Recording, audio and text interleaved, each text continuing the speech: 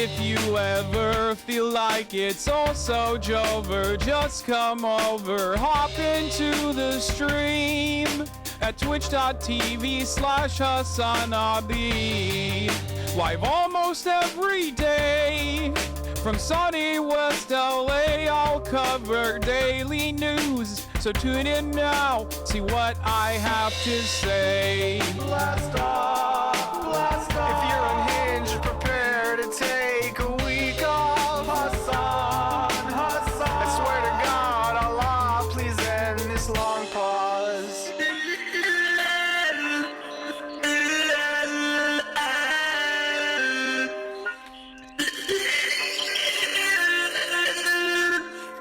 Boss makes $1 and I only make a dime. That's why I watch the stream when I'm on company time. Boss makes $1 and I only make a dime. That's why I watch the stream when I'm on company time, like now. Hasan, Hasan. I'm probably in the chat right now. Hasan, Hasan. Get it, Hasan is streaming.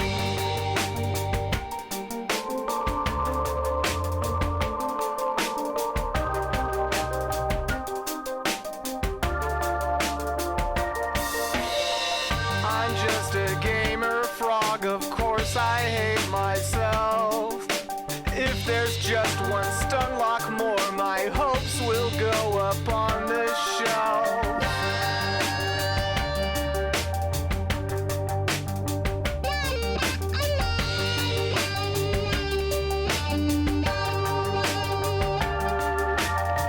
You're just a debate perv, of course you hate yourself. Every thought to justify your own self-worth to someone else.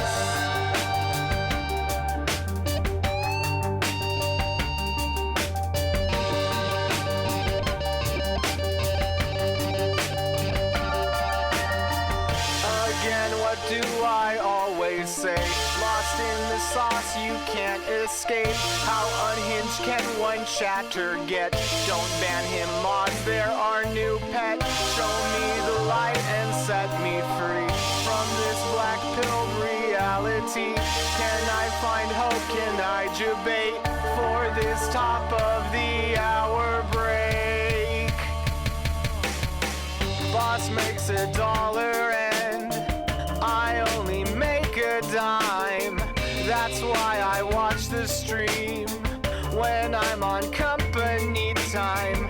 Boss makes $1 and I only make a dime. That's why I watch the stream when I'm on company time, like now. Hasan, Hasan. I'm probably in the chat right now. Hasan, Hasan. Get in, Hasan is streaming. Hasan, Hasan. I'm probably in the What's chat going on, everybody? right now. Hasan, Hasan. I hope everyone's having a Hasan fantastic is evening, fantastic streaming. afternoon, fantastic pre-noon, no matter where you are in the world. I'm Hassan Piker, and this is the HasanAbi broadcast coming to you live from cold yet sunny California, Los Angeles, folks. We're live and alive, and I hope all the boys, I hope all the girls, and I hope all the MBs are having a fantastic one, because today is a beautiful day. Today is a wonderful day. Today is a motherfucking CHEWSDAY. That's right. It's fucking CHEWSDAY, lads. And you know what the fuck that means. It's fucking CHEWSDAY. We've got a lot to do. We've got a lot to talk about, yeah? It's Tuesday, the second day of the fucking week, year. Second day of the week, second day of the year. 1/2/2024, right? That's right. There's a lot to talk about today. It's Tuesday, NEWSDAY. We're going to talk about the Haneda airport, the earthquake in Japan. We're going to talk about fucking Harvard deciding to no longer have any gays in the fucking college, yeah? We'll be talking about the fucking Israeli drone killing the deputy chief of Hamas in Beirut. Great escalation. right? Escalation in the conflict, maybe turning it into a two-front war. Or maybe, just maybe, we're going to be doing something a little bit different on this fucking Tuesday beyond the news, right? We're going to be doing a fucking heist. That's right. We're going to fucking an American institution, an Ivy League, yeah? We're going to be going to fucking Harvard. And we're stealing everyone else's fucking theses, right? Dissertations. We're stealing it for President fucking Gay. We're doing it. We're fucking going to Harvard and we're stealing. I don't know why I sound so Massachusetts when I do that. And we're stealing the fucking dissertations, yeah? We're doing it. We're stealing the fucking dissertations for President Gay. Anyway, Harvard. There's no way to say Harvard without going Harvard. Italiophobic as hell, man. What you fucking mean, lad? It's Tuesday. I'm Britophobic. An attempt was made on the accent? Yeah, I know. Listen, it's because I've been in Italy, all right? Let me tell you something. It's because I've been an Italian man for too long. I went to the motherland.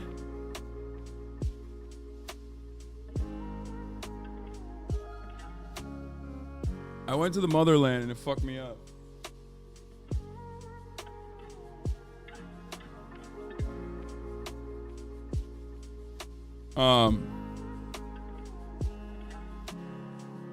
Yes, but we aren't British, lol.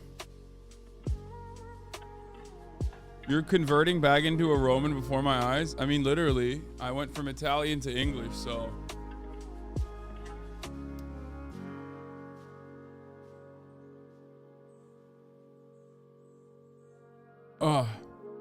Anyway, it's Tuesday. We're back to the news. I'm back on my bullshit. And, yeah, that's what we're going to be doing today. Hopefully everyone had a wonderful night. This is part of the broadcast where I tell you a little bit about my personal news, about what's going on in my life. In the world of HasanAbi Piger. But there's honestly nothing going on in my life. Well, to be fair, actually that's not true. There is one thing that's also back. It's not just that I'm back. It's not just that we're back. One other thing is actually back as well. And that is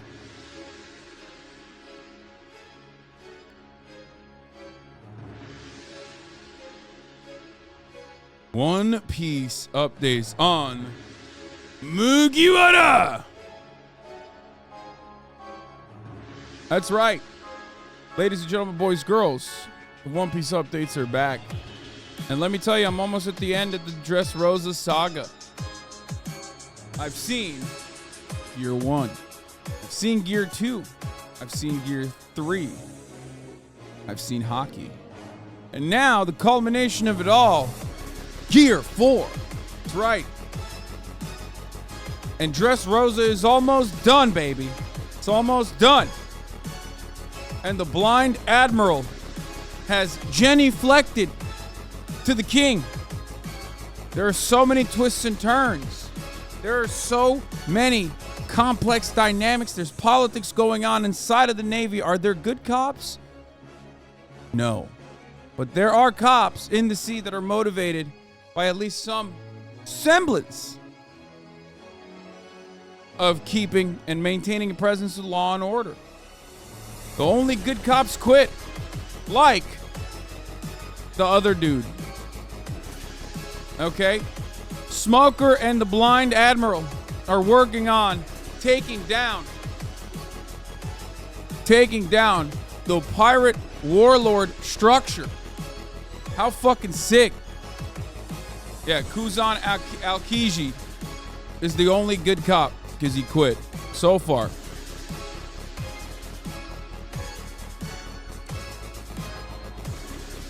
And honestly, things are looking excellent currently.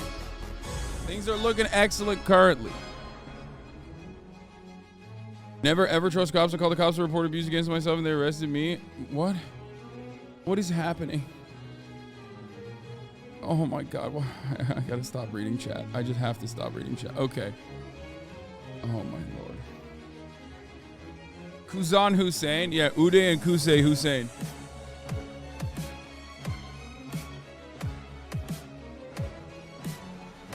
Let's chat more gaming 2024. More gaming in 2024, but also more One Piece in 2024.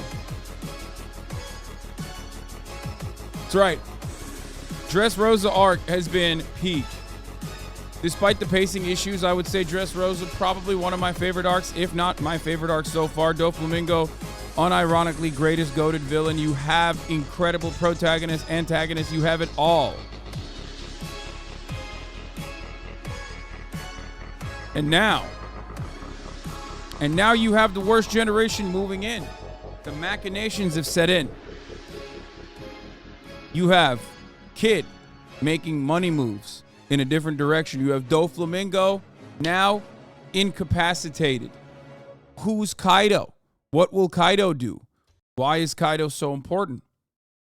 What about the 4 pirate emperors? Okay? There's a lot going on in the world, and it's just, it's opening up, and I personally love that. I think it's great. I'm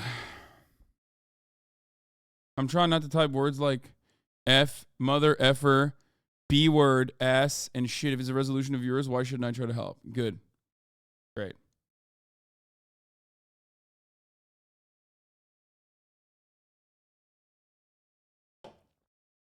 Anyway, so it's great. It's great. Yes. Don't forget my New Year's resolutions. Don't forget my New Year's resolutions. Less malding, less reading chat. Be more easygoing. Be more easy-natured. I'm so happy you liked it. Dressrosa was hard to complete because I didn't skip episodes. Yeah. How much time per night do you spend watching One Piece? I know nothing about it, so I'm just curious. Are you like binging it or one episode a night? No, definitely. The other part that I was going to talk about is Cypher Poll too. I mean, there's a lot going on. There's a lot going on in the world, and in the world of One Piece, and I like it. I like it a lot. There's, CP Cypher Poll, CP0. Why did they go over the heads of the top of the leadership in the Navy? What are they cooking? What's CPO cooking? Who knows? Anyway, what did you think about the Toy Soldier storyline? One of the best. CPO is no, not Chris Paul 3. Cypher Poll is like their CIA basically, and they work. I think it seems like they work directly with the Celestial Dragons, the elite ruling class of the world, that kind of thing. The age gap discourse on Toy Soldier and his late wife. Oh my God, dude. Oh my God.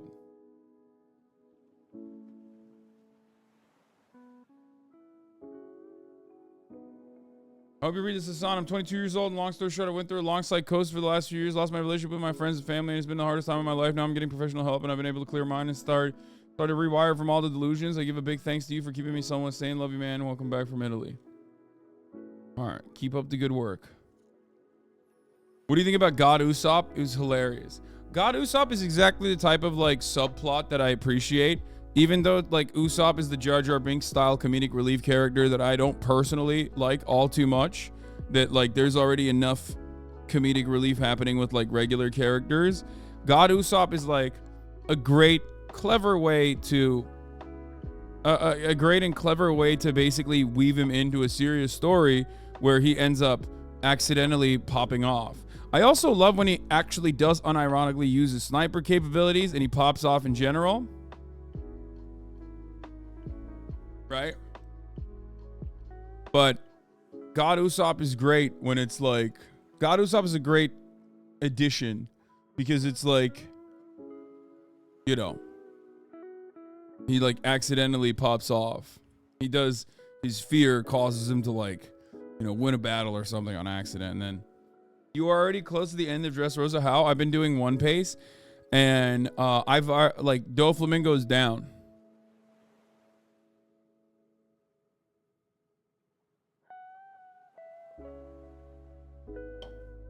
Are you off centered? I don't know. But anyway. Oh, also I have new and updated kayak cam, which I will be revealing later. Italy is close to Palestine. Why didn't you visit? Because I don't want to be assassinated by the Israeli government.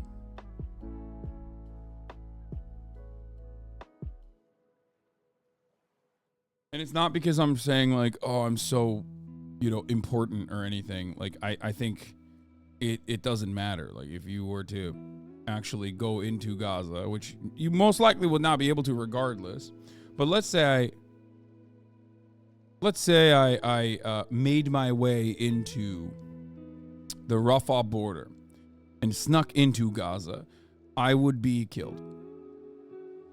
Not because I'm like a high priority target or anything, but I would just be killed because that's what happens when you go into Gaza. You get killed. Ace or Sabo? I mean Ace. Yeah, I would be indiscriminately killed. Will you cover the Epstein list if it releases today? Does a bear shit in the woods? Is the Pope gay? Questions. All three of the answers to these questions are yes. Sabo is not over Ace. Ace over Sabo. That is if Israel even lets you in its borders. Yeah, no, that's why I said Rafah. Like if I went to Egypt and then tried to go into Gaza, not Israel and then Gaza. That's not going to happen anyway. Gaza is like going outside the storm in Fortnite. Yeah.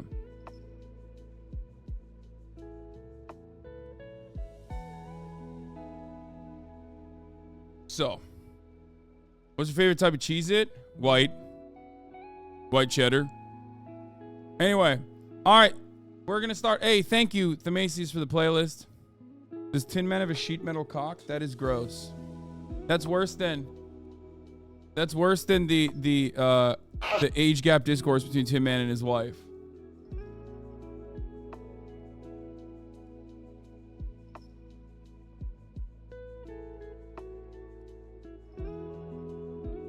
Are we getting a best tweets this year? I normally watch on YouTube, but I'll throw a $5 for that one.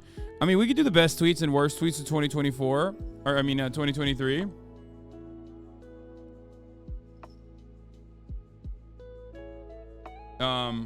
Thank you, Themasius, for the fat playlist. Can we do unbans? Classy Smile 2.0. My old account got banned over some bullshit comment. I think one of your mods needs to chill. All I said was Israel owns Congress. Classy Smile 101. Can we do unbans?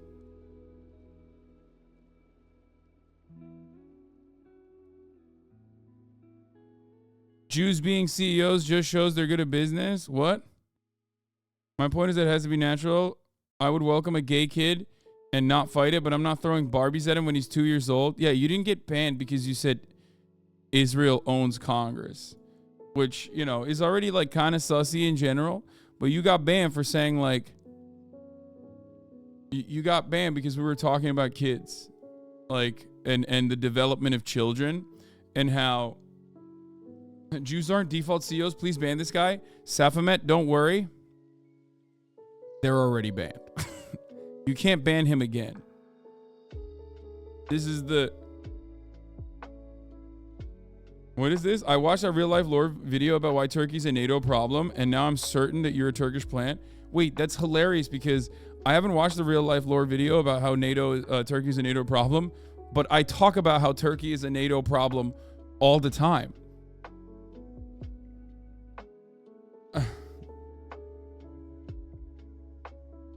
So, this was the worst tweet of 2023. Oh, Jesus Christ. That was bad. Yeah. Double ban him. You're not doing enough. Ban him more. Grimes had a total banger at the end of the year. Yeah, I know. Anyway, let's blast off and let's get started because there's a lot of news to cover. So let's do it. What? New React segment? Gay Army TV series? What the hell is that?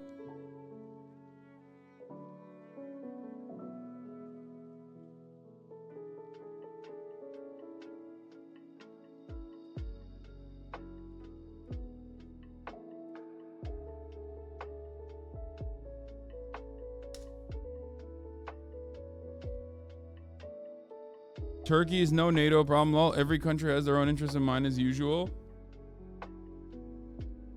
Have you seen Saltburn yet? I have not. She's just proud of her skin color. Yeah, that's weird as hell, man.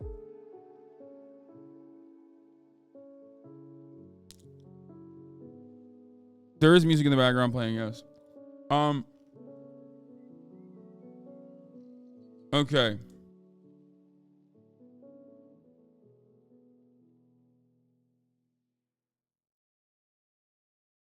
So,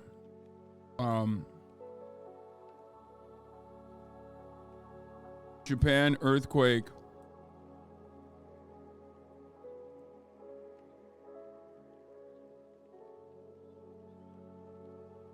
Harvard ousts gay. Harvard pushes out gay. That's a better title, I think. Cozy vibes up to a hundo P. I mean, it's cozy, but it's also like lots of news. You know, it's newsy and it's cozy. Trump off ballots. Gay is out at Harvard.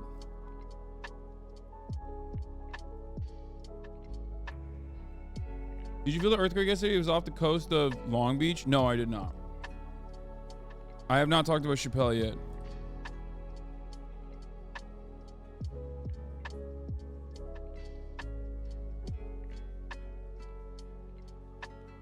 South Korean opposition leader stabbed. Dude, Asian politics are out of control. First Japan with Shinzo Abe, and now in South Korea, like what's happening? They're playing very different games out there, or I guess no games, if you will.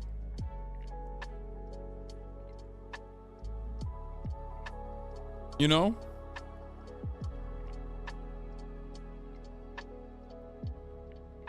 Did you see the Infestation 88 Mickey Mouse game devs got outed as Nazis? Yeah, it was odd that it was 88 Mickey Mouse to begin with. I live like 30 minutes from Dave Chappelle. What did he do this time? Why did you say it like that? Like you're going to go visit him or something. Please don't.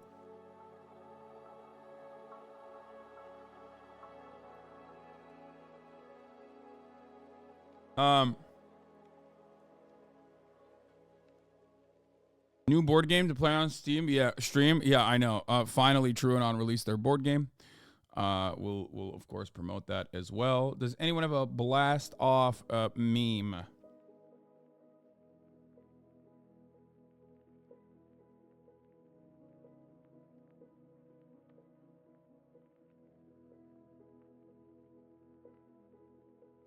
When are merch order shipping, do you think? I have no idea. Chappelle's new special is actually really good. I think Chappelle's new special is better than his prior ones, but he's still on his old bullshit.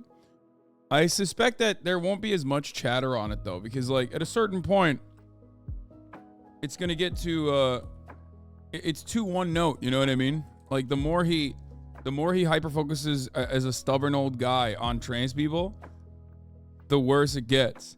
And it's taken him like 5 years and what 6 specials to like come up with any good trans jokes, and he still has not like dropped a decent amount of trans jokes in general, which there are plenty of.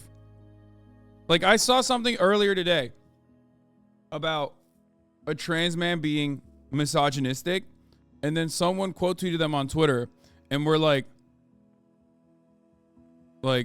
don't forget your factory settings or something. That's what this person quote tweeted them with, which is like on the edge of edgy for sure, right? But that's like a good ass fucking joke. It is. It's like, how are you going to be a trans man who's misogynistic? Like, don't forget your factory settings. Is like, depending on who's saying it and how they're saying it, is like, depending on who's saying it and how they're saying it and how they're delivering it, is like not a, it's like not a bad, it's not a bad joke. You know what I mean? So if there's a capability out there of like making trans jokes that are good and funny, right? And it still teeters on the edge of like, depending on who's saying it or how they're saying it, it's gonna be received differently, you know? Yeah, if Greg Gutfeld says it, we off ourselves, that's the difference? No. Greg Gutfeld says it, we off ourselves, that's the difference, is not, like, Greg Gutfeld would never be able to say something funny like that. Okay? Because, like, transness, how is that not a transphobic joke, even if it's funny? Because transness is still a thing. It doesn't change anything. You're still a woman, right? Like, or you're still a man. But, like, it's also a part of the concept in and of itself, right? It's not supposed to be about, like, as far as this joke goes, it's not supposed to be about, like, oh, you're not a real man as a trans man, right? Like, that's not what that is at all. Does that make sense? Because trans jokes that are bad revolve around, lol, I don't agree with your gender expression, with your gender identity.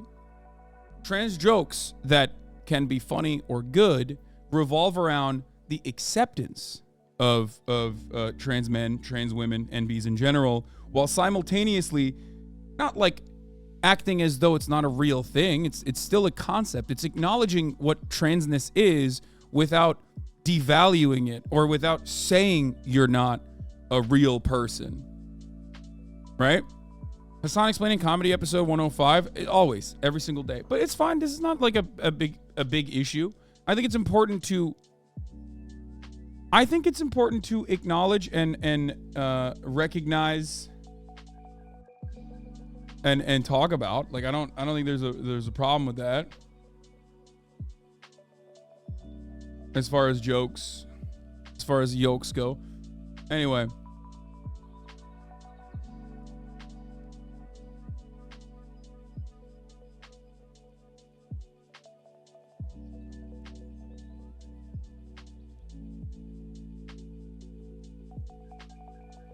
It's more like if Ricky Gervais says it, we roll our eyes. If Juniper says it, it'd be in the Twitter Hall of Fame. No, because Ricky Gervais is not, like, he's not thinking about it. There's a difference. Ricky Gervais is not going to be able to craft a joke like that. Because Ricky Gervais's jokes are specifically, they're specifically around not recognizing that, like, trans people are real human beings. It's just like about how it's always the same shit. It's always, they're weird, they're gross. Do you understand? Like, there's a difference between a recognition and acceptance of trans people and then, like, and then pointing out with an understanding of transness and pointing out certain aspects of trans culture or what it is to be trans versus looking at it from the outside, not being even remotely interested in this culture and just looking at it and going, that's weird, that's a dude in a dress.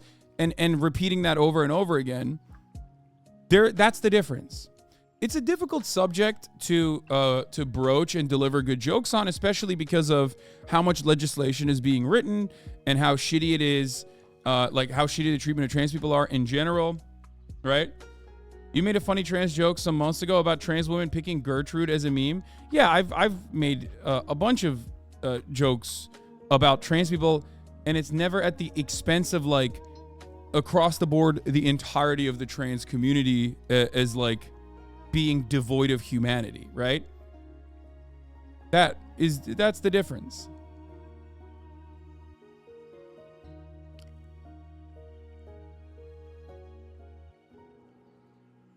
Why so many trans jokes anyway? I've barely interacted with any IRL. You probably have and you are unaware of it. Anyway, let's continue. Japan earthquake, Harvard pushes out gay, Trump off ballots, new Chappelle special, South Korean opposition leader stabbed, Jeffrey Epstein list, and more. Get in now. It's Tuesday. NEWSDAY.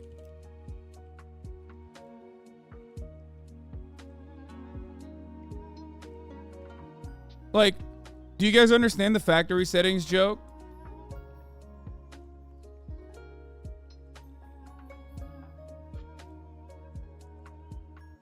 Because, like, it's not about saying trans people, like a trans man is not a real man at all. It's more so about the fact that a trans man being misogynistic is like, a trans man being misogynistic is shitty, just like a cis man being misogynistic is, right? But the difference is, like, there's still a very real part of being a trans man in that experience where, like, society saw you as something you weren't, and yet, like, there were still, for at least a brief moment in your life, there was still a reception from others and a conditioning, even maybe internally, of you and the way that you were perceived as a woman, which then is like saying you have personal experience understanding misogyny. I get what you mean. The joke is just unfunny. Yeah, all set. Okay. Well, you're invoking someone's trans identity to tag them as a joke, though. I don't see how it's not transphobic. Trans men physically becoming enraged when a trans man points out misogyny will never not entertain me. Yeah, as a trans man myself, I see it as we are socialized as women and therefore understand firsthand how women face sexism. That's the point.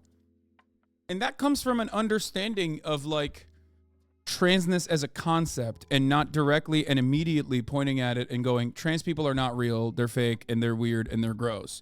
That's the difference. All right. So, and the idea that, like, there is no humor to be crafted out of, like, transness and the trans identity, like, is ridiculous. Of course there is. There's humor in everything, and there's certainly fucking funny shit revolving around, like the I guess, like, the sad and oftentimes scary experience of, like, feeling like you're trapped in a body and the way that people are perceiving you that is at odds with who you really are. That's where a lot of great humor comes from, is that juxtaposition, is that darkness. That's where a lot of great humor comes from. And the idea that, like, there's nothing that you can make fun of, or there's nothing that you can draw out of that and find humorous is, of course, you know, ridiculous. Oh no, someone watched the Chappelle special, didn't they? Yes. And I'm actually talking about, you made a joke a few years ago about Blair White paraphrasing, you can tell she's a woman because only a woman would use her pretty privilege to shit on other women, and that stuck with me as a good joke about trans people that wasn't transphobic. Yeah, I mean, the most basic joke that I used to make all the time is that, like, yes, trans women are women, which is why I'm misogynistic. And Stavros makes similar jokes like that as well. I'm a trans-inclusive radical misogynist. Like, those are, you know, it's like shit like that. It's a re-solidification of, like, the validating misogyny. No, it's not supposed to be validating misogyny. It's exaggerating. It's an exaggeration.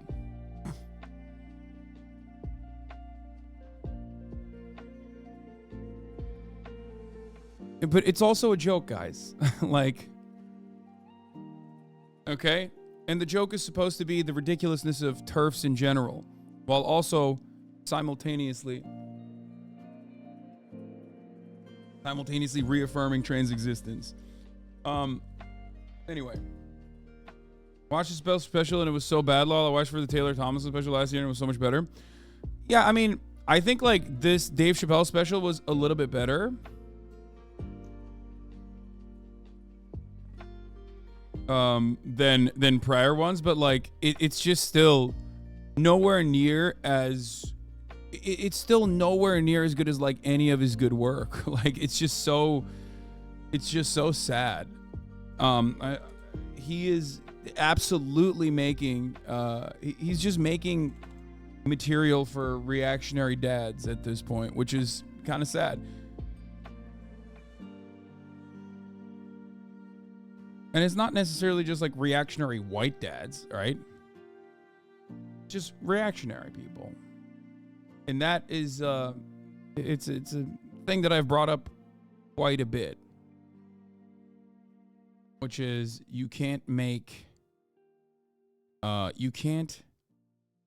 look for applause when you're doing comedy. You have to look for laughter. And the moment that you're seeking out applause is the moment that you've lost. Anyway. Is he still trying to be Carlin? I mean, that's like the thing. Carlin would never do that. And I'm going to actually talk about Norm specifically, right? Because he brought up Norm in his special.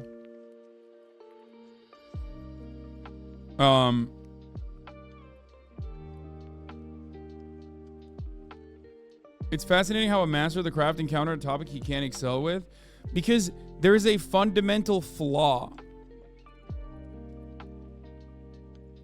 A good comedian who is brilliant, intelligent, insightful, sharp, witty, can tackle any issue. Because there's something that you can draw out of. There's humor that you can draw out of in every subject matter. Not Norm Finkelstein chatters. That's funny. Norm MacDonald. Does anyone have a meme for the blast off chat or not? Norm was a conservative for sure, but he was also hilarious. I think people misunderstand Norm. I'm not like his biggest fan, I will admit personally, but I don't think he was like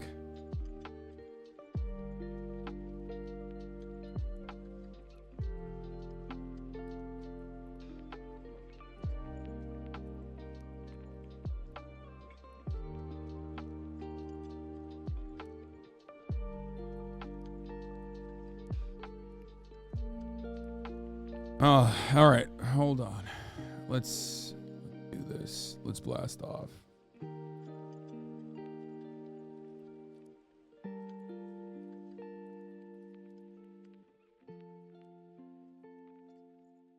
Okay. Swear jar ready and waiting? No. No swear jar. But I will not be swearing in general, so don't worry. Norm says some fucked up stuff. You could literally take zero malice or hate in his words. That's why he was great.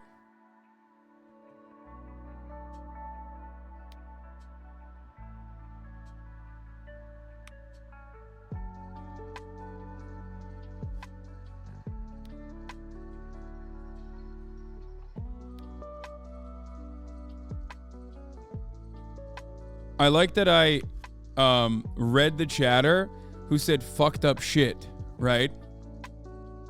And I blurred out in my mind the word shit, but forgot the F word. Anyway, it's hard. Chat is cursing too much. I've realized that like it's a Ouroboros. I curse a lot, so then chat curses a lot, and then I read chat and I curse a lot, which leads chat to curse more, and that's not good. Honestly, this is not good at all. This is a never-ending cycle of cursing. No more no words, no more bad words. I'm not blaming chat, I'm blaming myself. Everything that the chat does is a reflection of the streamer. I recognize that. I know that. I understand that. Okay. It's something that I personally feel is my responsibility to manage. Anyway, blasting off. Ladies and gentlemen, we're talking about Japan earthquake, Harvard pushes out gay, Trump off ballots, new Chappelle special, South Korean opposition leader stabbed, Jeffrey Epstein list, and more. Get in now. It's Tuesday, Newsday. It's CHEWSDAY, Newsday. Your Republic communique. What are you expecting? Lol. The cursing is why people don't want to mod us? Yeah, that's why. Yeah, definitely.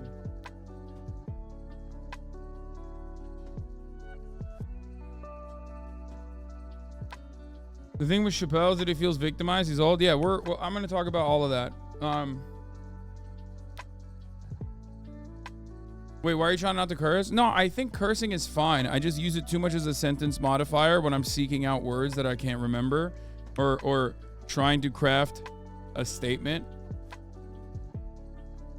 And I use it too much. I enhance my sentences too much with it. All right. We'll get started with the earthquake in Japan.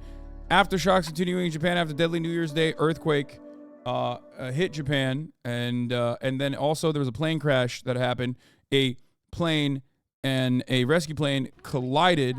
Let's get started in Japan, and we'll go to Dave Chappelle later. Plane burst into flames after it collided with a Japanese Coast Guard aircraft on the runway in Tokyo. This new video shows the moment of impact after the passenger jet landed at the airport just hours ago. And you can see in the video the Japan Airlines plane bursting into flames as it goes down the runway there. 5 crew members on the Coast Guard plane were killed. The captain is in critical condition. The crew were preparing to fly to Western Japan to try to help with earthquake relief. Nearly 400 passengers and crew were on the Japan Airlines flight. They were able to escape. 17 people reportedly were hurt. Let's bring in CNN's Will Ripley. He joins us live from Tokyo. So Will, what's the latest here? What are you learning?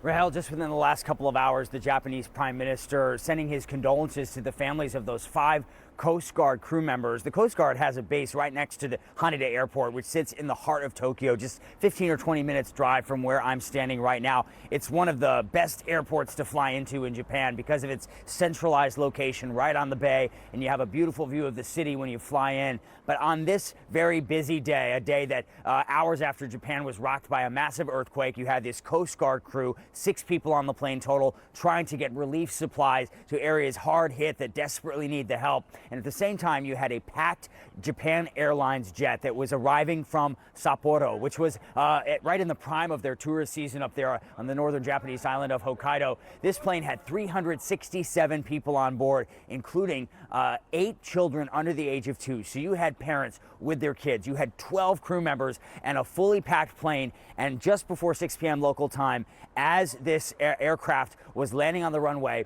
the Coast Guard aircraft was also...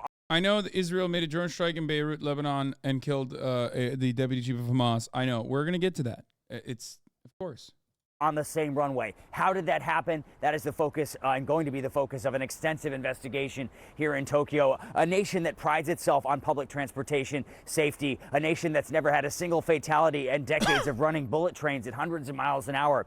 And yet somehow, for whatever reason, that reason to be determined, these 2 aircraft had a very, very violent collision that resulted in a huge fireball. Both of the planes were in flames in a matter of seconds, and passengers who were on the Japan Airlines jet described black smoke filling the cabin.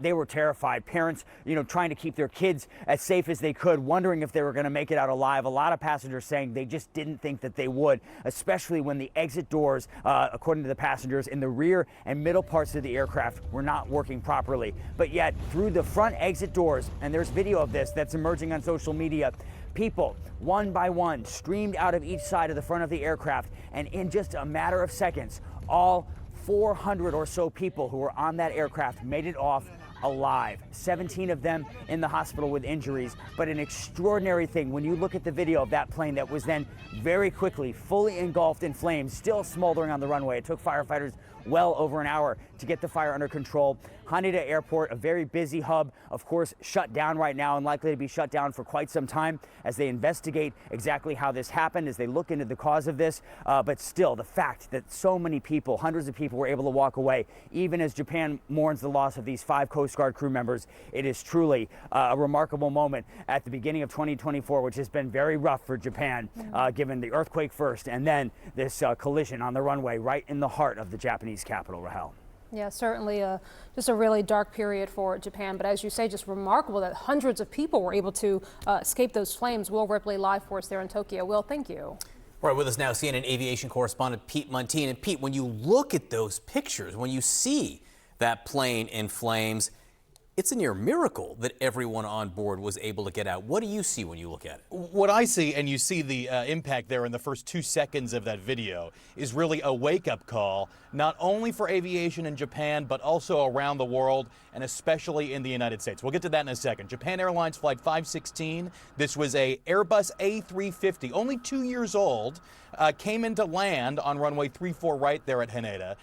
What is interesting here is that we know from the track of the plane that this plane was coming into land and the plane behind it had to go around. We do not know the track specifically because there's no data available from that Japan Coast Guard Dash 8 airplane. 6 people on board, 5 of them are dead. We know that the captain of that flight is in critical condition.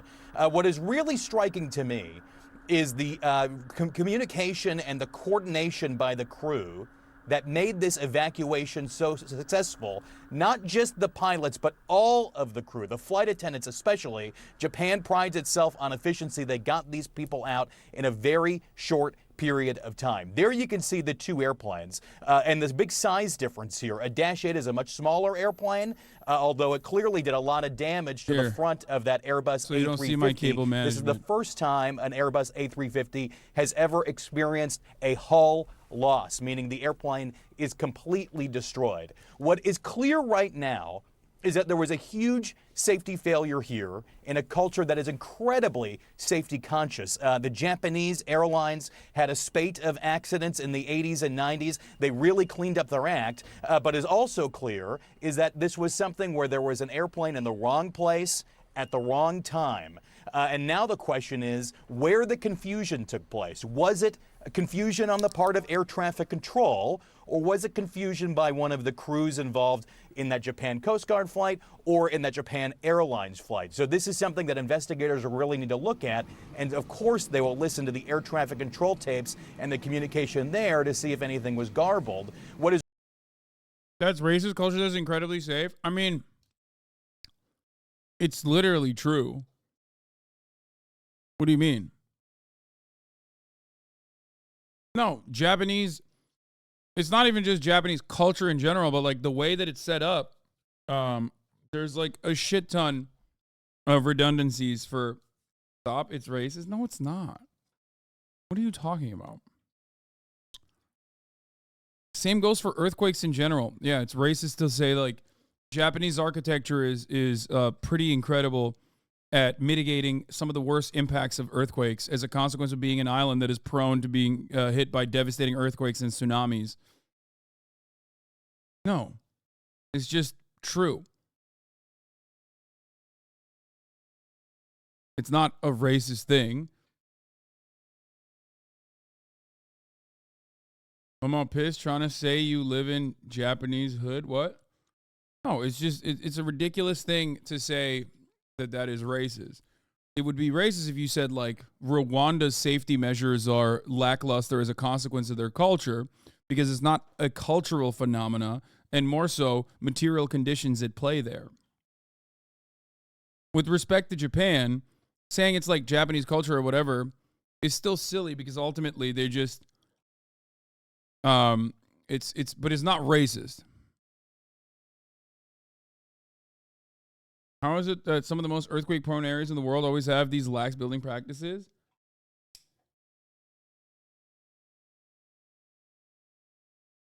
What is this? Never missing out. Oh, yeah, chat for you. No, I'm saying they're pissed you call it safe. They're trying to act like it's harder than it is. No, there are issues with safety. Like, I don't know why we're talking about this, but here, let me explain something. Let me explain something to you.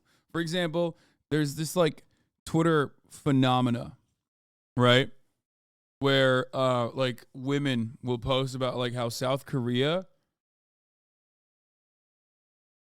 is so safe and you can walk alone at night and it's not a big deal at all.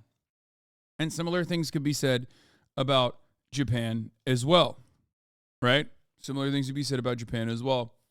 However, the idea that like there isn't a tremendous amount of sexual violence towards women in both of these countries is so ridiculous, right?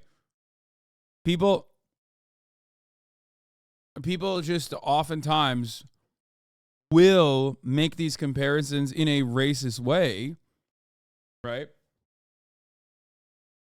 But the idea that, like, it gives you a broad picture, the idea that it gives you the broadest picture that is perfectly correct and accurate is ridiculous.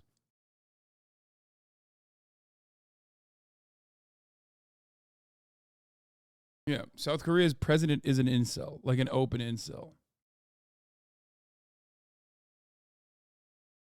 What is really interesting here in the United States is that there has been incident after incident of airplanes in the wrong place at the wrong time on the surface of an airport. They are known officially as a runway incursion, and we have seen 7 of these incidents get so serious that the National Transportation Safety Board has been involved. JFK, Austin, Boston, Burbank, the list goes on.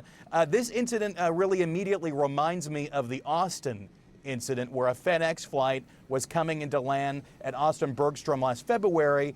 Southwest Airlines flight was lined up on the runway ready to take off. It was in bad weather conditions. It was dark. It was before dawn, and the FedEx crew caught the error and went around. In this case, of course, it was dark. It was about 5:47 p.m. local time, although the weather was pretty good. And now the question is whether or not this Japan Airlines flight crew was able to see this plane in front of them and why it was there. So a lot of big questions here, and investigators really have their work cut out for them, John. And let's discuss this more and get more analysis on this. Miles O'Brien joining us now. He's a CNN aviation and aerospace analyst. Miles, good to see you today. Unfortunately, certainly a dark day for Japan. I guess they couldn't get Austin on to do this coverage, it seems. You know? That's what you get. We here at the HasanAbi broadcast have better experts, subject matter experts that we can bring on. Unfortunately, currently, none of my aviation experts are available, whether it be Murat or Austin. So I'm just gonna spitball myself. But and just your initial read. I mean, what do you think happened here? Well, Rahel, you know, there are many, many layers of safety built into the system. And we got down to the absolute last layer here in this one, which was the possibility of an orderly evacuation. And I think we can't underscore enough how successful that evacuation was.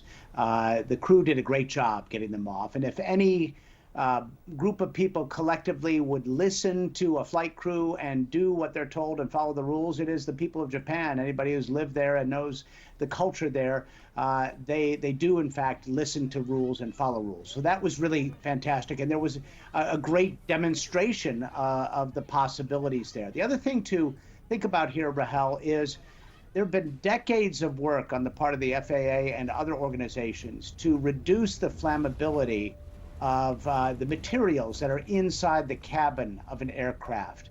And this is an example here, I think, of the success there, that it holds off potential danger from the toxic fumes and the flames enough time to get passengers off if they listen to the rules. So we can take that away as a half-full look at it, but clearly there's some dramatic failure in the system here, which will have to be identified and worked on. And how do they do that? I mean, once they identify the causes here, walk us through how they officially investigate this. Well, you've got 3 main parties here. You've got the flight crew aboard the Airbus A350. You have definitely policy over culture. I think it is policy. That part is not culture. I think it's policy. And that policy stems from, I guess, cultural attitudes in general. But it certainly is policy over culture in this regard, yes. Apparently, the surviving pilot, the Coast Guard pilot on the Dash 8, the smaller aircraft, and you have the air traffic controllers up there in the control tower. And each of them will have a story to tell. They'll be interviewed separately. And of course, on top of that, what you have are lots of recordings of the air traffic control communications. And is it because of an earthquake or because of bad navigation? No, this happened. The reason why this happened is because the Coast Guard plane was operating due to the earthquake. And I assume some wires got crossed in that situation. And I mean, we'll see what happens. Like, they probably already know. What the deal is? The cockpit voice recorder on the Airbus A350. I'm not sure if that Japanese Coast Guard craft was similarly equipped. We'll have to see about that. But the parties involved, the people who made the decisions in this case, are all present and with us still to sort of sort out what happened, where the confusion happened. As Pete pointed out, it was good weather, but it was nighttime. It's the busiest airport in the Pacific Rim, in the middle of a terrible disaster. A lot of adrenaline going, I'm sure, with that Coast Guard crew trying to get needed relief supplies up to the stricken region. So there are a lot of subtle human factors here that need to be addressed. Miles O'Brien, we appreciate the time and the insights today. Thank you, Miles. You're welcome, Rahel. Turning back to Japan now, a series of earthquakes rocked the western part of the country. At least 48 people have been killed and 17 seriously injured, according to officials. Aftershocks continue to shake Ishikawa Prefecture and nearby areas just a day after a magnitude 7.6 tremor shook the area on New Year's Day. Our Elizabeth Palmer has more. A Weather Service camera caught the start of the quake. It destroyed homes, cracked highways, shook railway stations, and even set a temple gong ringing. At one shrine where people had gathered for New Year's, it almost toppled the ancient stones. American Daniel Smith was there. It just started very slowly, and everybody kind of laughed it off. You know, they thought, this is kind of humorous, you know, on New Year's Day. And then it was just a violent shaking. Violent shaking. A tsunami warning was broadcast Monday afternoon for the area around the epicenter on Japan's northwest coast. In the main town of Nanao, locals gathered on a hill, anxiously watching the sea and waiting in the cold for either disaster or the all clear. Japan is still traumatized by memories of the huge earthquake and tsunami of 2011. I've seen that video so many times. The one with like the black water just coming in and ripping all the K trucks away. That one is crazy. The old one that they just showed, the old video.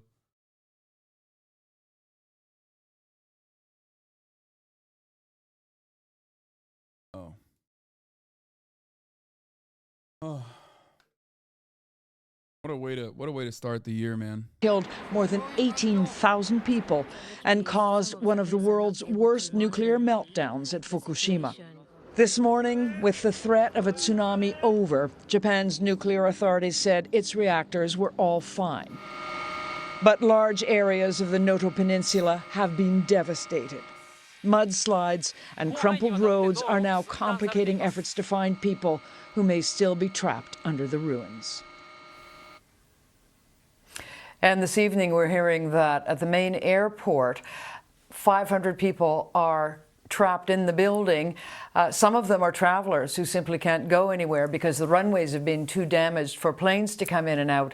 And others are just taking shelter there because they've been forced out of their homes. Lindsay? Elizabeth, what is the latest on search and rescue efforts? This means that John Mayer is currently stuck in Japan.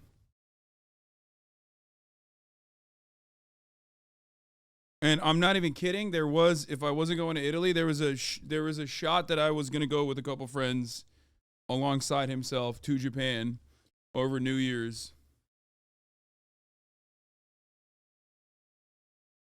Not a bad place to be stuck in, to be honest. I mean, not while a, active incident is happening, like a natural disaster. I mean, I would have liked it because I would have streamed it. I would have gone to I would have tried to I've never actually done, like a natural disaster stream. Bro, sit down. You're making me anxious. What do you mean? Why? Why do you guys say Jesus to that? I don't think that's that crazy of a thing to say, because why would that be a crazy thing to say? It's that's my job, is to cover the news. I like that you say content brained, it's not what I do. You know what I mean? You also I've talked about doing a storm chasing thing. You know?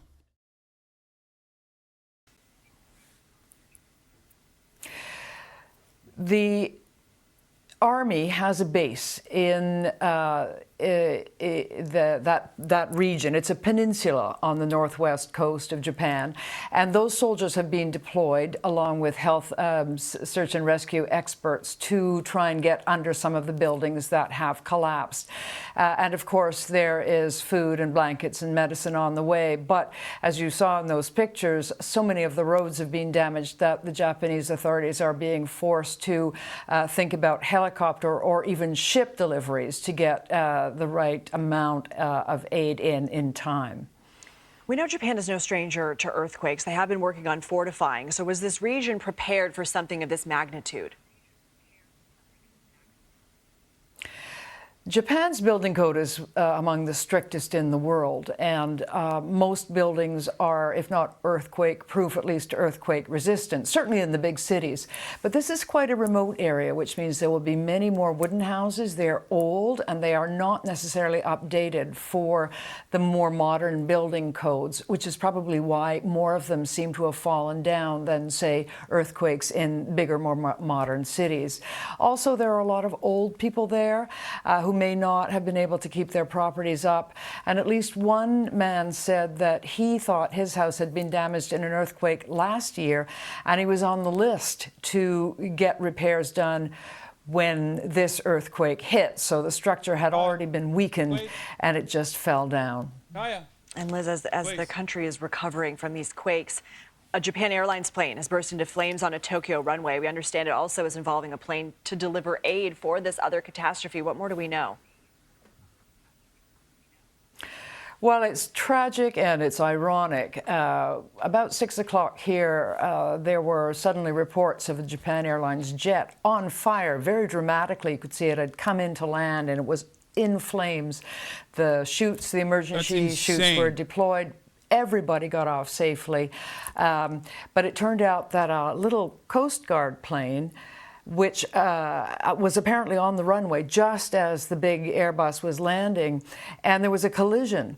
And of the 6 crew on board, 5 have been killed, and they were on a mission to deliver relief to the earthquake zone. Tragedy upon tragedy. Elizabeth, thank you. So if you're just joining us here, we're going to... All right, we're going to talk about, is it comfy to do socks or shoes on that? Doesn't matter. You can do it with socks. I do it with socks instead of shoes because I'm too tall for my camera on the standing desk. Like, I can't make the camera higher. So if I wear shoes, it's like makes me even taller. So I'm like walking like this. You know what I mean?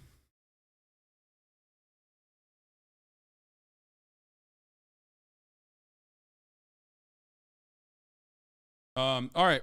We're going to go back to Israel now for a brief moment. Updates from the ground. Hamas deputy leader Saleh al-Aruri was killed in an attack in Beirut. Now, this is Lebanon, okay? Israel has been striking Lebanon, but southern Lebanese positions, and never directly a place like Beirut until now. So we're going to recap our breaking news coming out of Lebanon, where an Israeli drone has assassinated Saleh al-Aruri, a senior official from Hamas. At least 4 people died in the strike, which took place. I think they were desperately looking for a dub. That's my immediate reaction. My immediate reaction is they were desperately looking for anything that they could consider a dub. So they were like, who's a target? Like, who's a high-profile person that we can hit? And the fact that they did that in Beirut is kind of crazy. They attack another country land. I mean, they've done it a lot. They've attacked Lebanon quite a bit. They've just never attacked Beirut. Beirut would be considered definitely a major escalation, right? Like, I don't know how to compare it with America, but it's basically seen as like a given that southern Lebanon and northern Israel are taking pot shots at one another without it being considered a red line by either party, I guess, because nobody wants a two-front war. Well, I mean, certainly not Israel. And Israel, on the other hand, obviously, historically, has been very aggressive towards Lebanon, but at least in recent years, has not escalated this much. Why is your shit cutting in and out? Is it? Place in the southern part of Lebanon's capital, Beirut. The office was located in the suburb of Dahiyya. Ali Hashim is live for us now in Naqoura in southern Lebanon. So, Ali, what more are you hearing, and how significant is this development? Well, Hazem, as you said, this assassination of Saleh al-Aruri, the deputy Politburo of Hamas, along with 3 of his assistants in an explosion. Till the moment, we don't have any confirmation whether this was a drone attack, whether this was an explosion, a bomb planted in the office, or a warplane. Till the moment, there are no clear, there is no clear picture on how this was conducted. Though there are many that are saying it's likely a drone attack, and if it's a drone attack, then this is the first time since 2006 in Beirut.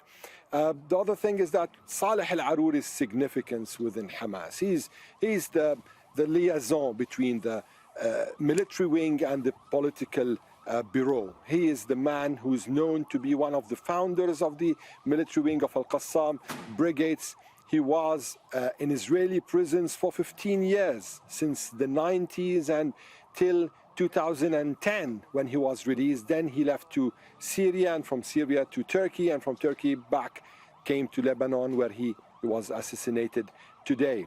The significance of this assassination is that it puts, or it stresses, the fact that this whole war that started on the 7th of October 2023 is a multi-layered war, a war that's already being raged on Gaza, people being killed in Gaza. At the same time, it's a security war and multiple fronts. One of them is Lebanon, and actually this puts the assassination of Saleh al-Aruri into also another dimension. There is the Hamas dimension, and there is the Lebanon dimension, and there's the Hezbollah dimension, especially with the Secretary General of Hezbollah, Hassan Nasrallah.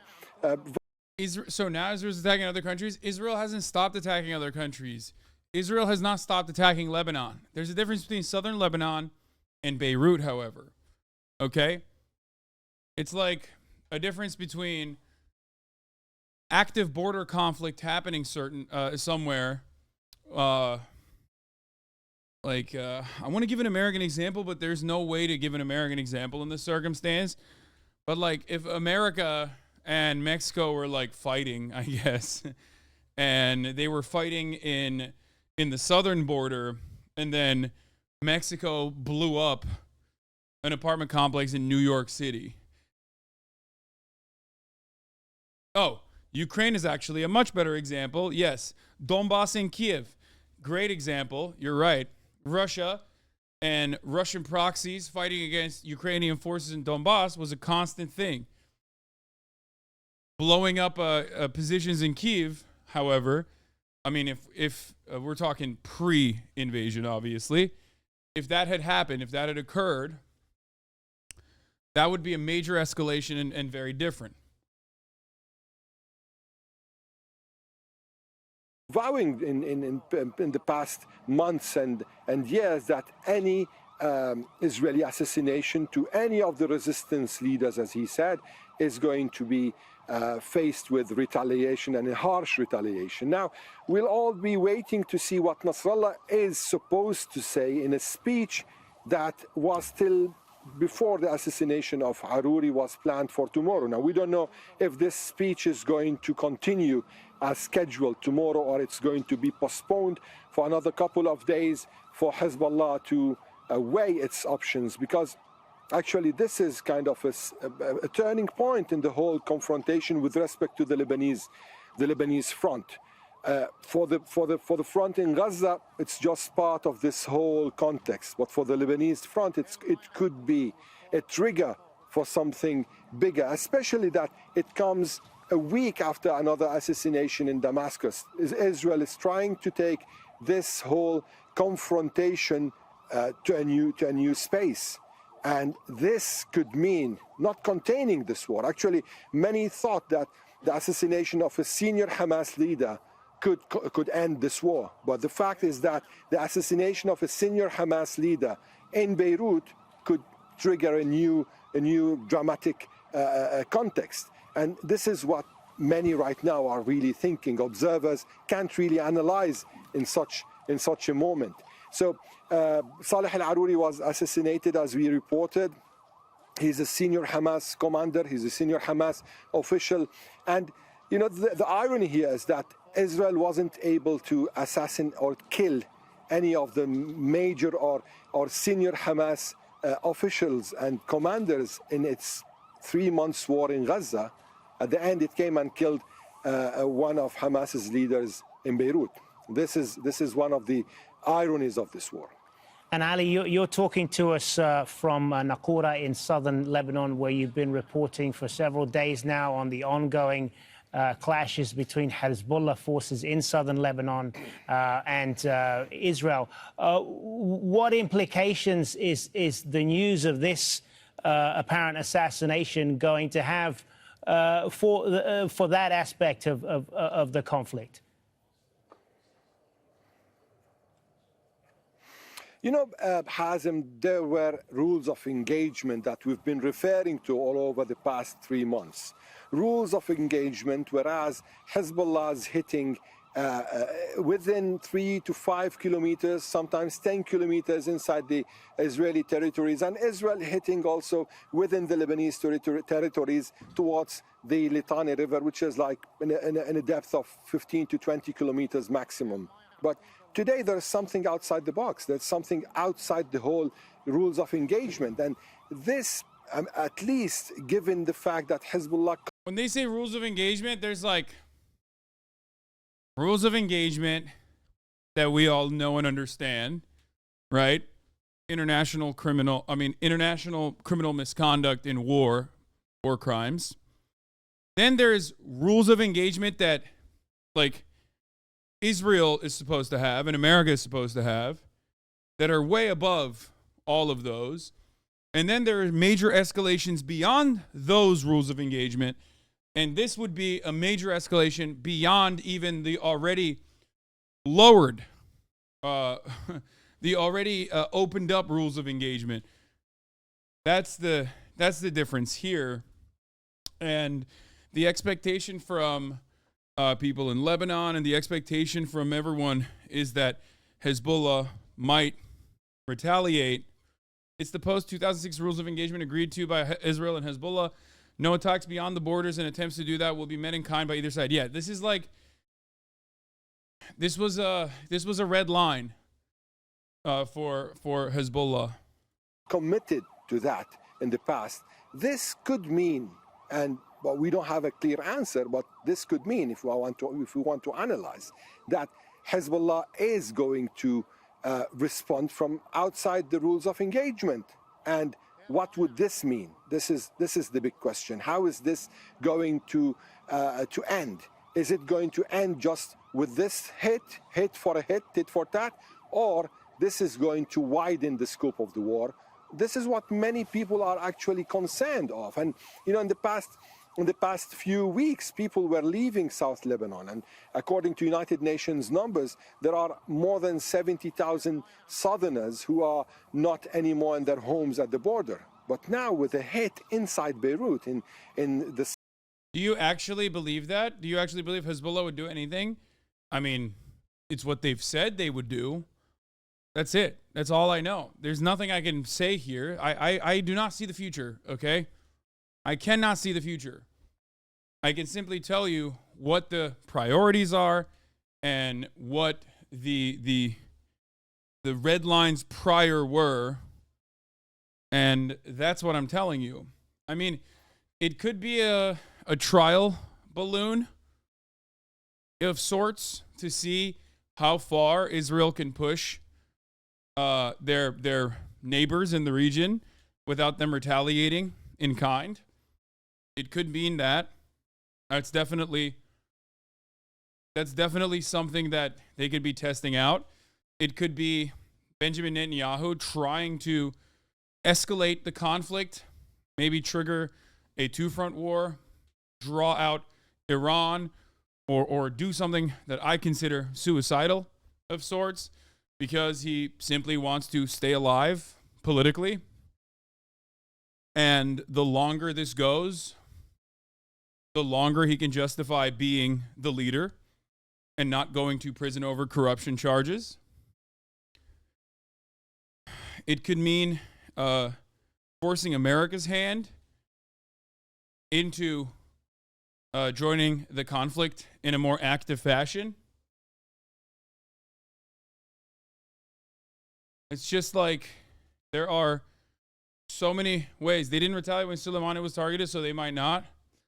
I mean, we'll see. It's just, like I said, the reason why Hezbollah did nothing and did not retaliate at the behest of Gaza, even though they're supposed to be a part of the allegiance of like Iranian proxy forces or Shia proxy forces, was because the state of the Lebanese economy was dire, and that Hezbollah knew that they would not be able to fight against Israel and then have Israel retaliate in kind, and then have Israel apply the Dahiyya doctrine on Lebanese cities, pulling a Gaza in many different cities inside of Lebanon. They simply do not have the economy to be able to withstand that at all. Beyond, I mean, the pot shots that they've been taking, which Hassan Nasrallah said was simply a up to the regional militias there, and not a directive that was coming from the leadership of the Hezbollah or the leadership in Iran at all.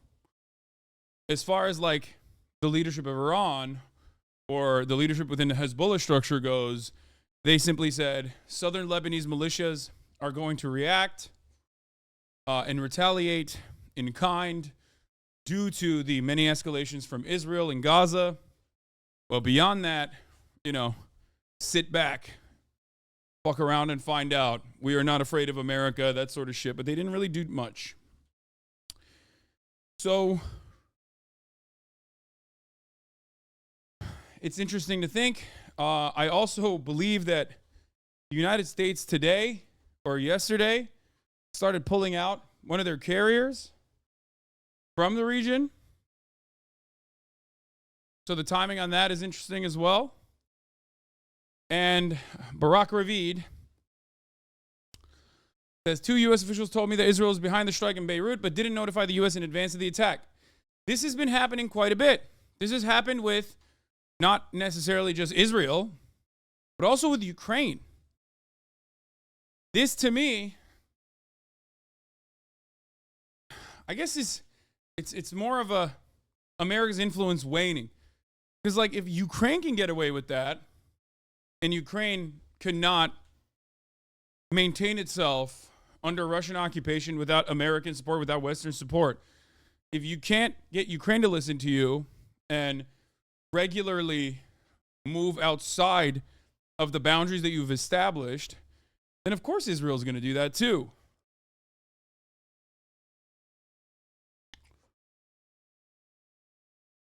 A senior Israeli official confirmed Israel didn't give the U.S. a heads up, but it said Israel notified the Biden administration as the operation was happening.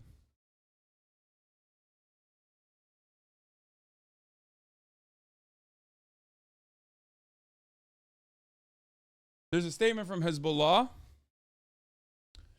that I will be reading to you as well to get their perspective on the matter. Say, do you wait for us except one of the two good deeds?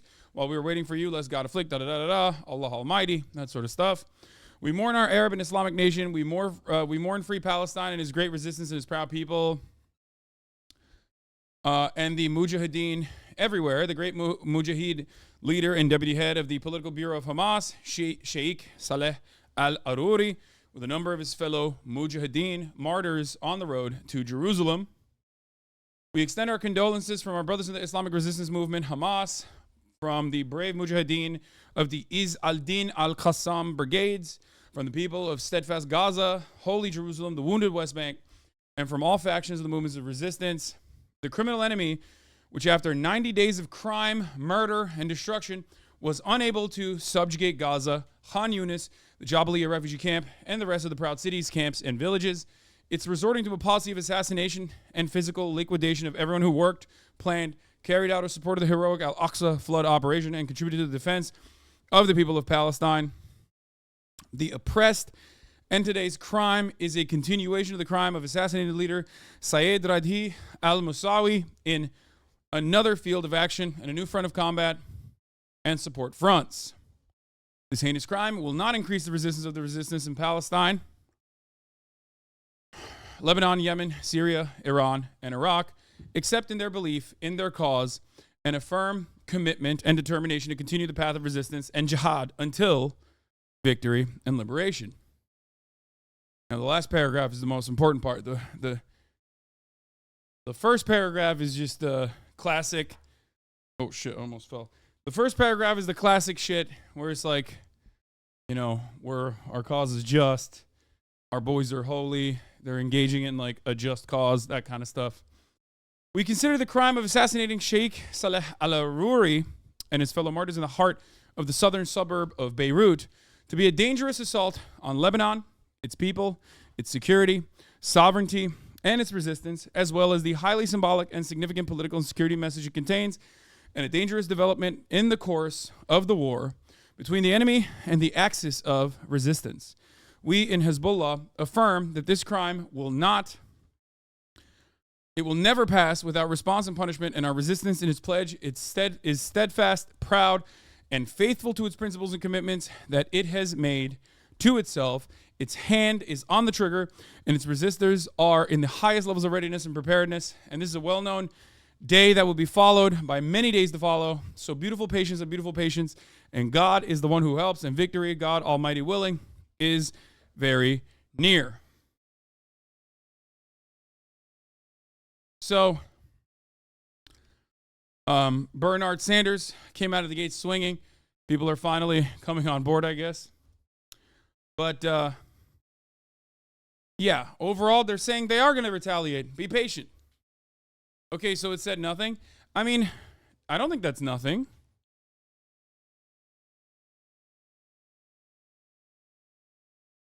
We in the Hezbollah affirm that this crime will not ever pass without response and punishment, and our resistance in its pledge is steadfast, proud, and faithful to its principles and commitments that it has made to itself. Its hands on the trigger, and its resistors are in the highest level of readiness and preparedness. That seems like they're saying we got shooters.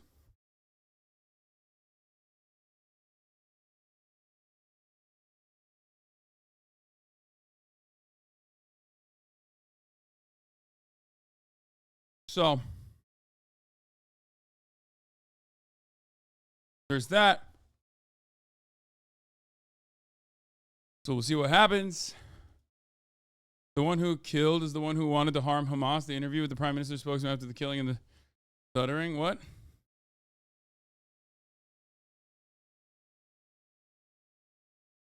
Hezbollah literally just yapping. They have been yapping quite a bit. They have been Yappington. They've been going to Yappington University. For sure. But remember, they have a much greater number of like weapons, delivery mechanisms, much higher tonnage of bombs. Like the Hezbollah is more organized. It is a political entity, so they have obviously like civil governance in mind, but they definitely are a little bit different than like dudes making bathtub missiles and bathtub bombs and like engaging in the active resistance against the occupying force inside of Gaza currently. They have seasoned fighters, you are correct, and also they have a shit ton more weapons. However, the greatest, I mean, dude, Lebanese people know. Lebanese people fucking know that what it's like when Israel starts blowing their shit up. Israel does it. Israel has done it a lot. Israel said to be preparing for possible long-range rocket launches by Hezbollah. Hezbollah has thousands of Zelzal-2 unguided large-caliber artillery rockets with a 210-kilometer range and hundreds of short-range ballistic missiles, including the Fateh 110 and the Fateh 313, which are very precise. Hezbollah has something I don't. Motherfucking fiber internet, dog.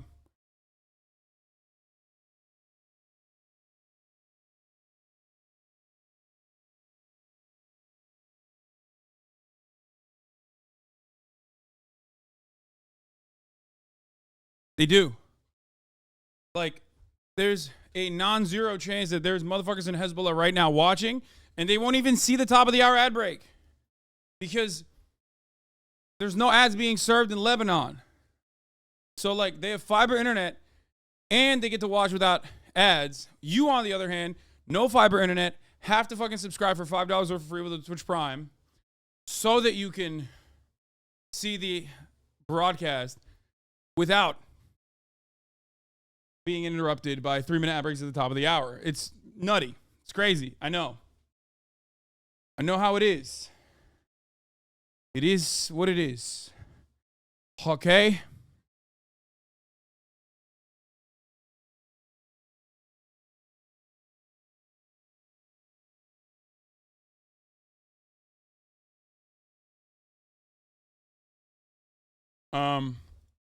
Here's the 3-minute ad break now. Such a great example of how the Israeli government doesn't prioritize the safety of its citizens at all. I agree. So,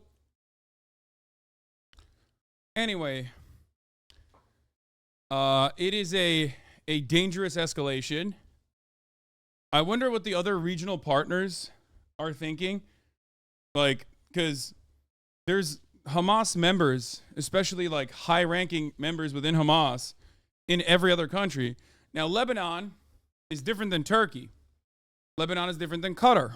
Lebanon is different than the U.S. client states. Lebanon itself has Hezbollah in it within its political structure, which is part of the reason why they are not an ally, like a on-paper or off-paper ally to Israel in the same way that Recep Tayyip Erdogan is, right? Recep Tayyip Erdogan can say whatever he wants about how, you know, Netanyahu, you are Satan Yahoo. Like, he could be like that all day, every day. He could be like, you are the Nazi. But then ultimately, simultaneously, Turkey is responsible for like almost half of the steel going into Israel and almost half of the energy going into Israel by way of Azerbaijan. And they could destroy the Israeli economy in a way that the people of Yemen could ever dream of if they wanted to, like that, but they never will, because it's all just talking. Erdogan is the big yapper. You guys say Hassan Nasrallah is a yapper, but the real yapper in the situation is Recep Tayyip Erdogan. Yeah, all he needs to do is basically go like this. Just go to the valve and do this. Shut off the gas that goes through pipelines in Turkey to Israel. But he's not going to do that. Just like his son is going to continue doing commerce with Israel. His son's ships are going to continue doing commerce with Israel directly. So,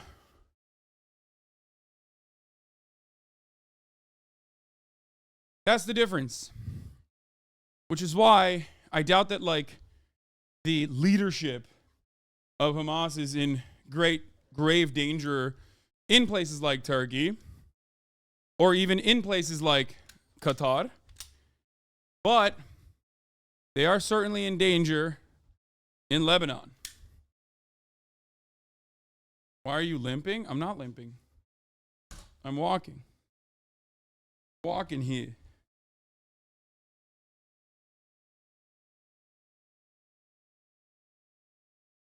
Southern suburb of Beirut. This is another reason for people to be concerned and for civilians to be feeling unsafe anywhere, whether it's in the south or in Beirut. And this takes this whole confrontation, as we've been saying, into a new dimension. All right, for the moment, Ali Hashim in Naqoura in Lebanon. Let's go to Zaina Khoda, who joins us on the line now from Beirut. So, Zaina, you have reported extensively from the Lebanese capital for many years now. Targeted assassinations, as this certainly appears to be, are unfortunately nothing new in Beirut. But what do you make of what has happened here over the last hour? Well, nothing new, but the first assassination in years. And once news broke of an explosion in the southern suburbs of Beirut, which is an area where Hezbollah holds sway, I can tell you there was panic. There was panic in the Lebanese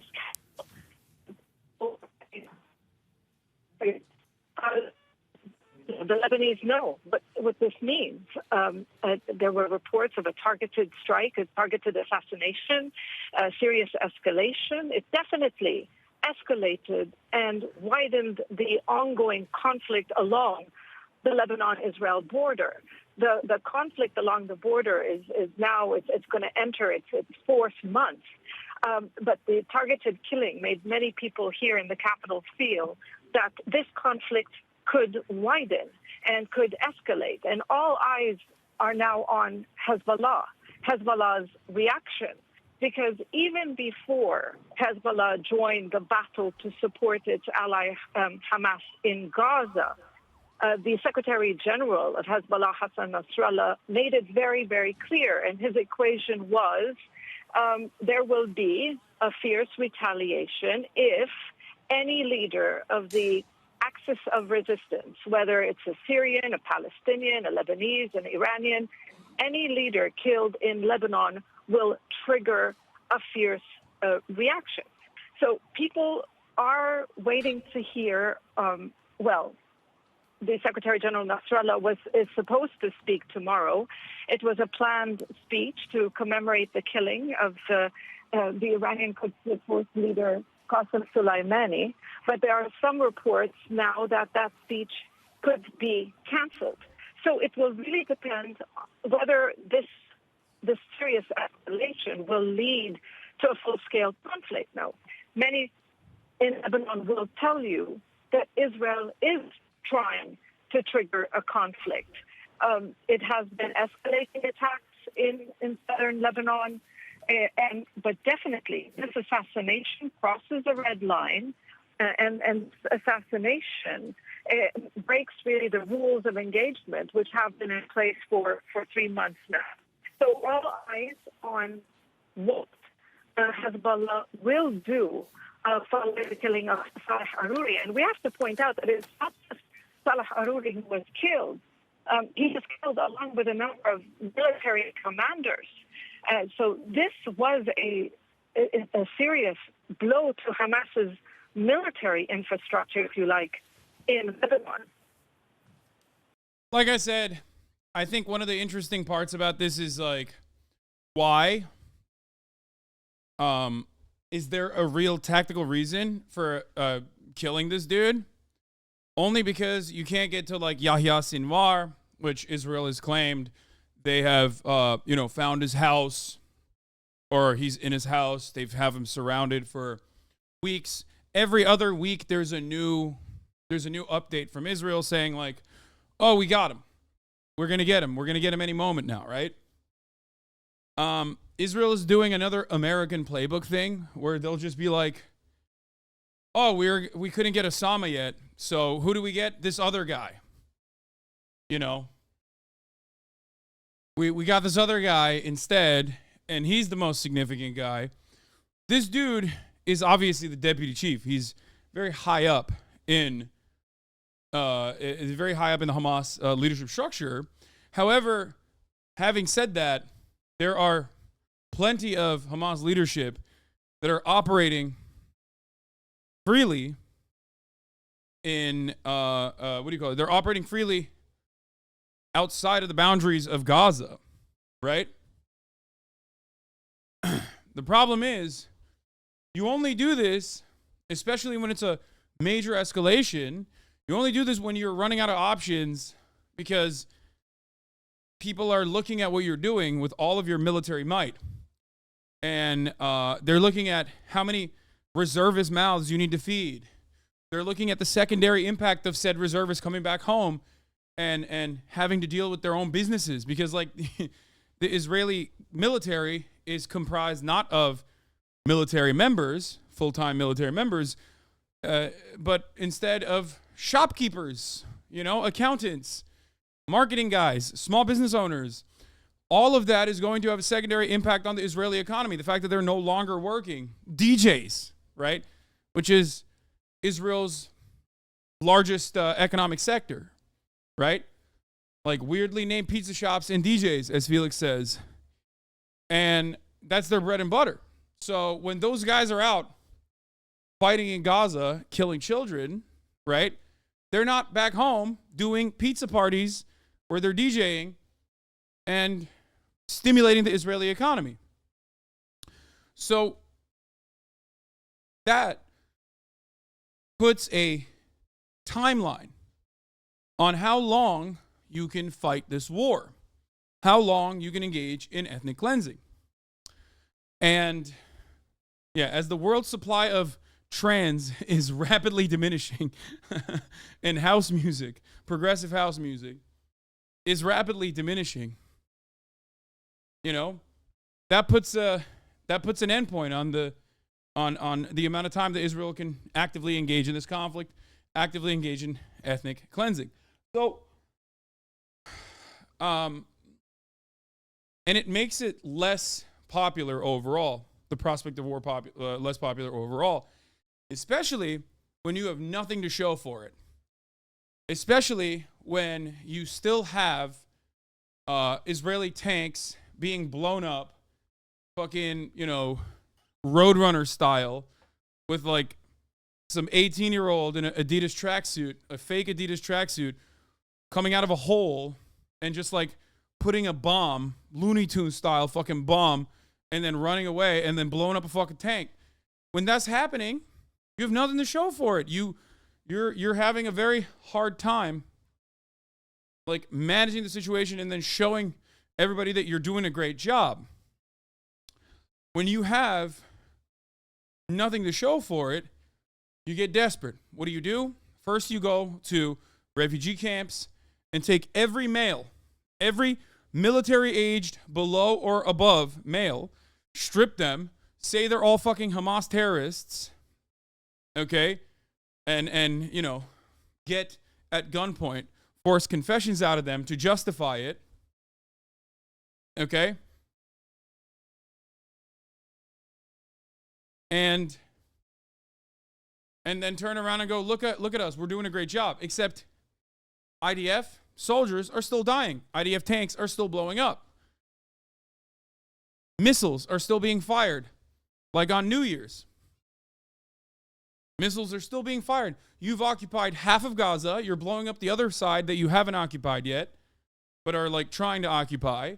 And they're still fucking lobbing missiles into Israel. At that point, the Israeli citizens recognize, okay, well, where's our safety? Penetrating through that thin veneer of safety that Israel tries to reinforce over and over again is the sole reason as to why Hamas and other militant groups will regularly lob rockets into Israel to say, no, we're still here, bitch. Like, we're still here. You haven't done shit. So, in a way, despite the fact that the losses have been dire, I mean, it's been tremendous in Gaza. As you guys saw, half of Gaza has been reduced to rubble. Tens of thousands of civilians murdered in cold blood. The entirety of civil society in Gaza is wiped out. They're purposely assassinating teachers, professors, researchers. They're going into banks and stealing money and money exchanges. Like, they're bandits. Israel and the Israeli occupying force is operating like fucking bandits. And those are the numbers that we do know. 10,000 children, 30,000 total, or not 30,000, like 20 something. I don't know what the last number is. They're doing all this stuff. They're killing doctors, they're killing journalists. And And they have nothing to show for it because turns out Israel is not more safe now, right? At this point, at a certain point, you have to show a prize, right? You have to show a prize to say, look, we got this. And because they couldn't get that in Gaza, because they couldn't say, like, look, the number of rocket strikes into Israel is greatly diminished, for example, then they have to take out a high priority target. They have to assassinate a high priority target. That's why they went after this dude. And there's two reasons to do that. One, to show the public in Israel a big dub for you, right? And two, to continue escalating the conflict and the tensions. When you do that, you extend the war. And the longer the war goes, the longer Netanyahu can remain in power and not go to prison. On top of that, Israel can test out something very important here. Will the major red line in Beirut being crossed turn into will the major red line that they've crossed turn into a two-front war? Will Hezbollah fight back? If they don't, then Hezbollah's influence in the region has diminished. Iran's influence in the region has diminished. Iran as a regional power is no longer interested in following through on their promises. You understand? So it's a gamble. It's a big gamble.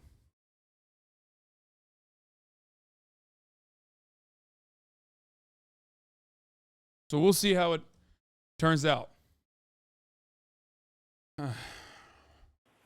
And Zaina, just give us a sense of how much of a presence Hamas had, not just in Beirut, but in Lebanon in general. What was the role that the Hamas operatives played there? Well, as of late, Lebanon became a safe haven, if you like, for the leaders of Hamas. As of late, it became a strategic base for Hamas. After the rapprochement between Hamas and Hezbollah a few years back, there was a falling out following conflict in Syria. Since then, they have been slowly building their infrastructure, the political presence in the country. Hezbollah and Hamas closely coordinate with each other. Since the conflict along the border began, we've seen several meetings, between Hezbollah Secretary General Hassan Nasrallah, as well as with the assassinated deputy leader of Hamas, Saleh Aruri. So you had this close coordination, and in many ways, they were living and working in the southern suburbs of Beirut. Some would call this a Hezbollah stronghold, but this is a place where 500,000 people live. We are standing very close to the site of that explosion, and I can tell you, you look at people's faces. There's fear and concern about what could come next. Because this was what everyone was worried about, the conflict along the border widening.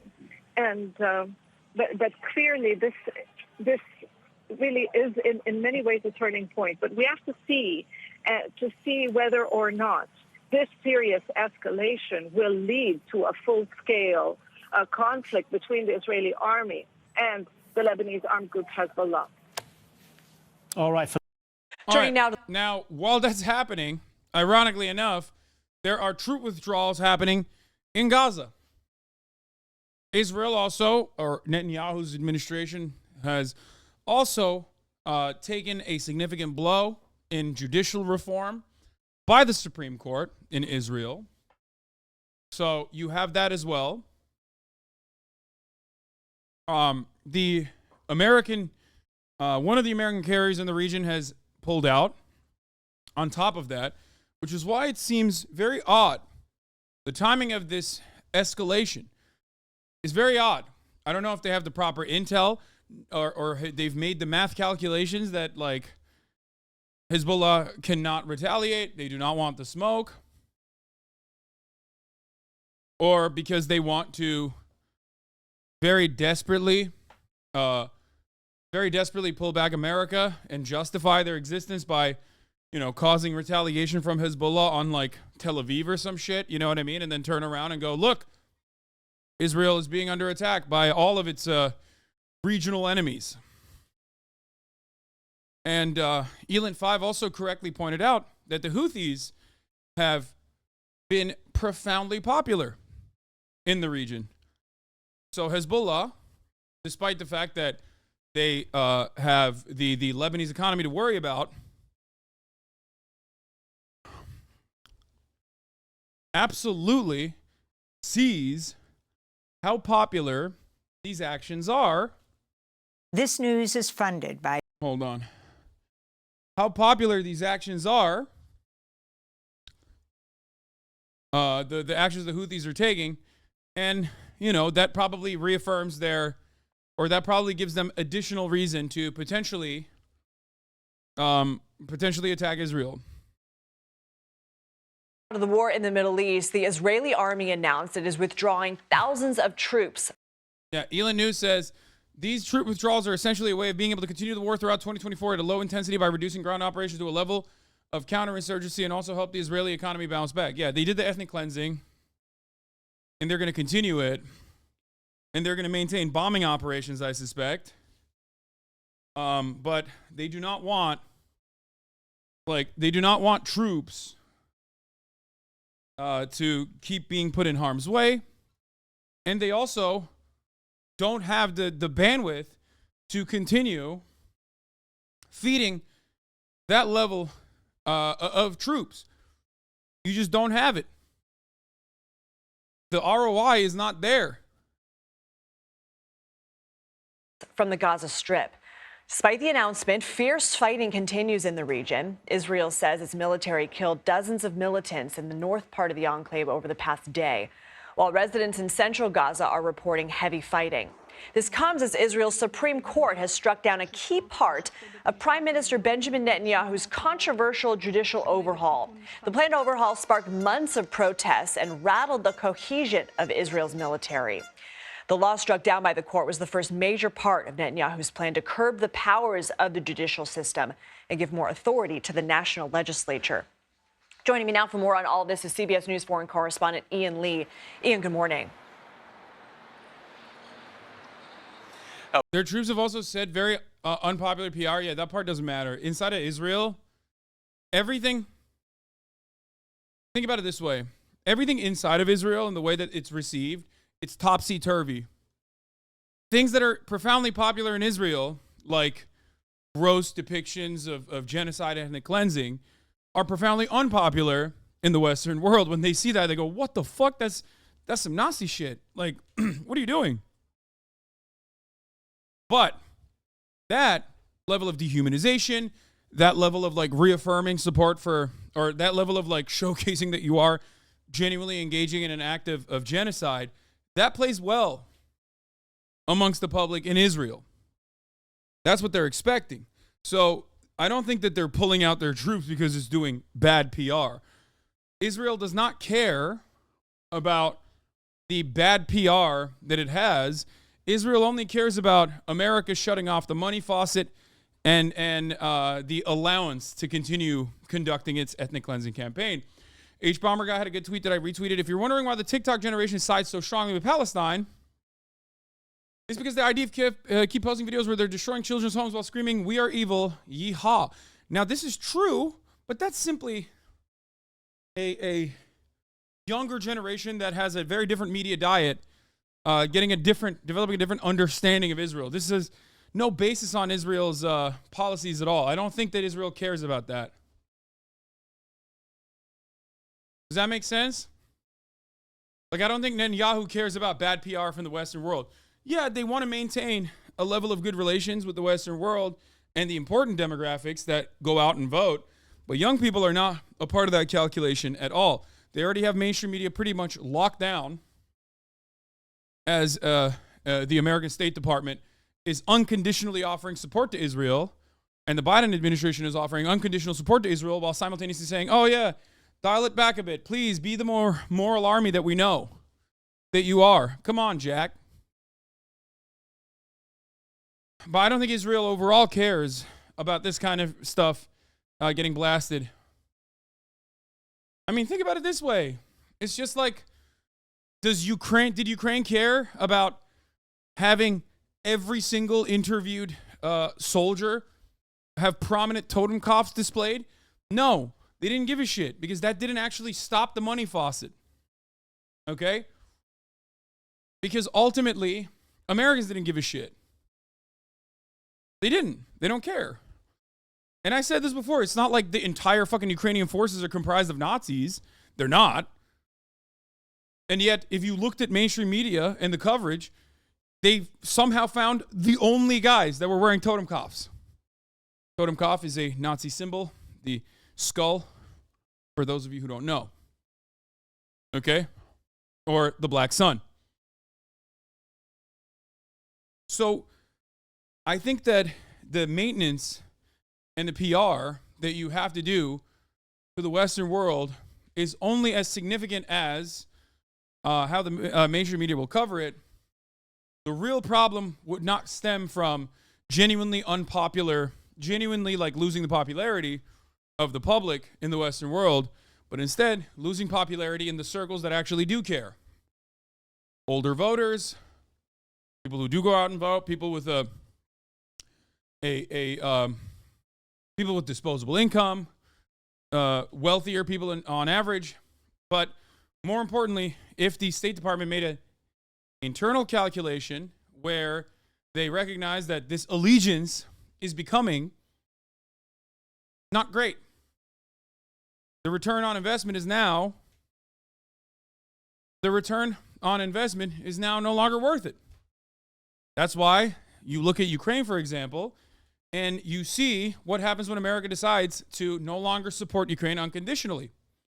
They are no longer sending in as many weapons. Then the media coverage changes dramatically. People start souring on the war, right? But that is not because like the popularity went away. That's because the State Department interest changed. Part of the reason is because they look at Ukraine and they go, okay, they can't continue this. They just don't have enough manpower to continue this in the way that they have. That's how it works. So for Israel,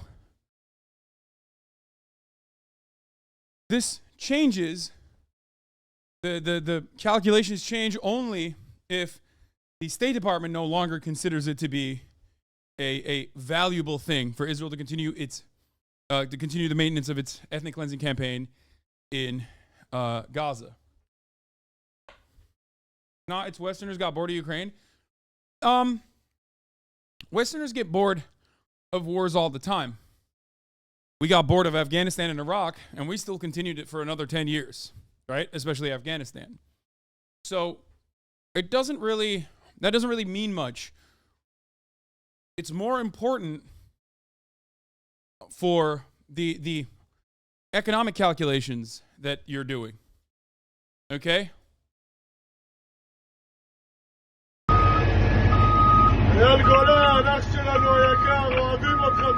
They're in the Cat 9, by the way. This is the IDF bulldozer that Caterpillar makes, specifically for the IDF.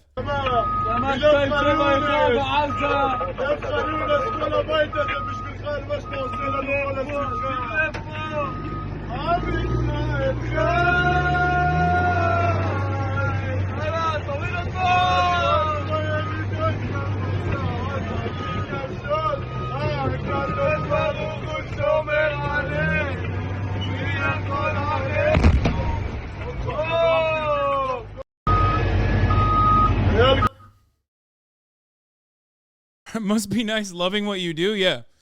Must be nice doing what you love. Do what you love, and every day will seem like a holiday. It will never feel like you're working. Okay? And what these guys love is reducing children's bedrooms into rubble. Okay? Just bros being dudes, man. You too sensitive. Exactly. They're singing about God protecting them. Nice. How does someone get this depraved? Because I can't believe this is real, bro. What the fuck is this? How does someone get this depraved is a great question. It's called years and years and years of maintaining an apartheid regime and the racist, agitative propaganda that you have to consistently subject your population to in an effort to maintain this apartheid. And that comes from dehumanizing Palestinians, saying they're all terrorists, saying their children are terrorists, and the like. Israel does this quite a lot. Israel has done this quite a lot. This is what happens when you do it. It's called believing everyone in Gaza is Hamas and every building is Hamas infrastructure. No, it's called believing every Muslim Arab is a terrorist too. It's not just like Gaza. It's beyond that. I think that it's certainly beyond that. It's just like across the board, every Arab is out to get us. We are the chosen sons. Some believe it, some don't. Doesn't matter.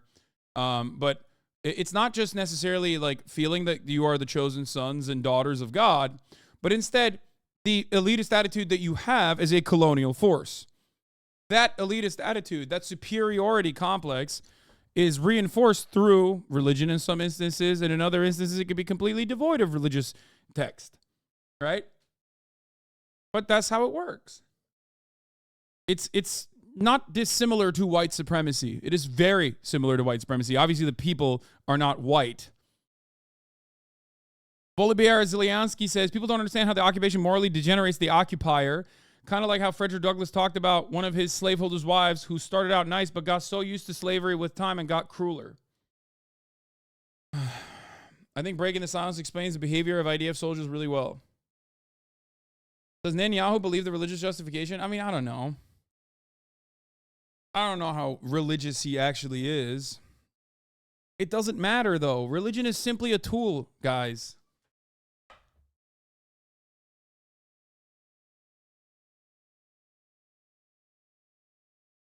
The idea that religion plays an active role in this conflict beyond just like reaffirming people's important beliefs to continue the maintenance of this conflict and the maintenance of this ethnic cleansing is silly. Anyone who tells you like this is a religious war is just ridiculous. They do use religious symbolism. Israel uses religious symbolism. Hamas and Palestinians use religious symbolism as well in an effort to say like, no, our cause is just.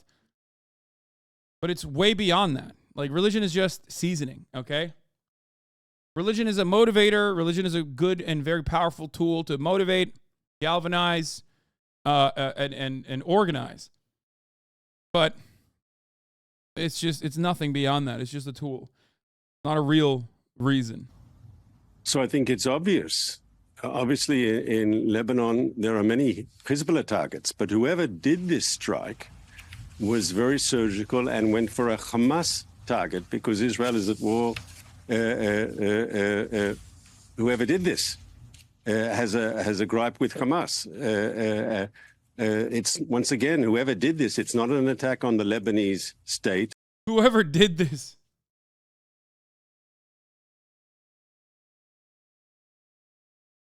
This was a very good attack. Whoever did it, I don't know. But it's a very good attack. I mean, I personally heard the guy who did this is super hot. Okay? That's what I heard. Not me. We're all looking for the guy who did this. We're all trying to find who did this, okay? I'm just as confused as you are. I did, however, hear that he's super sick. Like, he's super hot. His wife definitely loves having sex with him, is what I heard. It's odd. Like, some people tried to say the guy who did this probably has erectile dysfunction. I was like, no shot. Definitely not. Whoever's saying that is wrong. Now, I don't know who did it, okay? But the guy who did it probably does not have erectile dysfunction, okay? Please don't say that. It's not an attack on the Hezbollah terrorist organization. Whoever did this, it's an attack on Hamas. That's very clear. So I think it's obvious. Obviously, in Lebanon, there are many Hezbollah targets, but whoever did this strike was very surgical and went for a Hamas target because Israel is at war. Whoever did this. Yeah, Israel is at war. I mean, not Israel. Whoever did this is at war with Hamas. Not Israel. I promise. It's not Israel. Dog, don't say it's Israel. Please stop saying it's Israel. But if it was Israel, it's fucking awesome. Okay?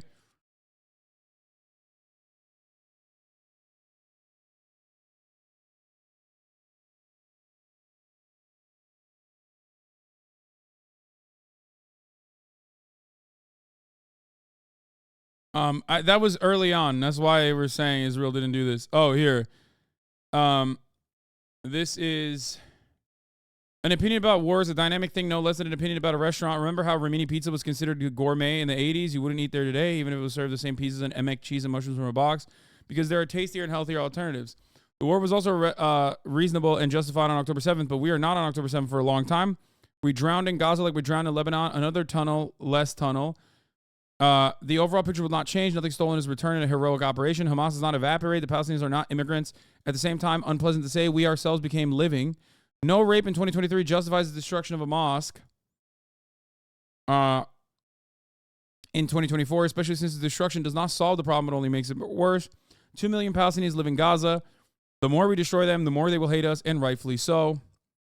And we haven't talked about the economy that is being destroyed, about the normal life that has disappeared, about Bibi not going home with the usurper government, and about a general feeling that we have turned into a jungle. Security is an important thing, but it's not the only thing that is important. Even a normal life has value, which is sometimes worth compromising for. I oppose the continuation of the war in its current form, because even if it adds some security, it's not worth the price. See, that's what it is.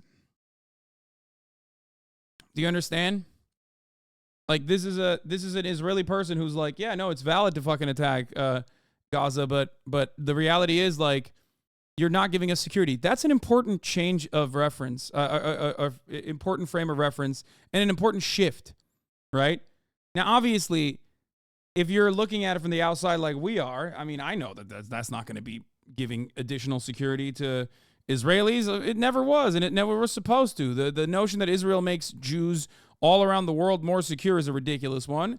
Israel can't even make Jewish people in Israel secure with its actions, right? With its consistent actions. If Israel genuinely cared about permanent security and made that its main goal, then they would have followed in the legacy of Yitzhak Rabin instead of assassinating him and then, voting in his those who championed his assassination, right? Like, the only way to ensure permanent security in the region was through cooperation and a pathway towards accepting a Palestinian state with a right to return. They never did that and continued expanding in the West Bank because they ultimately wanted to maintain their ethno-state goals. That is not done at the interest of security for Jews around the world, and certainly not even Jews in Israel. Okay? It is not worth the price. Look at the video and decide for yourself. This is an army you want to represent you. If this is a country you are proud of, I do not.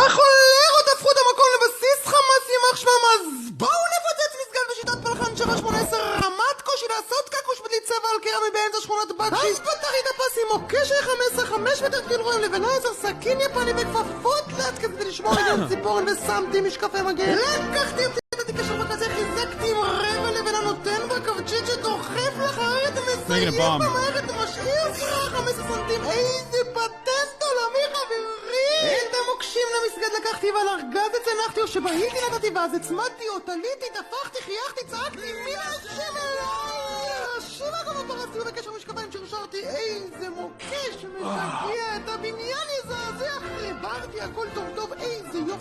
Israeli comedy is so psychotic, dude. I don't know how the fuck, like, bro, I don't understand.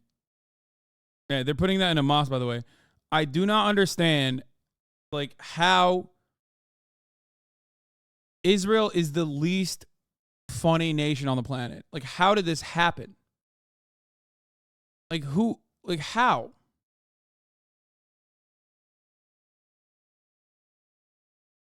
This is like almost as offensive. The lack of comedy and the lack of humor in this ethno state, in this religious Jewish supremacist ethno state, is so devoid of any fucking fraction of humor that it's almost as offensive as the ethnic cleansing and the continuation of the ethnic cleansing. Obviously, ethnic cleansing much worse, but that's how bad their lack of humor is, and it blows my mind. Okay, this isn't to minimize the impact of the atrocities, but this in and of itself is also an atrocity. Like, if Israel wasn't doing an ethnic cleansing campaign in Gaza and we're pumping out these kinds of content, this kind of commentary, okay, I'd be like, no, that's a war crime that should be tried under the International Criminal Court. Oh, no! Kaya! Kaya, get out of there! God damn it, Kaya. What are you doing? You're crazy, you know that? You're a crazy girl. She's like pulling cables out. It's crazy. She's not a cord chewer, but she's too big.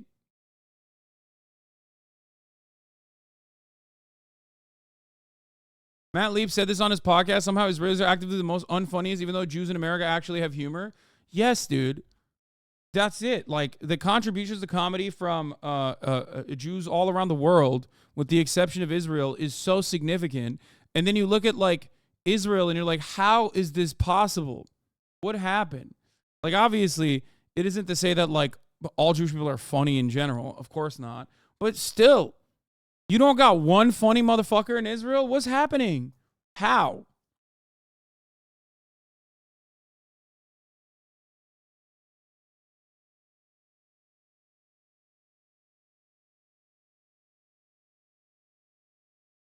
It's because they're all right-wing over there. Right-wing comedy is always terrible. Yeah, I mean, this is straight up. This is stuff that, like, even the most aggressive, gross Daily Wire watcher is not going to laugh at this, okay? If you're in America and you're like a Daily Wire watcher, you see this, and even then you're going to be like, oh, that's kind of gross. What are they doing?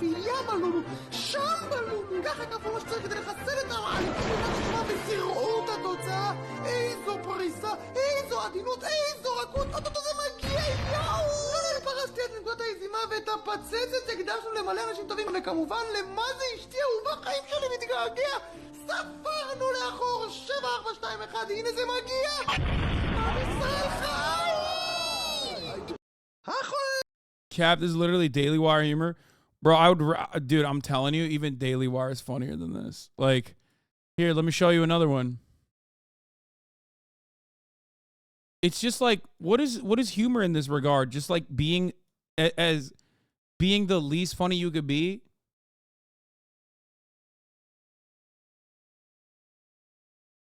Is that what it is? יא, מה? אתם רדואן? מה אמרת? אמרתי, כן, אתם נראים מדובדבן. שוקרן יא חביבי, איחנה מן דובדבן. מדניה! מה? קרה עזה, אתם צרים? מה אמרת? אמרתי, אני עושה כלים. בוא תעשה קפה. יאללה, תעל, עשיתי. ליאם! מה, זהו, חוזרים? מה אמרת? אמרתי, יאללה, זוז, אני רוצה להרוס בתים. אח שלי, כבר שרפתי אותו, בוא. That's sick, man. He's like, it's just classic misdirection, I think. Like, this doesn't even, speaking of comedy, this doesn't even work as like a joke. Like, it doesn't have the structure of a joke. So now we've moved beyond, let me tell you something. Now we have moved beyond like someone attempting to do a joke, okay, to not even being able to construct a joke.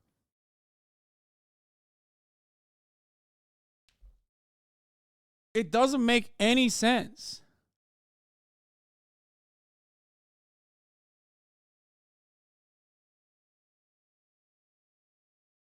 And I don't get it. Their humor makes their ethnic cleansing possible is required for the maintenance of their state. No, it's so bad. Like, this is worse than Babylon B, dude.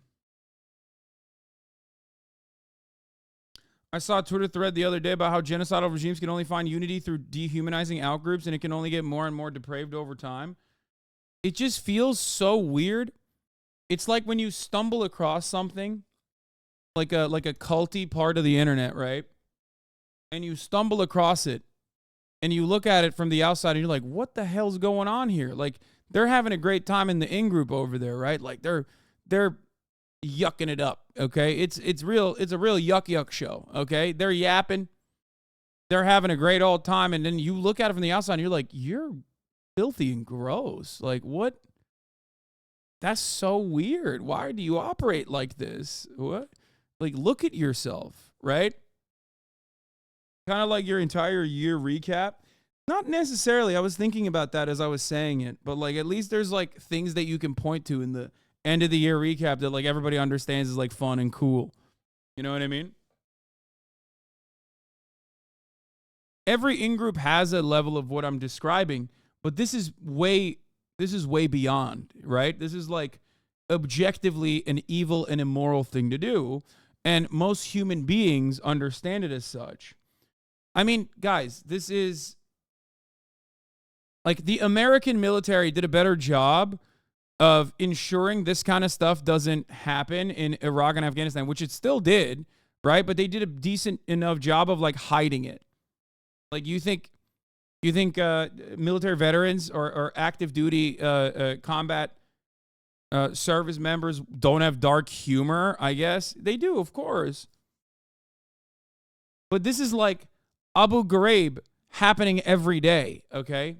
And being blasted on TikTok with the nation state celebrating it and welcoming it with open arms, okay? While simultaneously the rest of the world is looking at it and going, that's insane.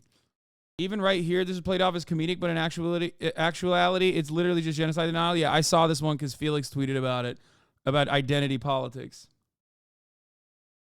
This is from the U.S. Army in 2006. Hey guys, yeah, I got the volume. And it's called Haji Girl. I hate that the Haji guy is here, otherwise we do back to back. But once I finish this song, me and a few guys have been practicing for a couple days, gonna get up and throw some jams down. So you got me.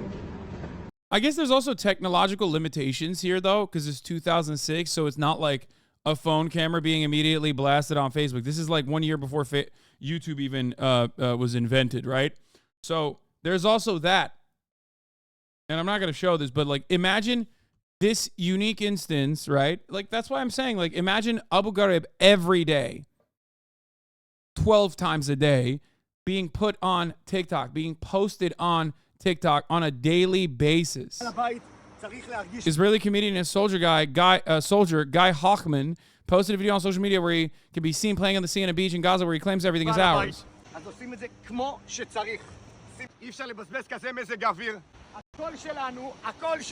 שימו לב, תראו איזה טיילת, ועכשיו תכירו, החוף של נובה. איווה! החוף של עזה!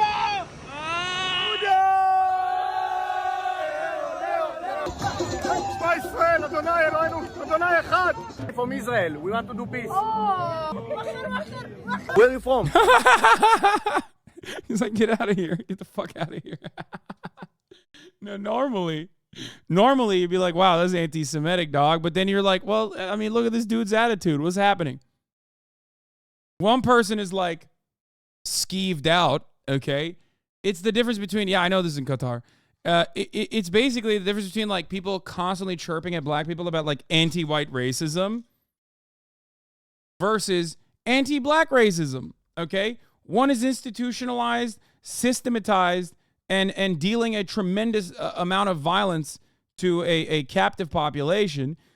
The other is a result of that violence and experiencing that violence where you develop a negative attitude towards those who are often perpetuating said violence or legitimizing said violence until proven otherwise. Okay? So just, remember that. Afghanistan, wow, you are very stupid. But you lost to Saudi yesterday. Sorry, from Israel. I can teach you how to beat Arabs. Women beautiful. What? Not so much, not so much. Why? Why? No, why are you from? I'm Israel.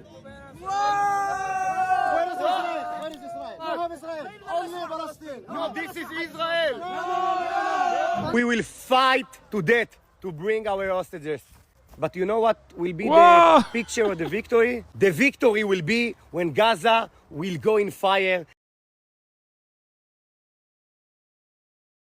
Did they intentionally make a language more annoying than French? No, it's just like, listen, it's not about Hebrew or anything like that. Don't be ridiculous. Is this guy dead? No, he's not. He's very much alive.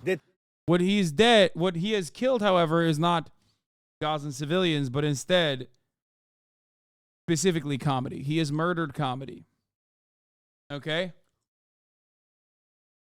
He has specifically destroyed the concept of comedy.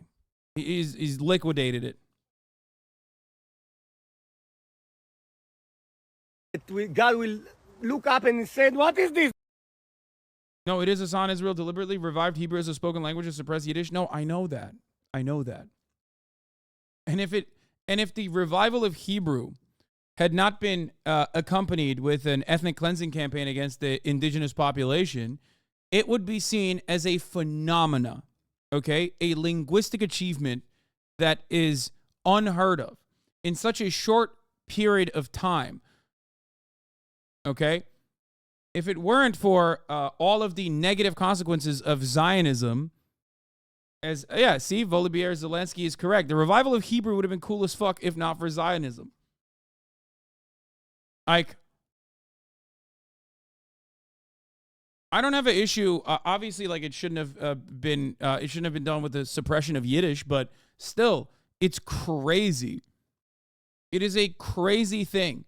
It is a linguistic achievement that is unimaginable. It's a testament for many things. It's a testament to like how successful the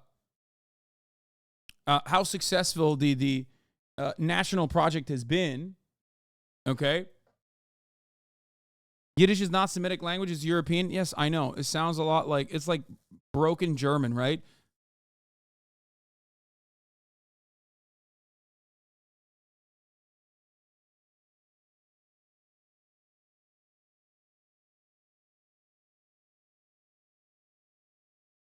This video is disguised as comedy, but the main objective is to show Israeli how much Muslims hate Israel despite the attack and the hostage situation. No, I know what he's trying to do. He's trying to be like, oh, I'm from Israel. Look, see, I just went over here. I mean, dude, this is like, what this guy is doing is yet another version of like right-wing trolling, right? I'll bring it back to the United States of America for you to be able to comprehend it. What's that guy that goes up to like AOC and is like, nice ass? You know what I mean? And then like tries to get himself in situations where like people yell at him. I don't even want to say his name, but it's basically that Nazi guy. It's basically the same, right? It's basically the same as like right-wing trolling, Steven Crowder style right-wing trolling, right? You try to get people to yell at you to show how hysterical and silly they are, right? To show how hysterical and silly and angry and racist your opposition is, right? That's why he's doing it. He's just like trolling. To go, oh, look at me. I'm just a small bean guy. I'm not doing anything. I'm not doing anything at all.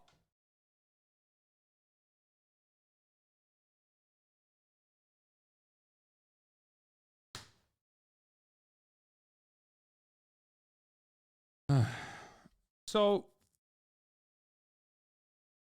it's like the sheriff who drove along the border with that YouTube guy. He switched up so fast into dehumanizing language when they were talking about migrants. Kind of. So that's it. That's his job is trolling at this point. And yes, rage baiting. That's his goal. Because he has no way of like creating anything humorous in and of itself. Here's an attempt at creating something humorous by Daniel Ryan Spalding. Let's take a look. To the sea. Hi, I'm Mr. Daniel, and this is my friend, the purple-haired girl. She's not a bad person, but she's been radicalized to become a raging Jew hater, and we want to help her. Hello, Zionist pinkwasher. Purple-haired girl, I heard you chanting. Yes, it's my favorite song. From the river to the sea, Palestine will be free. I see. Do you know what that means, purple-haired girl? Yes, Congresswoman Rashida Tlaib explained it's a call for Palestinian freedom. Do you know which river? Do you know which sea? The Ganges to the Indian Ocean, the Caspian Sea.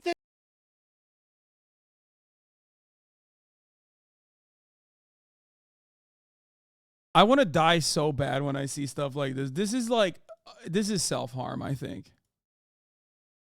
Watching any attempt at like humor that is pro-Israel, pro-Zionism is just is unironically self-harm, I think. Okay, I would rather watch SNL. Dude, this is it's really bad. It's so bad. But there's a lot that's funny here, at least in the analysis of this, right? Like, where's the humor in this? Where's the joke?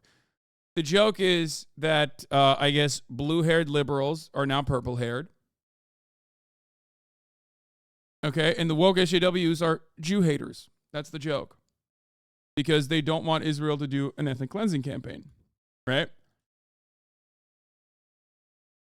That is where the humor is, I guess. The Mississippi River, Niagara Falls, River Phoenix to the Bay of Pigs. Actually, it's something Hamas terrorists chant, and it means the complete destruction of Israel from the Mediterranean Sea to the Jordan River and the genocide of the Jewish people. Well, I don't mean it like that. The funny thing is, like, or the issue is, like, if Israel is not doing an ethnic cleansing campaign, I think you have more mileage and bandwidth to make normies feel as though you're the victim here.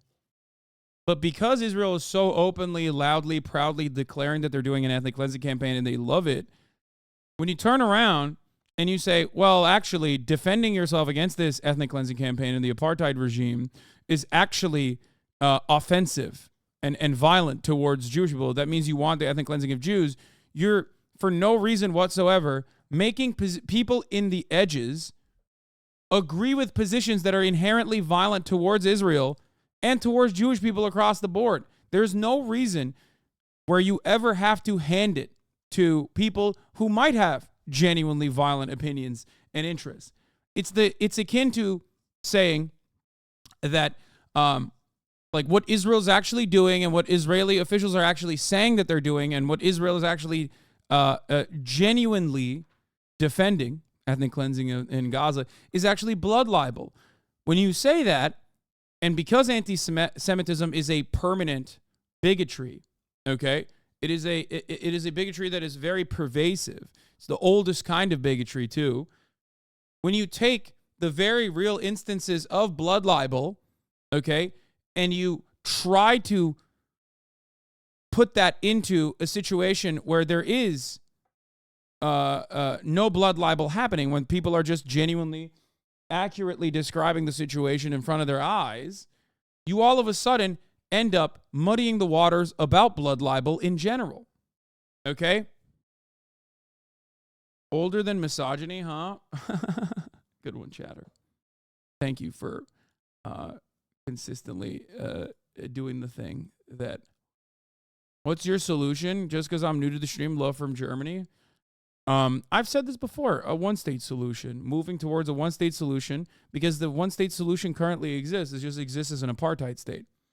Destroying the apartheid structure and allowing Palestinians, one, a right to return, and also, two, allowing everyone living in between the river and the sea to have equal rights and representation.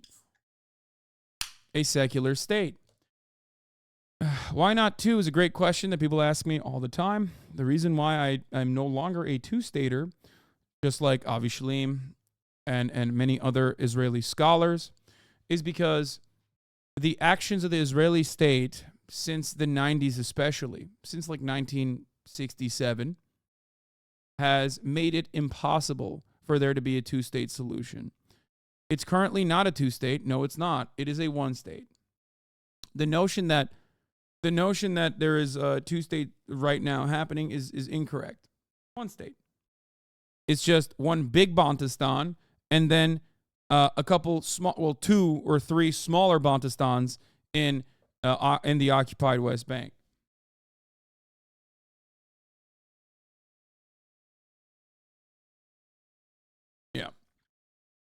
And the settlements have, you have the settlements and the constant settler expansion to thank for that. There is no two-state solution. There is currently a one state. It's just a genocidal state. You're wrong about one state as well, though. Okay.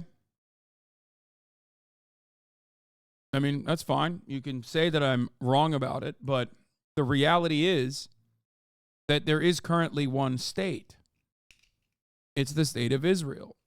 This might come across as harsh for those who believe that there is some level of autonomy amongst the Palestinian population, but it's simply not true. It's just not. I do appreciate your support for colonized Palestinians that suffer, but I don't get your position on the Russia. I don't watch you a lot, but I recently shared on a YouTube video shitting on you. I do appreciate your support for colonized Palestinians that suffer, but I don't get your position on the Ukraine conflict. That is because you don't watch me, but you watch videos shitting on me, my friend. If you were to watch me instead, you would probably develop a better understanding of my position on Russia-Ukraine. Russia is immoral. Russia's invasion of Ukraine is completely morally abhorrent and akin to Israel's actions in Gaza. Okay? This is something that I've said continuously said for the past 2 years now. Okay? I believe in a ceasefire and a permanent ceasefire and a treaty to be applied immediately so that Ukraine can be rid of the invasion and Ukrainians can live their normal lives.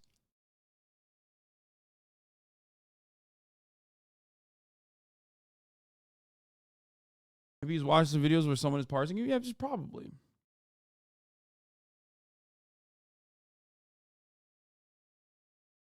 The unfortunate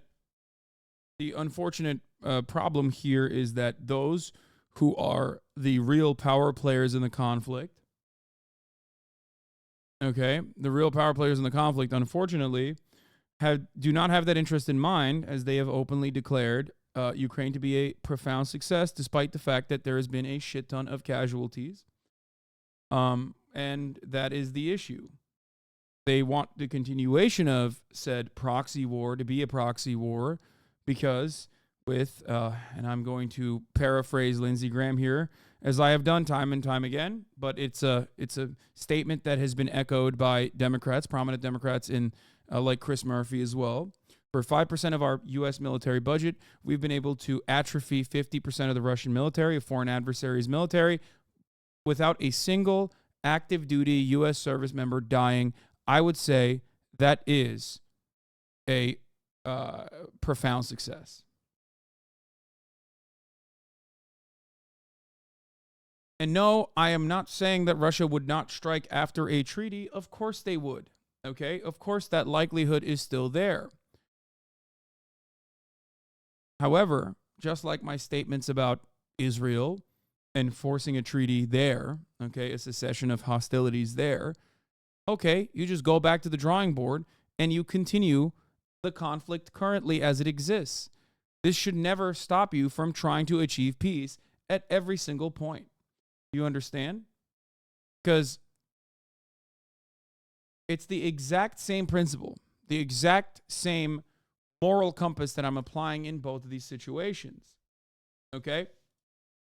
Even if Russia were to take advantage of this cessation of hostilities, right, and immediately start bombing again, okay, then you're back to square one. You're in a situation that is no different than yesterday before the treaty. Do you understand? So there is no reason not to try. That's my point. That has been my point since day one, giving peace a chance. This does not mean that, Putin is a great actor. This does not mean that Putin is engaging in a just war. This does not mean that Putin is good at being a leader or having irredentist ambitions. He does. He certainly does. Something that I've recognized and admitted to and have openly stated is wrong and abhorrent and immoral since day one.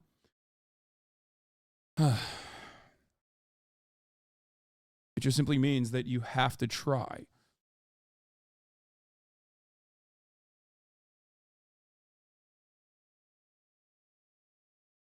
That's it. I don't like your point. Giving Russia multiple chances, even they are a bad actor, is kind of sus. Yeah, you're right. It's sus. I never said Ukraine should just drop its weapons and let Russia take over and become a Russian vassal state akin to, like, Belarus.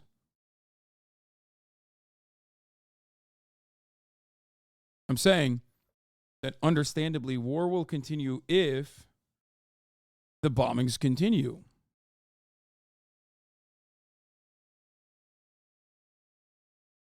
You're breaking the resolutions already? No, I'm not. I'm not angry at all. I'm not even remotely angry. Let's continue watching this nuclear grade enriched uranium cringe. Hey, purple hair girl, when someone doesn't acknowledge a trans person's pronouns, That's transphobic. yes, it is. And when you ask a person of color where they're actually from, That's racist. right. And when a Jewish person tells you not to use a chant that's associated with their genocide, That's Zionist oppression. That's sick, man. Yeah. Yeah, the difference is, like, when a white person says cracker is the worst slur that they've ever heard and tells you that you shouldn't do that, okay? That framing is completely devoid of any kind of power structure, okay? Israel is completely separated from Jews and Jewish people and anti-Semitism, okay? Israel is an oppressive apartheid regime currently engaging in an act of ethnic cleansing. Even without the mowing the lawn operation that Israel routinely has engaged in the Gaza Strip, okay, 2006, it still doesn't change the reality. Even when it's not doing that, Israel is still maintaining an apartheid regime. Okay? Calling that out, or any kind of slogans against that being considered anti-Semitic, is silly. As I've repeated time and time again, criticizing the Saudi government, or the Saudi administration and its actions in Yemen against the population of Yemen, which, was roundly declared ethnic cleansing and genocide, by the way, is not Islamophobic. Nobody will tell you that it's Islamophobic. You can criticize, I guess, Saudi Arabia or Qatar from an Islamophobic perspective, certainly. Right? But on its face, criticizing Saudi for doing genocide in Yemen is not Islamophobic. Just like criticizing Israel is not anti-Semitic. That's it. don't you think it's odd that the only minority whose voice doesn't seem to matter to Purple Hair Girl is Jewish people? It's almost as if it's such an old, ancient form of hatred that people with evil ideologies know this. Yeah. Yeah. Hamas is like not busy fighting against an apartheid regime that is currently dealing death and destruction in Gaza, but instead is tailoring their messaging to Berkeley purple-haired girls. They're certainly always like, they're like, yeah, Abu Ubaida is just like sitting in the cut, okay? Looking at Tumblr and being like, man, we are doing such a good job, such a profoundly good job, bros. I love it. Oh my God, all of these dumbasses, bro. There's like bombs blowing up ahead, upside, up top. And they're like, yes, bro. Thank God. Thank Allah. We found a way to get non-binary people to be on board. They obviously are the movers and shakers of American society. Everybody knows when you get non-binary people on board that means you win the war, the moral war.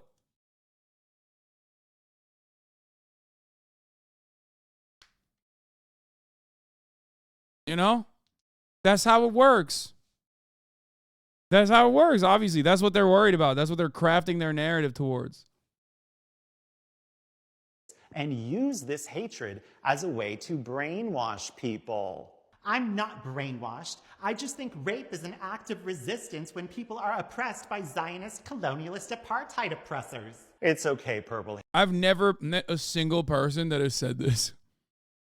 There is not a single person that has said that. Ever. Okay? People are so desperate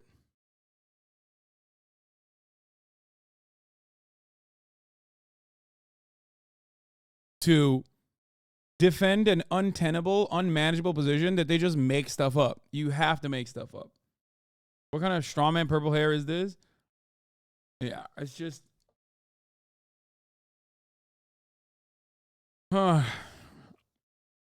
This is peak winning made-up argument and shower energy. Yeah. It's like when a chatter crafts cooks up just the best ad break segue. Okay? And then I act like I'm going to read it at the top of the hour, and then I just totally move past it. And then that chatter is just angry for the rest of the day. Okay? And then he goes back to the drawing board and tries to cook up a better top of the hour ad break segue that he finds to be more effective in the shower. Right? It's like if that chatter made a TikTok video. This is seriously the Zionist equivalent of All Lives Matter? Yes, it is. Except the difference is everybody under a white supremacist structure kind of understands, like, unless you are literally just a predator, I guess, or just a completely delusional racist person, like a white identitarian, that anti-white sentiment is not something that is like genuinely harmful, right? It's not a real thing. It's not a real harmful thing in the same way that like anti-black sentiment is in a white supremacist society. However, anti-Semitism is real, okay? That's the major difference here. Anti-Semitism is real. It's a real bigotry, right? And not in a way where, anti-white sentiment is. So these guys are using a real bigotry and trying to marry it with a false bigotry against a dominant group engaging in acts that are completely unjustifiable. That's the problem. And the hilarious part about it is that it just like completely shows like the other person being a purple-haired girl is the SJW concept, right? Like this guy is saying like, you're an SJW, you love identity politics, but it's actually bullshit. All identity politics is bullshit except for my identity. Please care about my identity politics that I'm going to weaponize, which is what Felix was saying, and he is completely correct. Where is that tweet from Felix? Let me see. He quote tweeted this, saying something along the lines of like basically,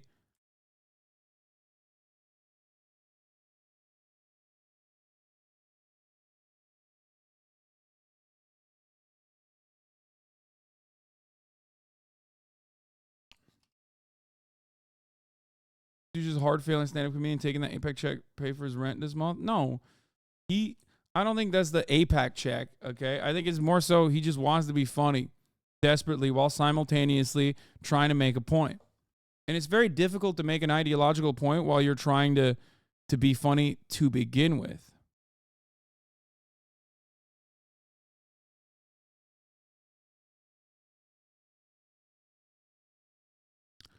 But it's additionally harder. It's additionally harder to try and be funny when the ideological point you're trying to make is just not going to be received positively by a broader population. Let me see if I can find it. God damn it.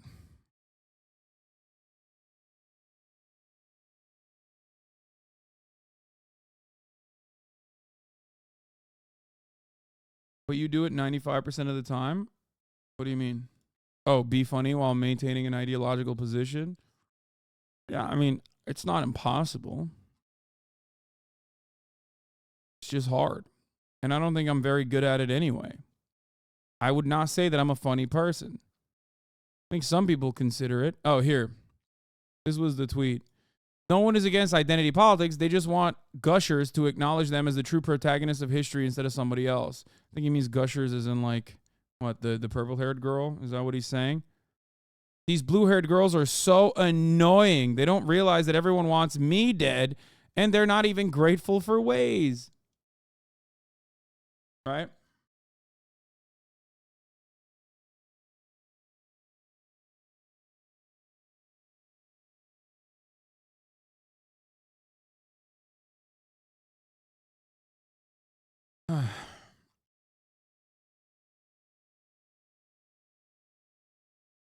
It's just like it goes back to the punching down versus punching up narrative in general.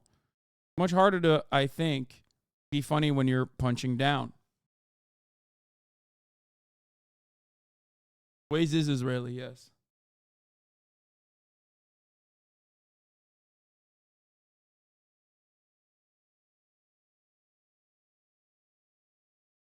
We went past segment of the broadcast, but something Israel is doing now gives off vibes from the U.S. back then. Oh, yeah, here. I mean, yeah, this video was made during the 2003 U.S. invasion and occupation of Iraq. At first, I thought he's putting out the fire. Then I realized that the American army was actually liberating the Iraqi palm trees from tyranny and bringing them democracy. Where did the Israelis get it from? It also reminds me of that video, but once again, it's oftentimes not the soldiers themselves posting this stuff, right? But it reminds me of that video that has remained in my mind. It's just like permanently scarred my brain of the taxi driver. I think it was in Iraq. Might have been in Afghanistan, but I think it was in Iraq. The taxi driver in Iraq coming up to the occupying American forces, and they're claiming that he stole. They're claiming that he stole wood, right? And then the tank, the soldiers push the Iraqi taxi driver aside, and then they drive a tank over his cab, destroying his livelihood.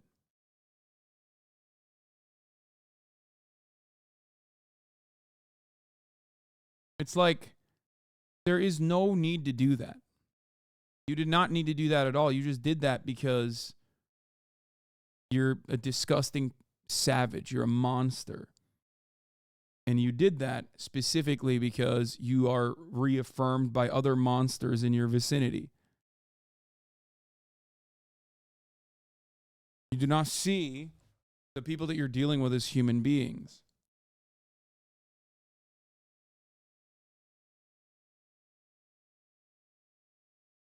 It's brutal. Israel does that on a daily basis, is what I'm saying. And that is not good. And it's certainly not funny. Speaking of things that are not funny, the reason why right-wing comedy isn't funny is because it's based on a faulty premise. The reason why lefties are actually funny is because they point at true things and exaggerate them to reductio ad absurdum. That's why right-wing comedy is just gross in general. I don't know. I just like, I'm sure right-wingers find humor in whatever they're watching. Overall, I believe that they are simply looking for any and every reason. By the way, I gave you the ad break segue debate, and it was so good that I forgot until ACAP for Cutie just gifted 5 get the subs and reminded me. Okay, we're moving on to the next. We're moving on to the next topic, comedy. We're moving on from one comedy topic to the next.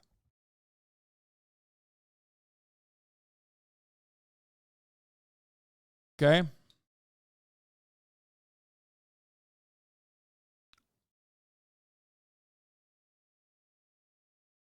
Dave Chappelle. At the top of the hour, however, I'm going to run the 3-minute ad break now. ACAP for Cutie is gifted 5 get the subs, allowing 5 people to no longer see the ads at the top of the hour. Here's the 3-minute ad break now. Now, Dave Chappelle was my GOAT. Okay? David Jebediah Chappelle.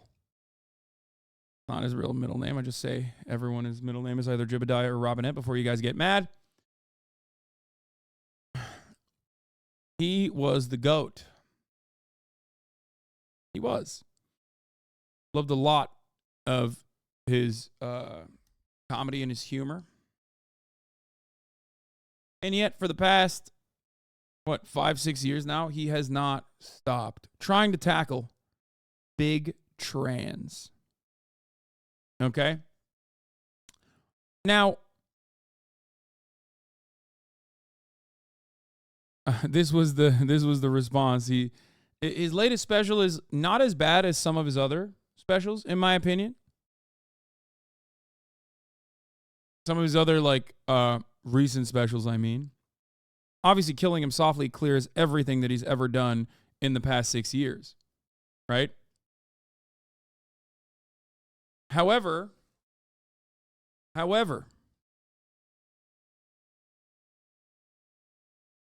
at least he's getting marginally better at making jokes and not simply just saying trans people are awful and demons. At least he's moved beyond doing attack helicopter memes. However, he hasn't moved far beyond it. At least he's trying to make a joke now instead of just repeating something that you hear from Steven Crowder. But even then, it still falls short of what his normal material looks like. Okay? The issue, however, is that when you are so preoccupied with dunking on trans people and you just cannot give up on this because you think it's an honorable and just cause because trans people are killing comedy or something or whatever you've cooked up in your brain, whatever you've gotten yourself to believe. Okay? It's going to be hard. It's going to be hard to make jokes. Here, I'll show you this. Do something else! Do something else! That's it! That's all we want! Do something else! Holy shit! Do something else! And I've talked about this quite a bit. Okay? The number one problem here with Dave Chappelle is that he's no longer looking for laughter. He's looking for applause. That is the lowest form of comedy. You understand? Looking for applause over laughter is the lowest form of comedy. You are the Hannah Gadsby of being transphobic. Okay? That's it. And if I saw this kind of humor from some up-and-comer, if I saw this kind of humor from the likes of, let's say, a Matt Rife, that's expected. If I saw it from someone who has consistently been unfunny like Bill Maher, that's expected. Dave Chappelle, on the other hand, is supposed to be up there with the GOATs of our generation, like Bill Burr. Okay? Doesn't he perform in liberal cities? Yeah, liberal cities are massive. What are you talking about? There's still plenty of conservative people in liberal cities. I myself have also gone and seen Dave Chappelle test out new material personally, hoping that he will move on from the trans stuff and go back to being funny. John Nilla and Hack the Rich, thank you for the 5 and 10 gifted subs, by the way.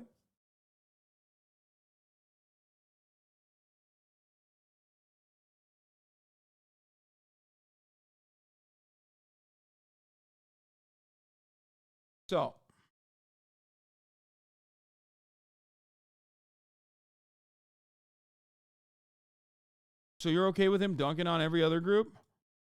Dunking on every other group is not what comedy is about. Okay?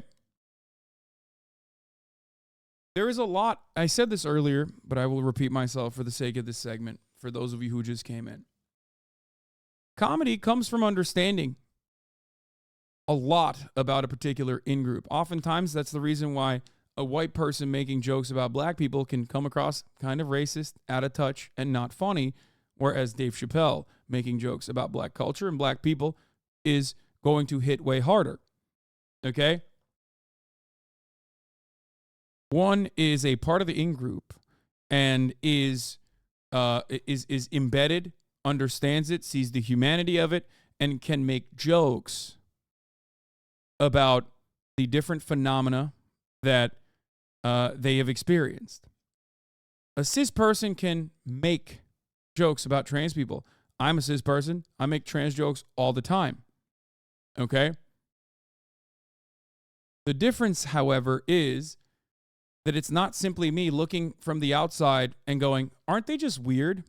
Look at how weird they are. Look at how weird and gross these trans people are. I don't really get it. That's not exactly humor in that moment. That's simply you being kind of a bully, really. But it's also you just like looking at it from the outside and not really wanting to understand.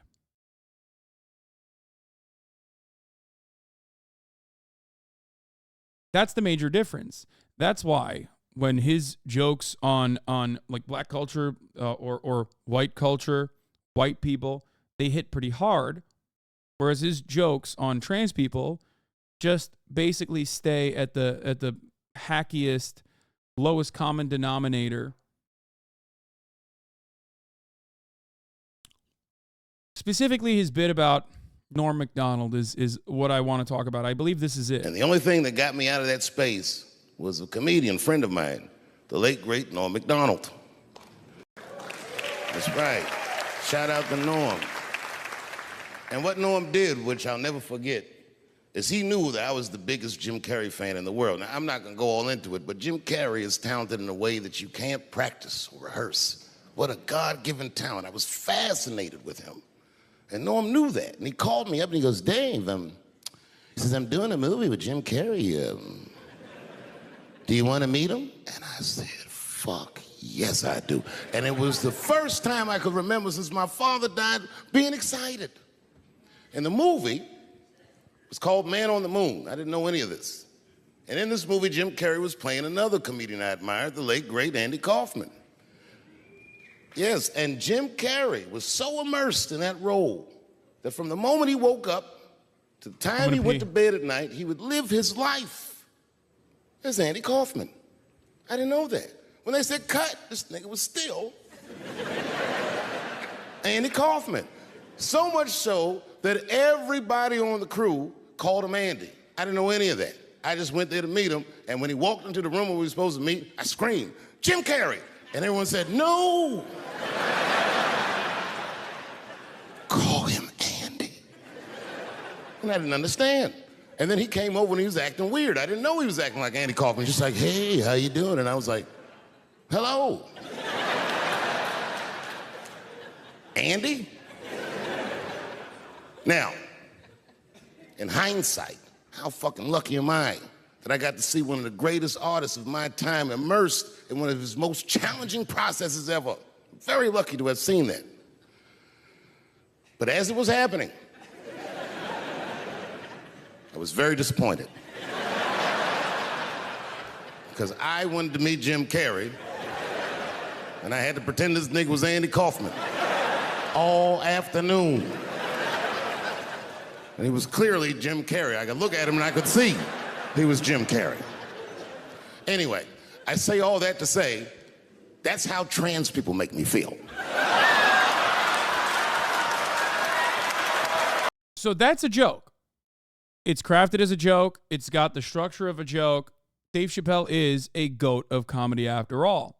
So obviously, it's still, like, at least it's not like what we just showed you earlier about, like, Israeli attempts at comedy and humor, right? At least it has the crafting of the making of a joke. However, it's very lowest common denominator because the punchline still is trans people are weird and gross and they're faking it. And, you know, I'm sick and tired of acting like they're not, right? The punchline in and of itself for this massive crafted story from a profoundly successful storyteller is still just a really fucking shitty lowest common denominator meme. You're saying it can only be funny if it's from someone that empathizes? No, I'm not saying that you can only be funny if you empathize with said group. I'm saying that empathy oftentimes helps in developing a better understanding of the group that you are joking about. Because if you don't understand the group that you're joking about, you're just simply looking at it from the outside and going, aren't they fucking weird?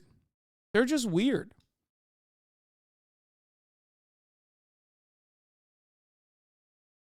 That's the difference. Like that structure that he engaged in from top to bottom, Norm Macdonald to Jim Carrey to Andy Kaufman, right? All of that has the makings of a decent joke. It has the structure, it has the writing, everything is sound. The punchline, however, is soft. It's predictable and it's soft, right? Like you built it up. You built it up. It's supposed to be the best part of it. The rule of threes, right? Like if the last piece of that joke falls flat, then you kind of crafted that for no reason. Now, what is really interesting about this in particular with Norm Macdonald is that he invokes Norm Macdonald's name, which is quite odd when he's making a joke about trans people being fake and phony and being weird and gross. Because Norm Macdonald himself was very much alive and doing comedy at a time when people were talking about trans identity in public, right? It was a part of the subject matter. And Norm Macdonald was interviewed. This was a great bit from said interview of Norm Macdonald that I'm going to read now. Terrible tribute to Norm, says Vincent, who touched on this exact type of joke in an interview. I think the ambivalence had more to do with jokes you've made about transgender people.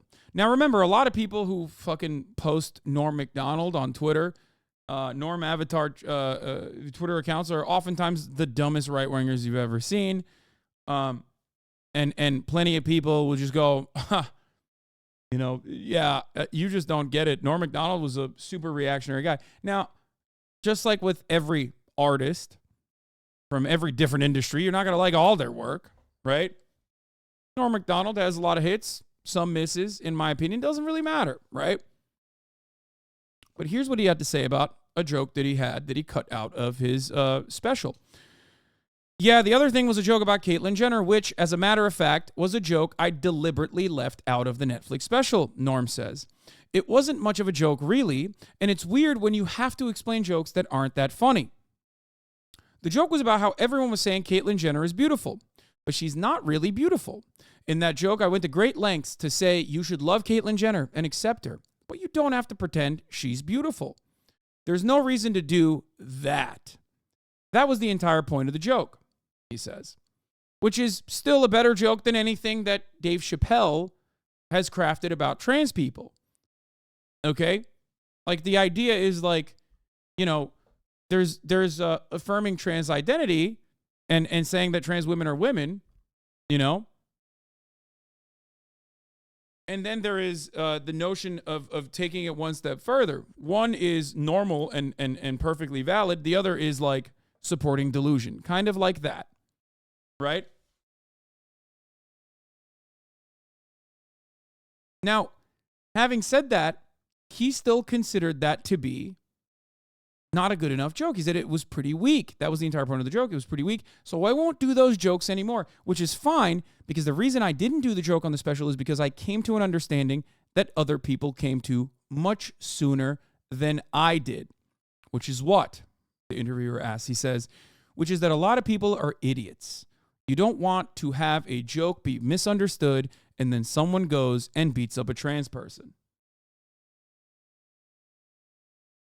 Now, that doesn't mean that you can't make jokes about trans people at all. I myself make jokes about trans people all the time. The difference is, Norm, in this regard, was saying, at least that, or was recognizing that he didn't fully grasp the concept, but he did grasp the secondary impact of his words, that it plays a role in normalizing transphobic sentiment. Okay? And because he didn't have a good enough joke about a trans woman in that regard, he just dropped it because he thought, why do this?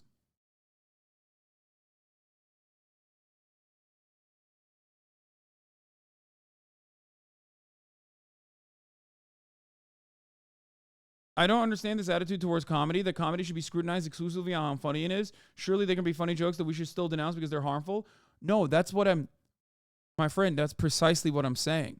A lot of people tune out whenever I talk about Dave Chappelle or comedy in general, but I am the #1 defender of comedy in general, and I will duke it out with my chat on a regular basis, and I will take it to the most neurodivergent lengths to describe to you sentence crafting, joke crafting, how to write a joke, and why something is funny, or what the main intention is, right? So when I'm actually criticizing Dave Chappelle, I'm not criticizing him from the perspective of oh, he's transphobic and I'm triggered. Oh, it makes me so mad. I, after all, am a cisgender dude. I'm a white guy, a cishet white guy. None of that impacts me directly, right? I can hear someone be transphobic and recognize the harm in that, but it's not directly harming me. It's not affecting me personally. I have the capacity to hear it and go, yeah, that's transphobic. When I criticize Dave Chappelle, it's not from the framework that he is transphobic. He is. We all understand that. There's no reason to defend it. I don't know why some people try to. It's who are you trying to appeal to? Liberals? Do you care? Do you care about liberals being no, Dave Chappelle has to be perceived as funny, right? You're not funny though, Hasan. I'm not. I'm not a chicken, but I know how to make an egg. Okay? I know how to make a mean-ass scrambled egg. I'm not a comedian. I'm an appreciator of comedy. And I am a big fan of Dave Chappelle. Right? So, what I'm trying to say is, as a big fan of Dave Chappelle, when I criticize Dave Chappelle, it's not on the basis of oh, he's being so rude. It's on the basis that it's hacky. And I think that's the worst thing you can do as a comedian. Okay? If you're a musician, singer, songwriter, a dancer, and you can dance super well, people are going to overlook the other horrifying criminal acts sometimes that you've engaged in. You're a football player and you beat your wife in an elevator. If you can run real fast, catch a football real good, people are going to overlook even the criminal things that you do. Same goes for comedy. Okay? Same goes for comedy. You're an artist. You're a comedic talent.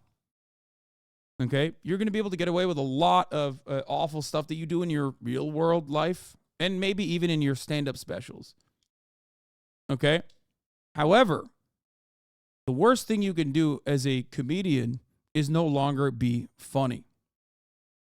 And the easiest way to no longer be funny is by looking for applause rather than laughter.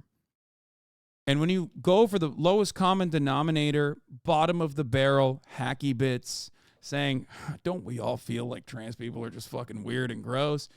That's what you're doing. You're looking for applause. And I expect more from my former goat. That's it. That's it. Compare his work now to Killing Them Softly, and you will recognize exactly what I'm saying. I would never tell a comedian not to broach a specific subject matter. It's more so that it requires a deeper understanding for it to be actually funny, and not just someone looking at it from the outside and going, that's weird, right? You're weird, you're gross, right? That's it.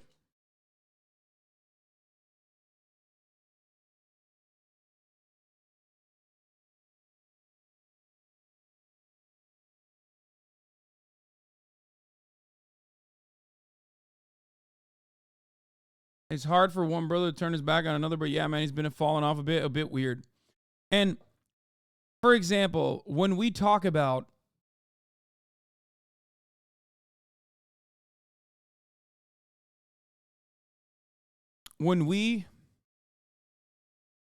my biggest criticisms I have of you on comedy is that you, like a lot of us, have a limited lexicon. If you think the TED Talk style, Hannah Gadsby started with her and not Carlin, Poundstone, Kinison, among other greats, I would implore you to look more at comedy. No. George Carlin or Poundstone, I'm unfamiliar with, or Kinison doing TED Talk style is incorrect. Okay? It's just not the same. George Carlin was not seeking out applause. You also can't necessarily make applause-seeking bits. You can't go for applause-seeking bits in a broader American population if you're tackling an issue from a leftist framework regardless. Because applause-seeking oftentimes has to be done within a liberal framework or a reactionary framework. Nanette being the liberal example, and Dave Chappelle's trans stuff being a reactionary example. Now, what I mean by that is this. Applause requires the audience to recognize the pre-established norms. Okay? George Carlin, when talking about like the Israelis are called commandos and the Palestinians are called terrorists, like that in and of itself is not simply looking for an applause. It's showcasing something that is happening in front of you and sometimes exaggerating or sometimes showing that juxtaposition in a humorous way. Nanette's special in general was anti-comedy. It wasn't created with any kind of like laughter at all. Like with laughter in mind at all. There's a part of comedy where you do have to see what sticks and what doesn't, working out bits, etc. Dave's surrounded by yes men. Yeah.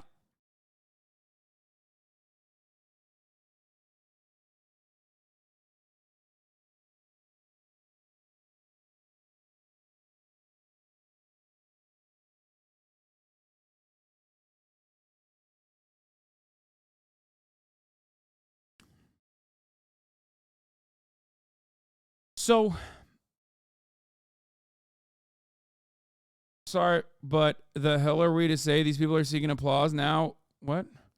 And now people in chat are using it for George Carlin? Come on. So, the point is,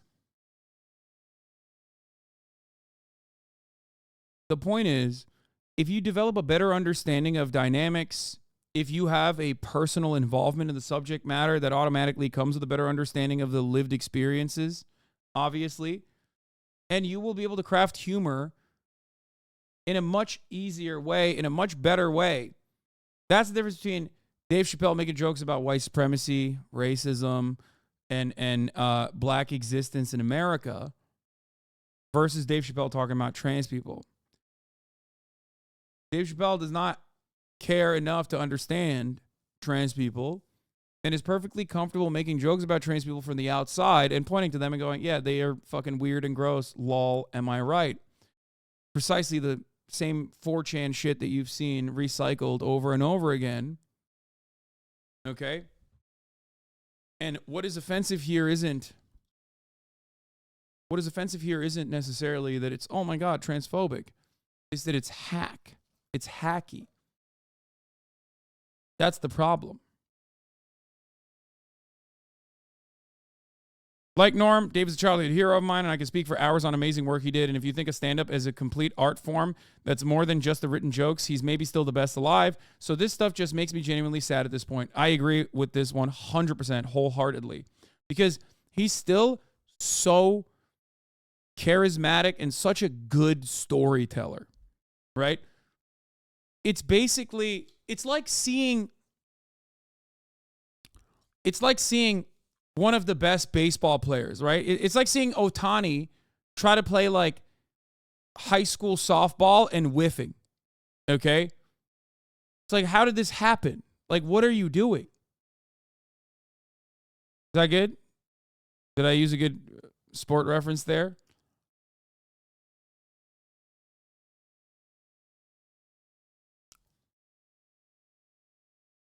It's a very well-written joke in a technical sense, although you see the punchline a mile away, and is delivered flawlessly, but it's about as far from funny as you can get. It's like seeing the modern Rolling Stones. They still play well and everything, but the spark died a long time ago.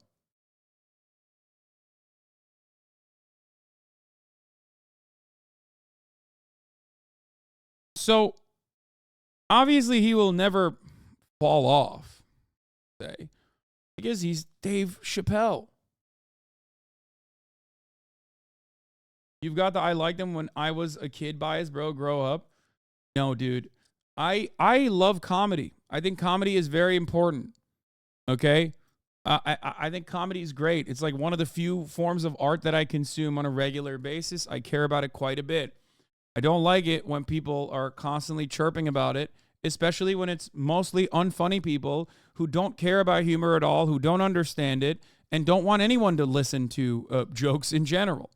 This is part of the reason why I regularly yell at my chat whenever they go, what, that joke, I didn't understand it, which means it's bad and wrong, and you shouldn't laugh at it either. Okay? Something that I've regularly defended, for example, is comedians testing out their bits. Okay? A comedian's primary purpose is to make you laugh. Okay? So when they're testing out their bits, that's the only way that they can figure out what works and what doesn't. So back in the end of the Obama era, when the identity politics SJW stuff was super heating up, this is what a lot of people did. They would go to comedy clubs and film a comedian testing out material. Sometimes the material wasn't good, right? And ripping it from the context that it's supposed to be received in, and blasting it out to an entire audience, to an entirely different audience, and then going, look, this says something about this person. This person is morally abhorrent. Okay?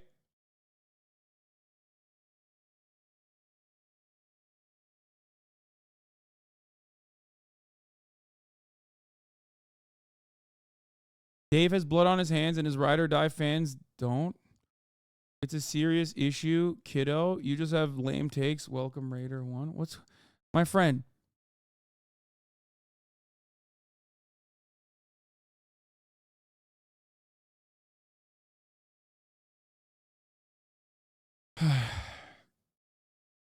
It sounds like joke policing to me, to be honest, respectfully, dude, that's just your opinion, man. But you say it is as fundamental truth as if a joke is not approved by Hassan, it's not funny. What?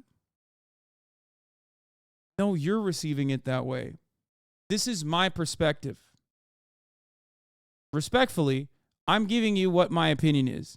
I'm speaking at it from a position of authority as a Dave Chappelle fan, a long-time Dave Chappelle fan. I'm speaking at it from a position of authority as someone who defends the act of joking, okay, and jokes in general. You don't have to think that this is your opinion as well. I'm just simply crafting an argument, and you might not appreciate it. And there are plenty of people to the left of me in this chat who don't appreciate it, who think it's far worse than just being hack material, okay?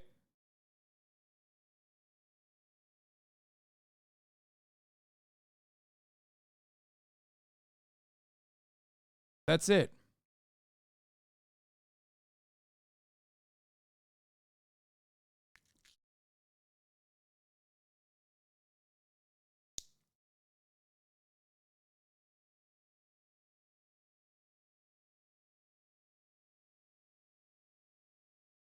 Chatters is ride or die for that terrible special. No, Chatters is ride or die to say that like that you can't even claim that Dave Chappelle has any talent in the comedic field at all.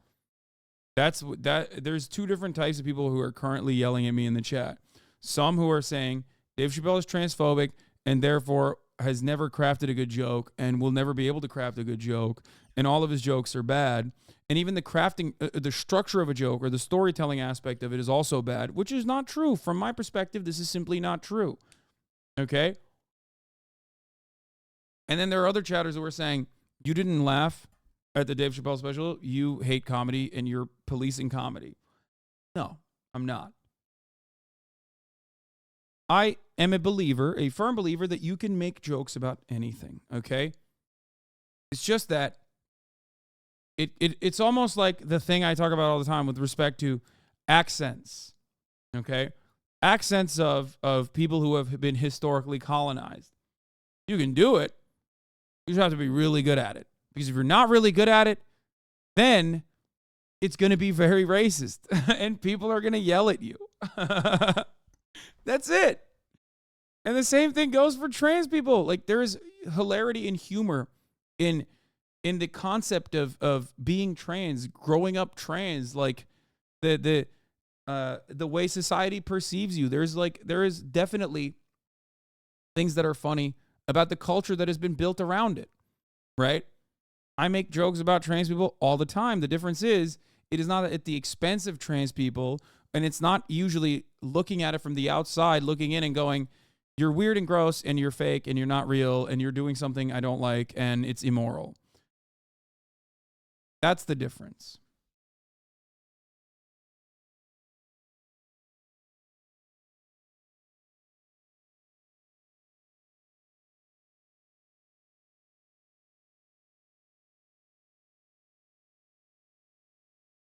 You understand? Someone said slurs. There's a reason why certain people can say certain slurs and it can be totally okay and funny. Here, a great example of this is one of the most banger consistent segments on SNL on the Weekend Update is the Michael Che, Colin Jost joke swap. Okay? If Colin Jost is writing jokes about black people in and of itself, and saying things that he's like saying there, and he's written it himself, it would not be perceived in the same way when Michael Che is the one who wrote it, is sitting next to him, and the expectation is that he reads those jokes out loud, and maybe even bring like a black civil rights leader or something to sit there and hear him say it. That's where the joke comes from. That's what is a modifier. That's what makes it both permissible and funny. Okay?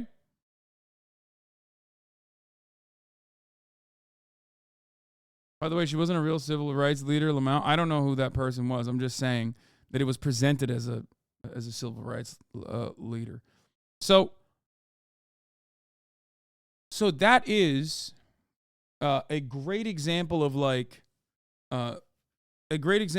one thing in other contexts, in certain contexts being like weird and not funny, and in other contexts being actually hilarious. Black trans chatter. I grew up on Chappelle and loved his show and early specials on Netflix. Even during BLM, he had much more nuanced perspective when talking about George Floyd and the experiences of black man in America. It's why it sucks so much now that he's taking such a hit, because of that empathy/understanding can't be extended to another marginalized community. Yeah. And I think a lot of people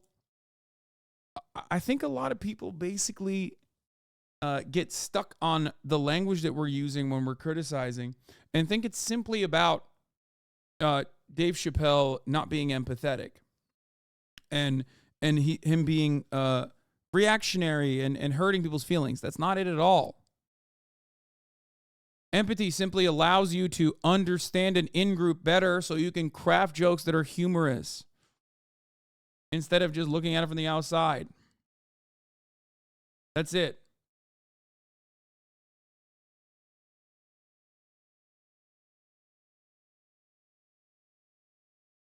There was a good joke in there where he's talking about handicapped people and how he's going to attack handicapped people. All right? And then he says, like, well, they're in the back seats. And he turns around and goes, the handicapped person watching goes, oh my God, I thought I was just here for him to shit on trans people. What the fuck is that about? Right?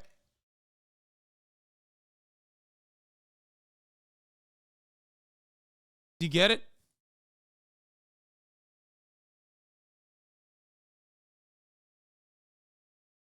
But as a leftist, you can't find a joke that's at the expense of trans folk funny because you know the harm it causes. Everything, even though it might be a good joke.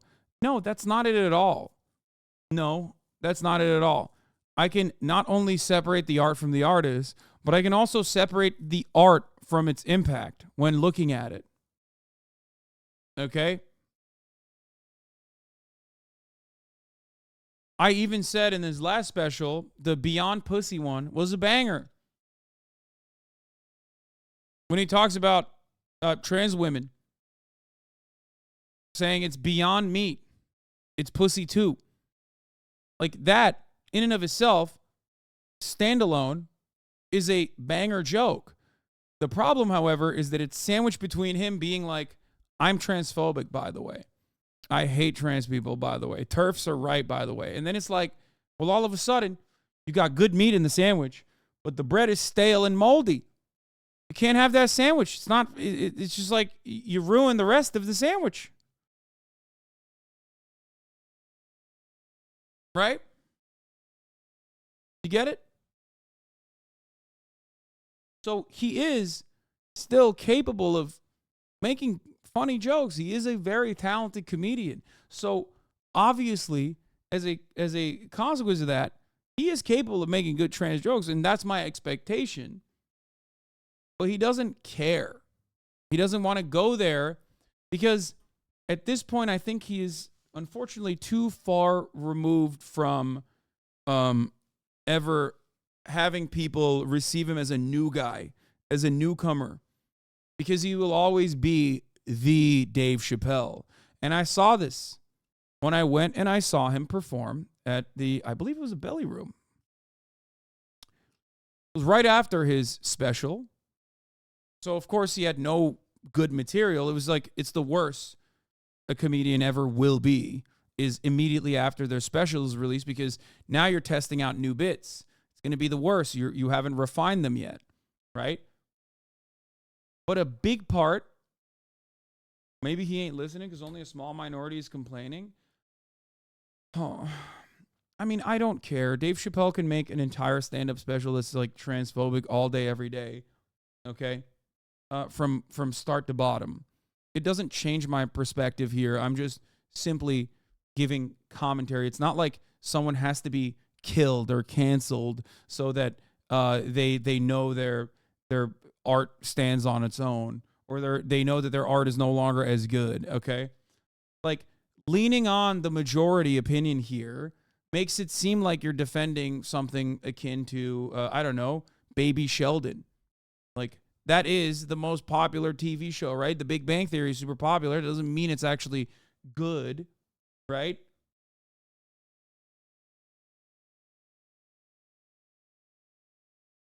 Dave left comedy because of white conservatives, only to return to comedy to appeal to white conservatives. Yeah, that's a banger take that you stole from Twitter. I saw that tweet as well, Chatter. Not to call you out, but...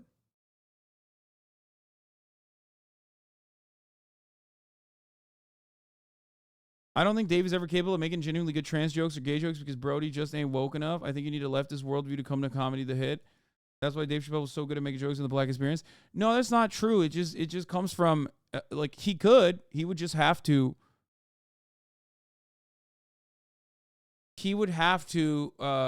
change his framework. That was my tweet? No, it wasn't. Or maybe it was. I don't know. He would have to show empathy. He would have to just recognize trans people aren't just like weird, gross, and just like angry at the world for no reason or anything like that. That's it. That's it. And that could happen. It's just less likely to happen when you are super famous, super wealthy, surrounded by yes men and sycophants in general. And it happens to a lot of comedians, really. Yeah, he's not out of touch because of being black or being left or right. He's out of touch from being rich and famous. That's exactly the point, yes. So people are going to go into his special and laugh regardless. People are going to go see him when he appears at the Belly Room and laugh regardless. Even when he himself openly admits he's bombing and hates what he's doing, people are still going to laugh because it's Dave Chappelle, because this is a profoundly charismatic comedian. Okay? So no matter what, people are going to laugh. That doesn't necessarily mean that his bits will stand the test of time. That also doesn't mean that he's like going anywhere. He's not. He's always going to be a successful comedian. Right? That's it. It just doesn't mean that his special from a framework, from an artistic framework, his creative expression is as good as it used to be. Right? Your resometer might need an oil change? What do you mean?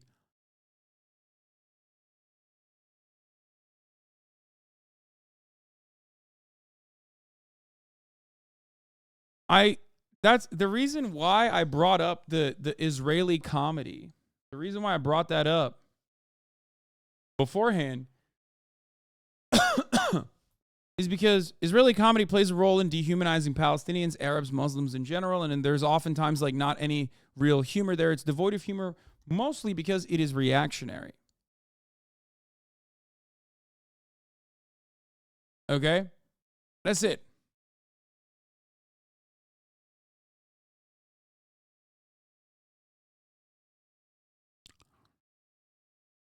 And it's much harder to craft humor when you are engaging in a reactionary perspective. Is Dave not reactionary? On certain issues, he certainly is.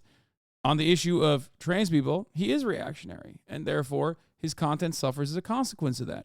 That's simply all I'm stating. There's another bit that someone sent me. I don't know which one it was. Let me see if I can find it real quick. This one? Nope. This one? Nope. Maybe it's this one? Nope. Where's the other Dave Chappelle joke? There was another bit that was like all over Twitter as well.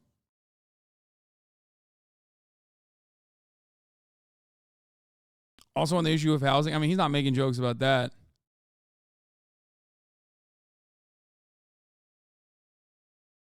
No, it was the one where he's like, I'm gonna go and do, rape in prison. If I was in California, I'd join the woman's prison and I would say I'm a woman. And it's just like that's just like, again, it's just like, that's Steven Crowder, dude. That's a Steven Crowder bit. Go to jail, but if I do, I hope it's in California. Because as soon as the judge sentenced me, I'll be like, Your Honor, before you sentence me, I just want the court to know I identify as a woman. Send me to women's jail. And as soon as I get in there, you know what I'm gonna be doing? Give me a fruit cocktail, bitch, before I knock your motherfucking teeth out. I'm a girl just like you, bitch. Come over here and suck this girl dick I got. Don't make me explain myself. I'm a girl. God forbid I ever go to jail, but if I do. Yeah. Let me tell you, dude. Let me tell you.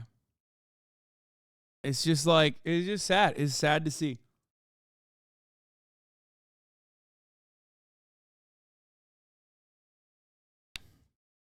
No, everybody fucking jumping on. Oh, God. Everyone is missing the point. There's so many people that are just like saying like, oh, he's saying he wants to beat women and rape them or whatever. And it's like, dude, you can make edgy jokes, okay? Doesn't mean that he's like a literal rapist woman beater, okay? The difference is it's just such a hacky, basic bit. That's what it is. Oh my God. Anyway, it doesn't matter. There was a point where I think he recognized personally that this was like suffering his content, but because he keeps getting millions and millions of dollars, and because like he'll still always forever permanently sell out audiences, it's never gonna stop. I think he's just too lost in the weeds. If you love your trans chatters, you will move on. Okay.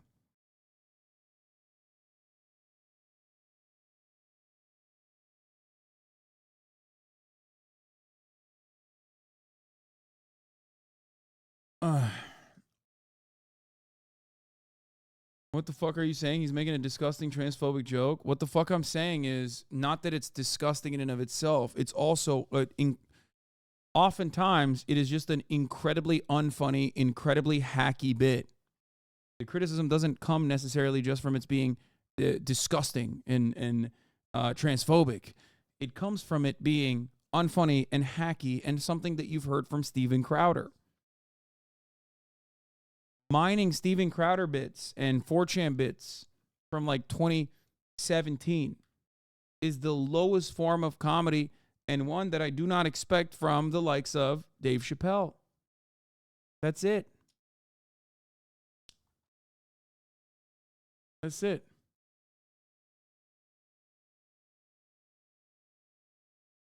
You know? Here's another great example of this from another hack, right? An absolute hack. Here. Sleek and stylish in this wool blend, Najiba is hot, hot, hot. And not just from wearing a suffocating tarp in the desert. It's a look that screams, look out world, I'm a woman of the 12th century. Turn heads without losing yours. In this sizzling Saudi sheath, and be the wife that he calls for tonight and every night. Here's lovely Nima in a coquettish little outfit that showcases the girl inside the woman inside the stifling female containment unit. It's first-class clothing for second-class citizens. Like, come on, dog, really? That's what, dude, it's so good, man. So, he's popping. He's popping off, folks. He's got, man, this guy is funny, okay? That's what I'm thinking. And it shows off your curves in all the right places. The top of your head, your shoulders, and absolutely nowhere else. Dress it up for morning prayers, or dress it down for midnight stonings. This one says, my mullah brings all the boys to the yard. Oh, isn't Khalila just scrumptious in this business? How is critiquing Islam bad? Islam is ass. Yes, brother. You're already, this is actually fine. You've already done it. You've already jumped on the bandwagon. This is such a classic post 9/11 joke of just being like, pfft, yeah, look at these barbaric Muslims and look at the way they cover their women. They forcibly cover their women. And it's like, my boss is a Saudi woman. She's a doctor in chemistry and wears Doctor Who t-shirts. Yeah, it's just like, it is Islamophobia masquerading as a criticism of a religion in general, when in fact, it's just pure, unfiltered, unadulterated Islamophobia. This is how your trans jokes hit? What? This is exactly the same energy as the Dave Chappelle stuff. Do you think there isn't humor in Islam? Of course there is. There are a million different things that you can make fun of, okay? Something I regularly bring up is the idea that Muslims, for example, will do cocaine even and drink alcohol, but God forbid you touch pork. That is haram. Oh, never. I would never eat pork. Come on, brother. We would never do that, okay? Like, there are so many variants. There are so many things that you can make fun of within the Muslim world, within Islam in general. Okay? This is hack. This is just hack. Too many Reddit atheists in this chat to talk about Muslim women, not gonna lie. I know. This casual abaya by Donna the Koran. It's a throwback pullover that says, I'm too sexy for my Shiite.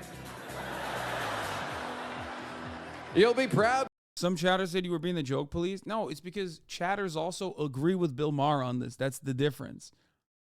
That's it. Because you agree with him. That's why you think it's funny, but you're not necessarily laughing at it because you've heard this a million times. You've heard this joke a million times. I mean, you heard it twice in the same fucking 1 minute span. How can chatters go, ugh, SNL sucks, dick, and then turn around and go, but this is peak?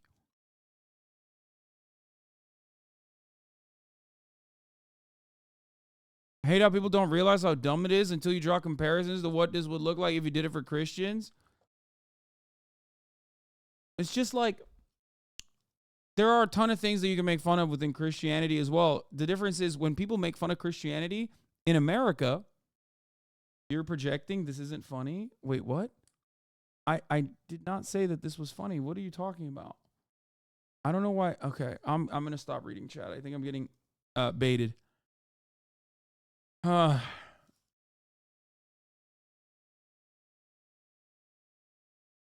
Yes, it's the difference between back to the kitchen jokes and a well-crafted joke about misogyny or sexism. That's it. That's exactly it. That is the meme.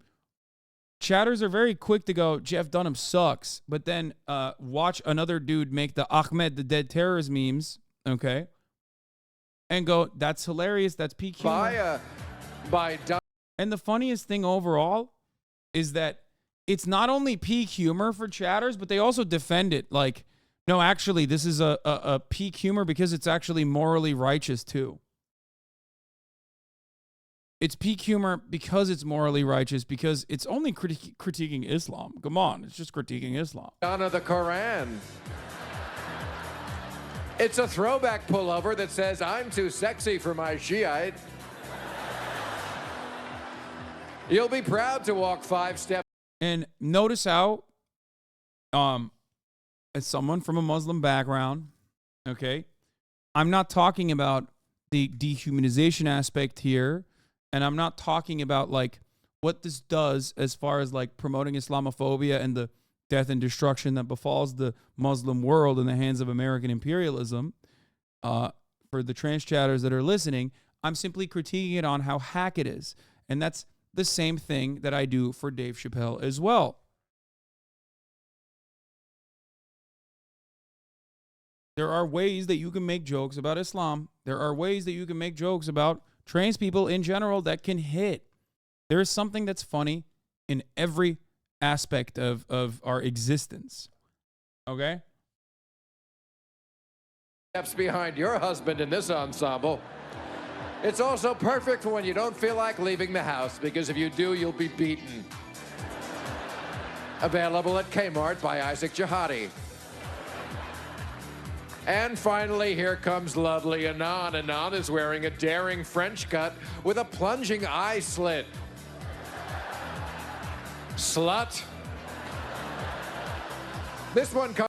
The key to edgy humor is that it makes you laugh at something you disagree with or know you shouldn't laugh at. If you're going to hit on touchy subjects, it better be something that anyone with a sense of humor can admit is funny. Exactly. Wait, why are you not upset about its dehumanizing nature? I agree with the hacky bit, by the way. Because the dehumanizing nature of this comedy, just like every other comedy special, just like every other person who's trying to make a joke, stems from the material conditions that they're simply reflecting on the ground. That's it. Like, I don't care about it as much as I care about the real tangible aspects, and not simply someone who's unfunny, desperately trying to be funny. Okay? Comes in black and dark black. And it's guaranteed to get your man so hot, he'll want to crack you on the ankle with a long stick. Whether you're on the go or simply knowing your place, nobody does repression like Muslim Dior. By the way, Anon is the winner of Saudi Arabia's Next Top Model, and I think you can see why. Damn, dude. Banger. What is this? Mexico dumpsters, Dave Chappelle. Barry Balls, thank you for the 5 gifted. Story of a man bombing and completely taking it back. Yeah. And then winning. It's my homie Mexico. You know, he was trying to do some stand-up. He was like, let me try it out. It was like the worst. I think at one point he just like was quiet on stage. Like, and then we continue with the show, and then Thundercat's like, yo, like, don't tell anybody, but I think Dave might show up. And I was like, okay. Chappelle walks in. He talked for like 2 hours, and then Mexico's back in the crowd. And he's like, Mexico was sighing heavily. You want to know? Let me tell you. You want to know a good bit that Dave Chappelle did in his special? The Chris Rock stuff. Talking about his own attack and how he was attacked on stage. That entire story, start to finish, Banger. It's funny. It's good. There's literally there's a change within the storytelling where he starts off making fun of Chris Rock and then personally is involved in a similar situation where then he realizes like what it looks like. Jamie Foxx shows up in a cowboy hat. Exactly. There's so much there. It's packed. It's slammed. That's a fucking typical good joke. Even the Norm Macdonald joke, the setup is funny. It's like you can use that to craft something genuinely hilarious and the punchline falls flat. Right? At Dave Chappelle. Bold. And then Chappelle heard it and he's like, I hope I'm not boring anyone. Like, oh, shit. And everyone's like chuckling at it. And then he did it again. Like he like heckled him. And Dave was like, I can't tell if this nigga's real or he's a figment of my imagination. It's something I did to myself. It all culminates with Jack's like, yo, he did stand up for the first time tonight. And Dave's like, well, did he do well? And the crowd is like on Mexico's side. They're like, yeah, he did pretty fucking good. Whoa, weird. And then he's like, well, let me tell you something. You can be good at this. And I can tell that you want to do this because you won't shut the fuck up. The level of mastery that not just me, but all of your peers here are chasing it's hours. And I've put in more hours than all of my contemporaries. And that's why I get to stand up here. And I want that for you. Like, I will personally give you my phone number. And anytime you need advice, I will give that to you just because I can see what's in me. I see that in you. And Mexico goes, yeah, nah, nigga, I'm gonna go do cocaine in the parking lot. This is lame as fuck. And stands up and Irishes out of the room. And I shit you not, Eric, standing O.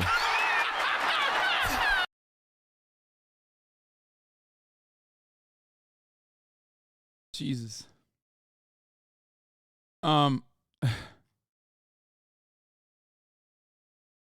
George Carlin, Larry King clip about comedians punching down. Yeah. Here.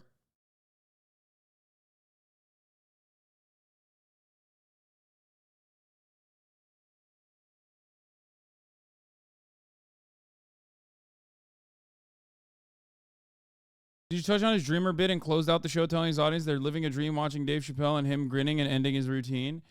Yeah, that part was not as interesting to me at all. To the death, his right to do everything he does. The thing that I find unusual, and it's not a criticism so much, but his targets are underdogs. And comedy traditionally has picked on people in power, people who abuse their power. Women and gays and immigrants are kind of, to my way of thinking, underdogs.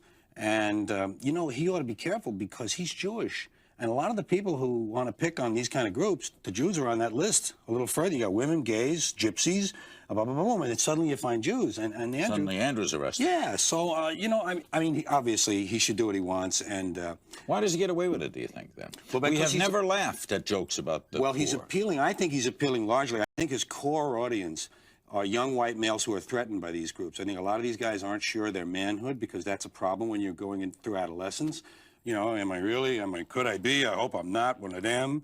And the women who assert themselves and are competent are a threat to these men, and so are immigrants in terms of jobs and the so that's why we as an audience then will laugh. You say we. I don't think you're. No. But I think you're collective we. I think that's what is at the core of that experience that takes place in these arenas. Is a certain, a sharing of anger and rage at these targets. And I'm sure Andrew isn't that angry at them. I'm sure he's playing it as a comic.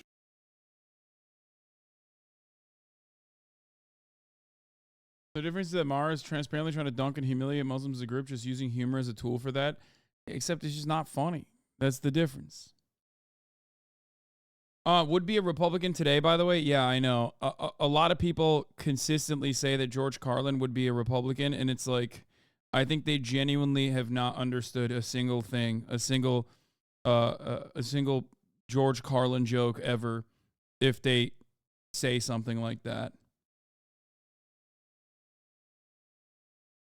It's just like, I think, was it Zay Squirrel who found...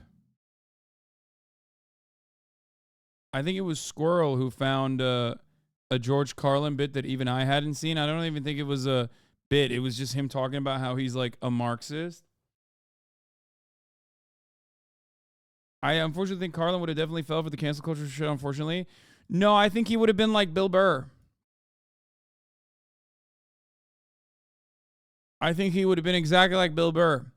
Like, light commentary on cancel culture overall, but oftentimes just like completely moving away from that because he recognizes it as like a hacky thing.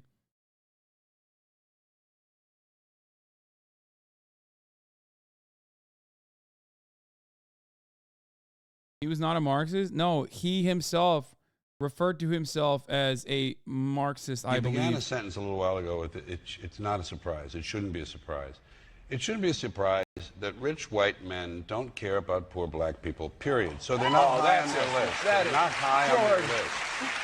George, They're I love not you, high. George, They're not but that's high. I don't care if you nonsense. love me or not. That's They're not nonsense. high on the conscious or the subconscious list of those people who are in charge of things in this country. The owners, forget these foolish elections, the owners of this country don't care about the poor in general. I'm telling you, if you don't believe me, Wait, is this Karl Marx talking to me? The owners of this country are the voters of this country. You're wrong about that, my friend. Aren't the owners of this wrong. country the voters in this country who no, elected George they're Bush? not. Listen, politics, these elections are a charade. It is a charade. Okay. It is, they are meant to, well, I'll tell you, listen, just listen for a minute. Learn a little something.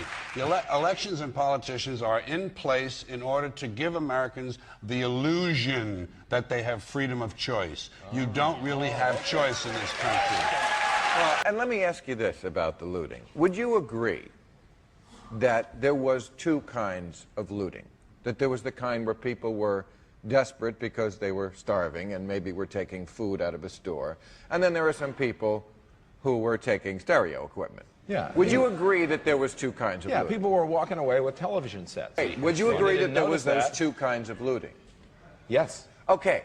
Well, then is it not wrong for the president to issue an ultimatum that there was zero tolerance and thereby encourage his right? Dude, by the way, that's Bill Maher talking about post-Katrina and ripping into George W. Bush and saying, well, there's people who are looting for survival, so why are you saying zero tolerance? You can see the hint of like reactionary liberalism here, okay? You can see the hint of that, where he's like, well, there's two kinds of looting. And it's like who cares? These guys are straight up like trying to survive a hurricane, okay? But beyond that, they're also trying to survive crippling poverty in general. When you need to, for example, rebuild your house, you're going to need money. How do you get that money when you have already never had money? Well, you're going to sell that stereo, okay? So it's just like, even in that regard, there's something to be said about precisely this kind of looting. But notice how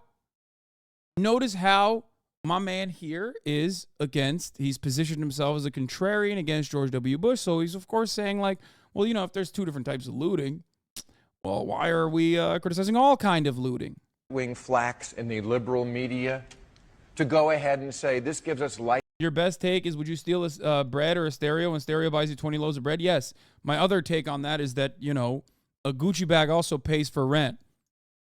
And you need to pay for rent if you have a house. You're in an apartment, you got to be able to pay for rent. Not just about bread, okay? It's not just about loaves of bread. We're no longer living in a feudal society, okay? This isn't like Oliver Twist.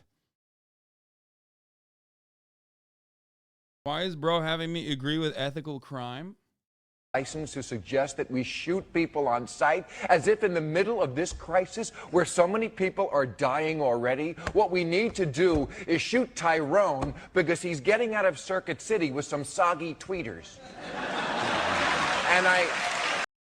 Yeah, I mean, the racism jumped out again. It's just like, he's always been an intolerant, relatively reactionary liberal. You know what I mean? God, he's so smug. He's so smug. And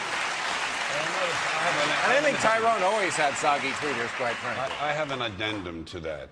The real looting in this country takes place in the transfer of the wealth from the poor to the rich. I'm sorry that you don't like class and the truth, my friend, but you're just stuck with it. Class and the poor have been systematically looted in this country. The rich have been made richer under this criminal, fascist president and his government. You know, George, I think you know. Do you know what fascism is? You know what fascism is? To America, you know what Nazis are? No, wait, sir, wait, sir. When fascism comes to America, it will not be in brown and black shirts. It will not be with jackboots. It will be Nike sneakers and smiley shirts. Smiley. The fascism. Germany lost the Second World War. Fascism won it. Believe me, my friend. Fascism. That's a classic. There's a classic take. And it's true. It's 100% true. Neoliberalism is a continuation of a different kind of fascism. It's not, you know, the nationalistic mythos always that you see in Germany. Is when corporations become the government. Yes. And that's sort of what we have. And poverty has gone up. So 17. Let me get this straight. George, you think that looting is looting okay if there's no hurricane? First of all, property. Can you break into tweeters whenever you want? We're talking I about have no problem with theft. May I be honest No with problem you? with I have no problem with theft. It's true. I know. But wait. Dude, yeah, by the way, the same people that say like George Carlin would be a reactionary conservative today, he would be a right-winger today. Remember, I'm saying the exact same things. Those guys will listen to George Carlin and go, oh man, God, I love him. I love him. When I say it, they're like, oh, dude, I can't believe you're pro-crime. That's crazy. Wait a sec. We're talking looting. We're not saying, you know, this reminds me of the O.J. situation. It wasn't that O.J. was innocent. We all knew he killed his wife. Okay? It's not that looting is good. We all know looting is bad. It's the priorities. It's the fact that white people obsessed on one black guy getting away with a crime once when it had worked in reverse 1 billion times more. The same way they're obsessing about a few people getting away in the middle of this much bigger crisis. It's a matter of what's proportional. I think that's what we're saying about looting. No one is defending looting. Well, when you say, I don't care what that is always what these kind of commentators say. I don't care what their race is, as if things were even to be. Guys, come on. This is George W. Bush era liberalism, baby. Listen, I remember this, okay? I was a young boy who was very weirdly into politics and very invested into politics, okay? So I remember George W. Bush era liberalism from Turkey, okay? Watching it from Turkey, Jon Stewart specifically, okay? And let me tell you, this is Bush-era liberalism. This doesn't exist in the Democratic Party anymore. You kind of saw a little bit of it under Donald Trump, a little bit of it. But the reality is Bush-era liberalism and the post-9/11 world has completely subsided. The Democratic Party is absolutely just as violent, and the reception of the Democratic Party's inherently violent actions, whether it be its foreign policy, whether it's be its maintenance of the borders and the continuation of white nativist immigration, restrictive immigration policies, all of those things are no longer perceived in the Democratic Party as like a ridiculous thing that the Democratic Party shouldn't be on board with. There are we've lost that. Everybody goes, oh, you're even in the online spaces, you know, they go, oh, you're tanky. Think about it. These are supposed to be some of the most, these are the progressives online, right? Progressives online. They're not even at MSNBC, right? They're supposed to be some of the most like progressive people in America. They're not supposed to be beholden to the same material interests that like MSNBC is, right? They're supposed to offer you a different perspective that you don't get on television. And yet so many liberals who adorn the radical aesthetics, okay, who adorn the radical aesthetics, who are lifestylists, who then unconditionally take on the most reactionary, most pro-war positions The vast majority seem to think that the Democratic Party still is what you just explained. Yeah, sure. That's it. It's the Democratic Party saying, well, at least we believe in climate change, and then continuing along with like only marginally a little bit better policies when it comes to combating climate change. Or maybe having genuine differences in the way to combat climate change, but absolutely agreeing unconditionally in other ways of continuing anthropogenic climate change, like opening up new oil facilities, right? And new permits.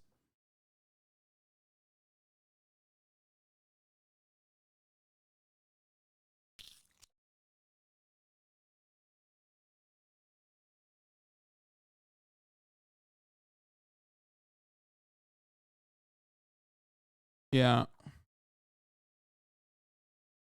So I have solved this little political dilemma for myself in a very simple way. On election day, I stay home. I don't vote. Fuck them. Fuck them. I don't vote. Two reasons I don't vote. First of all, it's meaningless. This country was bought and sold and paid for a long time ago. The shit they shuffle around. Look at him. He's a tanky. He's a tanky, anti-electoralist tanky.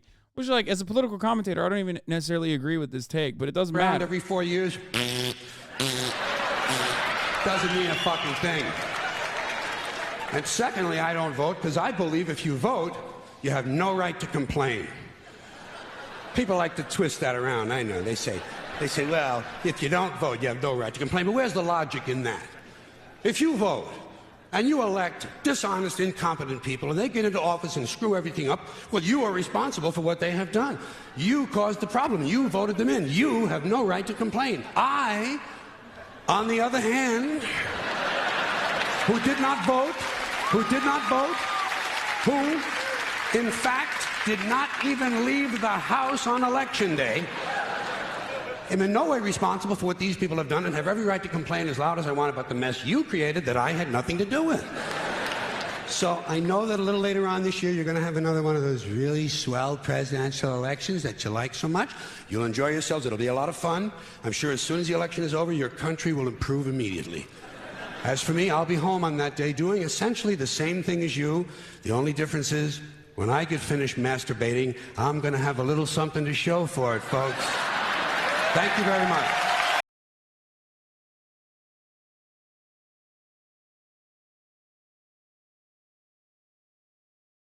Anyway. Here.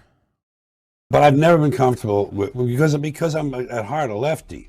You know, if I fell out of an airplane, I would land on the left side of that line. You know the difference that I define the difference between right wing and left wing.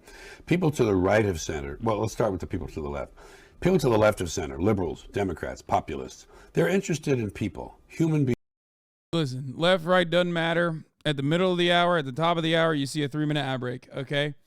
You could be a George Carlin fan. You could be a George Carlin hater. At this very moment, you're going to see an ad break unless you subscribe. I forgot to run it earlier. That's why I'm giving you a silly segue here, not a very good one, okay? Here is the 3-minute ad break now. Beings and human values. People to the right of the line, Republicans and rich people and right-wingers, they're interested in property. Property, not people. And they're soulless. They're without soul. They don't really care. They don't really care. These Christians don't do Jesus' work, which is to feed the poor and take care of the ones who can't help themselves. That's what their Jesus said. Feed those who have no way. To take ones who have nothing going for them. Help them in my name. Don't even want to know about it. Where's that tax return I get? I want my what do they call it? The rebate. It's goofy. It's just. Wasn't even what I was looking for. There's more, I think.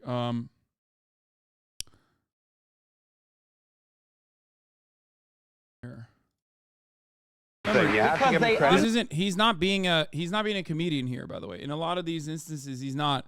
He's just straight up talking about his ideology, his worldview, the way he sees how the world operates. They're out in the open now. They're out in the open now. They're not even. Oh God, Twitter videos. For one thing, you have to give them credit. They're out in the open now. They're out in the open now. They're not even.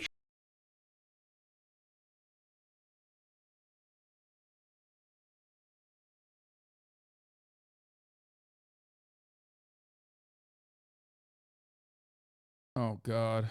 We're not going to be able to watch this, I don't think. Does anyone have a more reputable and better video website, like a video hosting service, where we could potentially watch this video instead of just... Ladies and gentlemen, would you please... Instead of watching...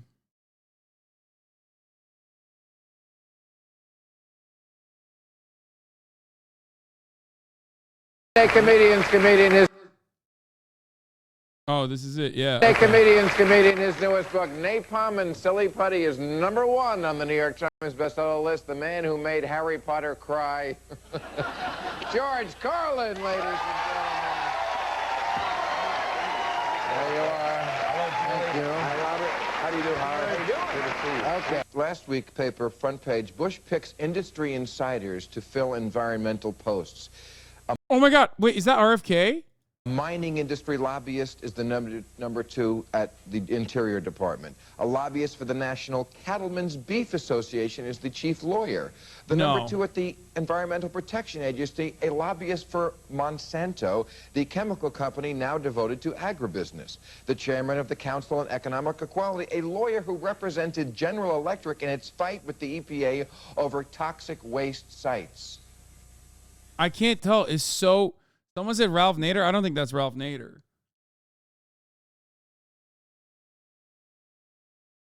What? In our panel, he is one of the most... This is really... It's really deep fried. It's like hard to see. Tailgate party. What they're talking... There you are. Thank you. Hi, Robert. How do you do, Howard? How are you doing? Good to see you. Okay. Thank you. All right. Now, people are getting tired of me talking about George Bush and the environment, but it's not me. It's George Bush. Every week, it just gets worse. Newsweek said last week the Bush administration is homecoming week for the energy industry. It's Robert Shapiro? And Oh, Dick okay. Cheney's task force report is the pregame tailgate party. What they're talking about is Bush, last week paper, front page, Bush picks industry insiders to fill environmental posts. A mining industry lobbyist is the number 2 at the Interior Department. A lobbyist for the National Cattlemen's Beef Association is the chief lawyer. The number 2 at the Environmental Protection Agency, a lobbyist for Monsanto, the chemical company now devoted to agribusiness. The chairman of the Council on Economic Equality, a lawyer who represented General Electric in its fight with the EPA over toxic waste sites. Folks, to say the fox is guarding the hen house, to say that the Nazis are running the Nuremberg trials, to say that the candy man is the dentist, the Corleone family is the head of the gambling commission here. I mean, it's just, it's obscene. Phil, back to Earth, please. What we now have are people who are competent in the fields that they are working on. You know more.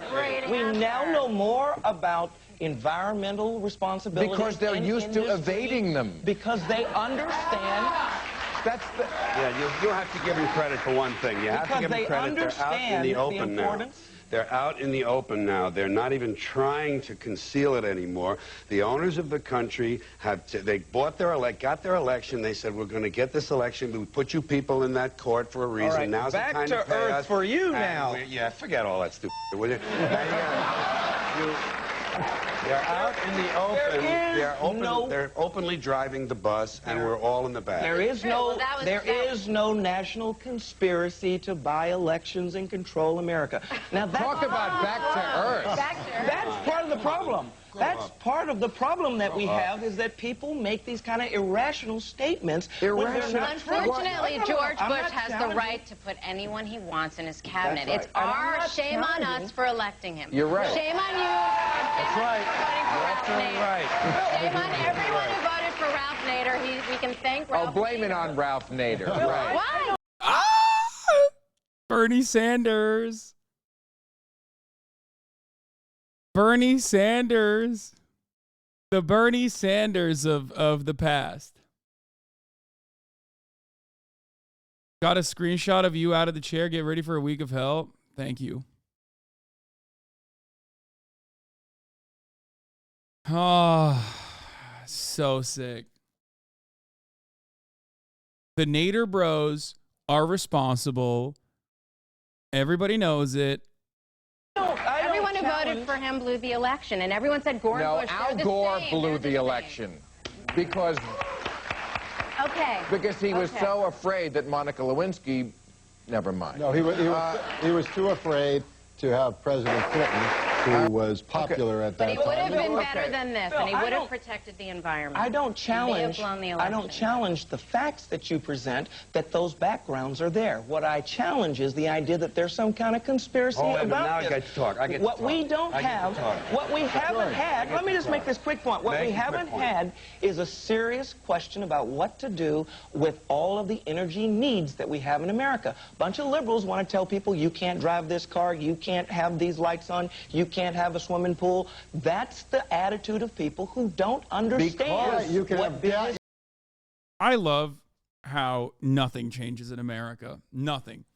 Reactionary conservatives still talk about how all liberals care about is like limiting our freedoms. I want to be able to have the pool. I want to be able to have the lights on. I want to have the gas stove.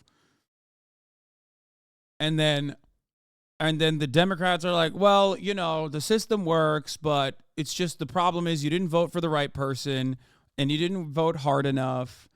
And then Bill Maher, surprisingly, of course, is a little bit more critical of the Democratic Party here, where he says, no, it's actually Al Gore's fault, which is true. Right? And the left is in the room is like, no, they're both sold. They're both bought and sold by corporations. These are like, politics is a song and dance. Sure, there's like marginal differences and disagreements along the way, but ultimately they are operating for the same masters. You know what you can have now? You can have gas for $3 a gallon. You can be in California and have blackouts all the time. Right. Because of these energy policies. And I love this. Dude. Even blackouts, rolling blackouts. I mean, I guess like maybe back then it might have been real, but it's not real now, and yet they still say So it. the energy policies that were created here in California, not as a result of a conspiracy, but you because... don't need a formal conspiracy. Right. When interests converge, these people went to the same universities and fraternities. They're on the same boards of directors. They're in the same country. He's right. This is the most succinct way of describing how capitalism works. It's not a conspiracy theory. It's people conspiring because they have the same interests. They come from the same class. They have the same class positions. They have the same class interests. And therefore, they operate with the same purpose. They don't have to go and learn capitalism. They live in it. It's the normal system. It's the way of existence. It was real then. PG&E's been doing wildfires for 20-odd years. Country club. Oh, no, the rolling blackouts are not due to like an energy crisis. It's due to the fact that, yes, there are wildfires. If that's what you're talking about, that's entirely different. These guys are making it seem like there's rolling blackouts as a consequence of like an energy crisis. They have like interest. They don't need to call a meeting. They know what's good for them, and they're getting it. And there used to be 7 oil companies. There are now 3. It will soon be 2. The things that matter in this country have been reduced in choice. There are 2 political parties. There are a handful of insurance companies. There are about 6 or 7 information things. But if you want a bagel, there are 23 flavors because you have the illusion. You have the illusion of choice. Right. I've never seen this video, but goddamn, he's spitting. The real important choice. There's no freedom of choice. That's a great point. Right. And speaking of $3 a gallon for gasoline, which may finally, as to address your point, wake people up, and you're right. I have no sympathy, as I said last week, for the little guy. Because the little guy... How can you guys say I'm wrong for saying I should have never admitted to like being Marxist or socialist? Okay?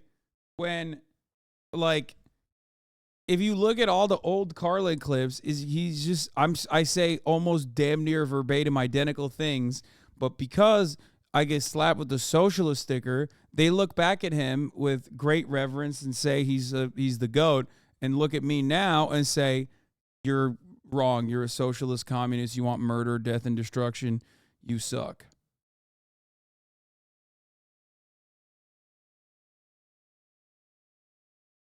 the very same people that hold him to such a high regard will get mad at me for saying the exact same, sometimes even damn near verbatim identical things. Like that. That was right, exactly. Because he doesn't care. He's never conserved. Well, he drives an SUV, and he doesn't think... You're talking about two different groups of people? No, I'm talking about the exact same people who fancy themselves to be, like, liberal. Or sometimes even right-wingers. Right-wingers like Carlin, too. They think that he would be a right-winger. People like this comedy. I don't know if they like this politics. George Carlin's comedy is his politics. This through. Okay, $3 a gallon for gasoline. What did Bush say about it last week? We can't really help you, but if you passed my tax cut, that'll give you the money to pay for that $3. Hey, George, why don't you just cut out the middleman and cut the check right to Exxon? That's you. That's right. You don't need, and it's the voter. Oh, Bill, that sounds so cool. Well, that's what he's saying. That sounds so cool, but how is it that it's fair for you to say that the little guy doesn't know any better if he wants to drive an SUV? It's his right to drive a SUV. No, if you want to run your computer at home on the internet and you want to keep it on for 8 hours and pay the bill, it's your right to do that. That's what it means to live in a free society. If we had public transportation, no one wants public transportation for themselves. It's for the other guy. No, people do want it. Put him on the bus. And Make people, him ride across people would town. like to drive vehicles that get more than 10 miles to a gallon, but they can't buy them. Drive vehicles that get that's flatly not true. But you the Volkswagen diesel Beetle. The Volkswagen diesel Beetle gets 45 miles to the gallon. People don't want that. They don't want to buy it. But they you want speak as if we live in a world of infinite resources, which we don't. No, but we don't live in a world where we need greater coercion by the government. Of course we do. Ugh, so lame.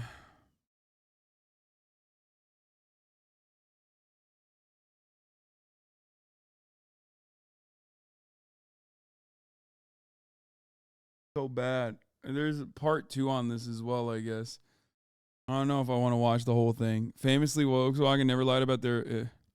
Have this. You can't live there. Of course we do. Dick Cheney said last week we don't need to conserve. We need to go up to the Arctic and get in there. Why? Because there's no money in conservation. Now, if you really, like me, were concerned about the little guy, you would say, since we can explore the Arctic without destroying the area, we ought to make that just drill a few holes available. How can you do it without destroying it? Doing it since the 80s, and we haven't had the problem. In fact, the biggest oil spills that we have had have come from tankers. Why don't we find the last snow leopard and drill right into him? You know what's really interesting about all this? It's like, I feel like old Billy Boy, okay? Old Billy Boy and like the things he's defending right now, if old Billy Boy was coming up against new Billy Boy, okay? New Billy Boy would be like, oh, shut up. You're so stupid. Stop. You don't understand how the world works. People don't get it. You don't get it. That's what he would do. Maybe we could get oil right out of the endangered species themselves. I just think you liberals ought to admit, we want to tell you we got a new national nanny, and we're going to tell you when you can keep your lights on, what kind of vehicles you can drive, how you can get to work, what hours you can keep. Just tell us you're going to control us, and that would cut the middleman out, too. You frame it as if that's fascism. That is. But in a world of limited resources. In a free society. Yeah, like, dude. Instituting a racial hierarchy with an in-group that is dominant and dominating an out-group that you dehumanize, that's not fascism. Fascism is when the government implements policies that mitigate harmful impact that we have on the environment. That's the real fascism, not fascism in the way that you understand it, and as like a political ideology, as a way that the government operates. That's not fascism. It's fascism when the government does stuff. But of course, stuff that I don't like. Fascism is when the government does stuff that I don't like, and it's actually not fascism when it does stuff that I do like. You should be... For people who pretend to be leaders to tell us, you know what, conservation, not really a good idea. They didn't say Building that. more Yes, power. They did not say that. What they did say was having the government come in and tell you what you can do is not the policy that they would embrace. So having the oil companies and the corporations and the boards of directors You tell are us not what we can do. required to buy an SUV. Business should run You are things. not required to run your electricity. You're not required. There are a number of things that you have control. The government is supposed to create rules, laws, and regulation specifically targeting the dumbest person in mind, okay? You know that old saying, you're just as good as the weakest person on the team, okay? That's how a country operates in the most reductive terms. That's why we have seatbelt laws, right? Because not every single person is going to want to put on a seatbelt. Okay, a lot of people are going to go, that's restrictive. I don't want to do that. I actually don't want to do that at all, which is why sometimes you have to enforce seatbelt laws. Okay, this doesn't mean that every kind of regulation and rule that the government puts forward is always going to be good, moral, and preventative of further harm. But that's the same principle behind vaccinations, mass vaccination campaigns. There are going to be plenty of people who say, I don't want to get vaccinated. George Carlin himself was a bit of an anti-vaxxer, as a matter of fact, if I'm not mistaken. He was a bit of a granola anarchist in that regard, right? And it's like, you do that and you try to enforce mass inoculation rules because you know people are just going to go, I don't want to do that. I don't want to get a boo-boo. Okay? I'm scared of getting a boo-boo.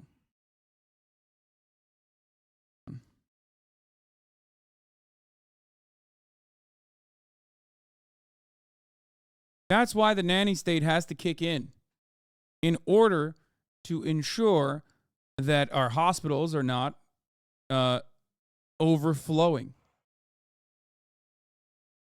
Did I bring the food or what? What's going on here? How can you run a home without electricity? What's that? How can you run your home without electricity? I figured out when I got my bill back in February that was 3 times the size. I went to the master block and knocked off a number of those items because I didn't want to have to pay the electricity. Okay, But I made the I got to choice. take a commercial before they turn the lights off.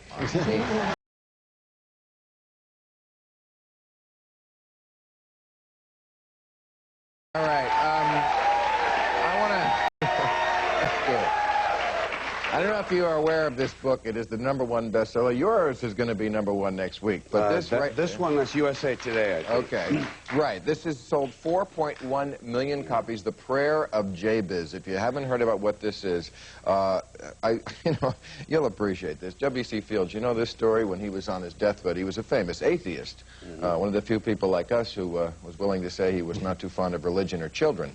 But anyway, he was, and he was looking at a Bible. His best friend walked in and said, Bill, what are you doing with the Bible? And he said, looking for loopholes. Yes. Well, they found one. I bring this up because they found a loophole in the Bible, the prayer of Jabez. It's buried in the book of Chronicles. And the prayer says, oh, that you would bless me indeed and enlarge my territory. So this has sold 4 million copies because people are buying it who, one, think that prayer works. You know, if you say to God, you petition him. And also, but what's so cynical and awful about this is that they're praying for self-aggrandizement. This is a prayer that says, enlarge my territory, make me rich, give me stuff. Is this not? I think if it was praying for sex, it might be something worthwhile. But people do pray for sex. They just don't talk about it. People are going to pray for wealth. Well, I don't see the problem with the book. I mean, I understand. I don't think children should be having to read that in school. But I think there's nothing wrong with praying for self-aggrandizement. People do it anyway. But what is the point We're lowly human beings. We pray for all kinds of things. I'm told by people who pray, I say to them, suppose God doesn't answer your prayer. And they say, well, then it's his will. I will accept his will. Then what is the point of praying in the first place if he's going to do what he wants to anyway? There's supposedly a divine plan. Well, how are you so arrogant as to ask him to change his plan for some narrow reason, whether it's health or wealth? I mean, because we are arrogant. We all think the world revolves around us. But do you think prayer works? I mean, I pray to Joe Pesci. I don't believe in... I pray to Joe Pesci, and I get the same results. I get the same results I used to get from God when I was 9 years old, and I believed in the invisible man in the sky. Yeah. You get about half the things you pray for. It's laws of probability. Half the things you pray for you get, half of them you don't. You write off the half you don't. The half you get, you say, oh, isn't he great? And it's just a game. It's a form of mental illness. No, I just don't want the lightning to hit me. Look, relax, prayer, relax, prayer Horace. Try to relax. Try to relax. Try to relax. Pray for me. So you think God would throw a lightning bolt at you also? I think, Don't you listening think... to what I just heard, There's no as God. insulting as If that is, there to is no millions God, of will people he of strike faith- me dead right now? Will he? He doesn't dare. You know what? Pray He now. doesn't dare. He doesn't dare.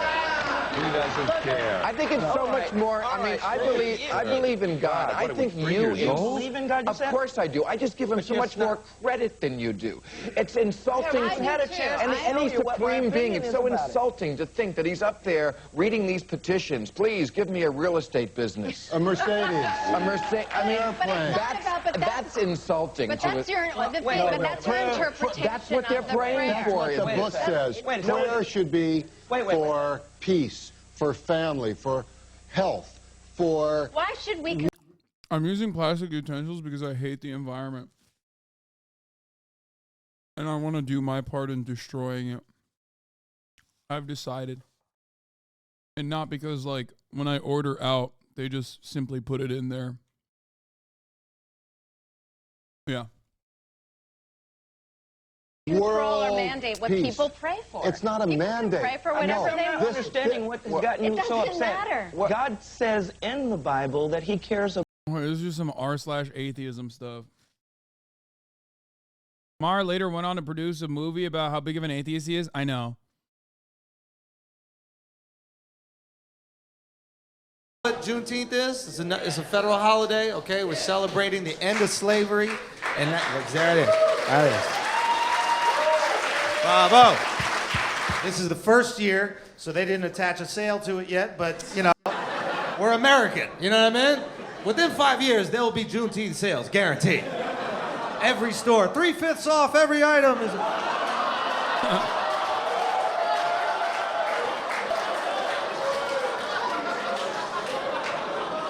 Except the cotton swabs. You pay an extra for the cotton swab. You guys know what Juneteenth is? It's a federal holiday, okay? We're celebrating the end of slavery, and there it is. That is. Dude, that's edgy. Bravo. This is the first year. That's edgy. That's an edgy joke from a white guy talking about black people. Not necessarily directly black people, but about American capitalism. That's a perfect example. That is a perfect example of someone making a joke about, like, while using Juneteenth as the subject matter, making not a joke about black people at the expense of black people, but making a joke about American capitalism and the commodification of all different types of holidays.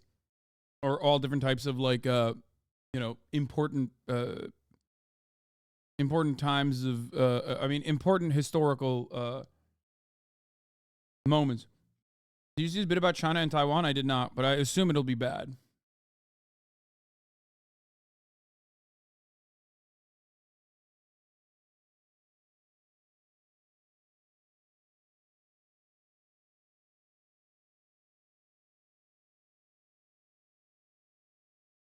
What is this? That's all I'm trying to say.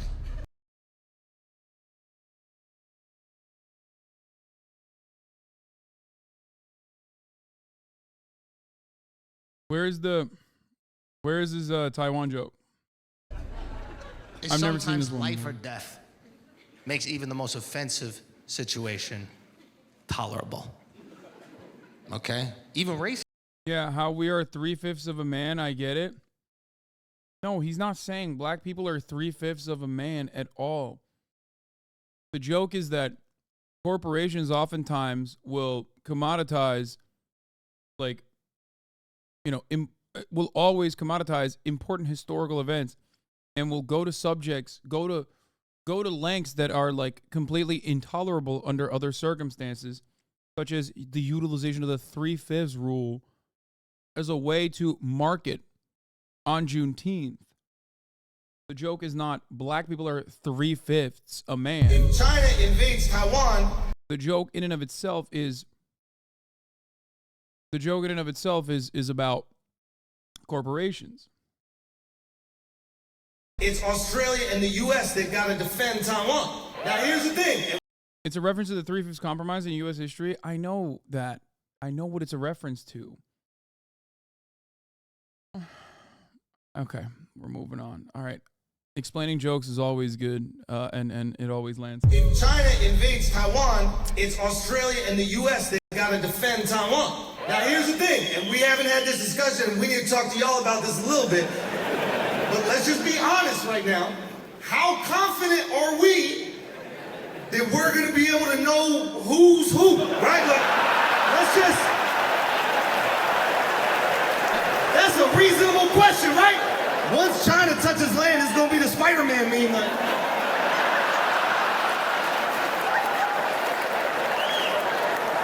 We're going to have to do shirts and skins for that one now. We're going to have to do... China, you guys will be shirts, obviously, because that's where they're made. And... Do you think you could tell a Taiwanese, bro? Just by looking at it? We need to learn that shit. Or come up with another strategy. I don't even want to tell y'all. I have a strategy. The second the war starts, we gotta tell every Taiwanese, listen, just for this period of time, open them up. Just for this period of time. It's like Friday Night Lights. Round eyes, full hearts, can't lose, okay?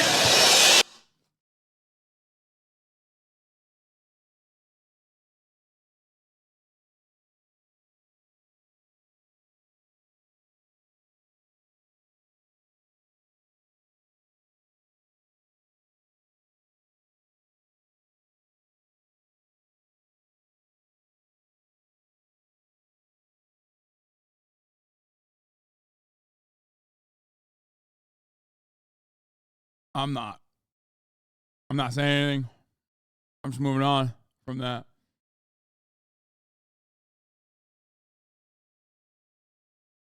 All right. We're moving on from Israel. We're talking about Russia and then Harvard. Harvard says nay to gay. Heavy Russian airstrikes on Ukraine have killed 5 people and wounded dozens more. Russia attacked Kharkiv with waves of missiles during the morning rush hour. There were also missile attacks on the capital, Kyiv. This all comes a day after President Putin vowed to intensify... Oh, I was going to show this. Oh, my God. Thank you, Chatter, for bringing this up. Dude, I watched this entire video because as much as I criticize Seth MacFarlane, he did such a good job against Bill Maher. Okay, before we move on to some other stuff, this is such a good job. And no, this has nothing to do with comedy at all. I would never in a million years defend Seth MacFarlane's comedy. This has nothing to do with comedy. Just watch. Absolutely cooks him. Absolutely cooks him on the vaccine stuff. But then why are doctors wrong about so much? Well, they're right about a lot too. But very often people who aren't doctors have been righter about things. Like what would be an example of that? I would think this country did not allow for natural immunity to be considered, and I know this is a subject dear to your heart. Yes. Like even if you had the disease, you still had to get a vaccine. That's powerful, stupid. They don't do that in Europe. I think they do that here. There's mandatory vaccination in schools. Right, but if you already had the disease, you have natural immunity. We didn't seem to believe in that. That was here. debunked, though. I mean, that's not debunked. Don't you know people who've had COVID 4 or 5 times? I do. That's not natural immunity. There's no immunity there. You've had COVID 5 times. Probably because you had too many vaccines. I didn't have COVID. Did the vaccine gave you COVID? Such an idiot. Well, that's certainly nothing unscientific about the fact that the vaccine, which does weaken you in order to strengthen you. Says do all vaccines. Exactly. Yeah. But while you're in a weakened state, yes, That's why so many people like me got it, did not have it while the thing was raging, and I was taking zero precautions because I was never that afraid of it. But that's anecdotal. Like I've had every booster there is to anecdotal have, that, yeah. and I have never had COVID. I get a flu shot once a year. I haven't had the flu in 20 years. Right. Well, I haven't either, and I don't get a flu shot. Okay, so this is all anecdotal, right. but you know the difference between anecdotal and statistical. I do. No, he doesn't. I mean, he only does it on issues that suit him.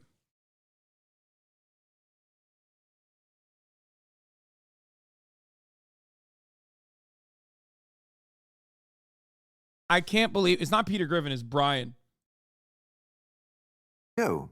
And statistically, you still have a 90% better chance of not being hospitalized, not dying if you're vaccinated. Okay, but that's assuming all people are alike, and that is one of the giant fallacies in your way of thinking. We are not all alike. Yes, I would recommend and have recommended the COVID vaccine for the high-risk people. Like if you're 90 or fat, get it. Absolutely, you need it. Some people don't. But you had... Djokovic didn't need it. But you had... Aaron Rodgers didn't need it. But you had something like 1,900 kids who died of COVID during the pandemic. No, I don't think that's right. The New York... How many of them died from the vaccine? He's like, I don't think that's right. Yeah, it is. What do you mean? None. The New York... And the thinking there is that, well, probably most kids are not going to die. It's funny because he says like, oh, you know, if you're fat, you should get it. And it's like, dog. What percentage of Americans are obese? Like, even on that front, you're still wrong. Considering how fat Americans are, then yes, mass inoculation is a necessity, okay?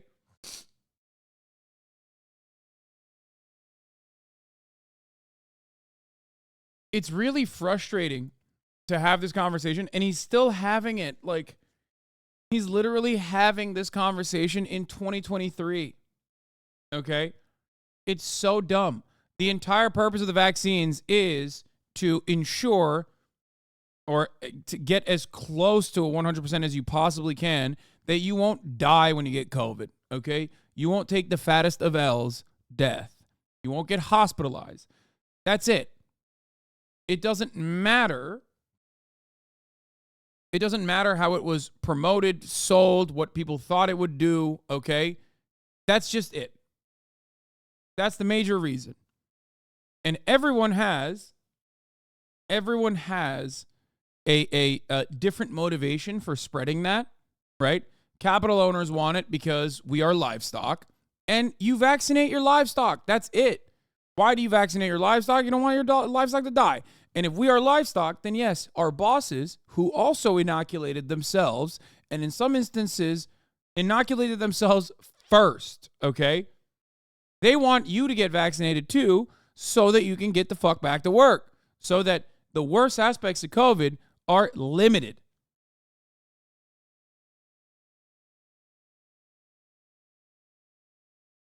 That's it.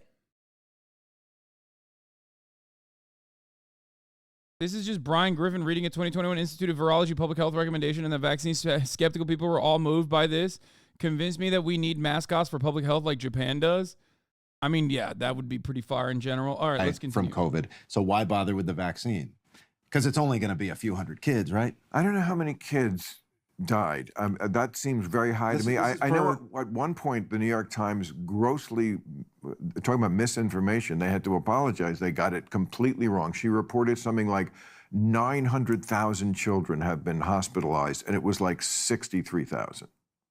So maybe those facts should be checked. Papers can get it wrong, and they print retractions, and you know this. But also, with COVID or from COVID, did 1,900 children die with COVID? Yes, it's a whole different story. Okay, but take 7 million people worldwide. 7 million people worldwide who died from COVID. Like, if even just a fraction of that is, and it's probably a larger fraction who died of COVID than who died with COVID. If even just a fraction of that is, that's still a lot of fucking people. That's a lot of fucking people. Yes, but what? Okay, That's some people, 7 million people. things are, and you cannot prevent that. You can, though. I mean, you can prevent. At what cost? But what's the cost of getting a vaccine? What's the fact that you don't even have a clue what's the cost of getting a vaccine, that you don't know the answer to that? No, you completely want to shut your eyes to the fact that there are repercussions to all medical interventions, including a vaccine. All vaccines, they say side effects just like every medication does. Sure. You can see it in the literature. They can't write it on the back, on the vaccine, so you have to dig them. And of course there is a vaccine court because so many people have been injured. This is not a screed to say don't do vaccines. I'm not against doing vaccines. I'm against doing vaccines that I don't think I need. I should be able to decide that for myself inside my body. But yes, there are. Yeah, folks, this is why you needed mass inoculation campaigns and also rules and regulations surrounding vaccines, especially at the peak of the pandemic when the vaccines first came out. Because there's a lot of fucking stupid people out there, including Bill Maher, who presents himself as a very smart guy, right? He's a liberal. That's why you got to do it. That's it. Bill Maher is supposed to be the smart guy, right? I mean, he's such a well-read lib. He's the peak of like Reddit, not libertarianism, but like Reddit atheism. It's also ironic that he's just blasting a gar. He's smoking a gar while simultaneously talking about like, well, I don't think I should be getting the vaccine.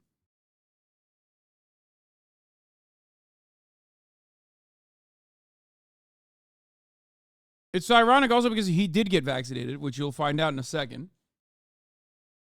But it's just this is the reason why you need to have regulations surrounding this and say, like, look, you don't want to get the vaccine, your travel is going to be limited, okay? Sucks to suck for you.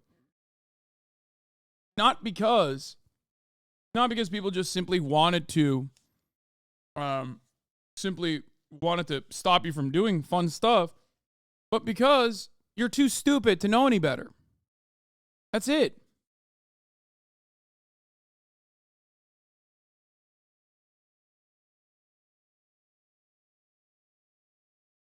That's it.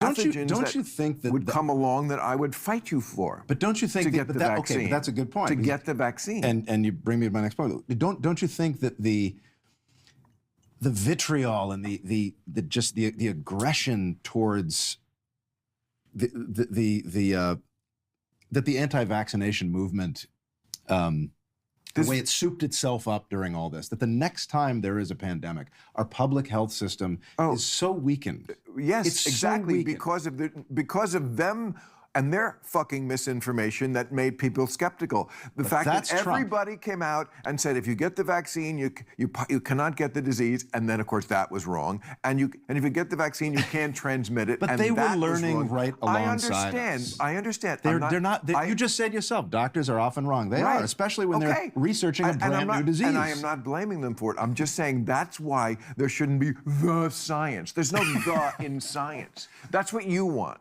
You want just to be the one true opinion. No, that's not true at all. Well, it is. No, the strength and of you don't science, want to. You don't know the strength of science is that it has the capacity to evolve. But just acknowledge that vaccines have ill effects on some people. They do. Of course they anecdotally. Do. But statistically, it's here and it's here. It's like it's people. How many? 7 million people died of COVID. How many people died from the?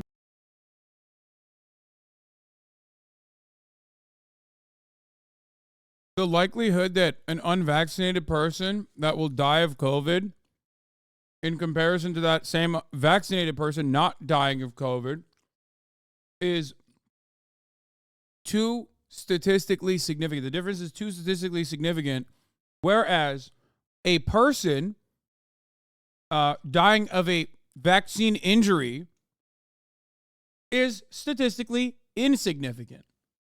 That's it. That's it. even from a dice roll type situation, the side effects are marginal at most. The fact that you might legitimately be harmed by the vaccine is marginal. So if you want to talk about it from a science perspective, you want to look at the actual statistics, then yeah, those odds are ridiculous. The same goes for all medication, and you would never make that argument for other medication. It's so stupid. The vaccine, probably. Well, okay, probably a few, but I don't know what see, the number is, but I know it's not 7 million. If we were more judicious about who needed it versus who it might hurt, which would not be the blanket policy of just everybody, one size fits all. Oh, if you have a pre-existing condition and you can't get vaccinated, the government has that accounted for. What are you talking about?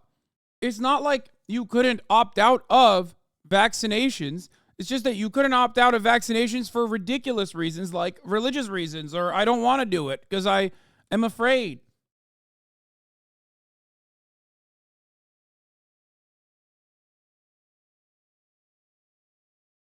It's so stupid.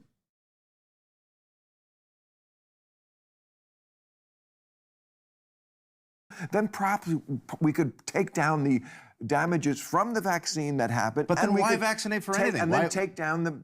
Why vaccinate for measles? Why not? Why vaccinate for mumps or rubella? Yeah. Pertussis. Why vaccinate for any of those things? Because somebody might get hurt by the vaccine. I mean, why do those vaccines? Because COVID is newer. Well, COVID is newer. I mean, these are all questions I've asked time and time again, and have gotten, like, I guess, progressively stupider answers to. But he's right. Yes, but is that the only reason? I mean, this was by the time you got the vaccine. I don't know if you had it, but by the time I got the vaccine, this was the most tested vaccine in the history of vaccination. Yes, I had it because I had to get so many people by that point had it. It's like by the time it got into my arm, it's like, all right, I think I'm going to be okay. Okay, well, just so you know, I took one for the team. Okay, so. I mean, he got slaughtered in the kindest way possible that Brian Griffin ever could. You know what I mean?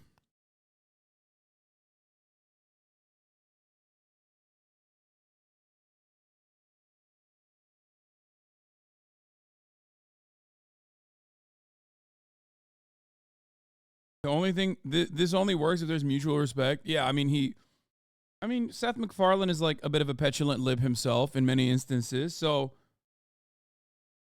I think that's what it is. He's lucky Stewie wasn't there.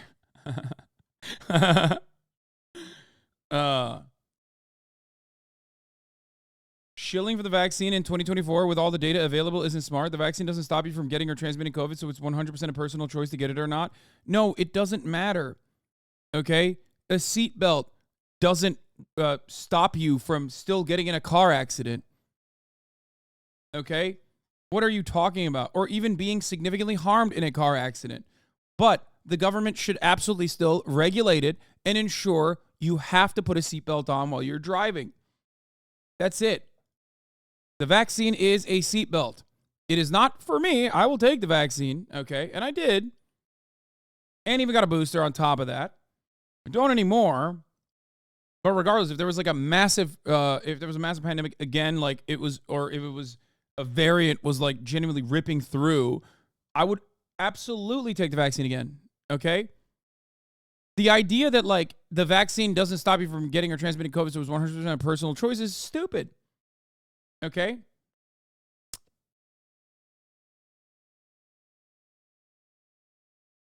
Also, your name is Hutch Poker. This is a great take. Dude's got poker in his name, arguing against the odds. How are you going to have poker in your name and look at the actual odds? You have to be the worst gambler of all time, I suspect.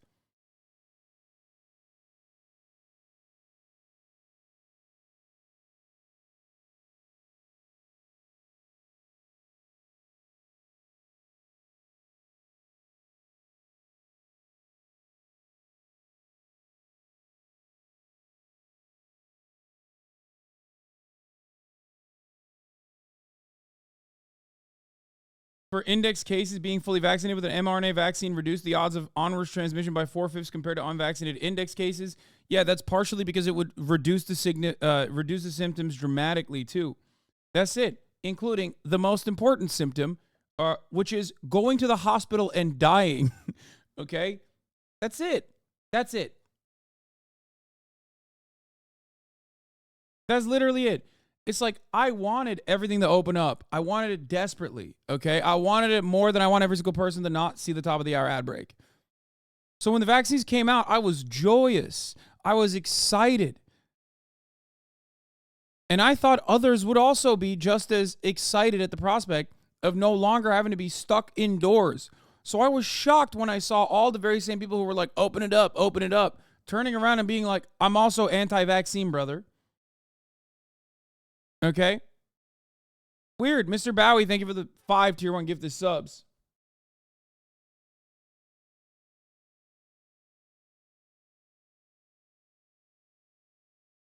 Does watching this count as lockdown reminiscence or whatever word you use in your New Year's resolution? Oh, no.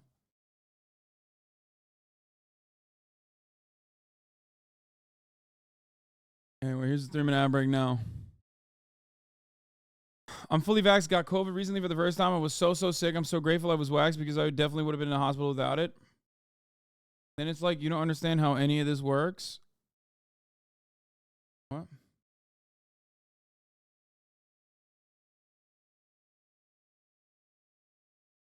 It's crazy to me.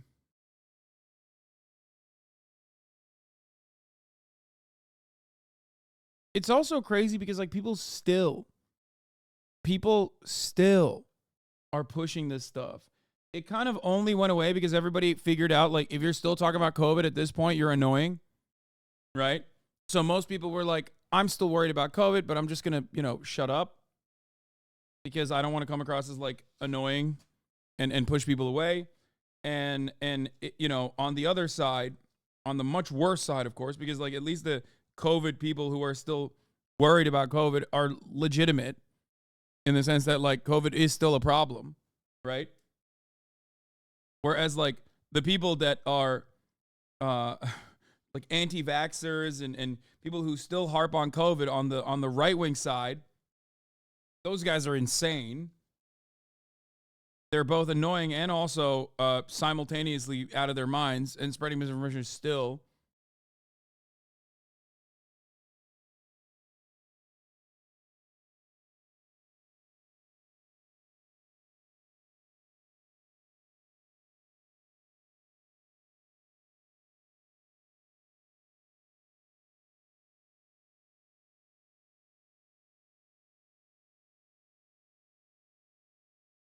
A bunch of my family only learned they had COVID because they couldn't taste the champagne they opened on Christmas Day. They tipped out 3 bottles because they thought they were corked. Oh my God. That's kind of dark, but kind of funny.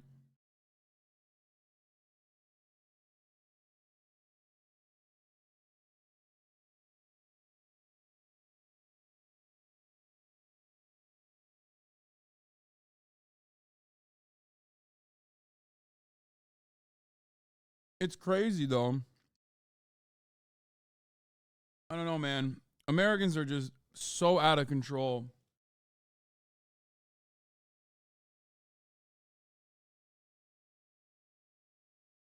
They're so crazy. Like, we barely made it out the mud.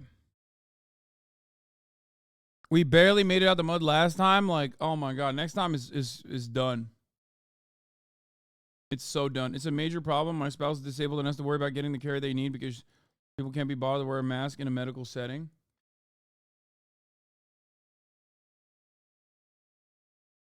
Wasn't Herman Cain anti-vax and he died of COVID? Yes. Anyway.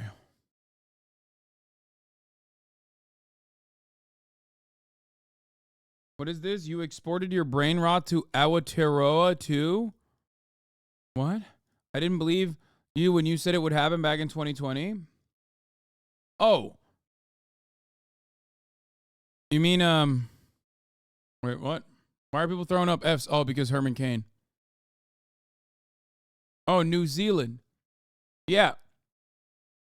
I told you guys. I told Europeans. I told Europeans and people globally that you sit back and you laugh at Americans and how stupid we are. Okay? You sit back and you laugh at how stupid we are, but you won't be laughing in the next couple of years when your people are just as stupid as our people. That's just how it works. We export our brain rot. So who's laughing now? I told you.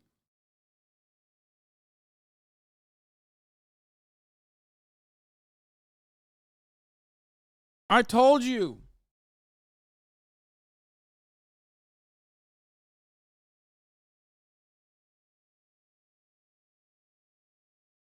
Anyway.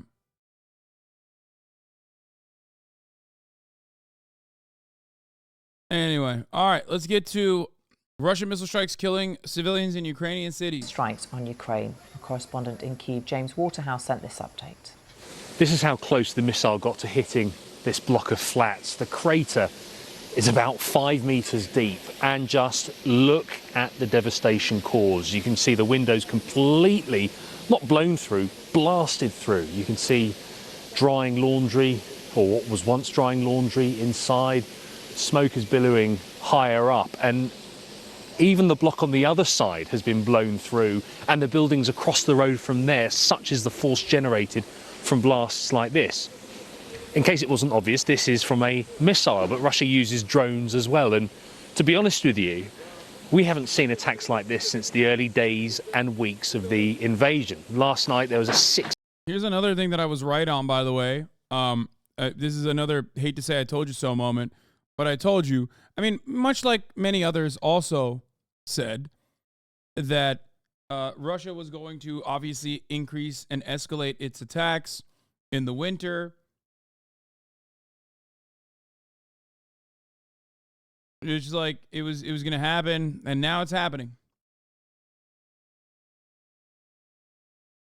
Hold on one second. I got to look at something real quick. I have to do something. That's why I went.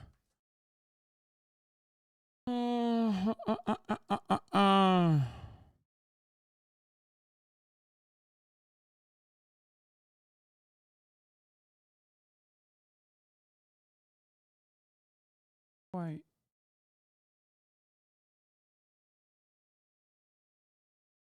It.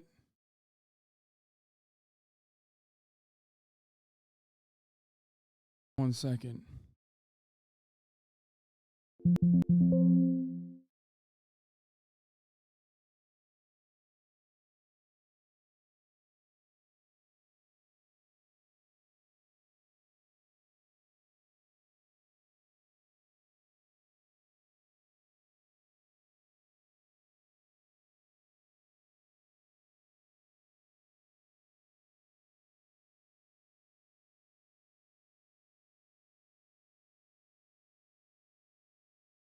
I have to do something, and it's so annoying that I can't just like.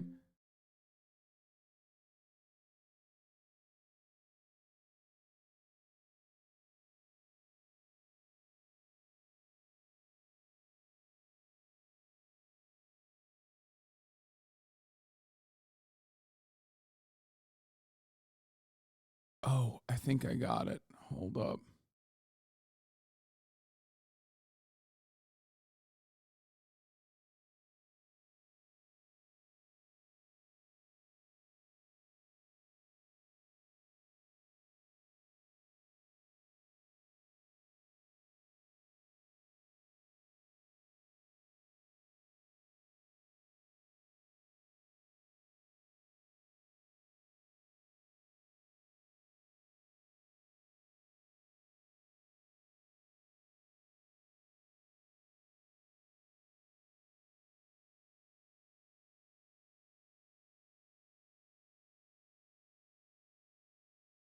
Hold on.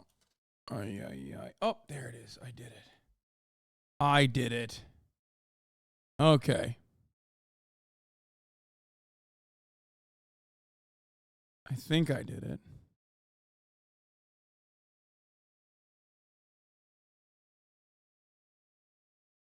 See?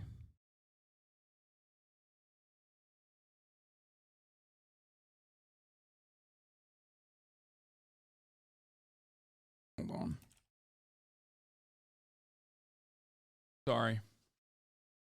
Holding. Continue holding. Sorry, let's get back to Russia. Okay. Our missile and drone attack where I had to do something for Doo-Doo Daphne. Defenses could be heard all night, and then there was again explosions this morning. Vladimir Putin said he wanted to respond to a Ukrainian drone attack across the border into Russia this week, despite it being in response to Russia's biggest ever aerial bombardment of Ukraine.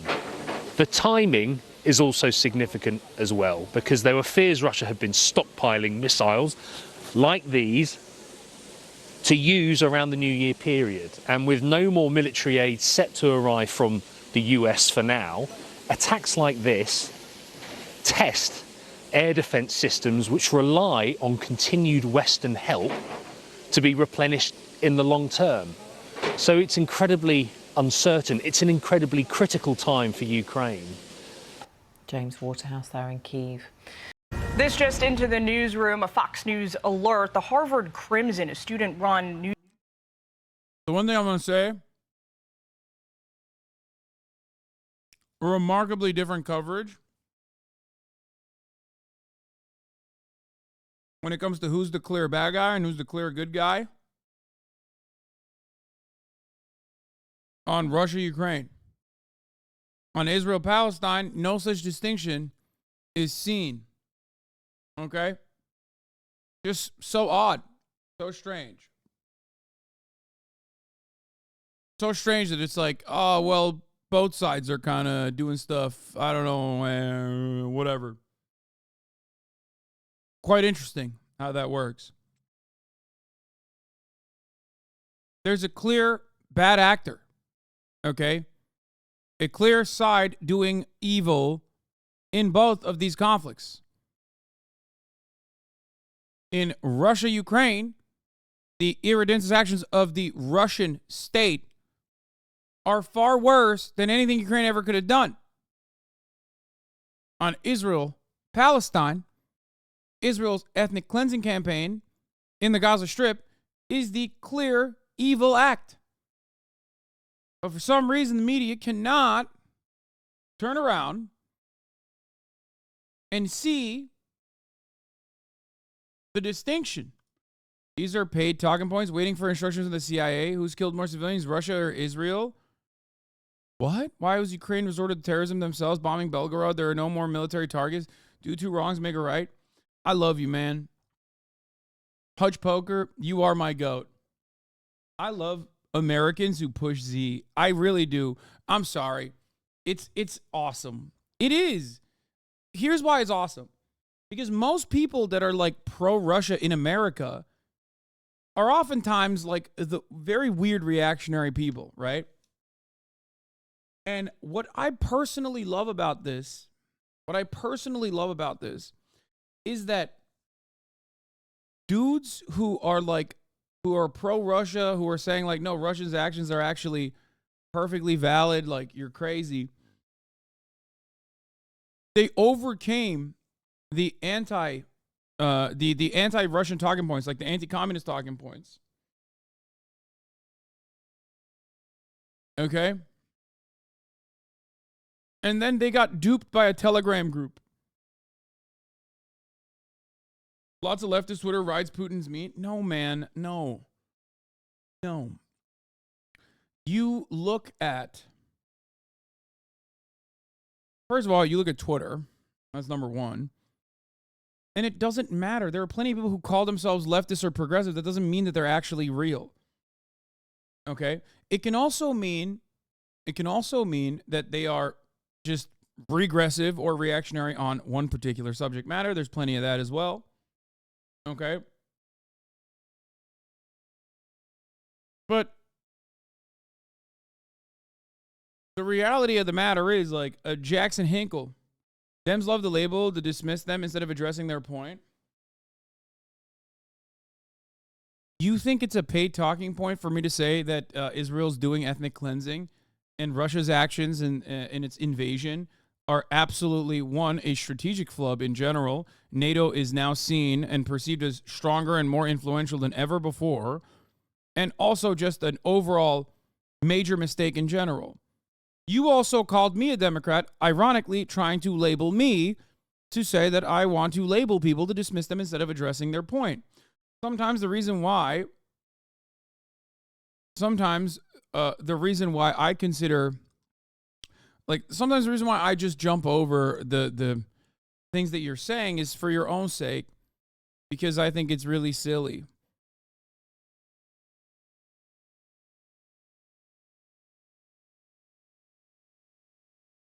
This guy's perspective, this guy's profile picture is Alex Jones, and he's previously said you aren't very different than Alex Jones, so why isn't he a fan of you? I'm showing you how silly it is to try and label people. Brother, you're not doing a very good job. Especially because you originally started off with vaccine science proving that vaccines are bad. You haven't really shown anything.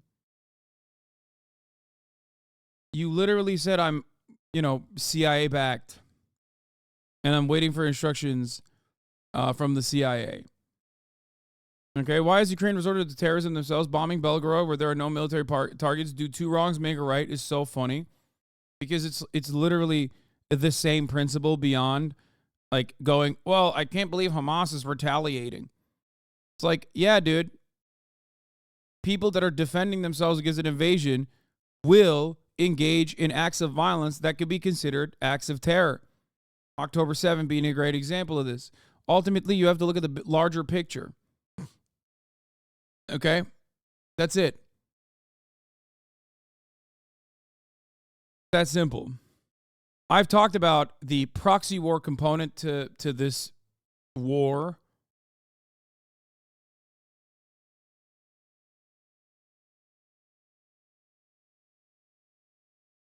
John Favreau, by all means, let's send this government more money and more weapons without delay. What on earth are we doing here? Israel's national security minister hits back at Biden. We are not another star on the American flag. The immigration of hundreds of thousands from Gaza will allow Israeli residents for the border area to return home and live in security and protect IDF soldiers. Wait, they are, though. What do you mean? You can't have it both ways, dog.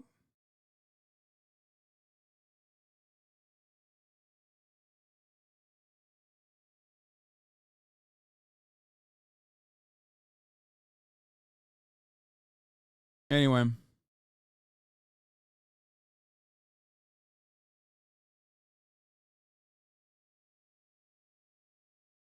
I'm not pro-Russia, living in a neighboring country, and I do not support Russia in any way. I also do not support the Hamas attack and the stuff they did to civilians. But you can make parallels with the Ukrainian attacks on civilians inside Russia, but the world, for some reason, feels this attack is okay. Yeah, I think that I have shown that I have a consistent framework that I operate off of on Ukraine, many different instances, and yet there's an entire marketplace of, like, people saying I'm actually pro-Russia secretly. That clip the first statement that I will use and then not show the rest of the quote. Like, one thing that circulated quite a bit was when Ukraine hit the bridge in Crimea, right? And I said that was an act of terror. And everybody clipped that part and not the follow through, which was that Russia targeting civilian infrastructure is an act of terror. So is Ukraine. However, the major reason as to why this bridge was blown up is a consequence of the Russian invasion. So it's still on them. This in and of itself was the overarching quote. It's almost identical to the subject matter, or identical to my coverage on Israel-Palestine. Except if you clip it in the first half, you go, oh, dude, this guy, he loves Russia. He loves Russia. Dude, look at that. He loves Russia. Please don't look at anything else that he said. And that's why there are so many people who still to this day come in here and go, so what's up with, like, your Russia-Ukraine takes? Like, why are you so pro-Russia? Why are you so anti-Ukraine? Anyway.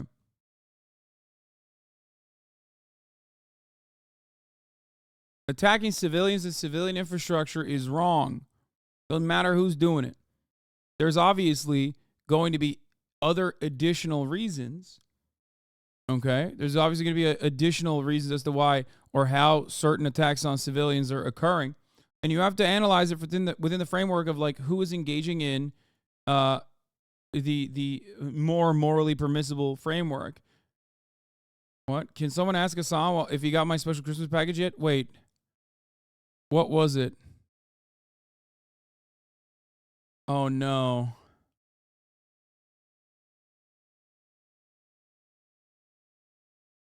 Just give me a clue as to what it was, because I think I threw it out.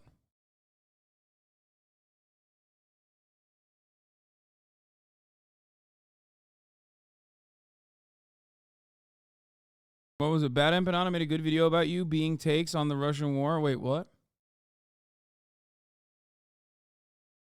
Bad Empanada made a good video about me being what on the Russian war?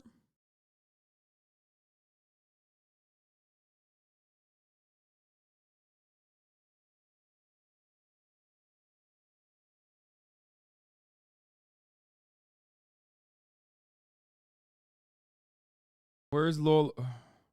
I can't find Lolo. He's not VIP'd. Because I don't want to lose him. That's why. Because everyone I VIP goes away in the end. So I'm not VIPing Lolo overruled, you know? Oh, I threw it out. Oh my God, I thought. I'll tell you later. God damn it. I can't tell you. I'll tell you after, or I'll text you why. All right. All right. This guy's he doesn't have anything else to contribute. All right. Let's get to President Gay. Okay. That's right. Harvard says, nay. Too gay. It was a vid defending you from being taken out of context by one of them Twitter anarchists. Wait, really? Surprised. I will never forgive nor forget Bad Empanada for being such a massive React Gator guy. And for that reason, I have a no watching Bad Empanada videos, no matter how good they might be, on this broadcast. Which is sad because, like, that's his best output. Everything else, on every other platform, he's a psychopath. Videos are great, is what I would say if I watch his videos. I don't, and don't suggest it because he's a massive psycho. He's a psycho on Twitter. And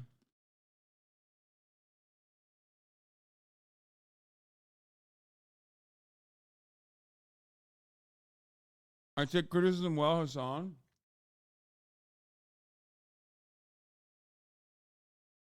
I mean, if you make a mountain out of a molehill, that is the Reactgate shit, and make it seem like people watching YouTube videos of overwhelmingly consenting YouTube content creators, because you heard content creators who were not reacted to that have made a big stink about it and continue to do so, even after you've apologized to the one content creator you reacted to. Yeah, I'm gonna keep it $150. You're just basically, one, defending copyright, and two, making a mountain out of a molehill. It's not like a valid criticism.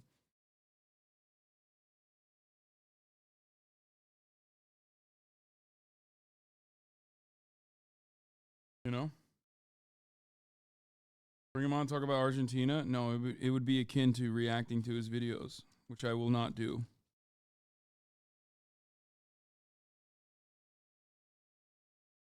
He defends you more than he criticizes you, and he wasn't part of the reacting. He just pokes some fun at how poorly you react sometimes.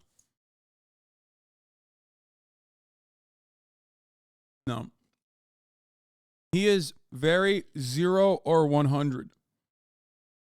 And in a lot of instances, like, he's very similar to me in how in the old year, in 2023, how I used to deal with some chatters that I assumed were coming in here in bad faith. What do I mean by this? What I mean by this is He is like 0 or 100 in the sense that if he perceives someone who's like, let's say, defending me or something, he doesn't even like seek out where this defense is coming from or whatever, and immediately he has these like opinions that he's already developed, and he will go off the wall. He'll go balls to the fucking wall.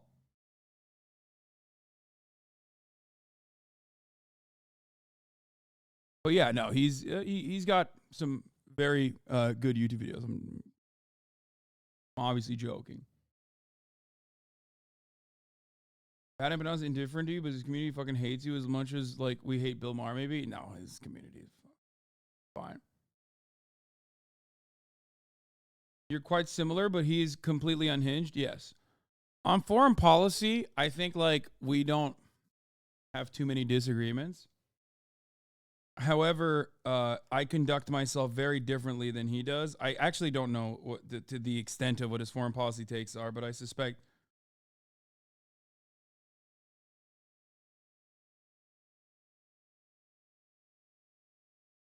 I assume seems well read on a lot of the subject matter that he covers.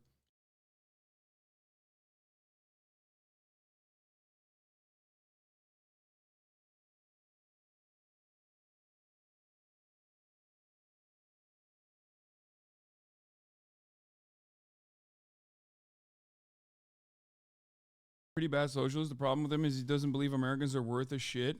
I love that. See, I like that. I mean, it's true. Don't be offended.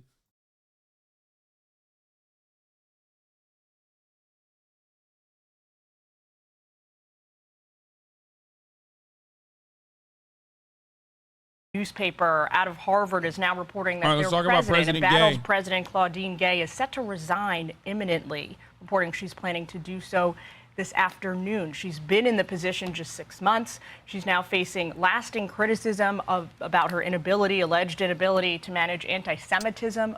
Who are you subtweeting? I'm not even subtweeting. I'm just directly saying I like Bad Empanada's videos, but he is insane on Twitter. Like he tweets like an absolute psychopath, which I think definitely hurts his cause overall. If his goal is to like get people on board with what he's saying, definitely worse than anything I like. It's like if my America Deserved 9/11 moment is like in full display times, and in a very personal way, times 1,000 every single day. Like, he's the troop destroyer type leftist, okay? Which ironically might be one of his fucking old handles. Across the campus and protect Jewish students. She's also facing nearly 50 accusations of distinct incidents of plagiarism in her publications, her academic publications, all this coming to a head. It looks like this afternoon, Harvard Crimson and the Boston Globe are now reporting that she is going to step aside and announce her resignation imminently. It may be the plagiarism charges that really take her down here, because Harvard was standing foursquare behind her on the issue of that congressional hearing, and her position on whether or not calls for the genocide of Jews violates any kind of policy at Harvard. That's what took out. Dude, it's crazy how much Fox News and everybody else that normally, like, if this person wasn't a black woman with short hair, okay, and was a white dude who like raped 1,000 students, okay, and then got away with it, and then they were like, oh, but we found plagiarism, Fox News literally would be like rushing to defend him vociferously, dying at the cancel culture hill. Okay? Now, personally, I don't care. I don't care at all about this in any way, shape, or form. Okay? I don't care. But it is wild to me how much the right just drops this, like, immediately. How much these guys have done campus culture stories and cancel culture stories to just immediately look for anything and everything they can to be like, yeah, we got to take her out. We got to take her out. We got to get a scalp here. That's what we're looking for. And for the record, Chris Rufo very openly took credit for this, too. This piece of shit openly plans and acknowledges everything in media still runs with this shameful. Chris Rufo, exclusive. Real Chris Burnett and I have obtained documentation demonstrating Harvard President Claudine Gay plagiarized multiple sections of her PhD thesis, violating Harvard's policies on academic integrity. This is a bombshell. I launched a Claudine Gay plagiarism story from the right. The goal was to smuggle it into the media apparatus of the left, legitimizing the narrative of the center-left actors who have the power to topple her. And then John McWhorter wrote why Claudine Gay should go. And finally, Harvard President Claudine Gay resigns, shortest tenure in university history. I care. I'm a black female academic working in African history. No, I listen.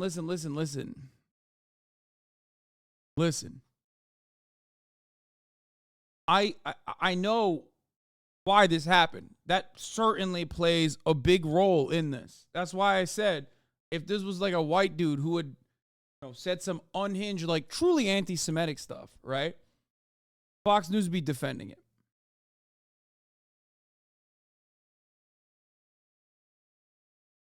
Conceptually, however, I do not do the palace intrigue of the Ivies. I don't care about it as much.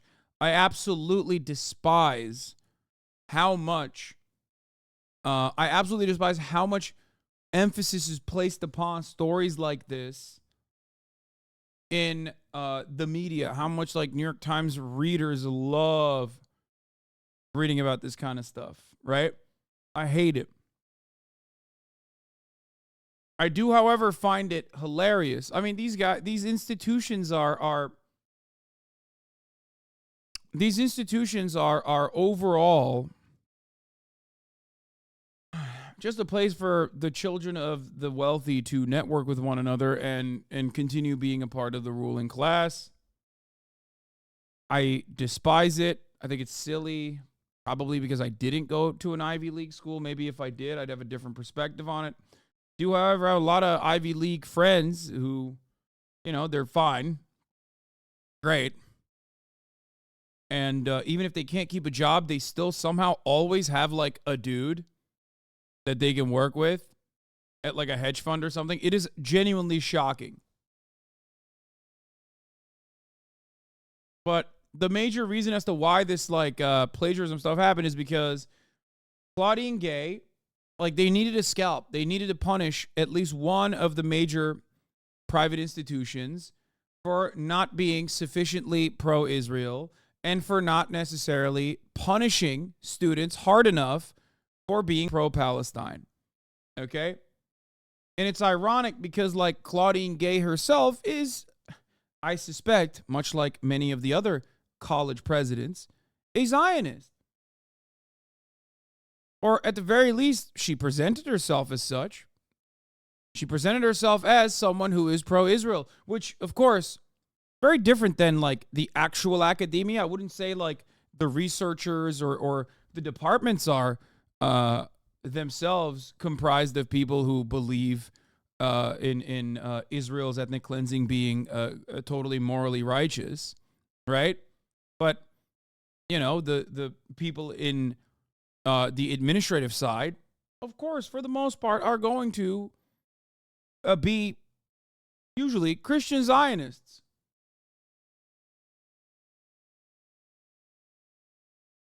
The real goal here, however, is that they want to punish you. They want to punish an administrator to, show the rest of the colleges, like, look, we'll fuck you up too. So they pulled on as many threads as they possibly could. Claudine Gay was the one that stuck. That's it.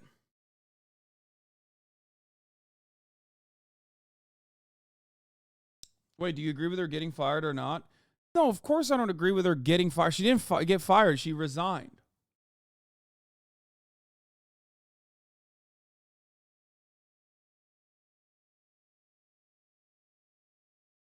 She wasn't the only one who stuck, though. Liz McGill resigned weeks ago. That's another one. Yep, you're right. She resigned.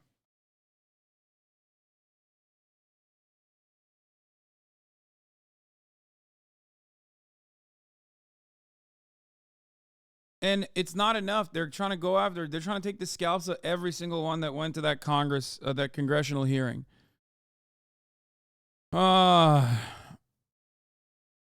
They're now going after dude, Bill Ackman is such a psycho. The fact that, like, he is very openly and very publicly going after these college presidents, like, left and right, is insane to me. They're now going after yet another university president, MIT Sally Kornbluth, who also declined to censor pro-Palestinian student speech. They are making it very clear this is about enforcing pro-Israel dogma and nothing else. Yeah.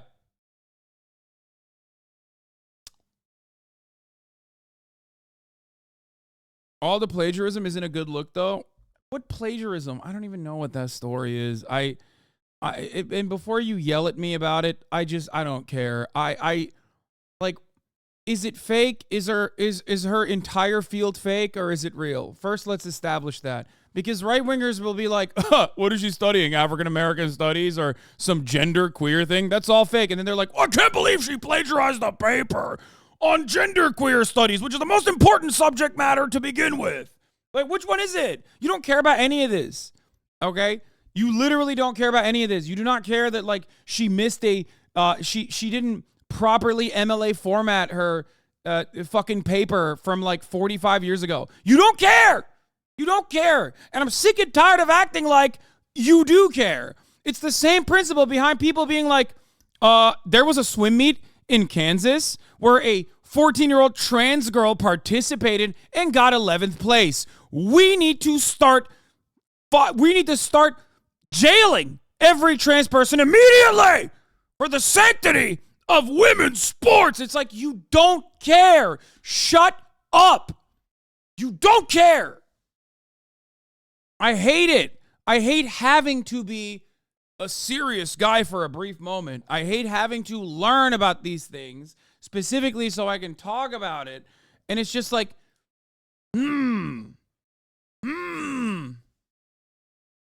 I hate how much of the conversation is dominated by reactionary dipshits all the time.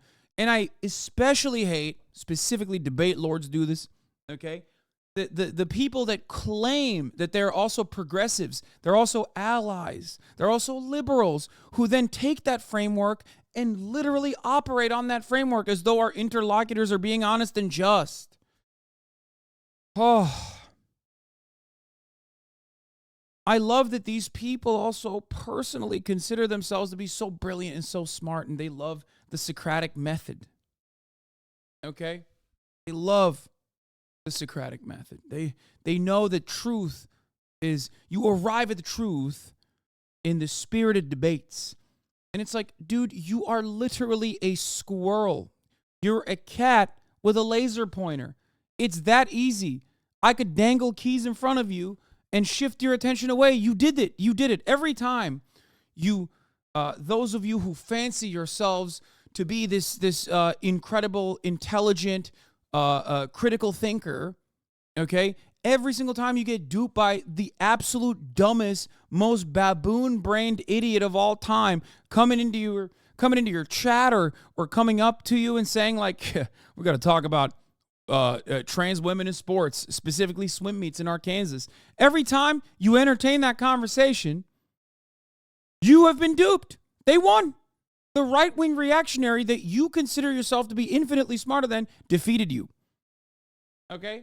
That's it. Here.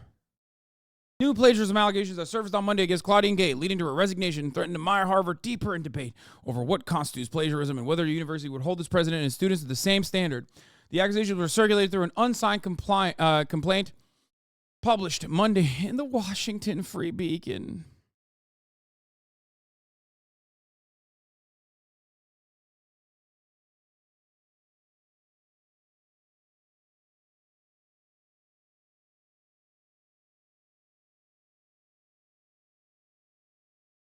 My favorite is this one where the big gotchas are the words summarized and ignored.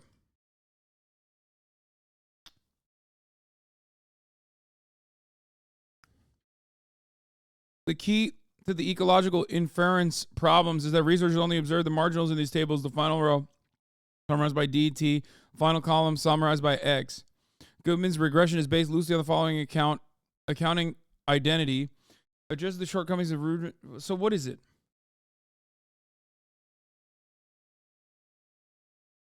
So she actually the plagiarism comes from her failing to properly cite someone that she had already cited. Is that what it is? In the same article from 1997, I'm going to lose my mind.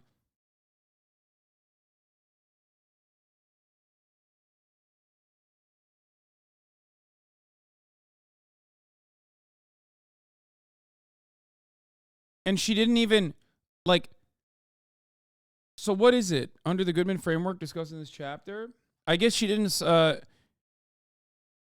what? She did not actually source King? I don't understand.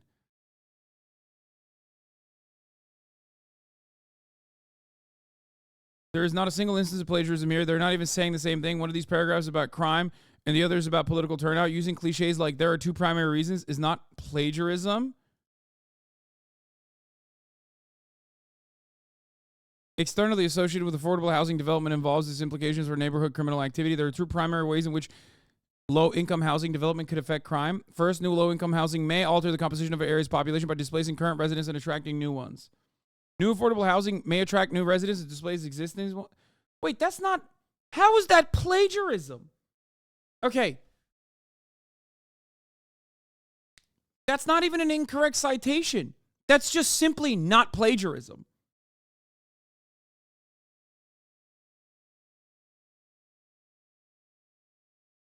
That's just an idea that I have also brought up many times over because it's factually accurate. Well, not the new affordable housing may attracting new residents displacing existing ones, but spillovers associated with subsidized housing development extend to political behavior. There are two primary ways in which subsidized development could influence levels of political participation.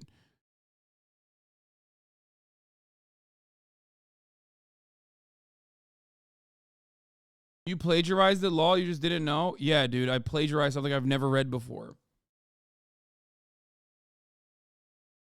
This part is not plagiarism, but I guess you could say that the other one, if it's improperly cited, the other one that's improperly cited, that could be considered plagiarism.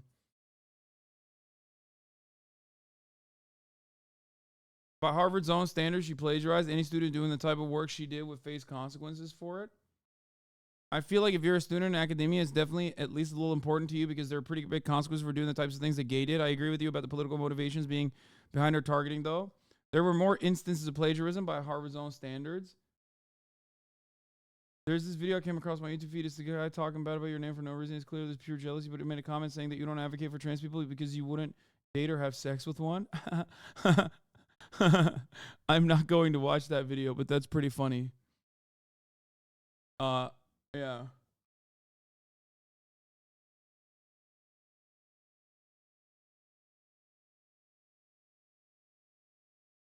If you compare any two sources on the same topic, you will find small phrases repeated. Writers aren't plagiarizing each other when they say Joan of Arc was burned at the stake. There's just a finite number of ways you can say that.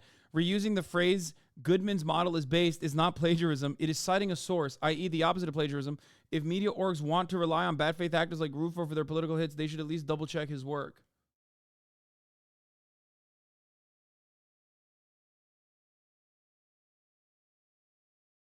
Yeah, I don't know. Some chatter was, I mean, the one chatter was seemingly much more serious with the accusations of plagiarism. Which again, I don't really care. Never plagiarize is just shameful. There's no excuse for it. Just like forgetting to subscribe before the top of the hour ad break. God damn you. I hope you're happy.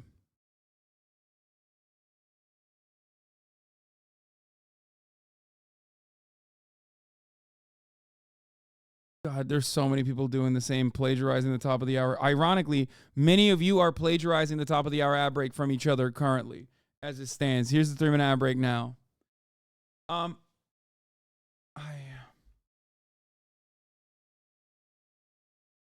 new complaint added additional accusations of plagiarism, about 40 that had already been circulated in the same way, apparently by the same accuser. Dr. Gay strongly defended her work. I stand by the integrity of my scholarship, she said in a statement. When the initial plagiarism charges were being circulated by conservative activists online, and Harvard Corporation was considering, God, this is so, God damn it, this is so 2016, 2015, 2014. It's like right-wing death squads at play.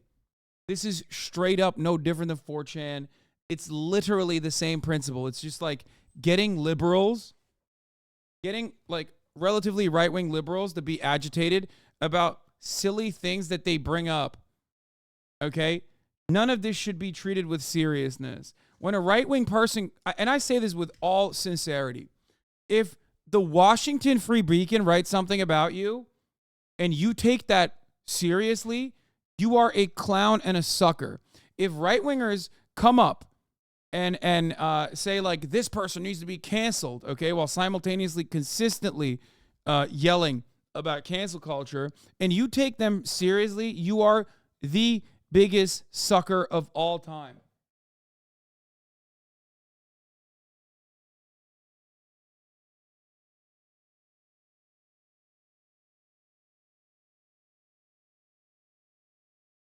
The documents by the unnamed accuser the Free Beacon links to on his website show 39 examples of the first complaint, rising to 47 in total in the second complaint. Yeah, this is attack, find as many like at least sussy takes as you possibly can, hammer it as hard as you can. Hammer it as hard as you can. Doesn't matter. When you say 47 examples that call into question plagiarism, it doesn't matter if like only 3 of them are correct.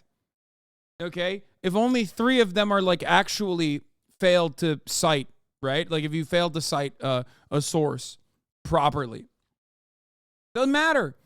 Who's gonna check? Who's gonna look into it? Well, the New York Times is supposed to, but they're not because they're writing about the overall controversy. Okay. She has not been accused of stealing big ideas, but rather of copying language of the papers of other scholars with small changes to substitute words and phrases to arrange them differently. Often the language in question is technical boilerplate. So that means she's not actually stealing the language. She's just doing technical boilerplate language. There is a high likelihood that there is not too much you can do to rephrase technical boilerplate language. What are you supposed to do?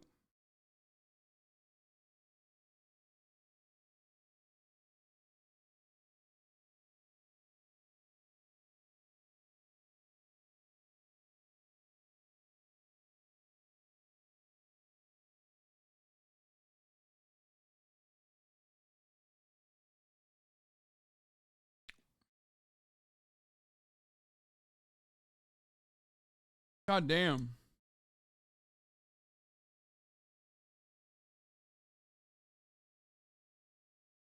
Rashid Khalidi for Harvard president. I agree.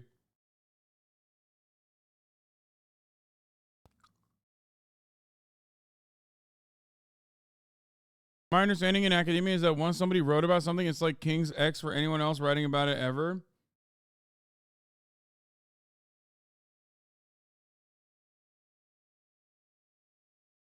I'm just not sure why I'm supposed to care that she resigned at all. I don't personally care about her resigning at all. I do, however, care about how easily and how quickly the right wing can seize upon any opportunity to take scalps of people that they've identified as their ideological enemies.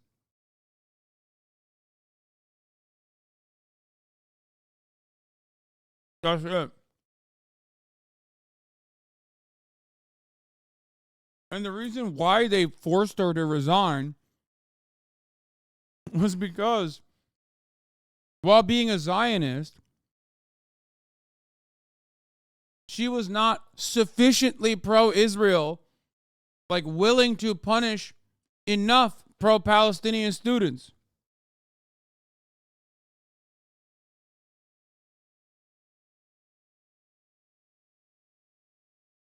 That's crazy. If she quoted and cited source material, then it doesn't matter what she uses from that material.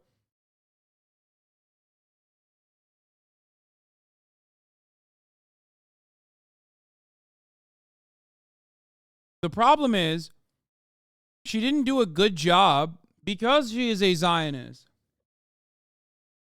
She didn't do a good job of defending Harvard, the institution, just like none of the other college presidents did a good job of defending their own institutes of higher learning, because they themselves are Zionists. So when they were talking to a reactionary psychopath like Elise Stefanik, who said pro-Palestinian sentiment is akin to saying genocide the Jews, they couldn't say, no, that's not correct, because they believe it too.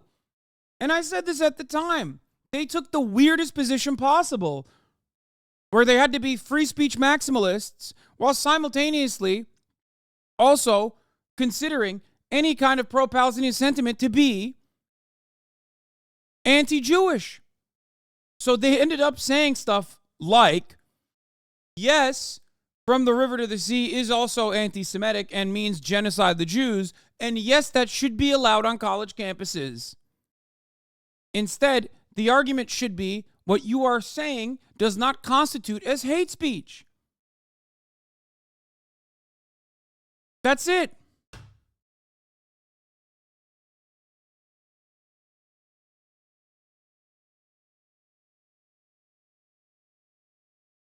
Weird take, Law. What do you mean?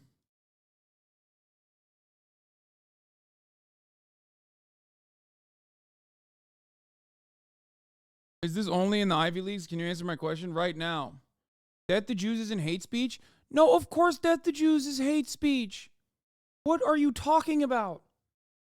The difference is that's not what the conversation was about. The conversation was about pro-Palestinian sentiment. And pro-Palestinian sentiment is not saying death to Jews. What's going on?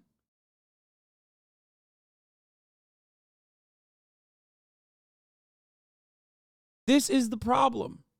The problem is college presidents themselves are also pro-Israel, agree that saying pro-Palestinian things are inherently anti-Semitic. So they cannot actually respond to that conflation of pro-Palestinian sentiment as anti-Semitic sentiment. Why didn't they just answer, though? Because they're stupid. And you're right. That's the problem. I said this that day.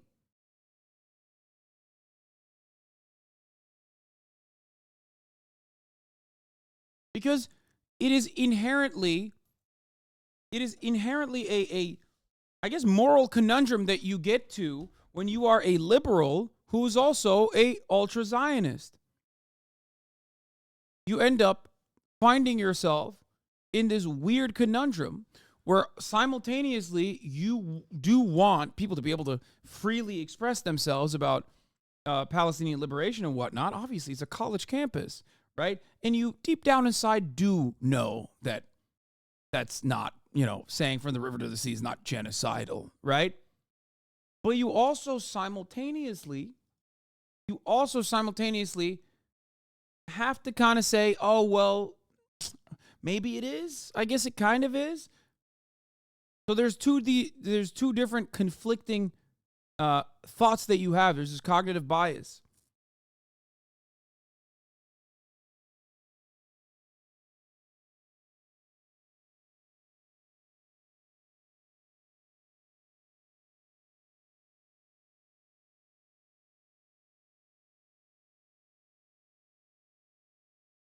Anyway, this guy writes, the Renberg chair at Northwestern writes, here's my read of what happened with Harvard's president, who I predicted would be out. We are in a dangerous place with political expression in journalism and academia, but with one notable exception, not primarily because of Republicans and right-wingers, but because of Democrats and liberals. At this age, it's a mistake to think the dangers of free expression is a right versus left, Dem versus Republican matter. Still, elite news media itself often the problem as such and reports mostly on state book bans and idea bans in the U.S. South. Harvard is not the only private university, but the wealthiest in the world. In a blue city, in a blue state. Can't get more classically liberal elite than Cambridge. Democratic mayor, governor, both senators. So apart from the one significant player, this witch hunt was by liberals. Claudine was quickly put to a test with the war on Palestine, and she revealed herself quickly to be a member of what I call the overseer class. Despite being heralded as the first black president of Harvard, she was not there to support black POC students or faculty. Rather, she was there to keep black POC faculty and students, and had she been there long enough, unionizing staff in line. Selected so that when the day came, she would crack the skulls of her own to maintain power, have a nice veneer of respectability, and crack she did. When students admirably spoke up about genocide, President Gay attacked free speech. She conflated anti-Semitism with anti-Zionism. Harvard President Gay announces anti-Semitism training, condemns pro-Palestine phrase from the river to the sea, as you can see here on the Crimson. They wrote about it. Then black student Elam Teti Tamaklo was evicted for successfully de-escalating the conflict. Black people around the world begged Gay to intervene. She did nothing. Harvard grad student evicted from campus housing after intervening in the protest. Meanwhile, Gay started an anti-Semitism task force that had no Harvard scholars of anti-Semitism.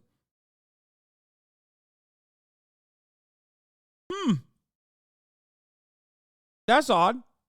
That's the worst part about this, is if that even in a fucking neoliberal shithole like Harvard, okay? Even in any, if you go to any institute of higher learning, doesn't matter if it's, you know, the likes of one that is presented, the presented likes of Henry Kissinger and many other war criminals, right? Even an institution like that is gonna have scholars on anti-Semitism, scholars on Israel, scholars of history, scholars of genocide that are worth their salt, that are going to be intellectually honest. That's it. Because it's still an institute of higher learning, and a very important one. And you still have to teach people things appropriately. Okay? So no matter what happens, there's going to be some serious people on there, and they're going to say, that's ridiculous. They're going to pull the, what do you call it? What's his face? He did it. He talked about it in the Democratic Party, the one who poops his pants. Nadler. When push comes to shove,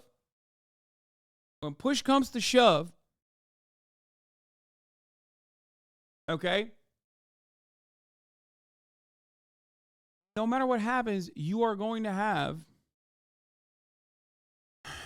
people who are intellectually honest that will turn around and say, this whole anti-Semitism, anti-Zionism conflation is ridiculous.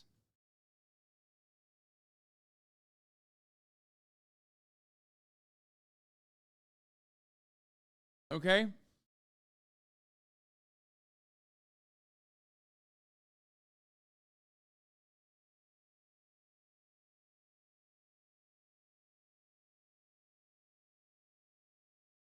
Anyway.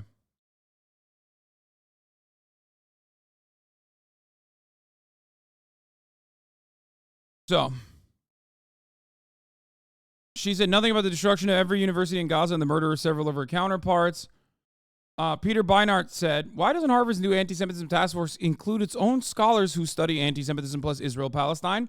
Because those scholars won't endorse a crackdown on pro-Palestinian free speech, which is what donors demand. Remember that. I told you. Remember that. That's the worst part about this story, is that it's outside donors who decided that Claudine Gay is supposed to crack the whip, is supposed to stop free speech from happening on college campuses. Many of those outside donors who consider themselves to be liberals, plenty of them are also reactionary liberals, plenty of them are also conservative. These are the people who fancy themselves to be defenders of free speech. So before turning the next act of this saga, here's the James Baldwin quote about the role of black police officers, which I happily apply to the role of a member of the overseer class like President Gay, because black cops had to work so much harder on your head to prove to himself and his colleagues that he was not like, and I'm not going to say the rest of it, like all the other, famously. Okay, Act 2, the racist dynamics that successfully went after Palestinian students, staff, and faculty at Harvard come for President Gay. because she didn't do enough at this point. Who cares about this really? All this research is paywall? No, this is the only aspect of the story that actually matters. Not the fact that, like, Harvard's president is fired or whatever. The fact that an Institute of Higher Learning is especially the most important one, supposedly, okay, decided that the president, who took literally incredibly reactionary actions against Palestinian students, was declared not sufficiently pro-Israel enough and did not do enough to combat all the pro-Palestinian sentiment. Think about that. What are we doing here? We have allowed reactionary psychopaths, some liberal and some conservative, to absolutely eviscerate, gut, and control an Institute of Higher Learning. Come on. And they did it by utilizing right-wing framing, and they did it by utilizing right-wing media. This is very dangerous. This is yet another way of, this is in some ways no different than what Ron DeSantis did in Florida by directly changing the literature, the anti-CRT measures that you saw all around the country. It's a way to manipulate the way people are educated. Academia already is captured. Yes, you're right. It's neoliberal. However, there's still specialties. You can still specialize in stuff. You can still do research. Academia is like the last bastion of heterodox thinking to a certain degree. I know that the overarching goal of these institutions is to put out as many liberals as possible, as many neoliberals as possible, but there's still plenty of avenues for research, plenty of avenues for pushing the needle, and they're shutting that off.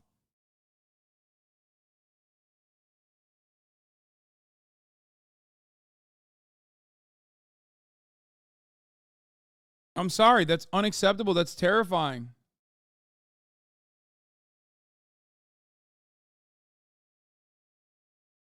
But the thing is, until this moment, the forces that would take her down had all been from liberals. Gay herself started an anti-Semitism task force. Mass Government Healy had started a similar task force as the White House. The Senate passed a resolution. Dems won and all. Then you get to Chris Rufo, who says conservatives need to create a strong association between Hamas, BLM, DSA, and academic decolonization in the public to make the center-left disavow them. Well, Gay, Healy, and Biden did exactly this. They did do that. This is what I mean when I say it's so easy to dangle keys in front of the center-left, or I guess not center-left, really. These guys are center-right for the most part. Like, it's so easy to dangle keys in front of neoliberals who will happily jump when reactionaries with like at least a crumb of intelligence say, jump now. They say, how high? Gay survives one vote at Harvard from the Harvard Corporation, their board of trustees. I still predicted she'd be gone before their next term, and it was easy because of Rufo. Look, we launched a Claudine Gay plagiarism story from the right. The next step is to smuggle it into the media apparatus of the left, legitimizing the narrative to center-left actors who have the power to topple her. Then squeeze.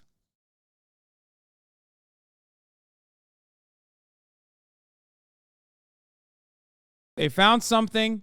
And many of you who care about, many of you who want to appear as though you are impartial to truth will jump at that because you're silly. You want to come across unbiased, and the other side is biased. Ultimately, this is a garbage institution. Claudine Gay, I don't care for. As you can tell, she did a lot of stuff that I disagreed with already. Okay?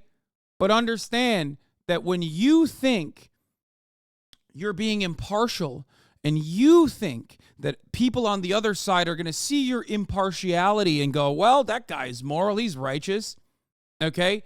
They will not. They will not care.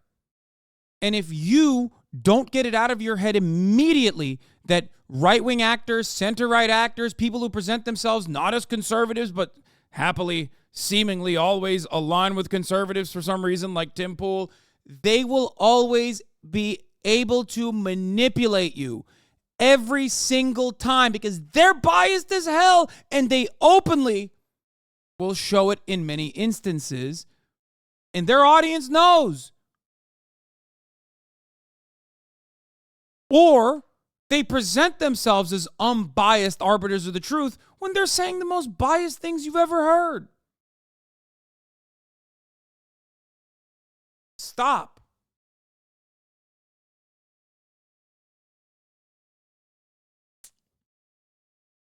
Yeah, peak lib behavior is playing a game by the rules the other team openly spits on and mocks is exactly what I despise.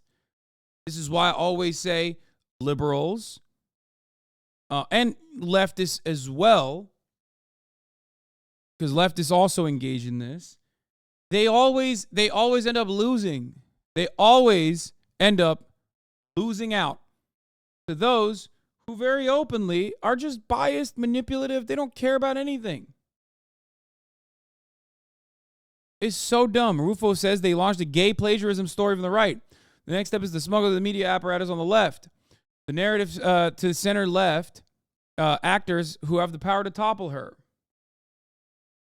This plagiarism story feels like a whole Gamergate era style attack. It is. It is precisely what that is. It is precisely what that is. It's exactly what that is. We are so in the middle of that exact same era. No Gamergate guy was like, I hate women. That's why I want to send death threats to whatever Anita Sarkeesian for making cringe-ass videos about feminism and Tomb Raider. They said they want to criticize ethics in video game journalism. These guys who are profoundly biased, profoundly reactionary, still know exactly how to present themselves to a broader market. And then they get very comfortable in their politics, and then they start saying stuff that is open. Okay? An example of leftists doing that is when leftists complains about China stealing IP. Yes, leftists do this all the time too. They have reactionary takes in America, especially American leftists. Yes.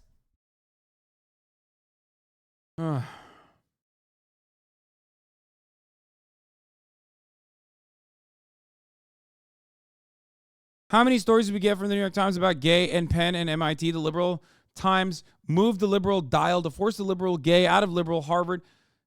Stefanik and Rufo could not have done this alone. They were successful because of the moral rot of liberalism. So Act 3, Gay resigns. What now? Even though MSNBC et al. Is salivating to say this is a conservative witch hunt, it would be a mistake to stop there. This was caused by a failure of liberalism. Personally, I don't care what happens to Gay. I was appalled at her false conflation of anti-Semitism with anti-Zionism, her anti-intellectual pandering to donors by culling any scholars of anti-Semitism from her task force, and her coldness to evict the black student, Elam Teti Tamaklo. But of course, if they can get the president of Harvard, they can get anyone. So we must think carefully about what happened and what lessons are to be drawn, because this tactic will be used to target many of us as scholars of who were LGBTQ, black, and especially Palestinian. A wrong lesson would be to frame this as caused by the right-wing attacks on CRT and DEI in the South. The Gay saga is, like the Penn saga, is dovetailing with those attacks now. But the CRT DEI matters in the South are of Republicans, and the Gay one is about Dems and liberals. The difference, however, is that the CRT one is identical in its inception, but the situation with Claudine Gay and the situation within pro-Palestinian sentiment is one that liberals immediately aligned with. That's the problem. Its inception is still ridiculous. It's false moral outrage and ridiculous claims that this is like absolutely destroying civil society. It's white people claiming that they were under attack. CRT is that. CRT is white people are under attack. Our feelings are hurt when you accurately describe American history from the framework of white supremacy. This is the claim that anti-Zionism is anti-Semitism. It's a conflation of anti-Semitism with anti-Zionism, claiming that the Zionist entity, the Israeli state that is currently engaging in an ethnic cleansing campaign, is actually the victims here. Okay? That's not what CRT is, but okay, lol. No, I don't talk about CRT as like its legal application, or I mean, sorry, it's legal theory as a framework. CRT just means like black people are human. Imagine if like the slaves during the time of the founding of the United States of America were actually full human beings and had thoughts and feelings and stuff. And then basically writing history from that framework.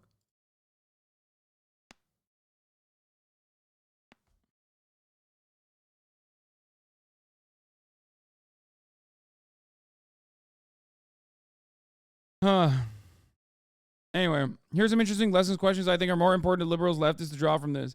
President of Harvard was hired to be an overseer, not to someone to change the power dynamics for black people and women. Can we dream of other models of representation? Why aren't liberals afraid of suppressing speech on Palestine? Might all these laws, resolutions, task forces be turned on liberals when liberals aren't in power? Why do liberals allow donors to call so many shots on what happens on campuses? Why did Claudine Gay think she could use racist techniques to control, conflating anti-Semitism with anti-Zionism, suppressing speech, allowing a black student to be expelled for doing the right thing, honor students but evade those techniques coming to her? Yeah. But she couldn't.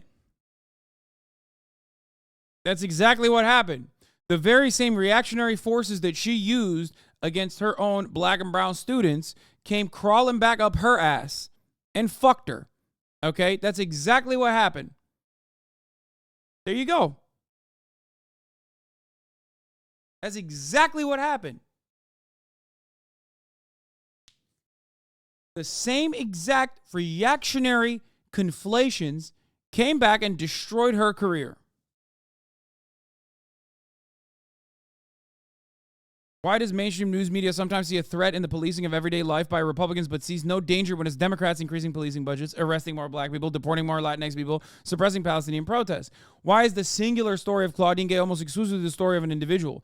Most people, rightly, don't give a shit about Harvard. A casual news reader might have heard of the first black president of Harvard, then the first black president of Harvard is under threat. But to me, the important racial story of Gay isn't her 6 months of breaking some barrier and then being ejected. It is unpacking and understanding the overseer class, why someone is likely selected for that job to do things like hypothetically bust the unions at Harvard, to provide a black woman's face, not just be the fall person, but to hypothetically keep the press public from thinking about the faces of black women janitors and food service workers at Harvard who are being poorly paid despite Harvard being the richest university in the world.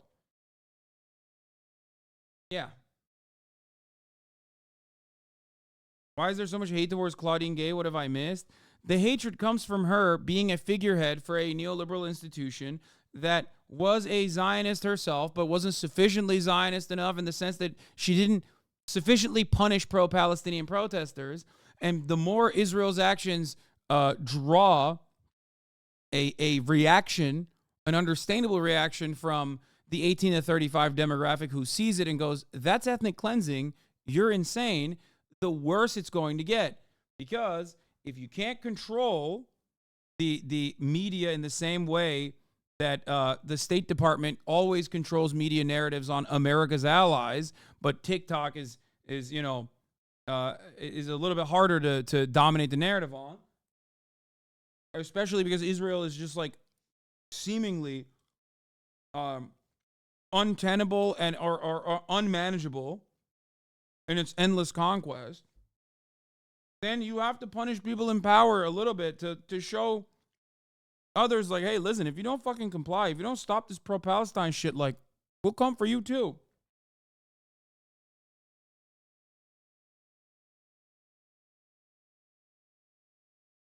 It's a warning.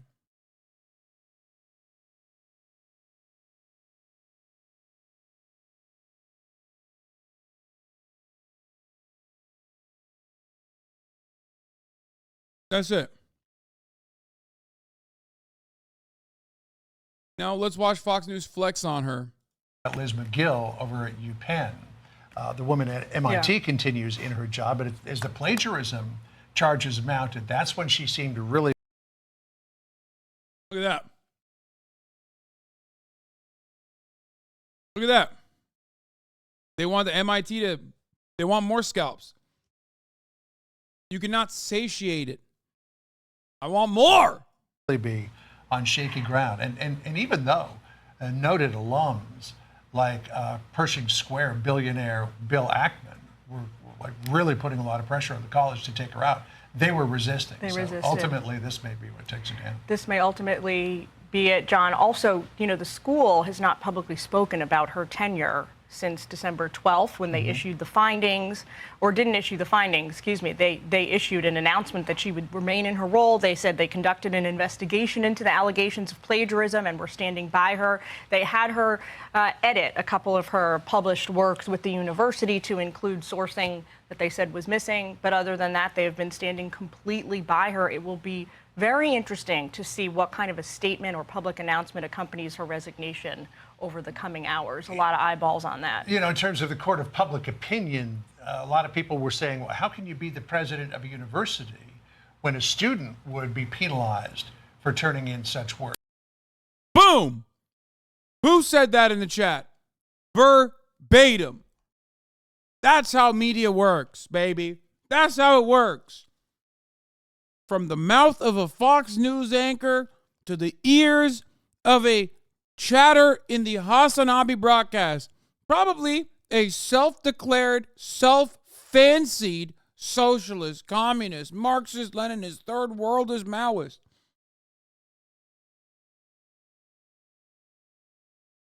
Fox News said it, bar for bar. I bet you NPR said it. And now you're saying it because you heard it and you're repeating it because you want to sound smart. Think about that. Wow, he made a good point. Hegemonic world peace. I really don't want to ban you, brother. I really don't want to, but you're testing my patience so hard. You never stop. You never stop. I know you're trolling. You're a big troll. I get it, but it's like it's not that funny, I promise. Please. All day, every day. Oh my Lord.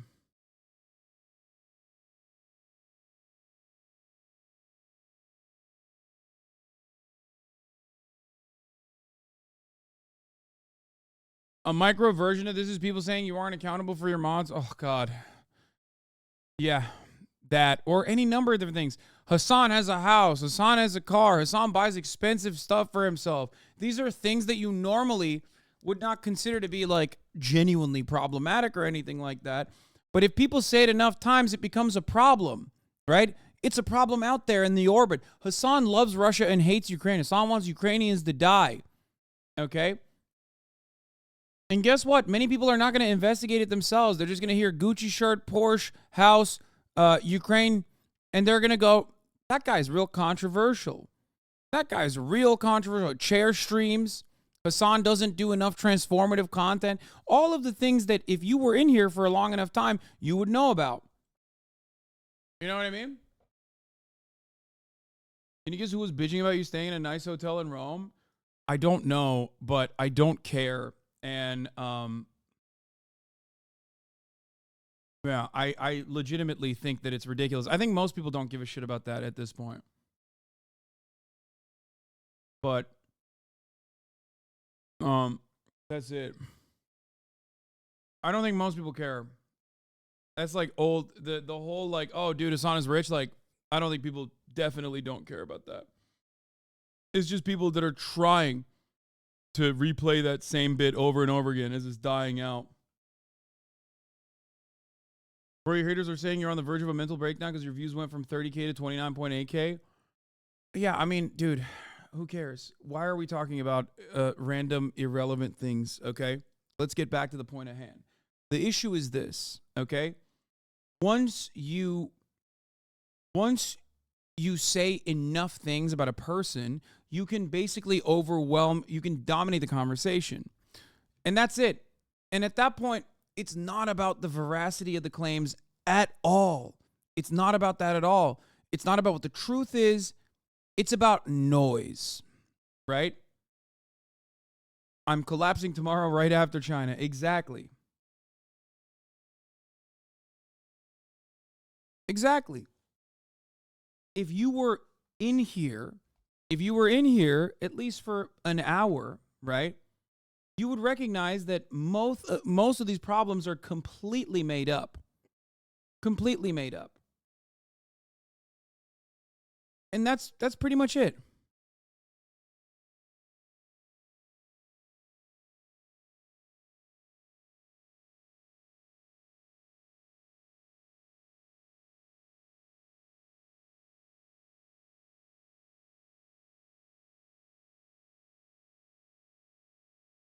Bro, try to channel haters out. You're doing a good job. No, I think I'm going to be as charitable as possible to people.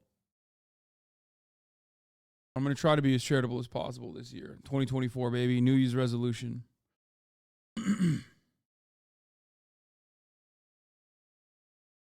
So yeah. It's something to remember. It is a died out phenomena. But it's totally back now. It's totally back.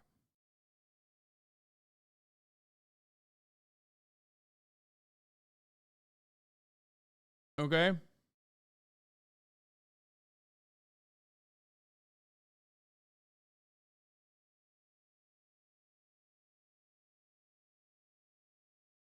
That was not annotated in the proper way, and quotes weren't attributed in the way that they should have been. So if you're leading the whole place, you've got to lead by example, and a lot of people were saying she wasn't. And then, of course, she was very much thrust into the international or global. So are people chill with plagiarism? Is that the argument?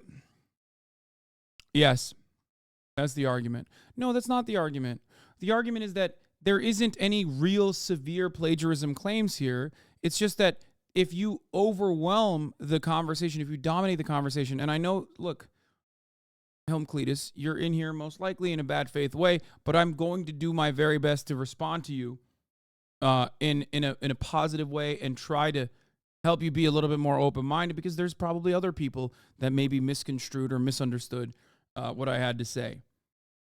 Okay? I'm going to be as understanding as I possibly can and tell you, no. It's not that people are chill with plagiarism. It's that there isn't really enough evidence, it seems, that this was like genuinely harmful plagiarism of any sort whatsoever. But it doesn't really matter, because it's more, the narrative builds and it becomes an intriguing story in general. So then people write about the drama in and of itself without actually looking into it. It was not about plagiarism. It was never about plagiarism. It was about her not being sufficiently pro-Israel. Okay?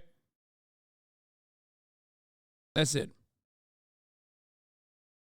Global spotlight last month when she testified here on Capitol Hill and declined to denounce anti-Semitism or even really say that calls for genocide of Jewish people would violate the university's rules and procedures. So all of this now coming to a head for the embattled president. All depends on the context, was the response, which really threw a lot of people. That's right. All right. More on this as it comes through, right? I'm Steve Doocy. I'm Brian Kilmeade. And I'm Ainsley Earhart. And click here. Trump's criminal turmoil about to overshadow the campaign trail.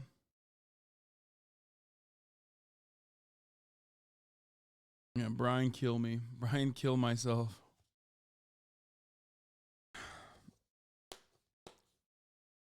And the worst part is, because she was beholden to a liberal institution that was willing to let go of her, now she has a permanent mark on her record, a permanent stain. No matter what happens, she will always be remembered as the teacher who resigned, the president who resigned after plagiarism controversy.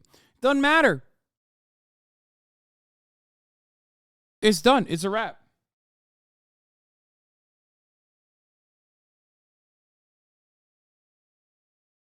There were two other college presidents that were called into question by Elise Stefanik. Remember, the person who started this, or one of the people that started this, is a person who literally defended a Hitler supporter in a local race. So if you think that Elise Stefanik cares about anti-Semitism, well, she surely didn't care about anti-Semitism enough when she was defending a Hitler supporter and even after he was outed as a Hitler supporter, continued to defend a Hitler supporter against another local politician that she hated.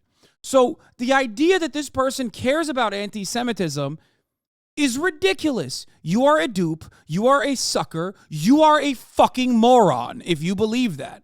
Now, on top of that, she did a great job absolutely ripping into these college professors. She did. She did a great job. She kept conflating anti-Zionism with anti-Semitism and then asking, why do you think it's appropriate to want to genocide the Jews? It was a very, when did you stop beating your wife type question, right? And these supposedly intellectual liberals who've written dissertations could not respond to that.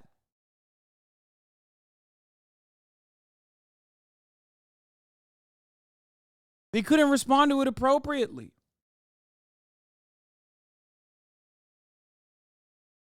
Bro, this is a video game website. Take this to YouTube or something. I agree.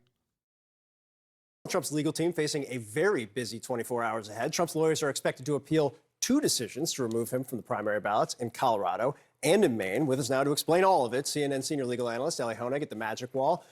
Really, at any moment now, it could happen at any moment. Yeah. We expect the appeals, a appeal, 2 appeals. We'll have to wait and see.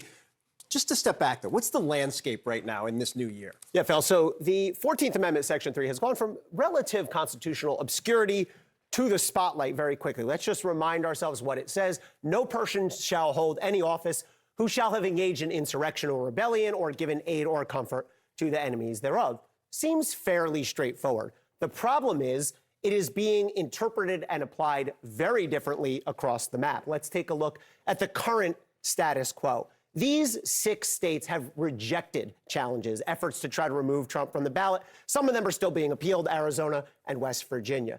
These 11 states, we've had challenges to Trump's eligibility brought, but then withdrawn by the challengers for reasons that are varied. Now, we have, of course, now 2 states, Colorado and Maine, who've decided Trump is off the ballot. He committed insurrection. 14th Amendment applies. We could see appeals in the Colorado case to the U.S. Supreme Court, in the Maine case into the Maine state-level courts at any moment. But as you can see, I mean, this map tells you all you need to know about just how much chaos there is state to state. Do we have any sense of what Trump's legal team's arguments will be in the appeals? Yeah, so this is a complex sort of legal question. There's a lot of different issues swirling, but let's break it down into 3 questions. First of all, who decides? Now, if we look at Section 5 of the 14th Amendment, it tells us that the Congress, meaning the U.S. Congress. This is silly. He was not found guilty of insurrection. Case closed. I mean, I don't disagree with you on this either. I mean, like, I guess the argument is, like, if you're a bank robber, but you haven't been found guilty of robbing the bank yet, and you somehow are free to, like, walk into banks, should people restrict your access to banks a little bit? I mean, you haven't been found guilty. Like, I don't know.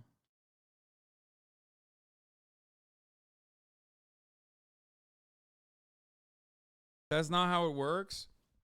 I mean, the entire point is the entire point is that the historically relevant part of this is that it hasn't been used on people that were immediately put up for trial. You know what I mean? So technically, historically speaking, a trial is not a necessity. But I think that that's a dangerous precedent in general. So I don't know if I fully agree with that, is what I mean.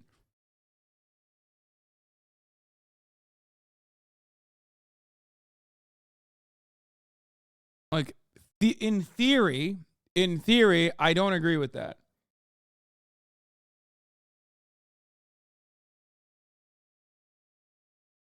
Congress shall have the power to enforce by appropriate legislation the provisions of this article. Trump's team will argue that means Congress, and it's not up to the states. The opponents will argue, no, states can still make their own processes to go along with Congress. If that's true, if the states do have the right to do their own processes, that brings us to the second question, by what process? How much due process is owed? The argument is it's self-executing, like you can't run for president when you're 25 years old. That requires no conviction. There will be due process requirement. Yeah, the difference between someone being 25 and someone aiding and abetting in an insurrection is that one does require conviction, the other does not. That's the difference. Also, not 25, 35. I don't know why I just read that and said 25. But which Confederates were tried and found guilty of insurrection? No, I agree. I agree in its application. It was not utilized in that way. I just don't agree with doing it that way. That's my point.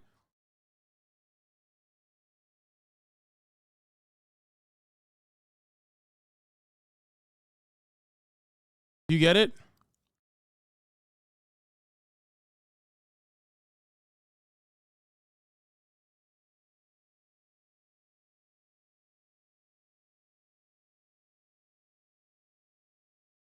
I think allowing people to treat Trump like he's guilty before he's proven guilty is a slippery slope that racial minorities. No, I mean, no. This argument always goes back to racial minorities and marginalized communities and blah, blah, blah. It's like, oh, you can't do this. You can't have gun restrictions because then it'll be used against racial minorities. Like, there are certain instances where restrictions and the application of the rule of law is a necessity, regardless of how white supremacist the system is, that might actually bastardize it and weaponize it. Okay? You don't make that argument for, again, seatbelt laws because, like, black people are more likely to be pulled over for any kind of restriction, any kind of rule that might be applied to them where they can just claim, well, you're not wearing a seatbelt. You know what I mean? It's the system itself that is white supremacist. There's obviously differences between that and, sentencing disparities between crack cocaine and regular cocaine. Obviously, that is directly on its face a white supremacist invention. So overall, there's a couple different aspects of this. I do personally think the gun thing is a bad example because it's not gun control itself, but the enforcement. What do you mean?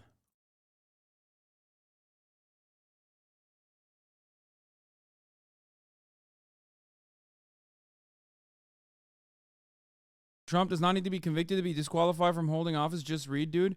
Brother, I understand that. I'm saying I disagree with it. Why are you yelling at me? Am I not allowed to disagree with this? Why are you getting so mad? Read the 14th Amendment, Section 3, dumbass. Trump does not need to be convicted to be disqualified from holding office. Just read, dude. Here's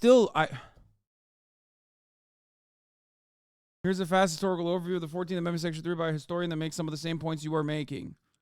Disqualifying Trump via Section 3 of the 14th Amendment by William Hoagland.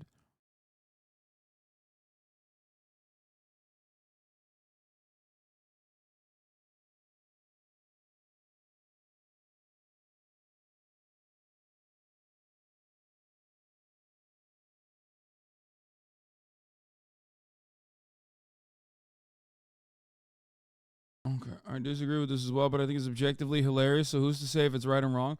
I mean, that's the second aspect of it, which is that the reason as to why they are mad is because most, if not all, Trump supporters are deeply insecure and defend that piece of shit with passion because he is their entire identity. Certainly, but also, listen, I think there's two different things here at play.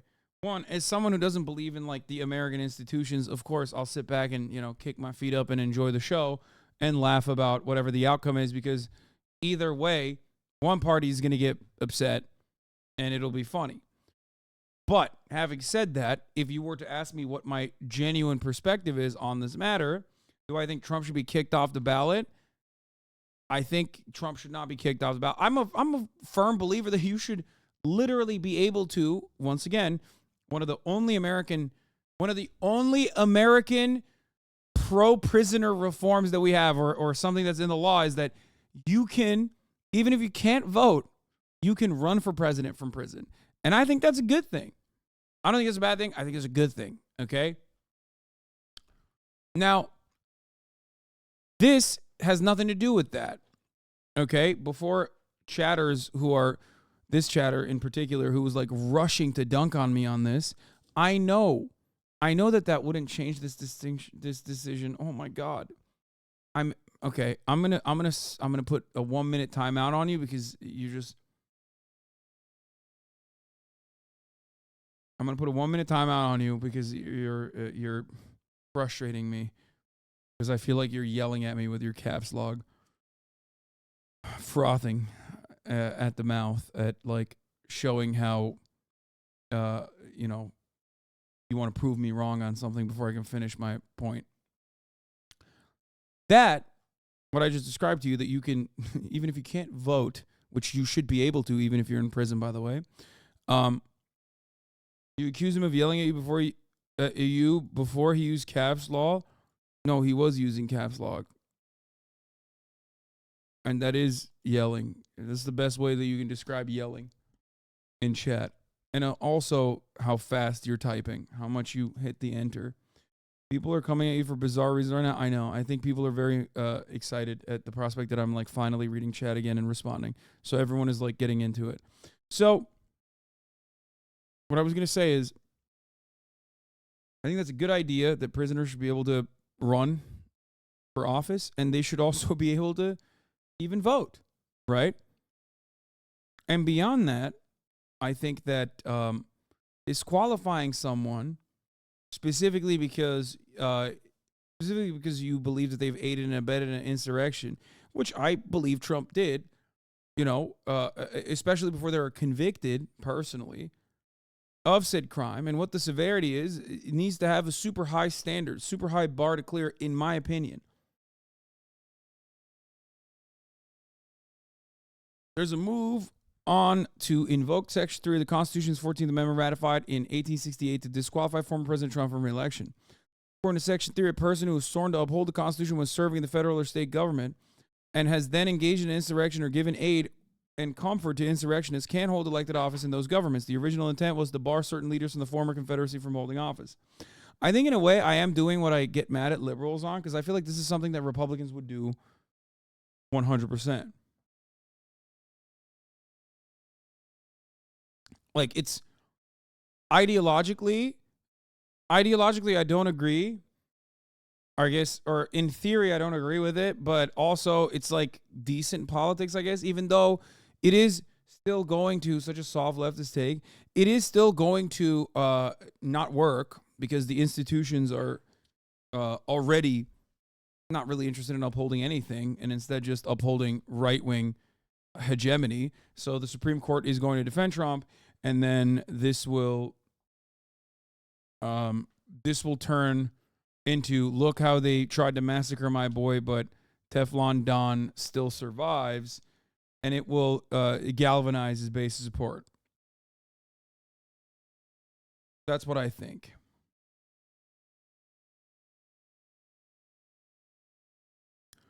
I don't feel that way about the Georgia case, the RICO one. I don't feel that way about the other instances, like the federal cases, the criminal trial. I do agree with those. I think it's, you know, you should hold him to account. You should hold him to the rule of law, right? But if you go, you know, if you're too heavy-handed and it backfires, I don't know. We'll see. With all due respect, it's a civil matter, not a criminal one. He was found to have done an insurrection in a civil court and therefore cannot stand for election for federal office.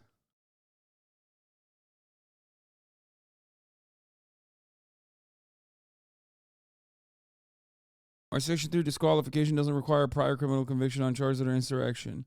Well, you're not always going to be able to have a... The answer is no. The reasons are based on a combination of the basic structure of our legal system and the original meaning of Section 3. A standard element of our legal system is that the same events often give rise to both civil and criminal liability. For example, a person who commits rape, murder, or assault is subject to criminal penalties and also to civil suits by his or her victims. In such cases, criminal conviction is not a prerequisite for civil liability. Indeed, even an actual acquittal on criminal charges doesn't necessarily preclude civil lawsuits against the perpetrator. Just ask O.J. Simpson, exactly, who won, if the glove don't fit, you must acquit, won the criminal trial, got a criminal acquittal, but then lost a $33.5 million civil liability. The criminal and civil cases were distinct, and the result of one did not determine that of the other.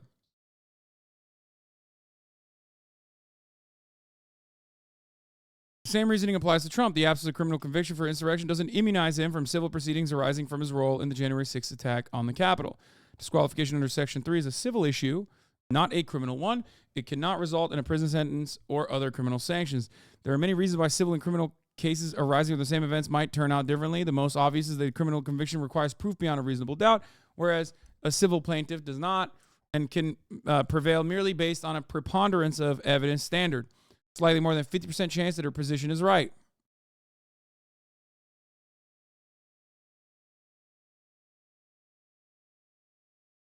For a legal standard to allow people who are convicted criminals to be able to become president or to be able to run and be on ballots, to then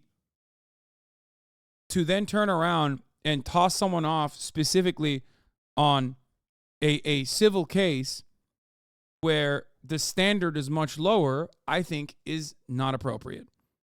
Does that make sense? Even though this is directly a crime that pertains to winning or losing an election and then trying to have your way regardless by force. Does that make sense for chatters? This is my perspective on it. Okay, which is why I said a conviction, maybe that's a little bit different. A criminal conviction, maybe that's a little bit different. Even then, I don't know.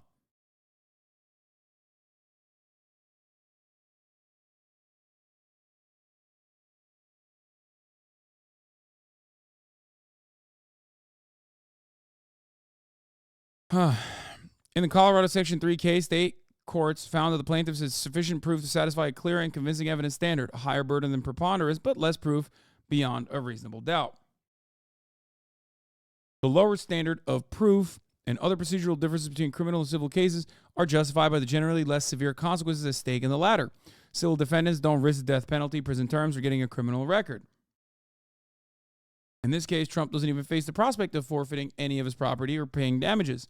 All he stands to lose is eligibility for various state and federal government jobs. There are situations where the consequences of civil liability are so grave that the civil-criminal distinction may seem artificial, as when defendants end up paying enormous damages that force them into bankruptcy. This is such a libertarian... God, Reason is a libertarian outlet, so it's really funny that they wrote this where... Like,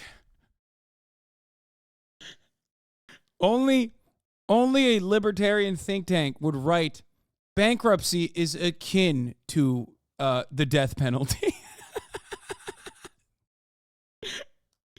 You might as well. Yeah. Being relegated to the destitute conditions of poverty is akin to being shot by the state. That's awesome. A short prison term might be less painful than that.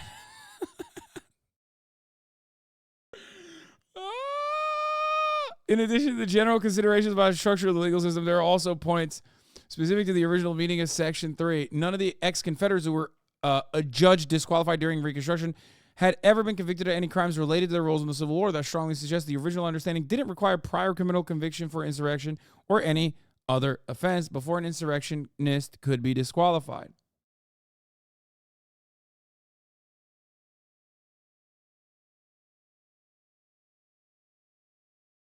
They're comparing prison bankruptcy to losing the ability to run for office, not the death penalty, Lamau.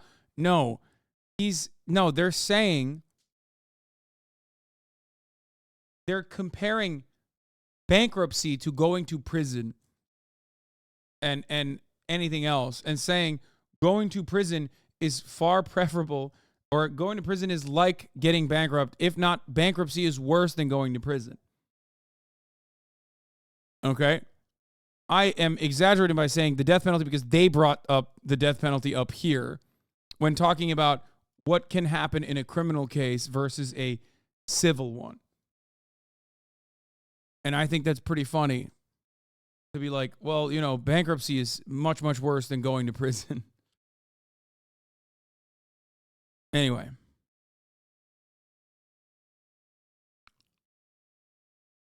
There are situations where the consequences of civil liability are so grave. Okay, general considerations about the structure of the legal system. There are also points to specific the original meaning of Section 3. None of the ex-Confederates. Yeah.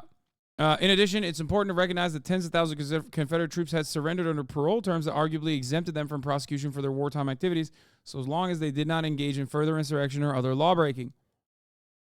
The most famous example is General Ulysses S. Grant allowing Robert E. Lee, the Army of Northern Virginia, to surrender under terms that allowed each officer and man to return to their homes, not to be disturbed by United States authority, so long as they observe their paroles and the laws in force where they may reside. Good thing that surely none of them would then turn around and, I don't know, create and participate in the KKK. Whoa. Whoa. What? Would you get bored? Who you barking at? Who we barking at?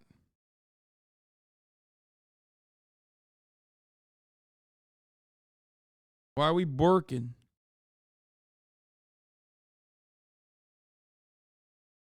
Okay, let's watch this. Here, if we look, for example, at Colorado, look, these don't have to be criminal trials. That's the highest level of due process. But the question is, was there enough? Colorado had a 5-day trial. They had some live witnesses. They had a member of Congress. They took in documents. Some of it has hearsay that wouldn't be admissible. But again, it's not a criminal trial. If we look at the main process, there was less. That was a 1 or 2 day hearing. Classic libs giving slavers a slap on the wrist. Now, look, listen. Fair is fair, okay? During the war period, they should have fucking slaughtered them. But once it's over, then it's understandable. I mean, they should have gotten sharper penalties, in my opinion, but you can't kill a retreating soldier. You shouldn't be able to do that. You shouldn't be able to bomb a hospital, okay? Not that so you can slaughter them without a trial. Yes. Yes, in the act of war, it's fair. Fair is fair. That's precisely what I'm saying. But after the war, if they surrendered, there should be at least more significant, more severe penalties, in my opinion. Okay? But yeah, you can't just like go up and murk them.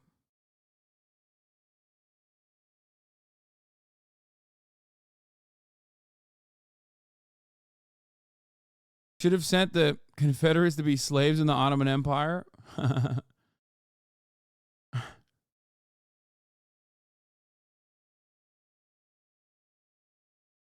Also, yes, there were no Geneva Conventions during the time of the Civil War, for the record. But that doesn't mean that there weren't any rules to engagement, of course.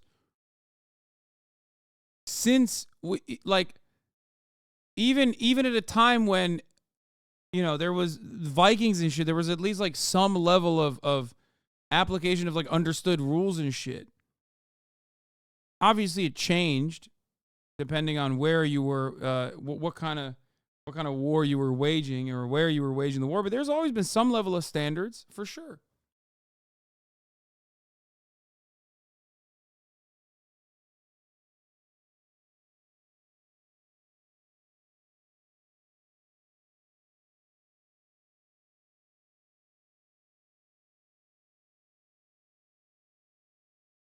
The only witness was a law professor. The Secretary of State relied on documents, including YouTube clips. So the question is, was either of these enough due process? And then the final question is, and this one may seem a little odd, is the president an officer of the United States? I think logically you go, of course. There actually is an argument that's made sometimes that if you look at the construction of the Constitution, the president is actually separate from an officer of the United States. I think that one's a long shot, but look for that argument to be made as well. Colorado will be appealed to the Supreme Court. Yeah. Look, this seems to be a moment just screaming out for no ambiguity. Yes, this is exactly why we have a Supreme Court. We have a massive constitutional issue. We have all sorts of unknown. We have major implications. We have inconsistency in how it's being applied. We're looking for two things. First, will they take the case? They don't have to take any case, but if Trump files that appeal today, they can tell us yes or no, we're taking it. That could happen at any moment. And then, of course, if they take it, how will they rule? Let me just say this. Nobody knows. This is uncharted territory, so it'll be in their hands in all likelihood. Can I just, to underscore that point, there is no legal precedent here. Right. There's nothing that people are kind of drafting off of to know how this ends. We can pull on various strings that are out there, but there is nothing on point. We're going to get brand new law when they interpret this. Fascinating and somewhat unsettling. Honig, thanks, buddy. Thanks. CNN's Zachary Cohen joins us now. And Zachary, help us understand the arguments being made in these appeals. What are the former president's chances? Yeah, Adi, first, it's really important to know that the looming political calendar really is creating a sense of urgency here. And it's one of the reasons why there's this mounting pressure on the U.S. Supreme Court to weigh in on this issue, this 14th Amendment issue that we've seen come up in Colorado and again in Maine, where they say that under the 14th Amendment, Section 3, Trump should be removed from the primary ballot. The way the media talks about the Supreme Court is literally like a pantheon of gods. It doesn't matter. You're a mere mortal. They're a pantheon of gods. Ultimately, it's corrupt, and yet everyone sees the top of the hour ad break. Supreme Court Justice Clarence Thomas is in the chat right now. He's seen the ad break at the top of the hour, unless Harlan Crow gives him a gifted subscription. That's right. Or maybe, let's say, they're lucky, right? They're lucky, and they get gifted a sub in general, like a random one that they catch. Or he has an Amazon Prime account connected to a Twitch account. They get one free Prime subscription a month. Use it here, and you won't see the 3-minute ad break at the top of the hour. Here's the 3-minute ad break now, though. They are God kings, and you are a mere mortal. True. But because he engaged in an insurrection. Now, that is already going to, the stage is set now, to go before the Supreme Court when Trump appeals this decision. He's going to ask the Supreme Court to essentially overturn the Colorado Supreme Court, state-level courts, ruling that he should be removed from that ballot. That would effectively put him back on the ballot for the primary. But, the Supreme Court has to choose whether or not it wants to take up this case. But at least this appeal will at least set the stage for that possibility to happen. Now, we also expect Trump to appeal a similar decision in Maine, where the Secretary of State there also ruled that he should be removed from the ballot. That appeal will go through state-level courts, and both decisions are on hold until the courts weigh in and this gets worked out through the legal system. But listen to what Colorado's Secretary of State said yesterday when asked about the urgency of this situation and the need for the courts to weigh in quickly. I certify the names onto the ballot for the presidential primary this Friday. And so we do hope that the court understands that presidential primaries are rapidly approaching and gives us a definitive answer whether or not the former president is disqualified from the ballot. So with so much uncertainty, states asking the Supreme Court to provide some clarity, we're going to have to wait and see if they ultimately take up this issue, though it is unprecedented. Zach Cohen, thank you. And joining us now, former Trump attorney Tim Parlatore. Tim, we appreciate your time this morning. On the Colorado case specifically, where the appeal is expected as soon as this morning to the Supreme Court, when you think through the defenses that the Trump team would put into that appeal, what do you think is their most effective at this point? Mm-hmm. I think really the most effective is that the state courts don't have the power to enforce this. The 14th Amendment specifically does have a clause that Congress shall have the power to enforce, and Congress has exercised that power in multiple ways. They passed a statute, 18 U.S.C. 2383, which is, they actually expanded, the reach of the insurrectionist ban beyond just, the previously elected officials to basically anybody. That would be barred from holding office, but that has to be done through a judicial proceeding in the federal court. And Congress has also acted through impeaching. They impeached Donald Trump for insurrection, and he was acquitted there. So this case has in some ways already been litigated using the provisions that the 14th Amendment, Section 5 provided. Can I ask you about the impeachment point? Because I was struck over the course of the last couple of days that there's been some signal that the Trump team is going to utilize that, maybe not just for Colorado, but also for the Jack Smith indictment as well on election subversion. I guess my question is, I was sitting in the Senate chamber listening to Senate Leader Mitch McConnell talk about how the legal process, this doesn't do anything to change the legal process that's going to come ahead. The Senate's not going to act on this, but by all means, the courts still can. And he wasn't the only Republican to say that. Were they wrong? So my personal belief on this is that while the impeachment does control as regards to the 14th Amendment litigation, it does not invoke double jeopardy as to criminal litigation. And so I don't think that that is going to be necessarily a winning argument of a double jeopardy to bar the January 6th prosecution. But I do think that it is going to be effective related to the 14th Amendment cases. It's an important point, particularly as we await the appeal on that federal election subversion case. The special counsel pushed back on Trump's claim that he should have absolute immunity from criminal prosecution. part of the argument was it threatens to license presidents to commit crimes to remain in office. I guess the question here right now is there's not a lot of precedent here, which is, you could say that about a lot of things that are happening right now. Are we in uncharted legal territory, or is there an argument here that Trump's team can actually pull on to make their point? Yeah. Here's why it's good. SCOTUS has to either increase the due process protections, write an opinion that totally contradicts their entire mode of thought, or write an opinion that buys an obviously obtuse argument. I suspect we'll get a split opinion that does all three. It's good to improve due process and to undermine SCOTUS legitimacy. So it's a fun time. Enjoy it. Worst case scenario is Trump can't be president. Yeah, I don't think that's the scenario that will occur, though. But yeah. My sister-in-law is becoming ultra right-wing shithead lately. How can I pull her back from the ledge without antagonizing her? Oh my gosh, she's pulling so hard right now. Oh, Jesus. She almost got me. Oh my God. Uh-oh, she planting. It's definitely uncharted territory. I think that I'm multitasking. The I'm a idea parent. of a blanket immunity is a little bit too broad, and I don't see the courts buying that. Now, a more limited, very targeted immunity for certain acts, that I do see as being something that could win, but that's not something that really can be litigated at this stage. They would have to take this case to trial and show during the trial that what he was doing was within the scope of his duties as the chief executive. And I expect that will be one of the things that they, can and should present to the jury. Bro, give some advice for the chatter. I don't know how to. I don't know what kind of right-wing takes she has. So I don't know. I don't know how to save your sister. I need to know what is radicalizing them so I can help you.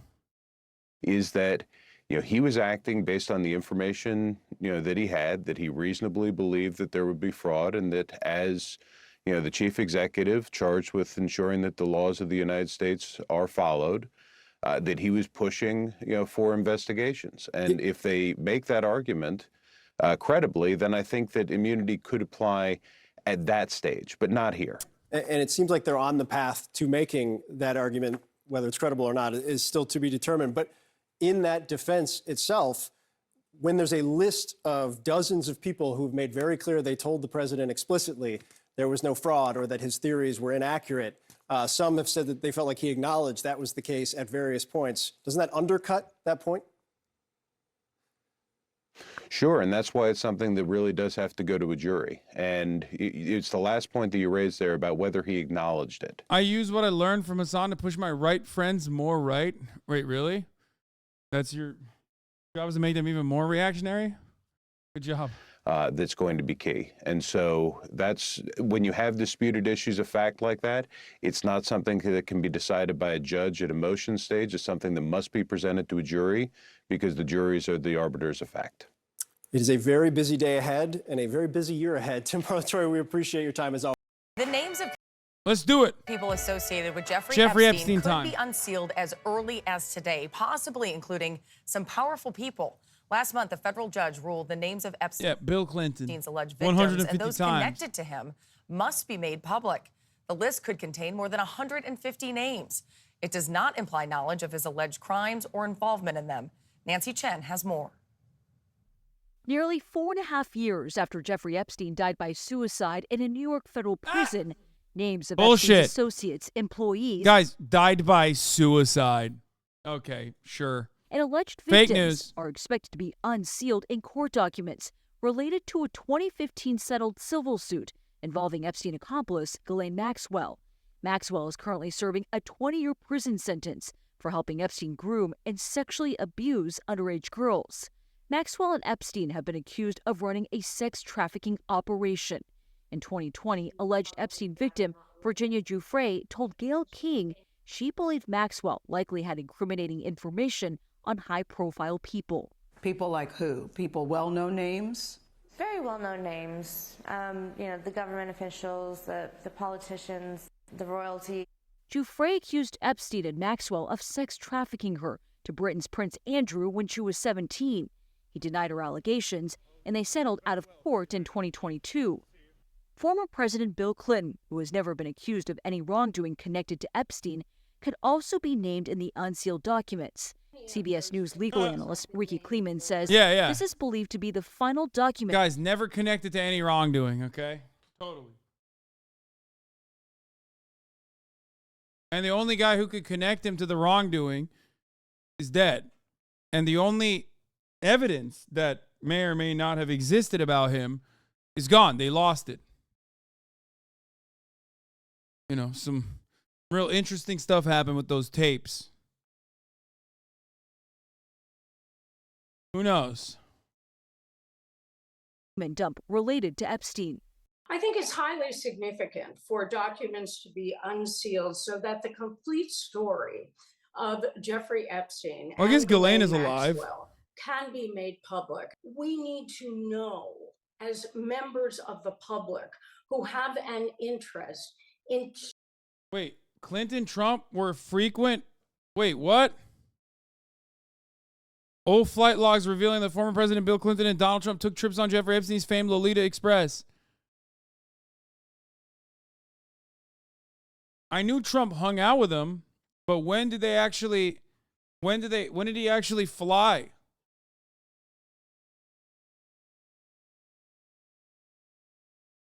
The 42nd and 45th commanders-in-chief were exposed as some of the high-profile passengers who rubbed elbows with the pedophile when the logs were released 2 years earlier during convicted Madam Ghislaine Maxwell's trial. Clinton is also expected to be identified as John Doe 36, who's mentioned more than 50 times in the documents related to a 2015 lawsuit from Epstein accuser Virginia Giuffre, set to be released early as Tuesday. The flight logs, publicly available since December 2021, made the rounds on social media Monday, with many pointing out that the names of the two presidents repeatedly appeared throughout the 118 pages. Lawyer Alan Dershowitz, former U.S. Senator George Mitchell, and disgraced Prince Andrew were among the other big names who were outed as passengers. It's so sick that, like, right-wingers... It's so sick that right-wingers love talking about, like, oh, kill your local neighborhood pedophile. And then they're like, but not Trump. He was white hat. And Alan Dershowitz is my favorite Fox News guest every night.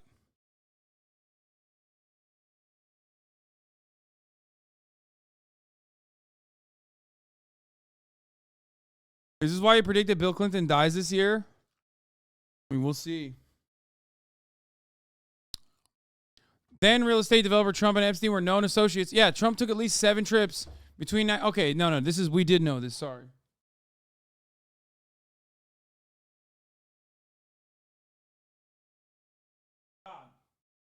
So much spit that she just spat on herself. This is the book log, not any new info.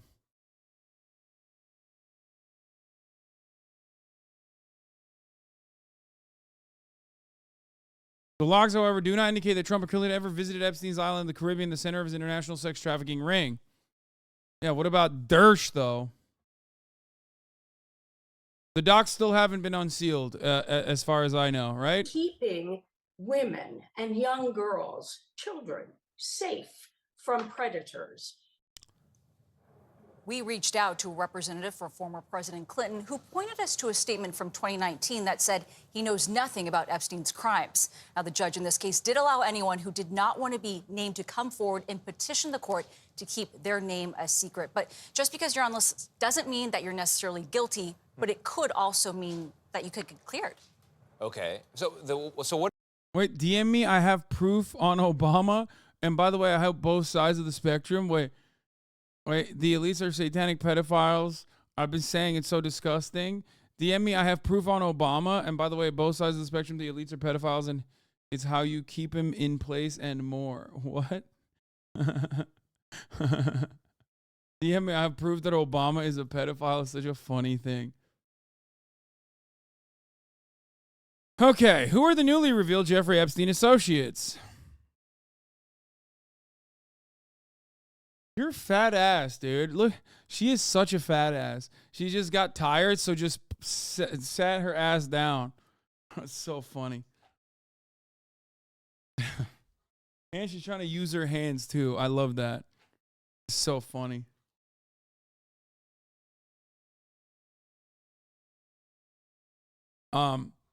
We've also learned about deeper ties between Epstein and some bold-faced names whom he had already been associated with. In the spring, the journal discovered multiple new names after it obtained a previously unreported trove of documents, including thousands of emails and Epstein's private schedules. Yeah. The schedules include details of numerous meetings Epstein planned and with whom, but the journal noted at the time that it could not verify whether all the meetings actually occurred. Yeah, this is the one that leaked Noam Chomsky. A federal judge in Manhattan has ordered the sealed documents from Virginia Giuffre's settled defamation lawsuit against Ghislaine Maxwell of 2015. The December 18 ruling from Judge Loretta Preska determined that the names of dozens of associated Epstein associates who have been identified in court filings. Okay, you're tired. You're too tired. Done. Done with that.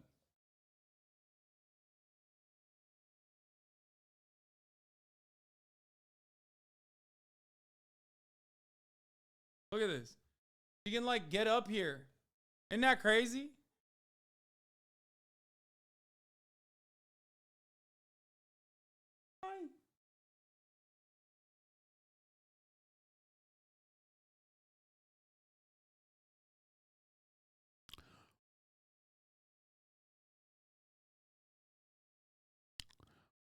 ABC News has more. Most of the prominent names that appear in the documents are already associated with some way for Epstein.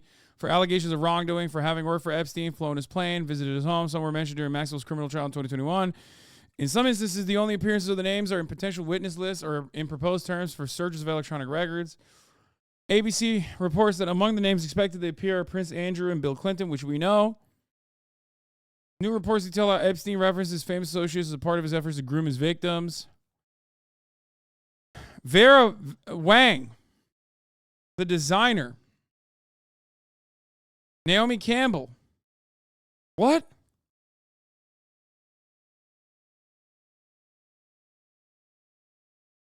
Thorbjorn Jagland. Robert Kennedy Jr., which he got ahead of. He knew this was coming, so he was just like on Fox News constantly talking about how he was on the Epstein flights, which is crazy. Sergey Brin. According to court filing, Epstein advised Brin from 2004 to 2007, including guidance on how to set up a tax shelter. What the fuck? This seems kind of conspirationist and QAnon. What?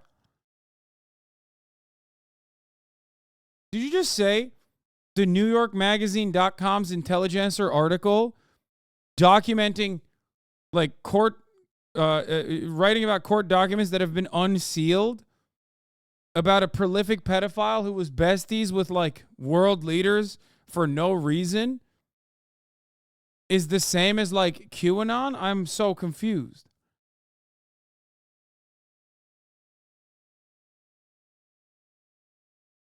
We knew this one, Cecile de Jong, former First Lady of the U.S. Virgin Islands. Ehud Barak, we knew about. Bill Gates, we knew about as well.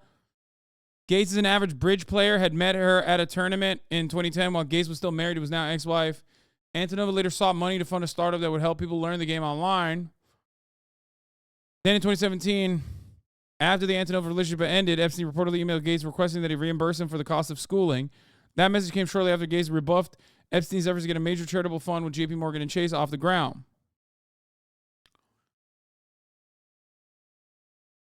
Leon Botstein, president of Bard College. William Burns, CIA director. We knew about this one as well, obviously.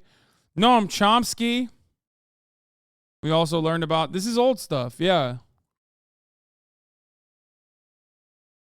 Ariana de Rothschild. Oh, this is going to get people fucking, this is going to get people livid.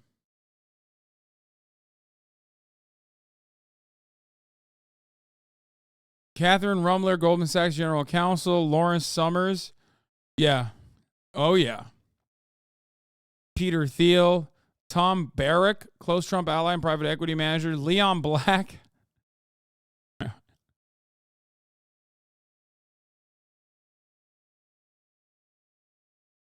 JP Morgan and Chase. Prince Andrew. Okay. So who are the new people?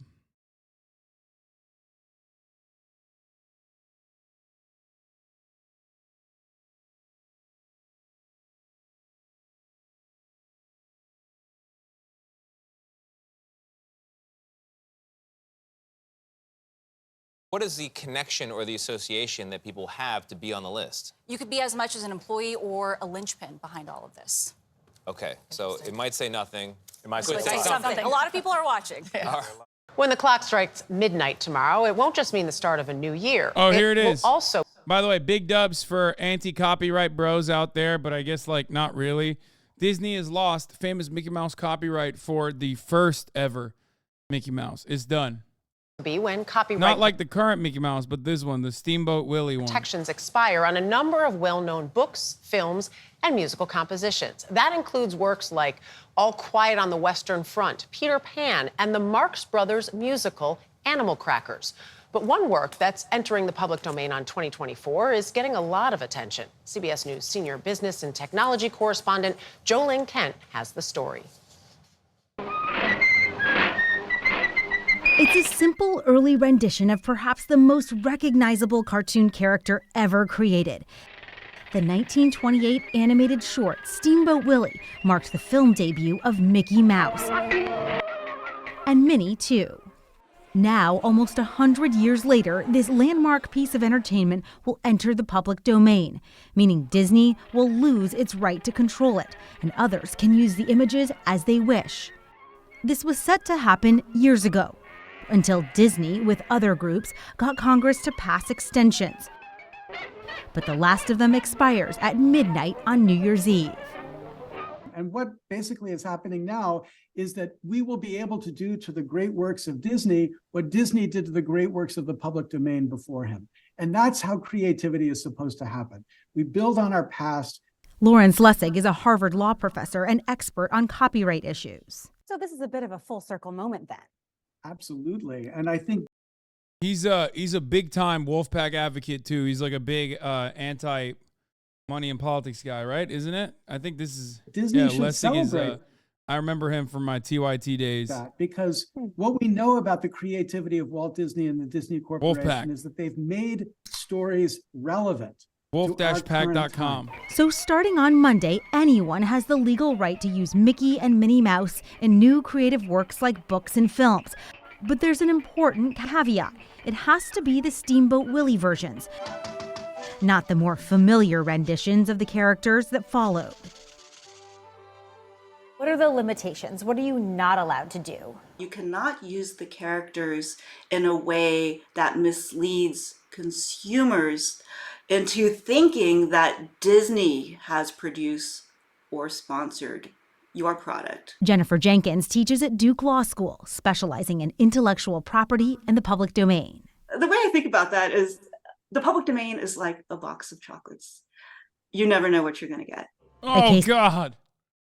Case in point, Winnie the Pooh. Winnie the Pooh, Winnie the Pooh. He walked out of the 100-acre wood and into the public domain 2 years ago, when the original literary work lost its protection. And that led to this.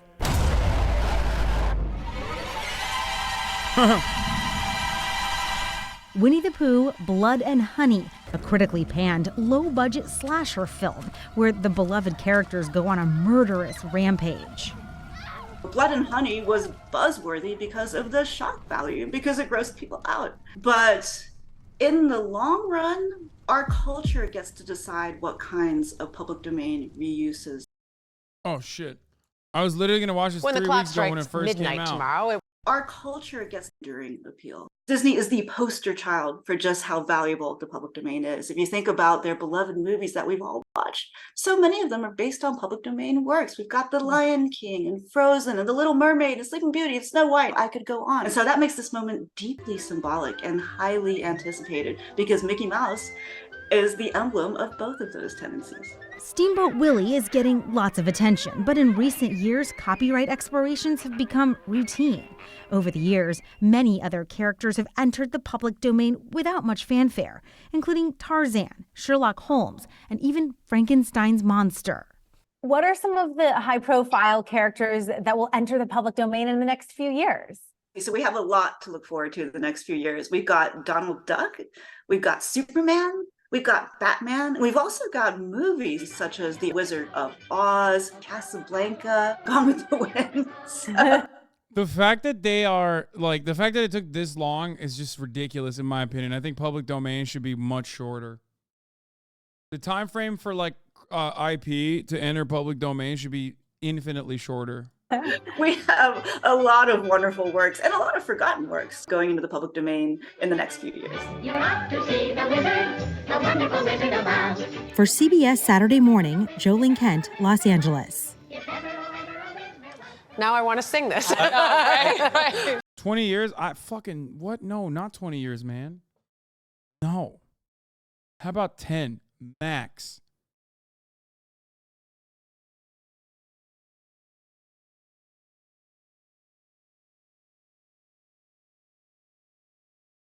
Anyway, here, let's talk about why it was extended now. Before we watch Steamboat Willie 4K film Transfer, which we're going to be doing an ethical react to in a second. Disney is about to lose copyright in Mickey Mouse. That's right, Mickey Mouse, literally the most iconic character that they've ever created, one that they themselves claim is worth $15 billion. And they're doing it all on purpose. But why? Well, the answer is both shocking and kind of genius. I'm Jake Watson, lawyer, producer, and YouTuber with Corridor Crew. Let's get into the issue. So what is a copyright? Why does Mickey Mouse have one that's almost 100 years old? How is he going to lose it? And why does that matter? A copyright is the right of an author of an artistic or scientific work to exploit that work without anybody else being able to do so. This is known as the exclusive right. But the big picture reason, the actual reason why copyright law exists, isn't just to protect authors. The bigger reason is that it's to promote the progress of human knowledge. So copyright incentivizes people to go out, to try things, to learn things, to make things, to discover things, and in exchange ensures them that at the end of the rainbow, they will be able to exploit the fruit of their labor without it being stolen from them. But the other side of copyright is that when a work is useful enough, when it is truly useful to the benefit of our culture, it becomes part of our popular culture. And in order for human knowledge to be expanded upon over time, you need to allow people who come along Yeah, thank God for patents, dude. That's how all innovation has occurred historically. It was crazy when John Patton invented the patent system. Then that's when we really got to innovating. Before then, it was like fire wasn't even invented. You know what I mean? long after the original author to take that original work and expand upon it, to build upon it, so that overall, as a species, humanity is better off tomorrow than we are right now. Now, Mickey Mouse has a copyright because he is, in essence, a work of art and creativity. Unpopular opinion, copyright protections are good for creative professionals. Yeah, I mean, that is an unpopular opinion. Because ultimately, I think there is, by the way, for those of you who are wondering, like, why don't you ever wear, here, look. This is why I wear shoes now in the house. Look how dirty my socks are now.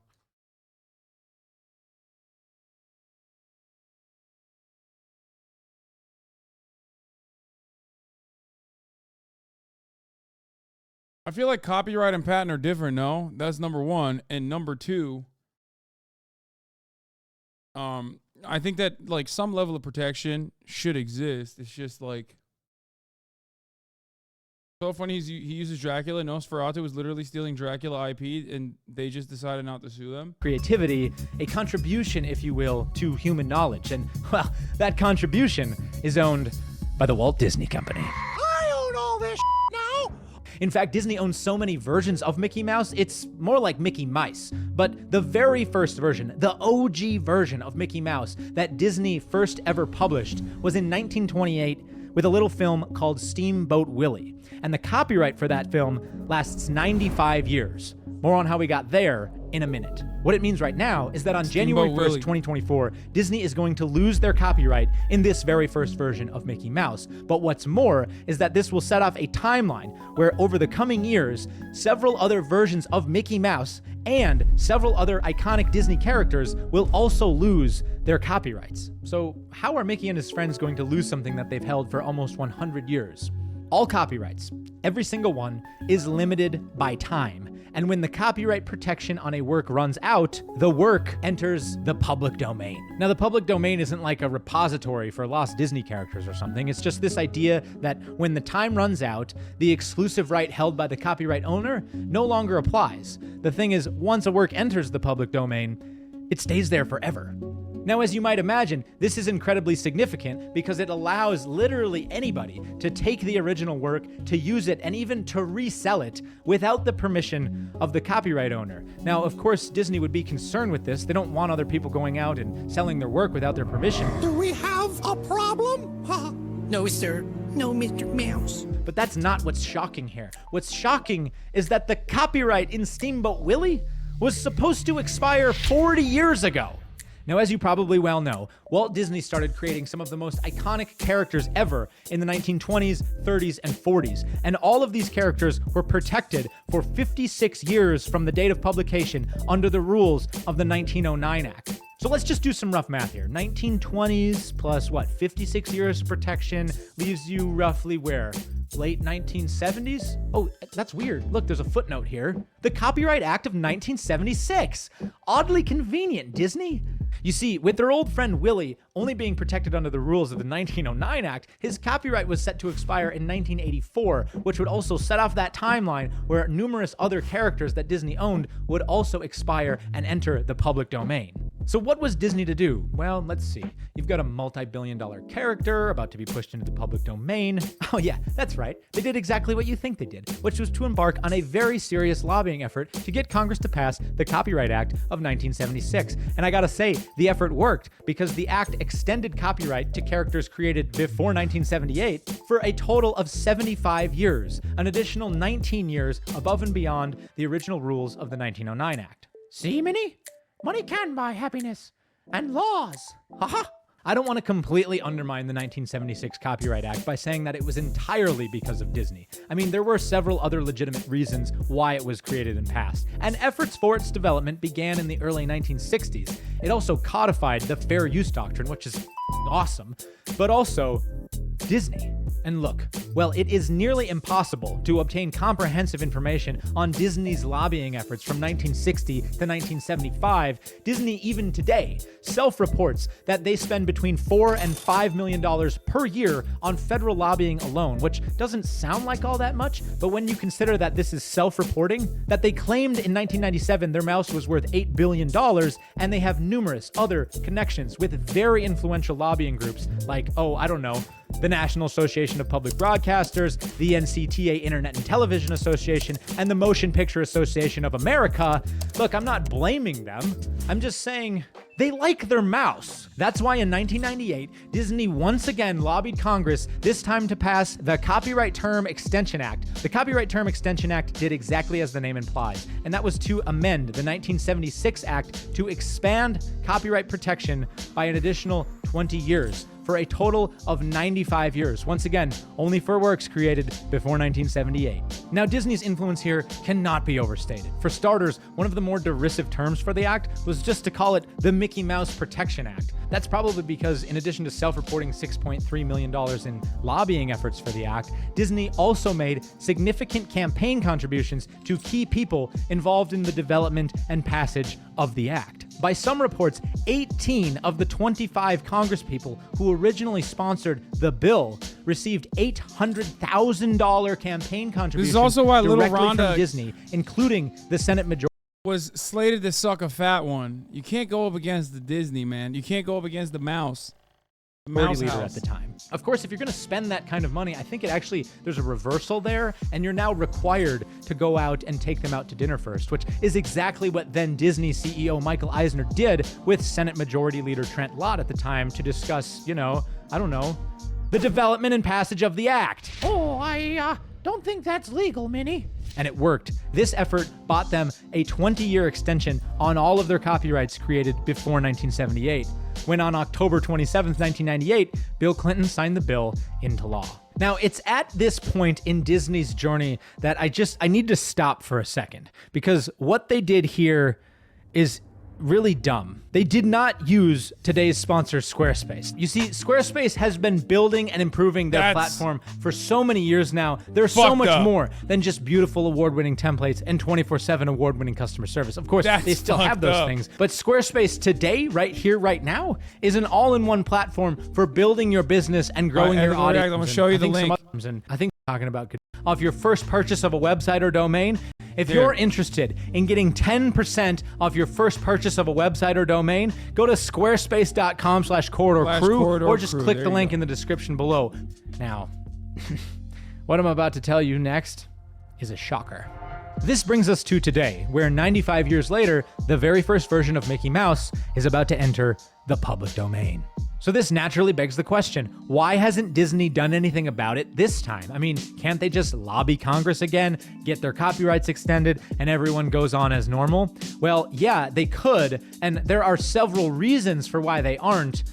Look, I thought about going into all of them, okay? You have the constitutionality of effectively perpetual copyright extensions. You have the social backlash that could possibly ensue if they embark on another large lobbying effort. You even have trademark, which I will talk about just a little bit, but they all pale in comparison to the real reason why they chose to do nothing about this. And the real reason is that because over the last 25 years, Disney has gotten so big that it is no longer worth the time to extend copyright in Mickey Mouse. It literally is not worth it to them anymore. That sounds simple. Oh yeah, they got big as a company, Disney, Mickey doesn't mean anything to them. No, look, I don't think you realize how big Disney has gotten.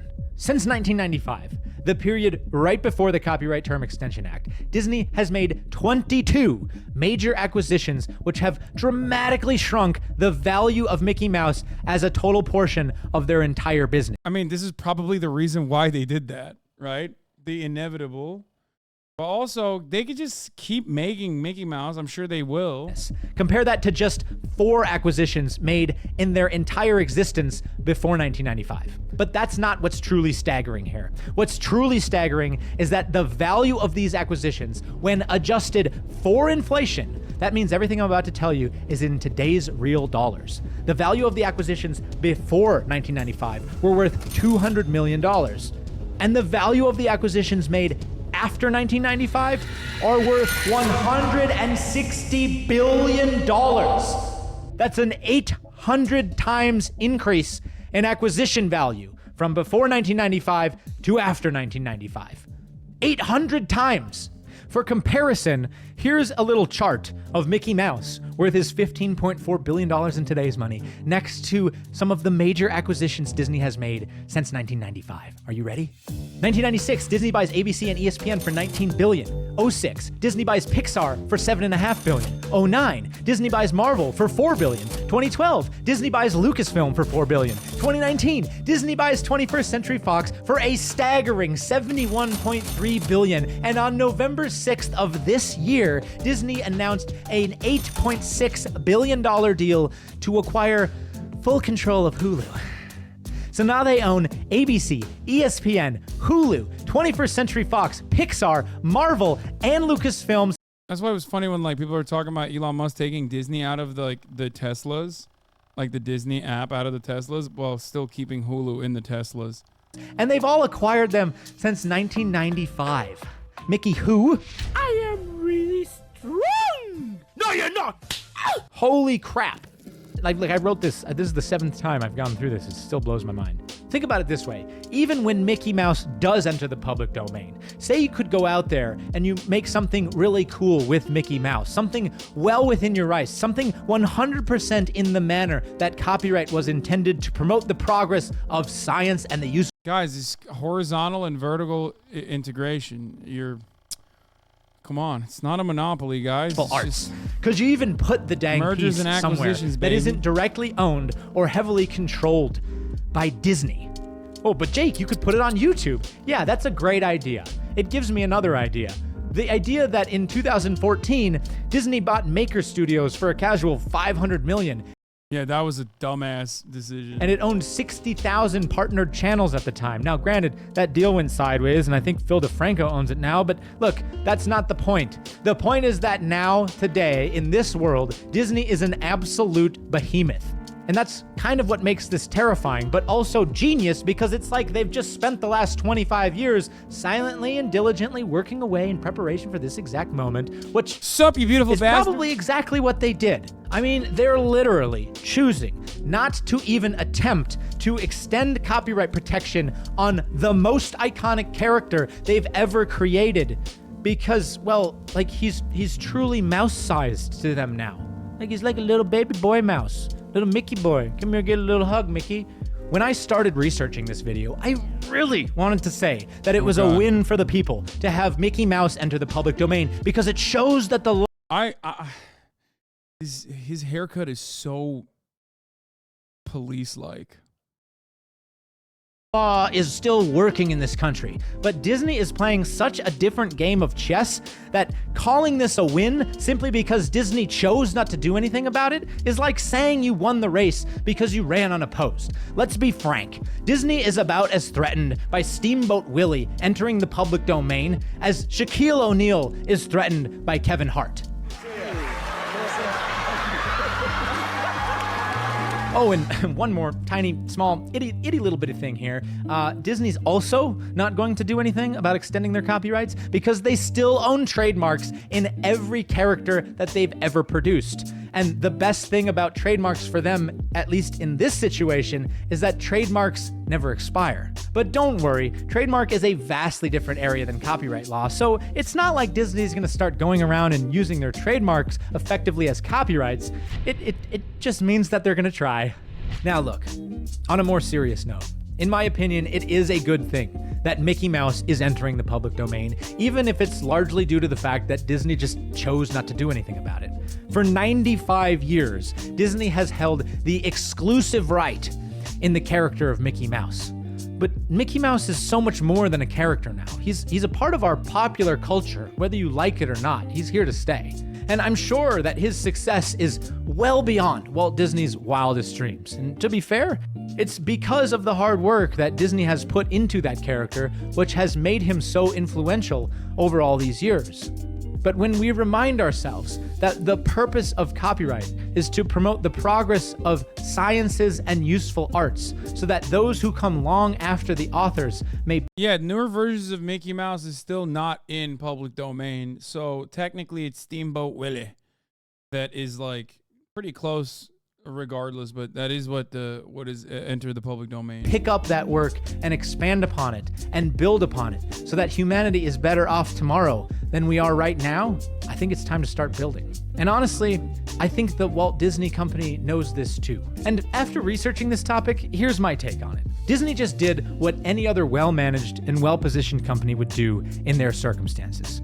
They changed how valuable Mickey Mouse was to them without changing their values. And honestly, you've got to commend them for that. Without changing their values, yeah, their values is this. Also, they definitely changed their values. They definitely were not as woke, I guess, quote unquote woke now. Your Mickey Mouse better not be yapping or it's not public domain. That's... What? That's Steamboat William to you, sir.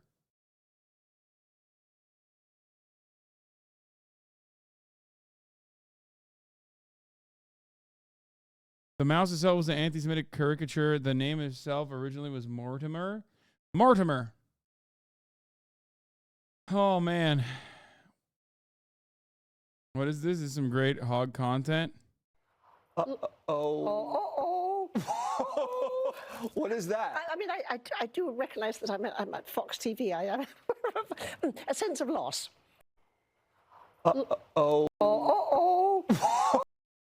Jesse Waters got a tarot card reader to look at Trump's future. Love that. They're running out of content, dude. They desperately need Trump to come back, it seems. Or they're cooked. Or they're absolutely cooked. Lamont Netanyahu wants Durst to represent Israel at the ICJ. Yes, I know. Kim Kardashian criticized for extravagant white wonderland at LA mansion. Okay, let's watch Steamboat William. I want to see what the fuck this is about, honestly. I've never seen it. I've never watched Steamboat William. Let's see if it's mid or not, you know?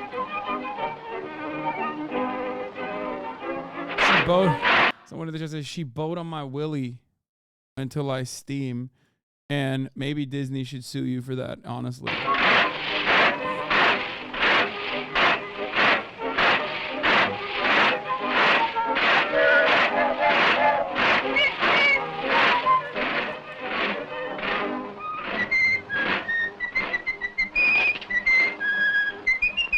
Where's he going?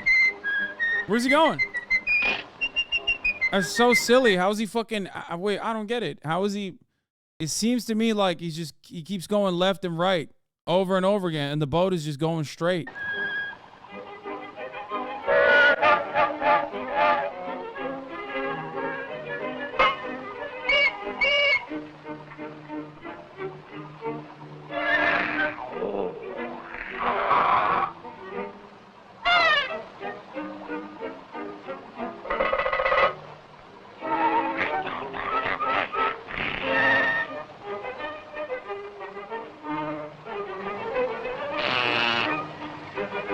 Don't do it. Don't do it, Steamboat Willie. Oh, he got him.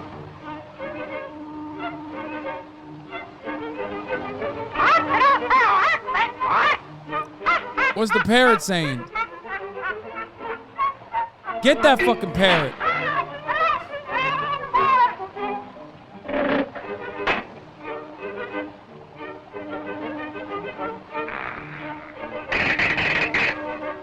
What the fuck is he eating?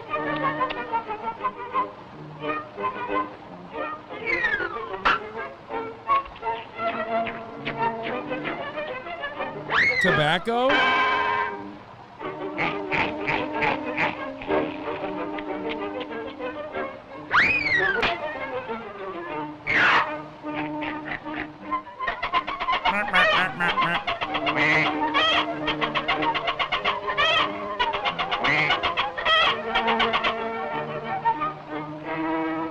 Is Fob fresh off the boat?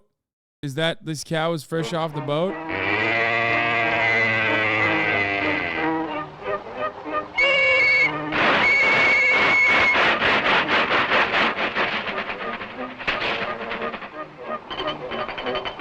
It's Fallout Boy?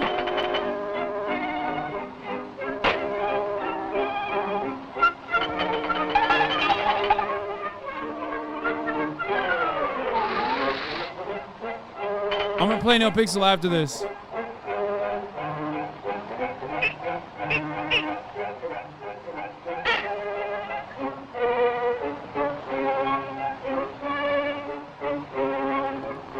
Give the cow some hay, Willie. Do it. Oh, damn. Wowee. Awooga. Awooga. That's Minnie Mouse. Ooh, what a woman.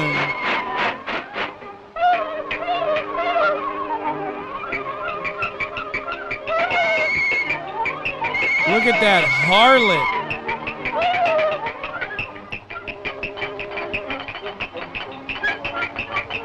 Oh no! Yo, can he do that? Is he allowed to do that? That's crazy. He got her in the diaper, dude. What the fuck? Damn.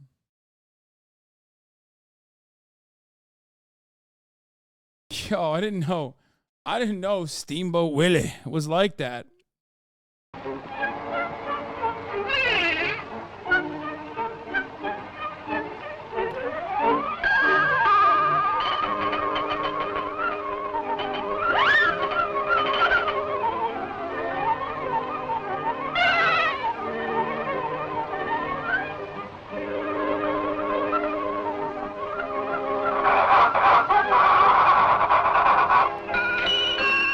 Dude, woke culture wouldn't allow you to make a art like this. Like, make a creative work like this. You know what I mean?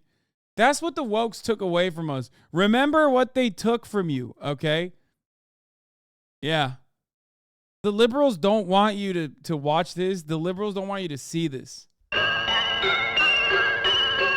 You sound like a kick offline chatter. Oh my God, there's such a thing. Ay, ay, ay.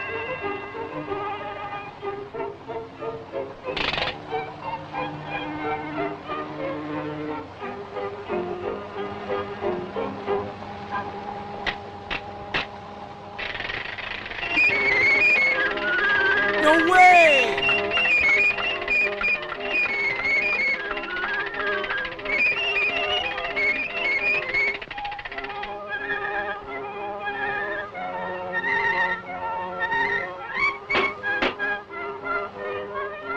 Can you do that? That's crazy.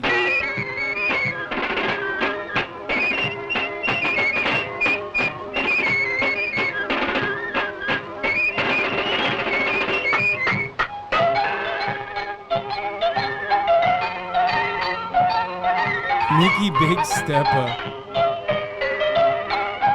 Kai is also dancing around.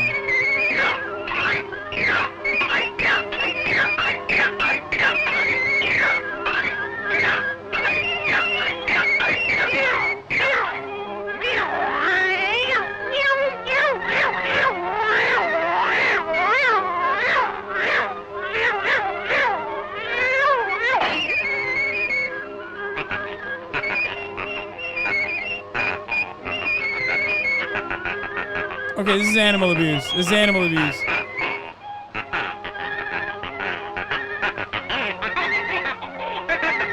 Wait, did I miss cat abuse? Oh, fuck. Wait, hold up.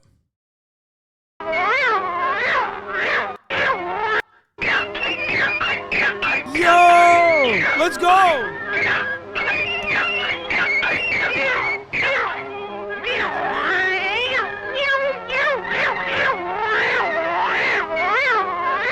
That's what I'm talking about, baby. This part is not acceptable. Not the duck. Not the mallard.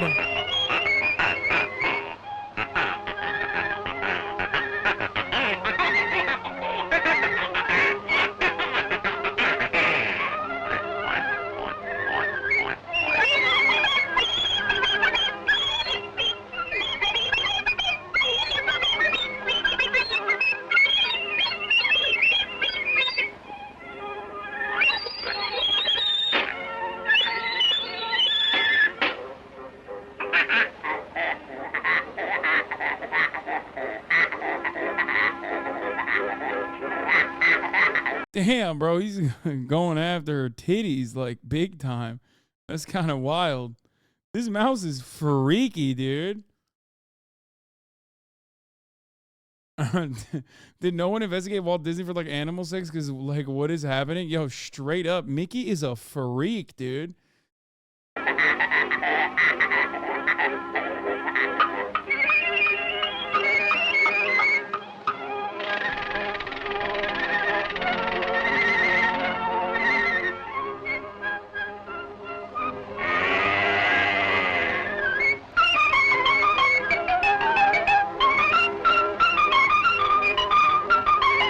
Bro, is this Noah's Ark? Why is there every animal on the fucking planet on this goddamn boat, bro?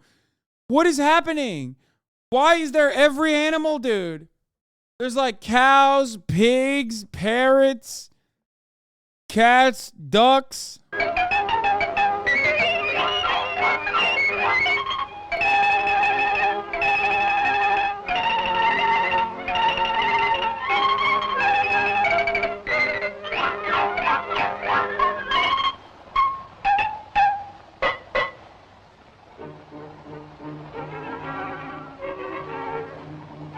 Yeah, I'd be pissed too. Like, I know that this is set up as like the antagonist, right? But like low key, I'd be like, what the fuck are you doing to all my animals, bro? You fucked the titties up of the pig. You have caused irreparable harm to my fucking livestock. I'm pissed. I'm over here fucking driving the goddamn boat. You're down here fucking shit up. Get out of here.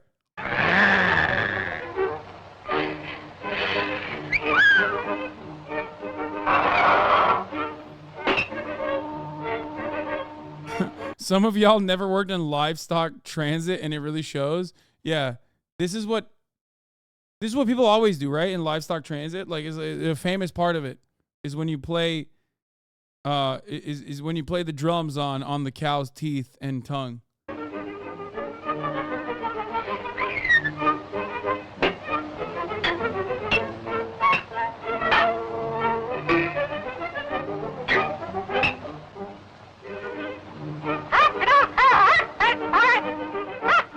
He's just yapping.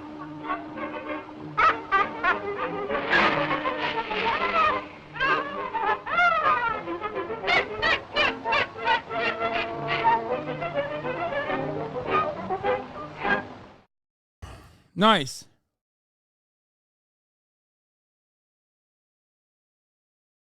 Should bring this story into your NoPixel reporting of the day. I'm sure it'll be a huge loss for Los Santos. I work in livestock transit, and I'm also a humanoid mouse with a hot humanoid mouse girlfriend. That part is the important part. The fact that, like, Minnie Mouse is a woman. A hot woman. Bro, this is kind of crazy. Honestly, like, what were people watching? My worst day in livestock transit was when I had to bring a fox, a chicken, a bag of chicken feed over one small river, and the ferry could only fit myself in one item. Hated that job. Almost died on the way home as well because there were people tied to the trolley track. Good one. There's a way to do it, though. You got to go, like, back and forth.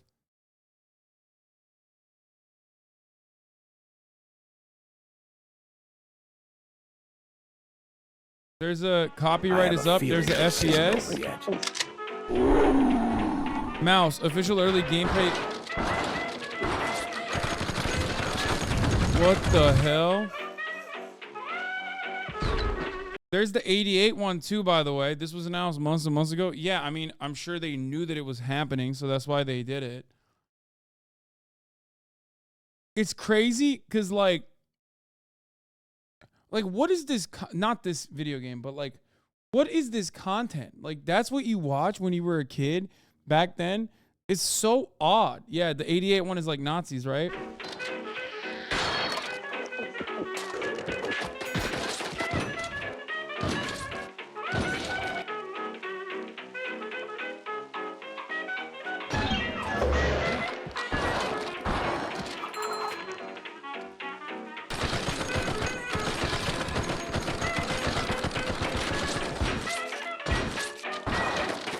Bro, this is some, like, Newgrounds ass video game, by the way.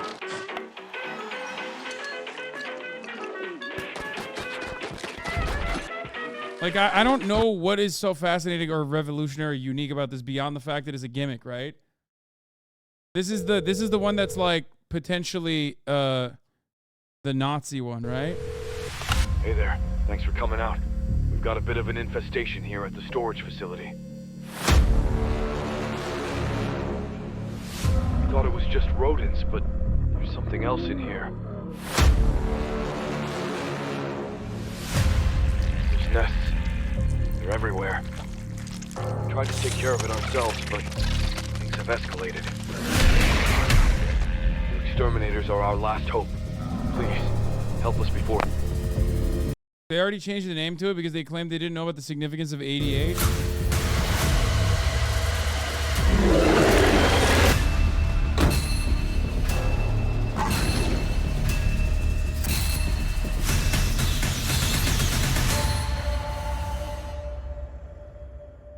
Yeah, I mean, why was it 88 then? This one was made by neo-Nazis? Okay, so here's the thing. Updates and statement for the devs. We're changing our game's name to Infestation Origins. Our game, Infestation 88, is set in 1980s with the year 88 chosen simply due to its symmetrical design and game's artwork logo. Unfortunately, we were unaware of any additional meanings the number 88 has. However, after learning about this, we're changing the game's name to Infestation Origins. We apologize for our ignorance on this and appreciate this was brought to our attention so we could address it ASAP. Wait, fuck out of here, man. Wait, okay, listen. I mean, I don't know why everyone is like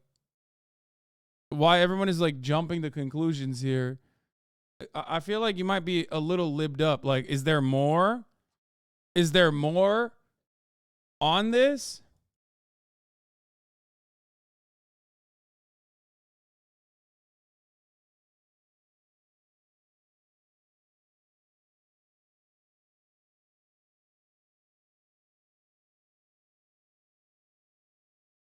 Like, I don't know.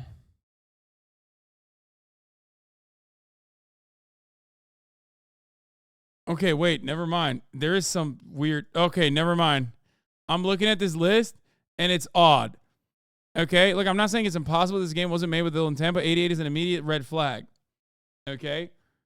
Fine, that's true. It involves gassing rats and counting the space. Infestation 88 is 14 keystrokes. I don't care about that. That one is like a little bit too much. This, on the other hand, is suspicious. STG-44 was a German assault rifle, but I guess, like, you know, it could be a common weapon. Rewatching the trailer, meaning the date would end in 1388, which is suspiciously close. That's ridiculous. But this part is odd. I don't know. 1 to 4 players in 88 taking an outbreak of vermin in various locations. In the year 1988,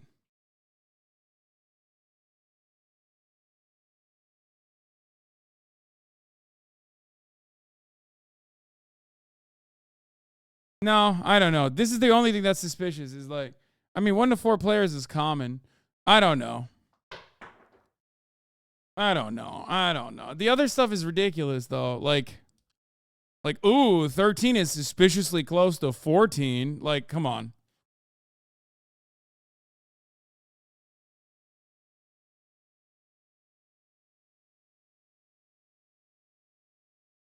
I got timed out for somebody political tit chats because I switched my name off Korean 88 because I'm 35. Yeah.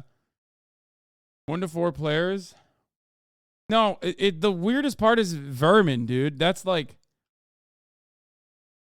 the weirdest part is gassing the vermin. Okay? I mean, I guess they're not saying gassing, but does any 4-player game ever really say 1 to 4? Like, come on. I don't know. That part is odd. I mean, who knows? Maybe they're not. This is the only thing that's like odd. In the year 1988, what was thought to be an outbreak of vermin in various locations morphed into something far more sinister. Infestation 88 is an episodic 1 to 4 player co-op.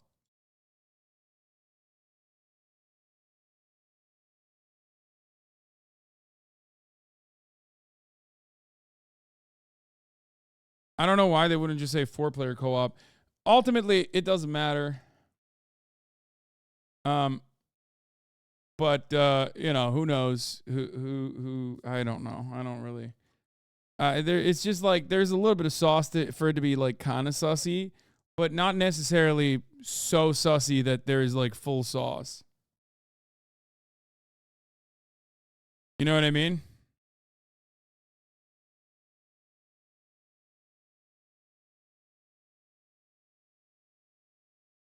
What? Speaking of GTA, did you see someone stole a plane in North Vegas, drank a few beers, and smoked the joint during the flight and landed it in the middle of the desert before abandoning it?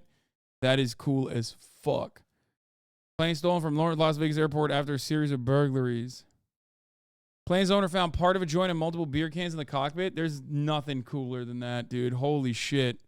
My man was living La Vida Loca, okay? Respect to him. What a ledge. What a king. A little bit of drunk driving. How about drunk flying? Wait, what the fuck? They changed the NoPixel website. How do I find the goddamn privacy policy? Okay, I read it. All right, what the hell?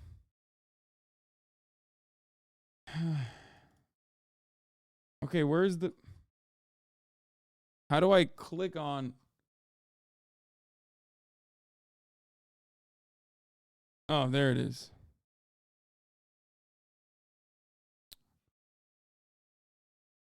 Boomer case file. The website changed.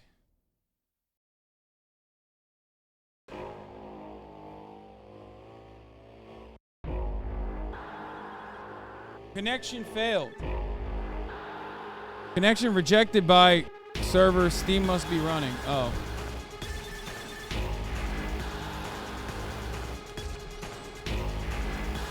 I guess Steam wasn't running. How was my Steam not running? That's crazy.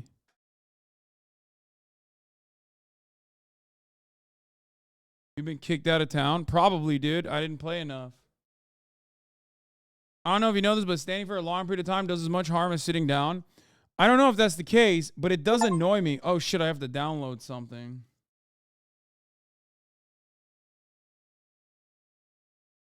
HasanAbi, more like HasanAbi.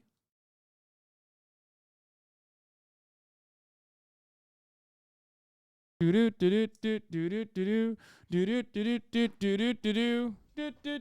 don't know what HasanAbi is.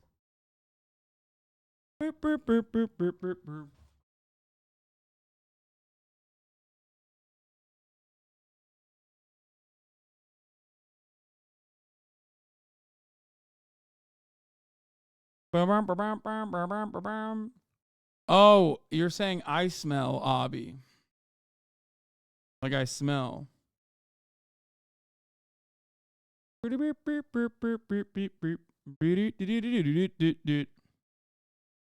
Donny O'Sullivan is stuck in your head. Well, don't let it be stuck in your head no more. Oh, it's trying to download the finals. Never mind. That's like, I don't care about that. All right, let's try it again. All right, then. It's time for Donny O'Sullivan to do one more thing. And that is serve you the top of the hour ad break, lads. And tell you if you no longer want to see those ads, all you need to do is subscribe for $5 or for free. Here's a 3-minute ad break now at the top of the hour. All right, downloading everything. All right, then. Nice.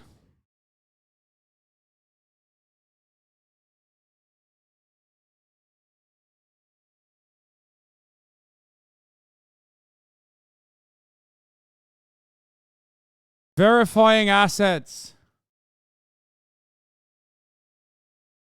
Finals uses AI generated messages for shoutcasters. Yeah, that's whack as hell. Verify. Respond to Will Nev. What is he saying? Are you about the GTA? I want to get Irish for the first time. All right. Let's go. Let's get Irish. You missed something from Will and he's sad? Oh, he didn't.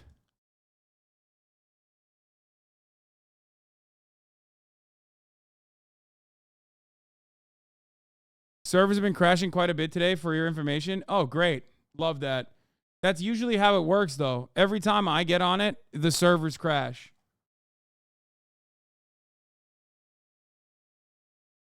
Chatter said you have a dirty unionist accent. How dare you, you fucker.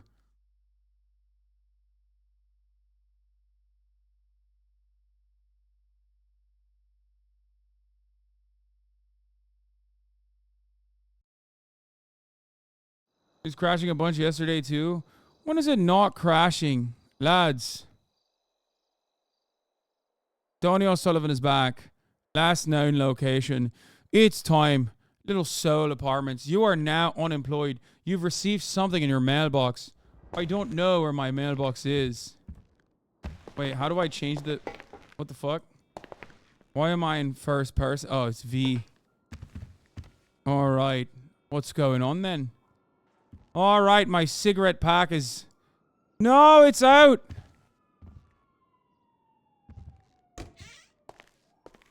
Bro got fired. I cannot be fired when I have no job. How could I be fired when I've tried desperately for a long time to even hold a job? Chatters. Voices in my head. I've tried to hold a job. I've tried to maintain a job. And I've not been able... Ow! I've not been able to. That's how mad I got right there. So mad that I punched a door. I'll put a hole in the door.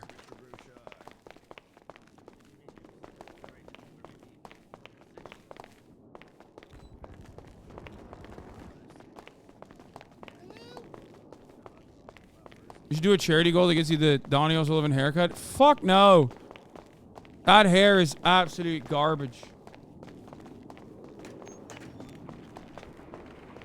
Donny is living as a mark. Can an Irishman get one fucking break? No real job, just like a real life idiot, Lamau. Well, I am a real life idiot. That is true. What the hell is happening here? What the hell is going on? You alright? It's the elevator. Just stay away from it. Alright. Well, good to know. You want me to call... Well, what the fuck happened to the paramedic here? Hello? They're getting another person inside the elevator. Oh. It's a massacre. All right. Well, I hate technology. I hate elevators. Good. You got him. You got him.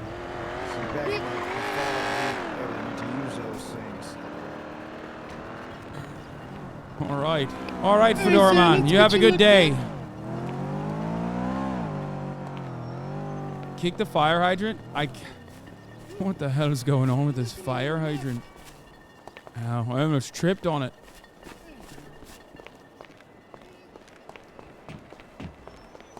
You held a job for a couple of weeks and went on an extended vacation. Right, well, there's a good reason for it. All right, let's take a look. Let's call up. You know what? I went on an extended vacation. Let me call up a friend. I need help. Desperately. Oh, I did get into crime now. I don't know how to get into crime. Where the fuck is my... Okay, there it is. No, that's my call history. Wait, how do I find... Is it contact? Yellow pages, system mail, ping, vehicles. Where is it? Job center, settings. Oh, right there. All right, let's call this fucker real quick.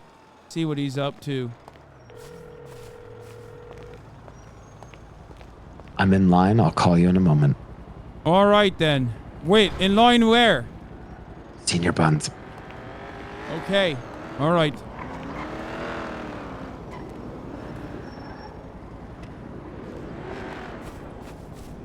I'm doing RP.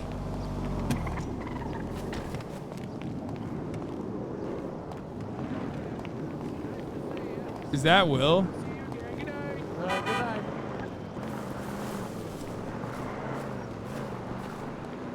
Wait, what's Will's name? I should know because it's not a find out an RP situation.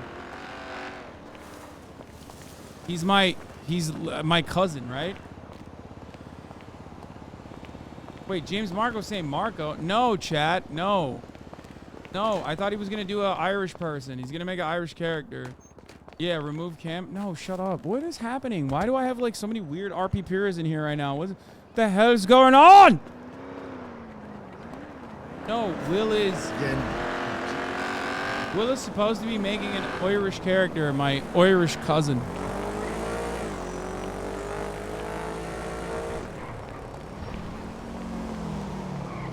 I forgot my New Year's resolution. All right, listen. Donny O'Sullivan's got a New Year's resolution for you, all right? He's not going to do the Irish temper. He's not going to lose his mind. The chicken's crossing the road.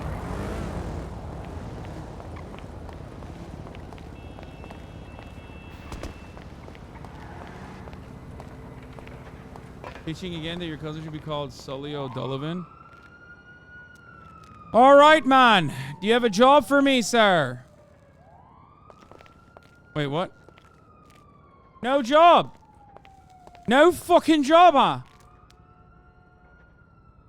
The hell's going on? I want to work. Give me a job, sir. Wait. That's weird. It's not letting me... Why is it not letting me interact with him? Oh, there it is. I would like to rent a vehicle. Give me a job vehicle. Because I would like to be a journalist. And not... Oh, fuck! Oh, God. I guess I got a little too excited. It happens. It happens to the best of us. Lads, it's fine. It's fine. It's not a big deal. We won't let this little brief moment stop us from succeeding in our goals of covering the news.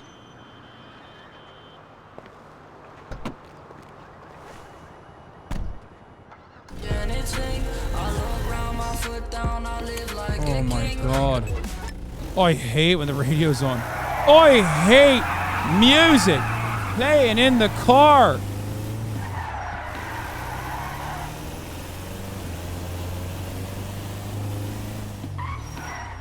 Wait. The thing is new. This is new, right?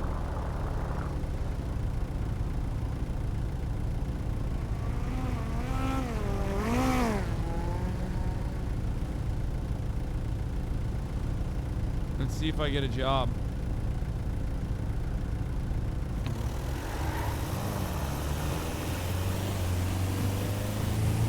Let's go to Senior Buns first.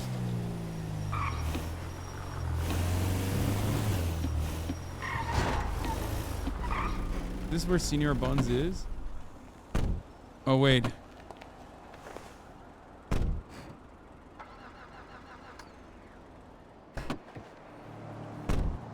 Oh, he did get a job offer. First, I'm going to talk to Mickey and see what he can help me do. Hey, what's up? What's going on? How's it going?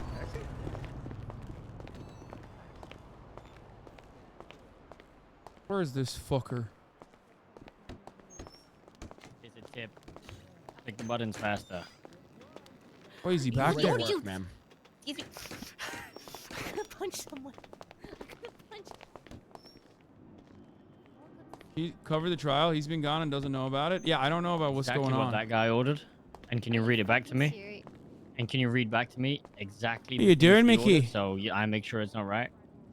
Mr. O'Sullivan, great to see you. Looking handsome as ever. Ah, you as well, Mr. O'Sullivan. Right, not as good looking as your other red-haired, beautiful Irish man that you were going on a date last time I saw you, though. What can I say? I have a type. Who's to say that type can't change? 29. Right. Well, wouldn't it imply that if the type is changing, then it would no longer be me, right? I mean, I'd like to be a universal type. 29. Oh, that's me. That's me. Oh, I'm so sorry. Thank you. It's okay. It's okay. Can you move, Mr. Pighead? Thank you.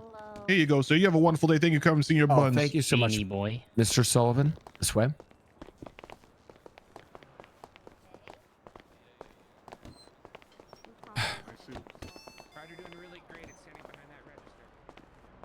Now, what, pray, Mr. Sullivan, can I do for you today? You must have called me for a reason. Well, yes. Last time that I was, last time we talked, we were talking about job opportunities, and you know, I went on vacation for a little bit, and one of my New Year's resolutions were to, you know, pursue more job opportunities in general.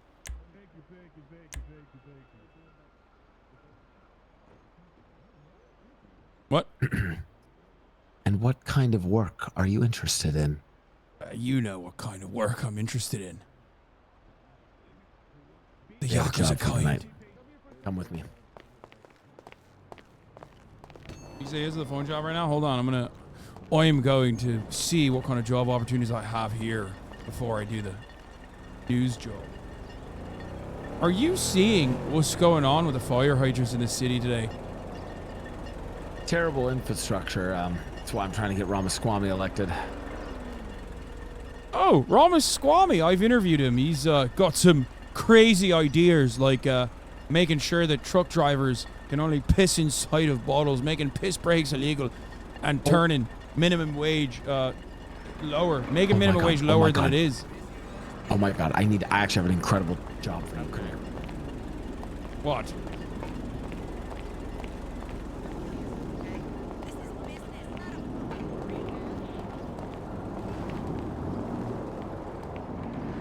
What are you doing?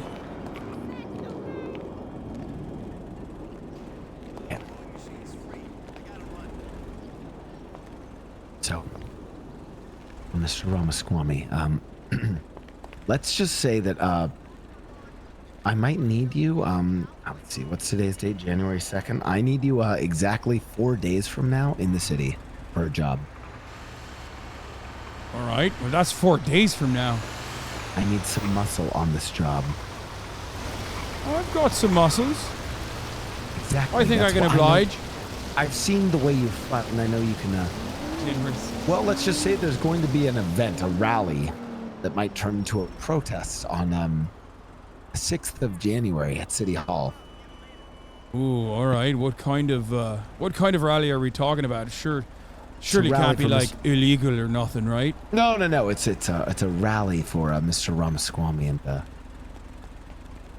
I'm wondering if you could help spice it up a little, Mr. Sullivan. Right. What kind of spice? I am Irish after all. We're not very good with spice, but I think I can do it. I'll have more details for you about the job on that day. Mark it on your calendar, January 6th. Okay. January 6th it is. Surely a day that will not live in infamy. You're lucky. I actually have a job available for you right now. When we call up my contact, you and I are going to be running support. All right. You ever done karate, Mr. Sullivan? Oh, karate? Well, I have watched quite a bit of anime, so basically you could say I'm an expert. Ha! Hurry! Was that? Oh. That's pretty good, right? Wakarimashita! Exactly. Let's just say we're gonna be doing some chopping. Chopping? All right. Don't fucking say it out loud like that. Oh, like karate chopping. Yeah. Okay. Well, I'm ready. I'm down for it. Listen. I'll be honest. I did one job. I went and towed a truck, and I almost blew up the tow truck in the process. And then I went on an extended vacation for a while. I was away from the city, so I'm desperate for work opportunities right now. Yeah, I get you. You don't want to work these fucking pathetic government jobs. You're a Yakuza enthusiast. You want right. real shit. Yes. And that's what I'm setting you up on tonight. We have a strong crew. Give me a moment. I need to get in touch with them, though. Listen, these are my associates. Don't fuck this up, Mr. Sullivan. You speak when spoken to. You be on high alert. Benji, where are you? I need you to pick me up from Senior Buns. I have an associate. What? Is our car here? I'm outside. We need to... Oh, I see you. I need to introduce you to someone. Let's go. What's up? Let's not talk here. Mr. O'Sullivan, get in the car. Let's go. Which car? Right here. Oh, this one. This is quite a nice vehicle. What's up, buddy? Nice car you got here. Benji. What's up? This is Donnie O'Sullivan. Donnie O'Sullivan, Benji Ramos. Now, can we go somewhere a little bit more discreet? We need to talk. Sure, bro. I'm so fucking baked, bro. Holy God. Why is that? Oh, bro. What the fuck? What the fuck, man? What the fuck was These that? What a motherfuckers psychopath. are loco, bro. Did you say you're fucking baked? I feel like it, man. For every time I go into Senior Buns, I just feel a little bit fucked up in the head after. Un momento. Hey, go for I Benji. feel like I'm hanging out with a bad crowd. I can't work there right now. Yeah, just put me in the bottom. I'd get too distracted if I stayed there. Mickey, what the fuck is your associate? Dude, he's on the phone. He's saying he's baked. I'm fine. I'm good. What's this about, Mickey? Where do you want to go? Is it a meeting? What are we doing? Back alley. Back alley? Ooh, I got a perfect alley. Give me a second. Oh my god! Oh my god! Oh my god, it's a Rooster's Rest! That's the first time I've seen it. I'll get out just yet, gentlemen. Is that still there? Alright. Your car. Benji, you said, right? Seems like your car is smoking a little bit. Guess you're not the only one who's baking.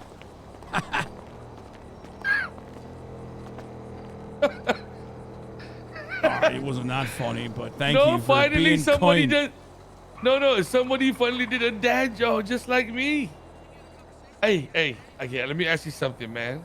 Right, all right. What's the difference between a snowman and a snow woman? Carrot penis? Snowballs. Oh, that's pretty funny. All right. Fuck, that was bad. Mickey, I what's this liked about, it. man? Don't be too hard on yourself, That my was friend. fucking I bad. liked That it. was fucking bad. Mickey, Are we what's done yet? up? Are we fucking We're done yet? We're done. We're just laughing and shit, bro. Fuck, man.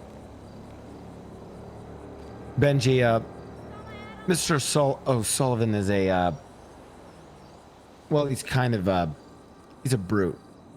A lot of muscle. I've seen him fight, seen him put up some good work. Could be some, good muscle for, some of the things we've been getting up to. That's all. Brute. Oh, yeah. Look at him. Okay. Right. Benji, are you familiar with the Sega franchise called Yakuza? Like a Dragon? No, not really. I don't think so. Why? It's a very good video game, and I want to be, you know, a Yakuza member myself one day. Oh, you want to be a Yakuza? Right, yes. I want to get tattoos, not dissimilar to what you have right there. That's my original, that's my goal. But isn't that like a Japanese only thing though? I mean, I just, well, you know, I'm Japanese in my heart. What kind of absolute psychopath would get Japanese tattoos and not be Japanese? Yeah, What? you're right. Real loser Wait. shit. You're talking about the tattoos. I thought you meant like joining the actual like organization, you know? No, I want to start a Los Santos chapter if necessary, if there is no Yakuza out here, you know? Wait, you're trying to set up a fucking gang? Yo, that's dope. Well, I wouldn't call it like that. I mean, you know, Yakuza is very organized, right? They have legitimate businesses and stuff like that. Just like a chapter. Maybe as a fan club at first. Who knows where it might go from there. Oh, okay. Listen, all I know is this. I can't get this guy to do any fucking real work. There's no way he'll hold a normal job in the city. He's a little too rough for that. So... Too handsome, you mean, right? That's a... Careful now. So, Benji, what do you think we bring him on the job tonight? It's nothing too crazy. Which one? What do you mean, which one? Wait, you want to take him chopping right now? Yeah. Wait, did he just Yeah, fly chopping in, or- like, karate, shit. right? No. He's flown in. Some of them. Whoa! Careful. Yeah, you know the arts as well. Oh, bro, I seen the movies, bro. I'm a big fan of Bruce Lee, bro. Let me put it this way, Benji. Right. He's been That's he's kung been in fu, the city but before. you know it's cool as well. I mean, like the moves, right? Whoa! This guy's a real dangerous. He's a real Steven Seagal. Oh, Benji is very dangerous and handsome too. What? Hey, thank you. So what do you want to do? You want him to we'll take him chopping straight up? Listen, I let me put it to you this way. I think if this guy works another fucking government job in the city, he's either going to be put in jail for the rest of his life for killing someone out of anger, or he's gonna fly back to Ireland or Tokyo. But why don't you just put him at fucking senior buns or some shit if you want to give him a job? Listen, I tried the legal route. All right, I towed a car. Oh. Feels like it's not exactly my speed, you know. It's not the Yakuza way. I'm like Kiryu Kazuma. Fucking hell. Ready.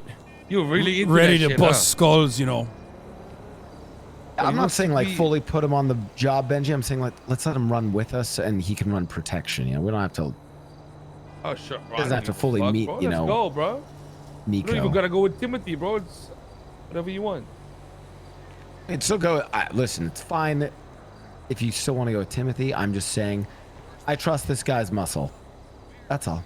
Okay. I did that's bust perfect that then, man's skull for you the first day that I was in town. Listen. I mean, like, how do you know how to handle animals? Animals? Like, Yeah. what kind of I mean, I love dogs. Like fucking rabid dogs. No. I love dogs. We might need you to kill a dog. Yeah, we might need you to kill a dog. Kill a dog! You might need to stab a dog. Fucking dogs. Stab a... What? What will you have me do? I love dogs. And not just any, I'm talking big dogs. I mean, these are real big dogs. Proper, like, you're gonna have to kill them. Bulldogs. Oh, not even just bulldog. I mean, we're talking really big dogs, like the kind of dogs that They're like pit bulls, like pit bulls. Yeah, but like I mean even bigger than that, like the kind of dogs that are like as big as, you know, some people, you know. Dogs that are big as people. What? Dogs that are almost like a horse, and you have to stab them, kill them. I don't know if I can that's do an that. I mean, they're not as I'd rather stab a person than I stab a dog like that. You know, it's a real ethical conundrum for me. Yeah, Old well, Donny boy. unfortunately, these houses have guard dogs and not guard people. I guess they can't afford them. Wait, what do you mean about houses? Well, I mean, you don't have to. I mean, okay, you do have to kill the dogs if they end up trying to attack us, man. What about like poisoning a meat or something? You know, put some Ambien in there, and then drop a little piece of steak. I don't know if that's gonna work because we could try that.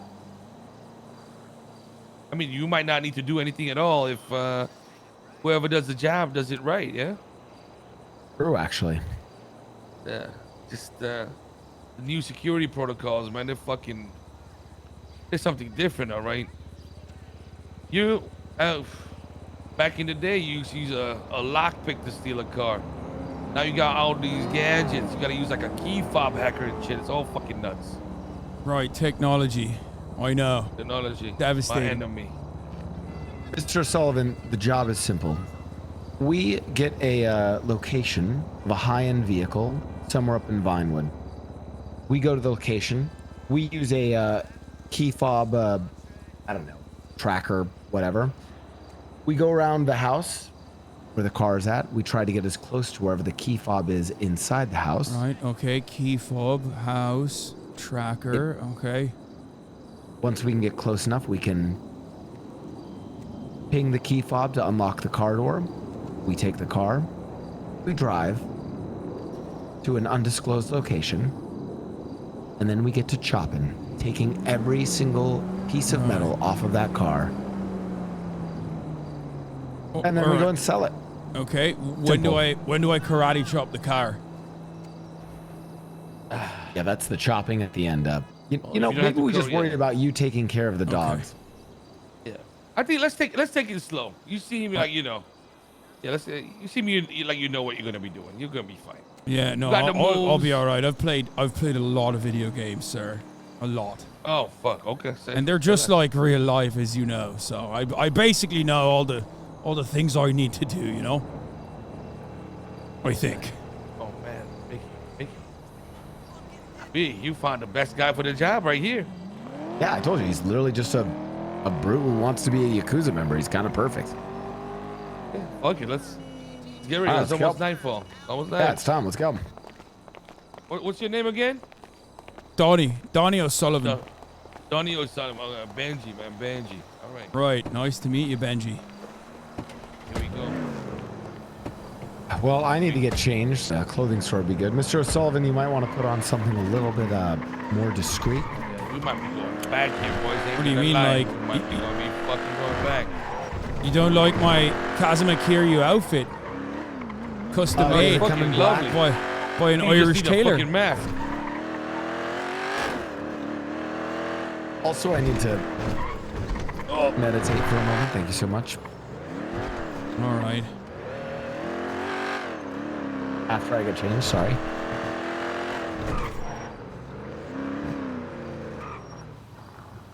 Guys, I didn't know how long Will was gonna take.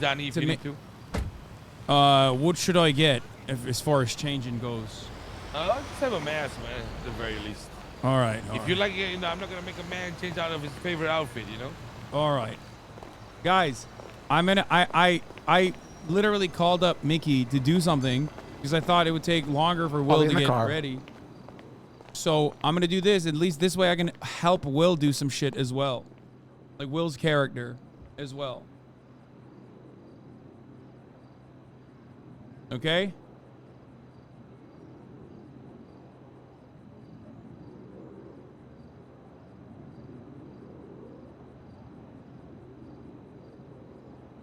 Is this Luck of the Irish?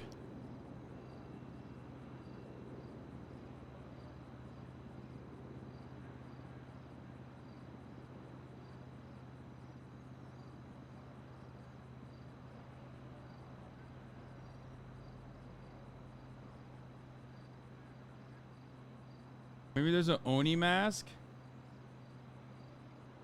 Yeah. That's what I'm looking for.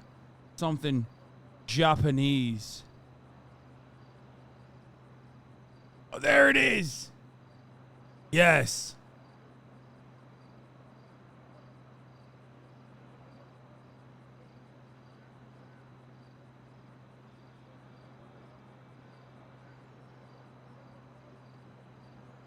I'm just gonna only weigh or I could do IRA balaclava.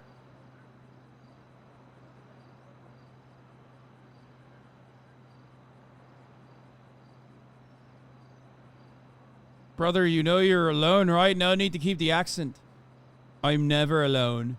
I've always got voices in my head. Right? +1.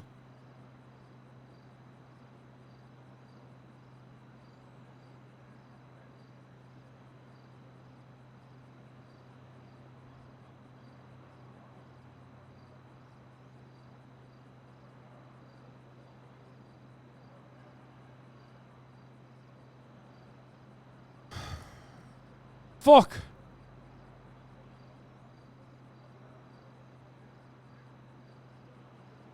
Why is this, like, not working on my face? Shit. Alright, I'll just get the Oni one. Because I'm a fucking weeb. And maybe we'll do balaclava later. Where was the Oni? I know they're waiting for me. Fuck!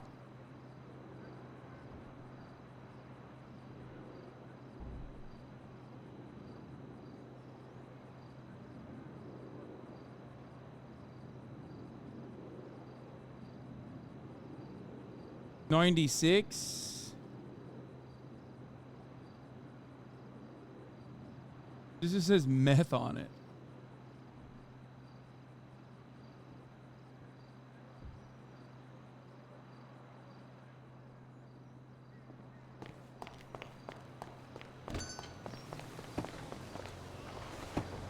All right. How does this look? I bet no one would recognize me, right? Absolutely not. Gonna Who all are you with? mentally urinate and meditate real quick while Mickey drives us. What a nice guy this Mickey is. I can drive as well. Let me give you the keys. If need be. Right. Wait, I should There you probably go. take off my mask right now, right? Probably a good idea.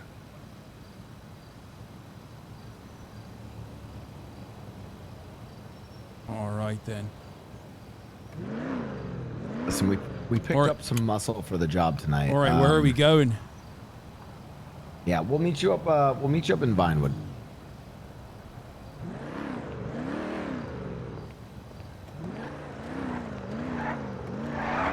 Guys, do you guys have a car? We're gonna run 2 cars, okay? All right. See you soon. Goodbye. All right, Mr. Sullivan, drive us here. All right, where are we going then? Check the GPS. You've got it.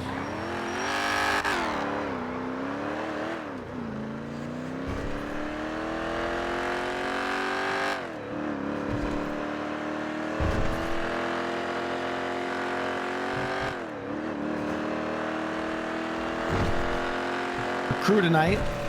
you'll be meeting two more of our associates, Big T and Barney St. Clair. Who's the guy? I know one of your associates already. We did a job together, the Group 6 one. His name, Vincenzo, Vincent.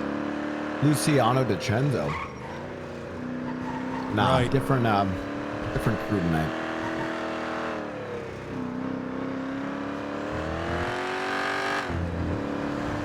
Why not? Have a with Lucy? Look at these houses. They're quite nice. One day, Mr. O'Sullivan, you'll have one of these with a little Zen garden. Right. Maybe a little statue with some traditional samurai armor. It seems like you're quite the weeb yourself, Mickey.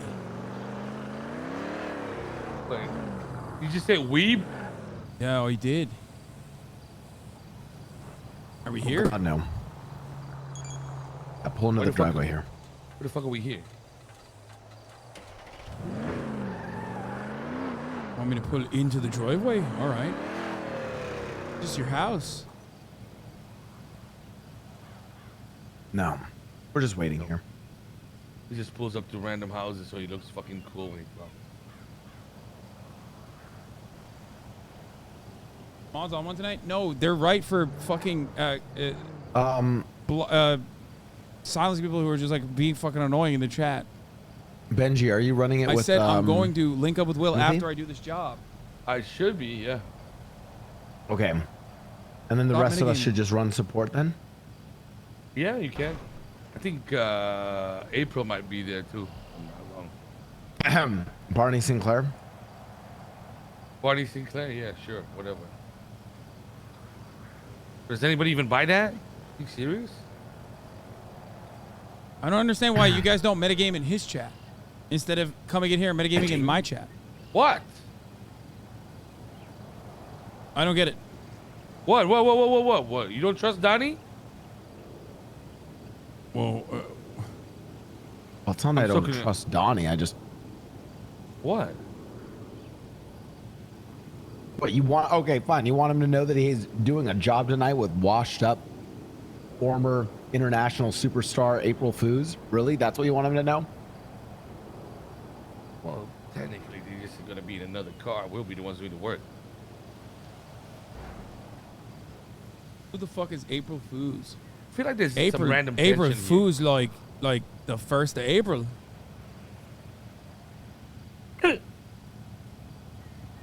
Yeah. Go on, Mickey.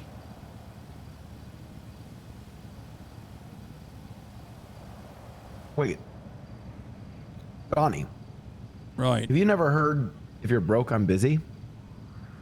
No, I don't listen to music, if that's what you're talking about. I never listen to music. Why'd you say that way?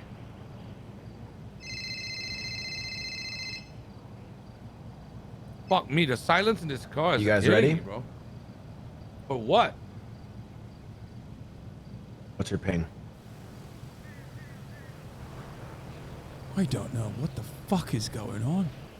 Seems like these fellers are... I thought I was going to be doing something maybe a little bit illicit. Meet right? us here.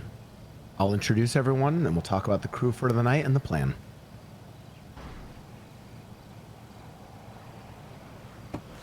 Are you guys feeling like...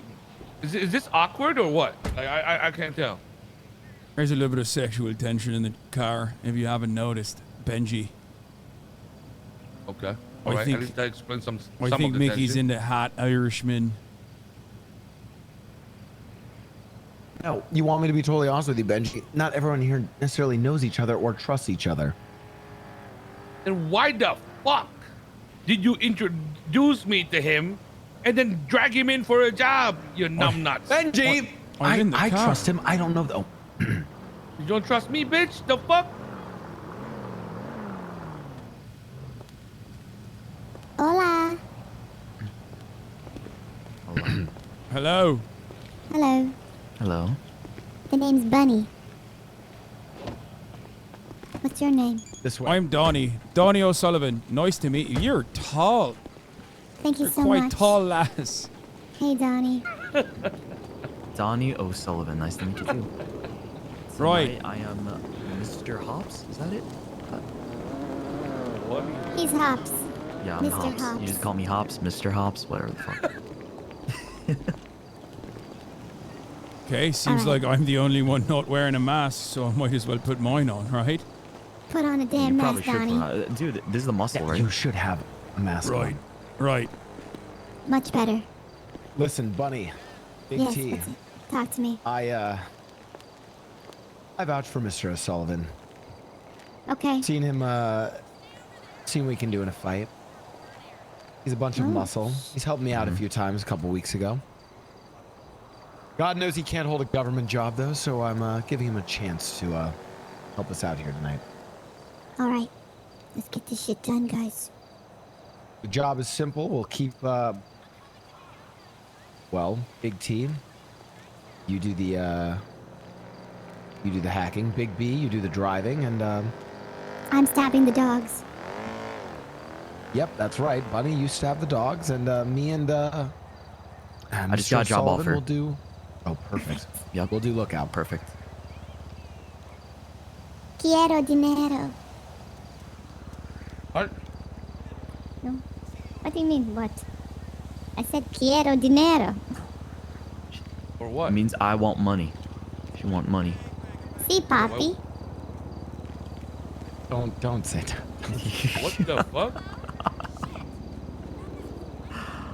So, Well, I mean, I have the location. We can head there right now. Yeah, nice to meet everybody. This seems to be a solid crew. Let's get this card chopped, huh? Is No, it Benji, Donnie or if you- D-O-N-N-Y? What? Is it Donnie, like Donnie D-O-N-N-Y or Donnie D-O-N-I-E? Donnie. It's Donnie, not Donnie. Oh, You said Donnie. D-O-N-I-E. You said fucking Donnie, bro. Donnie. No, it's Donnie. Donnie O'Sullivan. Donnie. Like Don. Where's your Donnie O'Sullivan? All right. Listen, I apologize for my comments earlier. I didn't mean to say that. Clearly, Nice I to meet you offended people. guys. You gonna say something, Donnie? Everything okay? No, nothing. I'm just here to be on the lookout. This is gonna be my. I'm a little nervous. It's gonna be my first time, you know. No, don't be nervous. You got this. All right. Break. Big T, you gonna do it? Me and Mr. O'Sullivan will ride support the secondary car. Sounds Okay. good. Let's go. Go. All right, we're on the car. I'll be with You got this? Are they actually gonna kill dogs? Oh, they're 100% gonna kill dogs. What the fuck? Oh shit. All right, you want to drive? Yeah, I can drive. Get the fuck in. Here you go. Oh, there it is. That's got this, bro. All right then. I can't get in. The door's locked. Buckle up, everyone. Don't leave without me. Better safe than sorry. Keys? Oh, never mind. I have keys. I can't get in. I can't get in. I can't. Okay, got it. We'll follow you guys. All right. Sounds good. Oh.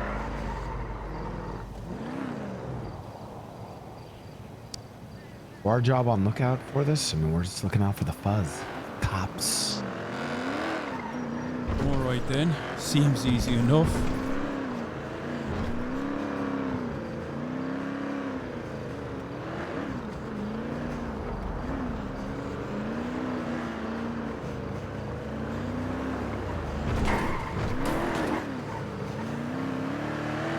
Don't end up in jail, Donnie. I will not end up in jail. Are you out of your fucking mind? By the way, earlier I checked the fuel gauge and it seems like we're almost out of fuel in this car. Yeah, that could be a problem. Right. I'm sure it won't be that big of a deal, I'm right? sure Just- we'll be fine. We're riding with, what did you say? The bunny hoppers? They No, look like that's, consummate professionals. Oh, Big T and Bunny are... I mean, they're veterans of this there. You know, they say you gotta be worried about the ones who are still around all these years, you know, and they never got caught.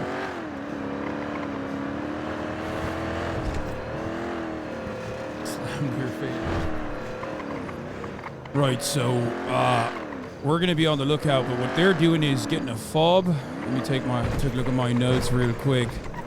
Yeah, so we could normally, and I'll show you this later. There's a guy you got to talk to. His name's Nico Bellic. Talk to him, and he'll give you the actual job. But right now he's not taking any more people for the job. All That's right, why we're running support.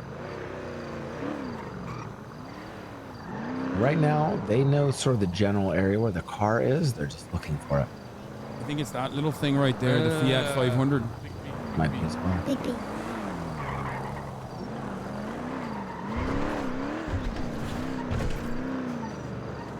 How many people hanging outside their houses in the middle of the night?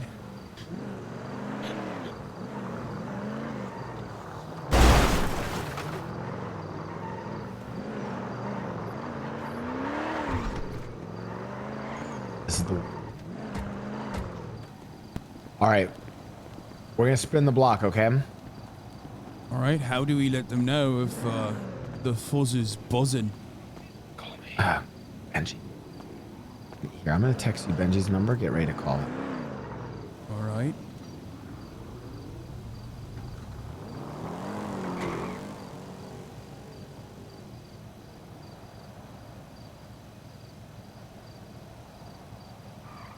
I did not get...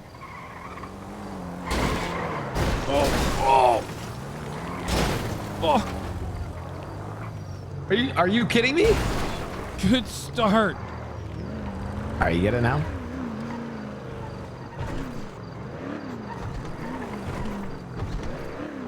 Hold on. God, these fucking notifications. All right.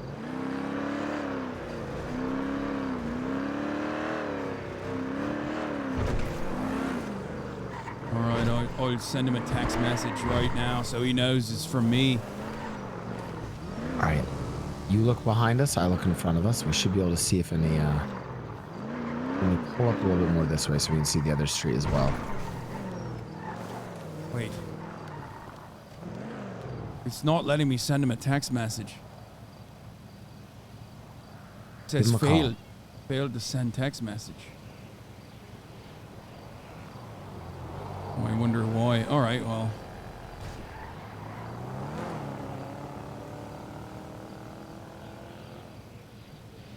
All right, so Donnie, some lessons. See how we're posted up here? Look. Right. They're up on that one street.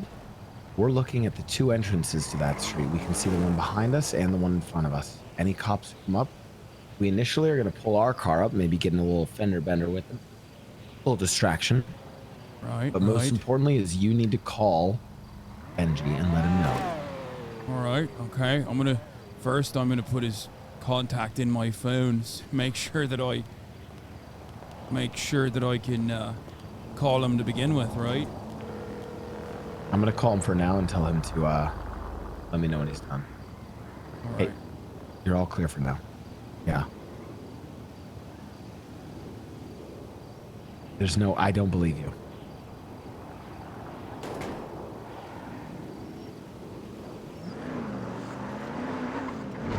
Whoa, what are we doing? Still want me to keep checking the backside? You're up, kid. We might need your help. Wait, what? All right, what do I need to do?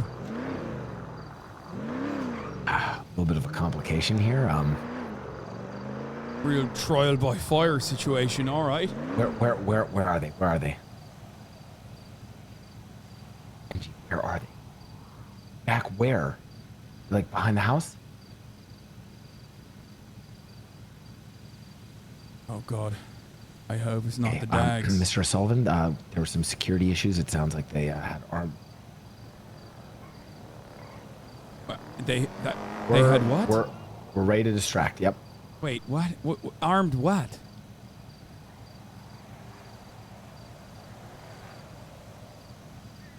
Mr. Sullivan, there were armed guards and there was a scuffle. It sounds like Bunny and Big T are both hurt, but... The dogs have guns? Mr. Sullivan, I need you to go and grab... Oh, no, right. Not the dogs. There's apparently guards. Armed guard dogs. Guards well, and yes, dogs. Yes, exactly. Also, I hate to be Apparently the there was bearer like of bad news, there but was we like- are there was not like- doing lookout right now. Yeah, well, we need to do a little bit of closer look at this shit's very cooked.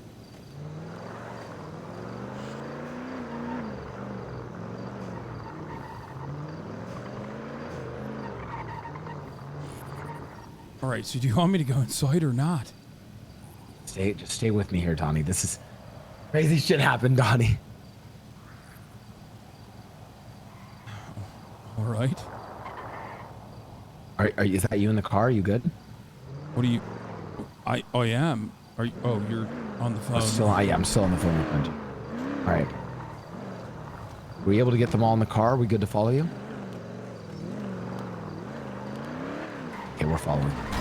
What? Oh! Benji? Let's go. Benji, you driving okay? Yeah. Is he the right guy to drive the hang up. cars? No, normally Bunny is our driver.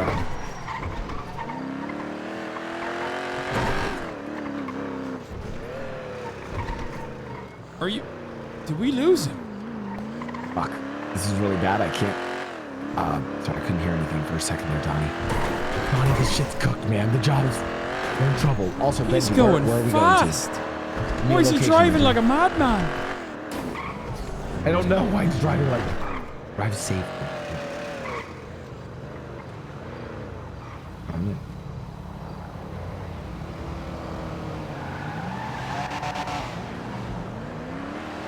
Okay, okay.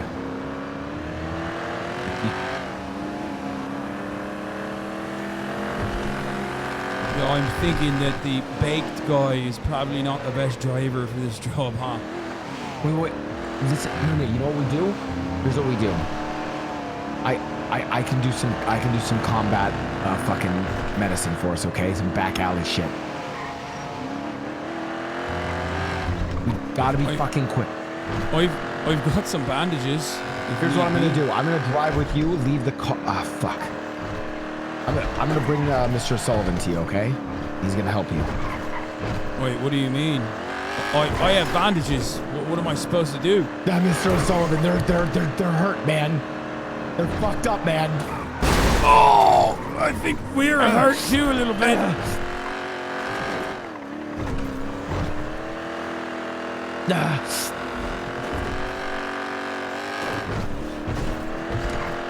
Now, where's it do? Mr. Sullivan, stay with me. Some bad shit went down, man. What happened? They had armed guards. Yeah, there was a giant fight. Apparently there was 10 of them. And did you pass the car? No, I didn't. Benji, where is the spot? I'm still trying to find you. Okay, I'll go to Harmony and then just ping me when you're there.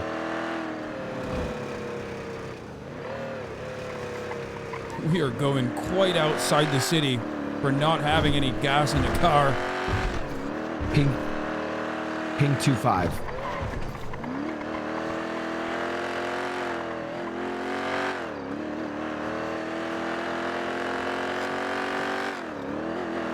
Turn your front lights on. Look at the car, chat.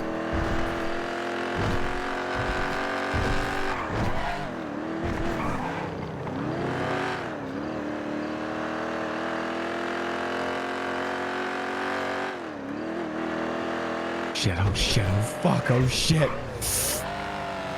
Where are you, man? Where are you? Where the fuck are we? I've never been to this part of town before. This is up north. Sandy Shores area. Benji, I need a ping, Benji.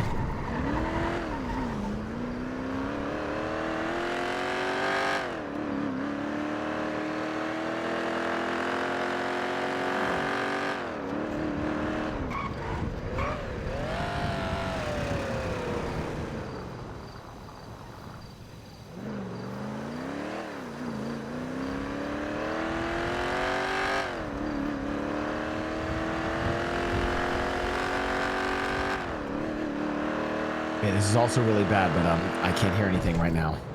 What do you mean you can't hear anything? It's complicated, but can you not hear what I'm? Mickey! Mickey! Oh my god, he can't hear me. Be honest. Is it me? Am I the problem? Hey. Don't worry. All right. We got the hack. Kinda. What can I do? Mickey can't hear me. You need to get their bodies out of the car, please, Donnie. I'm tired. I just tried to take out the armed guards. I can't believe you guys took out those armed guards. Of course we did. Of course we did. All right, where do I? Is it gonna be enough? Where do you want me to put them? You gotta ask Dr. Mickey. Dr. Mickey, what do you want the fucking patients? Wait, how do I drop? Does anyone have a lockpick? I do. Why? I need to get a car to fucking drive because you're gonna have to load up this car with the shit. And you and Donnie need to fucking chop this stuff. I need to go and. How do I drop them? Listen. You just take this car, okay? I'll just start chopping shit. Donnie can help me fucking move it, all right? Fuck. Okay. Wait, how do I flex my muscle to drop Please, them? he stabbed us. Big B got us both. Take him out, bro. Oh, the armed guards? No, it was Big B. You don't really have much of a touch, Donnie. Sorry. It fucking hurts, man. I apologize. I've got a bad day if you'd like. You mind, I'm gonna start chopping this shit. They just gave me the fucking welding tool. I'm just gonna, wanna help me put the shit in the bush? What? Help you? What? Do what? What exactly am I doing? Help me move all these things to the bush so I don't gotta keep on fucking moving, you know, since you can't, since we only got one welder. Hold up. Which? Whoa! A second. Here you go. Get that up, man. All right, where do I? Where? Anyway, Which bush? safe while we're waiting for Mickey to come back. All right, which bush? Any would you bush, like? Donnie. Come on, Donnie. You're supposed to be fucking Yakuza. Find the goddamn bush. All right, this seems like a good place to put it down. How do I drop it?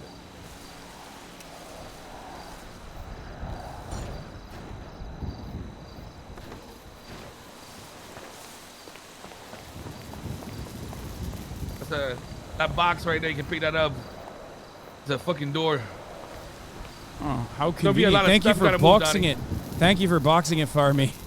The car door, I mean. Man, no problem. You know, very kind, you know. We call it, I don't even know the fucking word for it, bro. Cool. Oh, all right. This is a big one.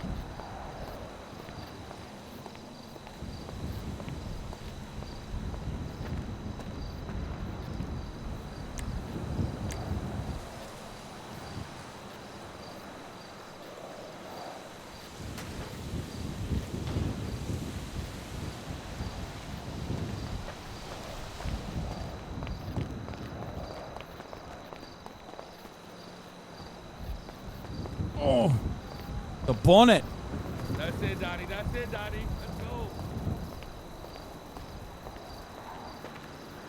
It'd be real shitty when I can't actually pick this bag up due to a glitch or some shit.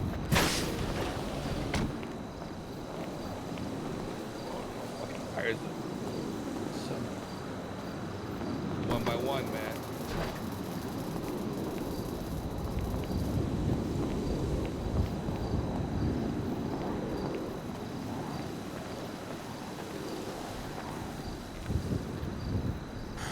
How do you drop something quickly from your hand? Is there a way to do it?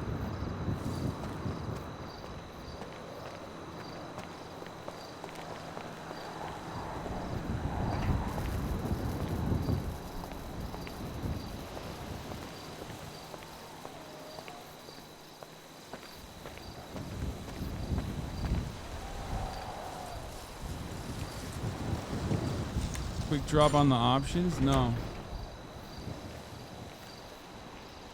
Alt F4.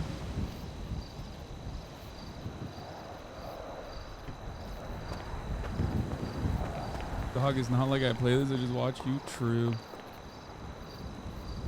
Alright, Donnie, there's a lot of parts, man. Right. But it is a car.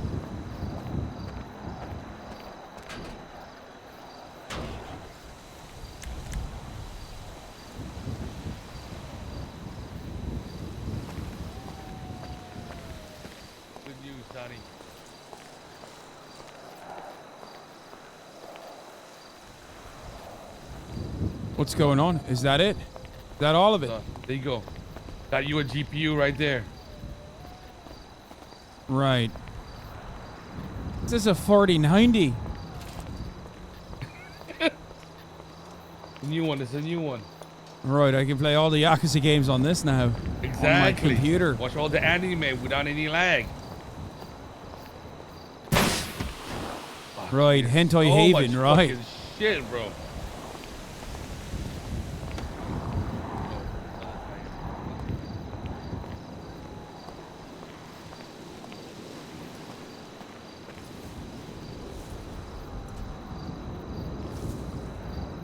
Dude.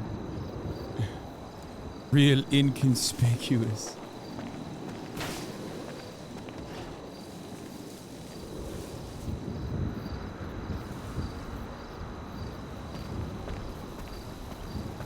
Tony's actually a creep lord, low key. How dare you? How many wheels have come out of this car? I feel like I've carried more than 4 now. 4 wheels, Donnie. 4 wheels.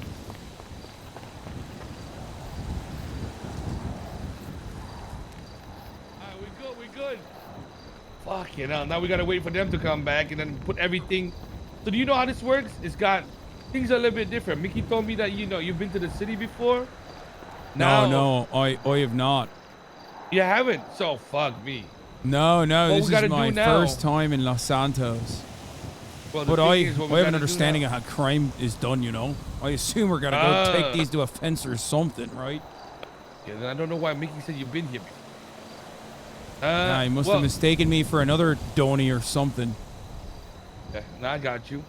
So the next thing that we gotta do is we gotta get all this stuff into the Seminole that they're gonna come back with. And then after that, we're gonna have to drive. Oh, fuck, there's a problem. You can only sell these parts in the goddamn sewer. We don't have a crowbar to get down there. God fuck. Oh, right. I did it at a certain point. I've been down in the sewers. I can't really remember what happened when I went down there, but I do recall going down in the sewers at some point. Oh. Huh. When? Bringing up bad memories, maybe like a week ago. Just remember waking up in a hospital bed after. So you have been Los Santos? No, I mean, I'm saying, look, I flew in for the first time ever about a week ago. Ah, okay. And then you went down to the sewers, but you don't remember nothing? What do you mean? Yeah, I don't remember. I was with some Mormon guy, and we were chasing a rat king or something, and we went down to the sewers, and all I remember, my memory is hazy. I remember waking up in a hospital, or not a hotel, sorry, just a hospital bed. About a week ago. It's been some time. All right, okay. Yeah. Go, You know about we need to Mormons? goddamn look for a crowbar. I saw a Mormon earlier, man. I don't know about, bro. I don't know how I feel they're about real them, bro. crazy people. They believe in like planets and stuff, you know. After you die, you get your own planet. Wait, they believe you get your own planet? What? Right, it's crazy. Wait, which one is the motherfuckers that think like, what do you call that? The one that you got teleported or some shit, bro? You like the rapture? Right, that's evangelical Christians. They're Protestants, you know. That's a kind of an American thing. I don't even know about that shit, I bro. don't like Protestants personally, for Why other not? reasons. Well, you know, it's a long story. Are you familiar with the Troubles? No, I don't know history for shit, bro. Don't worry about it then. They like the English. I'm Irish. They're wannabe English, the Protestant. Okay. Okay, that was a Yeah. thing for you guys. Both of my characters are Catholic. How do you feel about Scientologists? Scientology? I don't know. Seems to me like it's as crazy as the other religions, you know. For me, it's Catholic or bust. Well, you know, maybe the other Abrahamic religions too, but The rest of it is just all a bunch of nonsense. Why do you ask? Are you a believer in L. Ron Hubbard? Oh, hell no, man. Fuck, I'm just cooked. Are you high right now? Not really. Just cooked. Oh, do I seem high? I don't know. You did say you were baked earlier and you drive like shite. Bro, it's a different kind of baked, man. Fuck. Like you just seen too much for the day. You know what I mean? Like, I'm just tired of the shit that I'm looking at. Oh, all right. I see what you mean then, I guess. Yeah. I've actually never heard someone use that term before for being tired. Really? Yeah. I'm baked? Wait, what do you say in Ireland? You just, when you say I'm baked, I feel like it usually means you're Like you're you're smoking? fried. Like you're getting high? You're high. Right, yeah. Yeah, and I get you. I get that, man. I say tired or knackered. You're knackered. Right, knackered. Wait, why did you say it like that? Is that I think that's how I sound. No, I mean, I was inspired and influenced by your accent, and I just said it that way for a second. Right. Yeah, nothing personal. And to me, it just, that's how I sound, right? Hello? This guy Yeah, seems to be a bit of a yeah, racist what towards about the you? Irish, huh? Oh, hell no. He's a bit racially charged.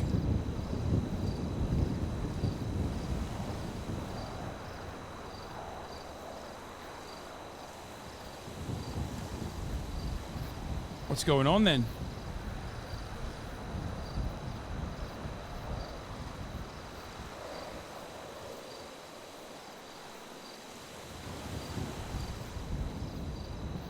How do you put arms around what? Bro, what the fuck was that? Ah, bro.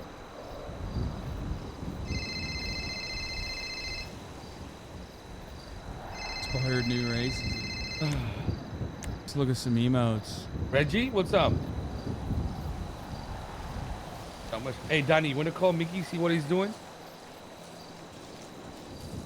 Sure. Let me see. What do you mean basic vest? What are you talking about? Wait.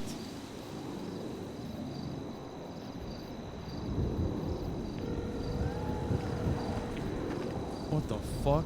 You heard that? That's a dog right there. Wait, there's It's a dog? wolf. I hear Hold on. wolves. Donnie, it could be a... Wait, no. That could be a fucking mountain lion, Donnie. So you handle that. This is Mickey. You handle that, Donnie. I ain't gonna handle that.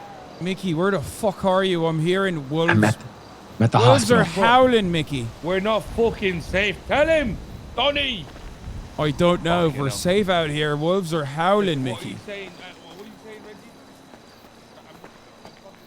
What's your ETA, Mickey? What's your ETA? What's your ETA? That did not give me a defined answer to my question, Mickey. I'm still making sure they're okay at the hospital, all right? All right. What? What? Hold on. Is this how your jobs go for unusual?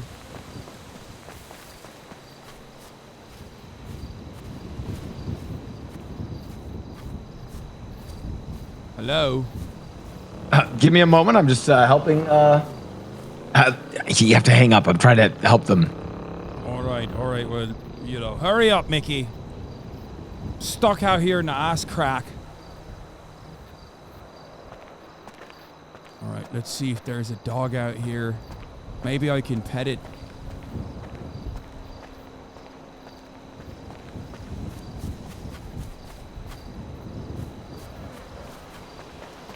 I love dogs.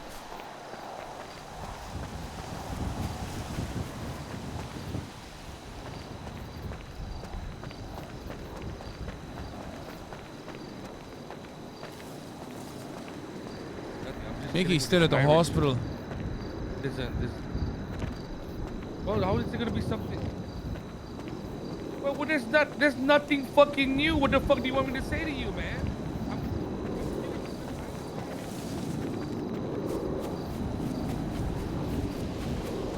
Here, doggy. Where are you, dog? Doggy, doggy, doggy. Come here, doggy. Oh, it's a rabbit. Oh, I killed it.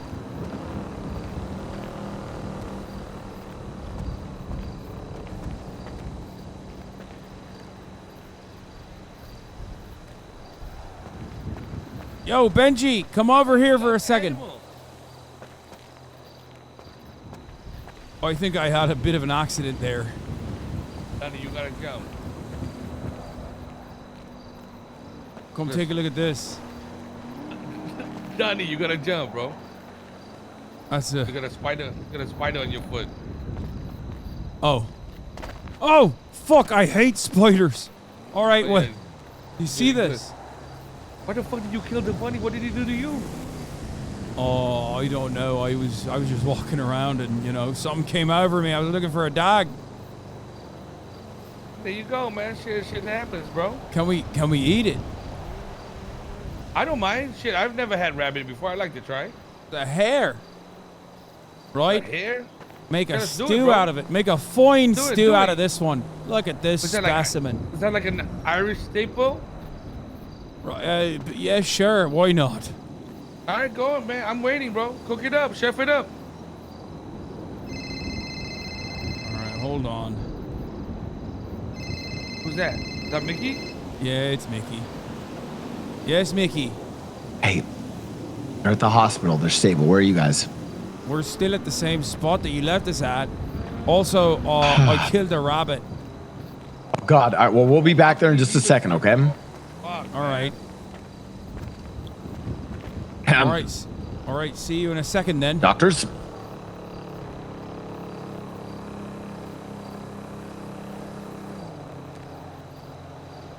Fuck. Benji, is this how your jobs normally run? Nah, not really. The whole bunch of I'm chaos. Usually I'm a little bit more awake. I'm fucking cooked, man. I'm on autopilot right now. You know what I mean? Yeah. You ever that ever happened to you, Donnie? Yeah, I feel you. You know. Oh, we're taking off the mask now. Is that what's going on? Are we? I'm in the smoke, right? Well, my mask has a hole in it. Yeah, I know. See? Mine doesn't. See, I put it right through the hole right there in the mouth hole. Very nice. Yeah, that's very why nice. I chose it. Also, because it's a death mask. You know, it's an Oni mask. It's an Oni mask. Fucking Right, dope, yeah. Man. That's gangster as hell. Yeah, it's Japanese like the Yakuza. So tell me more about this hentai thing you crazy about, man. Shit. Oh, What's that about? right. You heard me, huh? I was talking about Hentai Haven. It's a website. What's that like, bro? Nice. Is it good? You ever, Like, do I gotta like subscribe to it or what? you ever dip your toes in the cold water after a hot summer day? You know, take Dip off your the toes in cold shoes, water? let the piggies breathe. Okay. Right, that's a little bit like what it feels like to watch hentai. Hentai. Fuck, I love your Irish accent, bro. Like, I love the Irish accent, man. It's dope. Right, thank you. Fuck, Ladies seem to love it. You know, they love think it. it's Fucking hell. they think So it's strong. refined. So fucking aggressive, you know what I mean? I guess I'm a bit of a lover, not a fighter, but Wait, what do you mean? Mickey just introduced you as like a fucking fighter, like a prize fighter. It's because it's because he's a little bit racist, you know. He's like, oh, he's Irish, he must be boxer. But also because I did cave the skull of a man that wronged us on the first day that I met him, so I guess I left that kind of impression on him. It was an accident, though, you know. It was not on purpose. It was just this guy who was driving like a madman. Got into a car crash with us. Okay.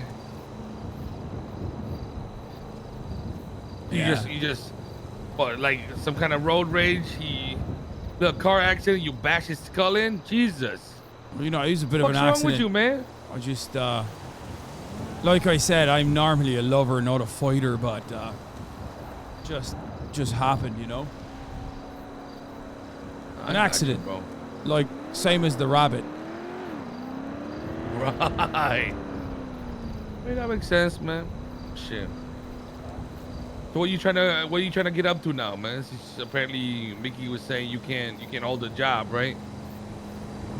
Yeah, well, I've been trying, but it's been quite difficult, you know. It's hard in What, this you've city been trying to hold make a job? Why can't I hold a job? I mean, I don't know. It's just the 9 to 5 is a difficult process. Are you telling me? What the fuck, bro? I keep on getting these random ass calls, man. Yo, hello? What the fuck do you want? Oh, hey, sorry. I kept on getting like these telemarketing calls, man. Pissing me off. What's up? Oh, wait, you have a new number? How come? Oh, okay. All right, I got you. Okay. I'll add you up. Oh, hey, I'm doing great. Thanks for calling, Gigi. Okay, bye-bye. Tell me more, Donnie, man. Fuck. Yeah, man. Telemarketers, bro. Right. So, Real scourge. How long do you think Mickey's gonna make us wait? I have no idea. Didn't realize it would be a lot of waiting. A lot of carrying car parts. Thought there'd be more action, you know. There was a lot of action in the house, but luckily we survived, you know. Wait, what does that do? Sometimes A little bit of fighting, you know, like that. But you want to fucking fight? No. Listen, no. If you want to fight, that's fine. I don't know what that does. I'm down for a fight. That's not a problem. I'm a lover, not a fighter. Yes, you are, man. Come on, bro. I mean, sometimes, like, when you know, to pass the time, man, I don't know what you guys do in Ireland, bro. Fuck. I kind of get it, bro. Yeah, what do you do to pass the time, Benji? What do you mean? Huh? What the fuck do you mean, huh? Nothing. I'm just asking. What the fuck? No. Wait, like, I mean, like, come on. You know what we do for fun around here, man. No, I don't. I was asking. What do you mean? What do you mean? What do I mean? I'm asking. What do you mean, man? I thought you wanted to fight, man. Come on, we can play fight. That's no problem with me, man. What the fuck? All right. All right, take it then. Come on. All right. Hey, what the fuck? That's dirty, bro. What the fuck? Bro, Donnie, what the fuck? Not like that, man. Oh! You fucking bastard. Let go. Hey, enough. We got parts we gotta carry still, bro. Fuck, man. God fucking damn it, bro.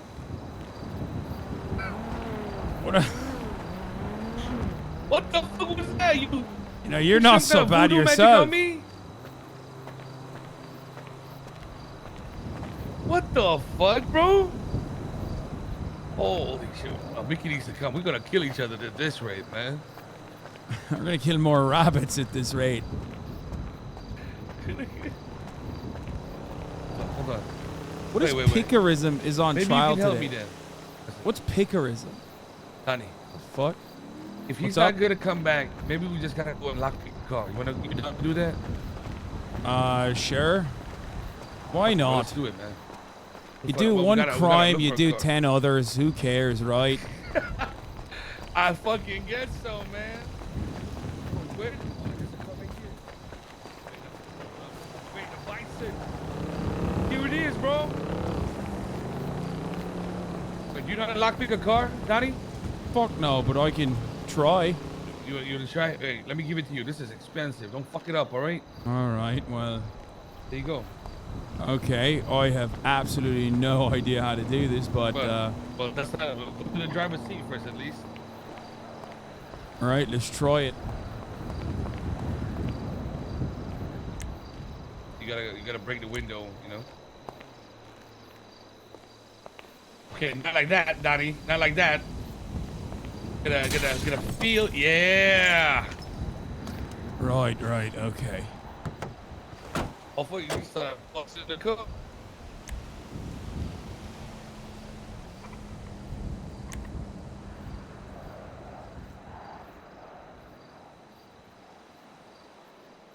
All right. Hold on. You got this. You got this. Simple. Just gotta. What the fuck is this? You got it. Come on. Put the right colors to the right wires right there.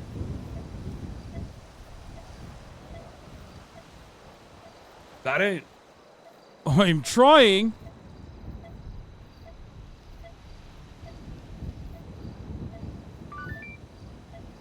Oh shit. I think I'm. Oh, I'm getting the hang of it now, but oh fuck. All right, hold on. Wait, if you can do it, bro, can you still use the lockpick? If you can, go for it. Wait, let me try again. Good. Fuck. Got you. No. Fuck. I broke it. You're losing your shit. Me and fucking Donnie, we've been fighting the last goddamn 20 minutes. I broke it. You broke. Fuck, we gotta go by. Where are you? Benji, what? That is so different then. Yes, we're at the same fucking spot. We just tried to lockpick a car, man. What the fuck? I don't even remember how to lock with the car in previous GTA, to be fair. I don't remember that either. That is definitely more difficult than I thought it was going to be, you know. Oh, yeah. It's, the security systems here have been fucking beefed up, man. Fucking A. Well, shit. I guess we go back to the spot. Mickey said he's refueling and then on the way. Go kill some rabbits or some shit. It's a nice car to drive around in, you know. I like this, like a very American car. It is a very American car. Wait, is that an American car? I don't even fucking know, bro. What do you mean? It's a really pickup truck. That's like, that's as American as it gets, my friend. Okay. Okay, there you go. What's an Irish car? A donkey. A donkey? Right, yeah, that's what we drive around in. The fuck's a donkey? What brand is that? Are you talking about the actual animal? Like, you know, the one that goes, yeah, like that. Okay, wait, can you make that donkey sound again? That don't sound right. That's how they sound, right? They do not sound like What the fuck is that? How do you do a donkey sound then? I don't know, man, but not that. The fuck? I think that's a pretty good donkey impersonation, if I do say so myself. I guess, man. I think you're bait, man. But we gotta move all these parts too when they come back. Fuck it, man. Right, we should have taken that thing for a spin. Look at this fucking thing. I don't think we're gonna have like. There's no space though. There's no trunk space. Right, it's just cool though. This is fucking American, Johnny. This is fucking American. This is Optimus Prime right here, bruh. Right, let me see. Bro, we look badass, man. See this shit? Dude, hey, see how Autobots roll out in Irish, bro. Autobots roll out in Irish. What the fuck was that? You didn't even say it right. What do you mean? Say it again, man. In full Irish, man. Autobots roll out in Irish. Roll out. Man. That's fucking dope, bro.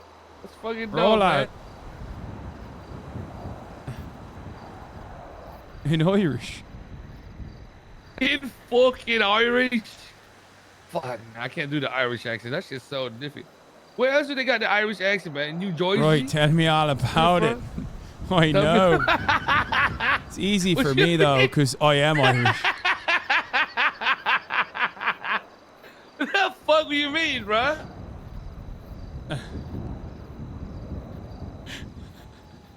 Where are you from, Benji? Funny. I'm from the fuck are you Philippines, from? man. I'm from the Philippines, bro. You're from the Philippines. Oh, you're a Swagapino. Hey, you know this, bro. Yes, sir. Right, yes. Hey, you funny as fuck, man. Yeah, Pinoy gang. Right.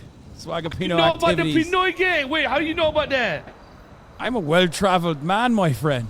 Hey, there you go, bro. Shit. I'm NMO.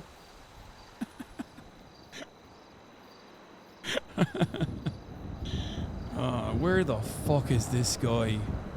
Oh my lord.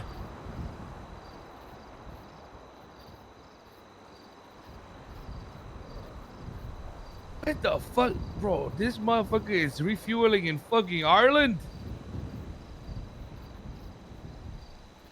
Bro, Right. what the fuck? Right.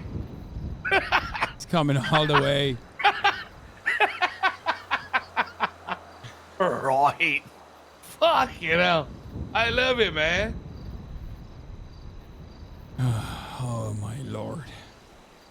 You know, the problem is you can't even turn on the radio to hear what the fuck's going on in the world or something. You can't even listen to the radio. This is crazy, bro. We're stuck in the middle of nowhere in bumfuck nowhere land. What Mickey said this place is called Sandy Hook or something. What the fuck is this place called? There's the fucking bastard. Hey guys, what's up?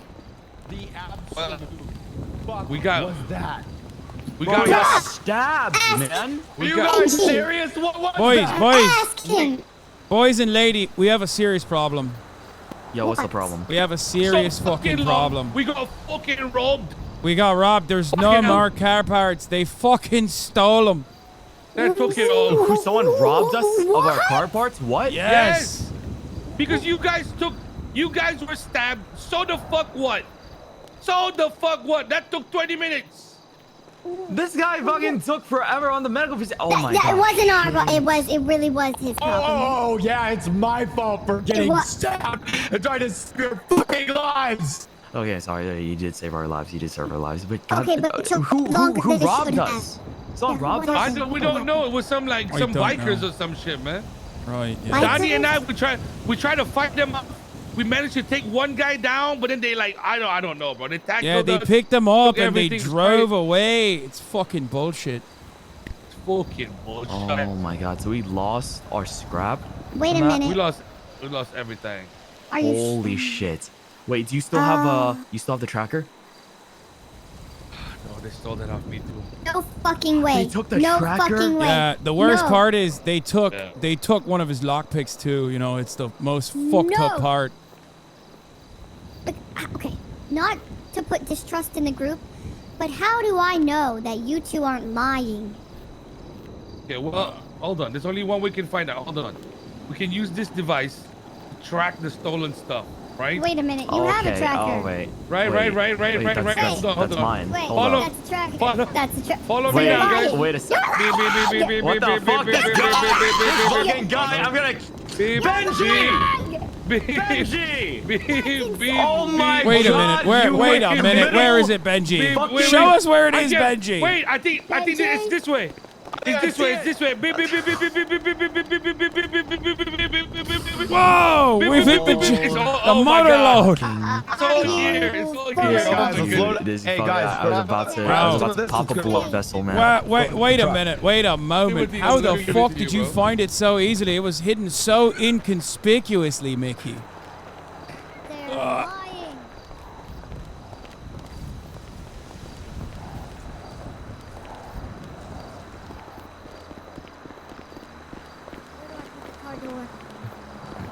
In the back of Seminole.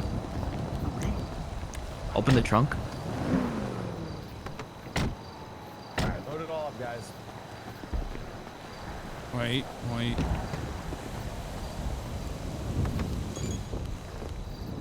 Wait a minute. How am I, why am I not able to put this in the back of the trunk then?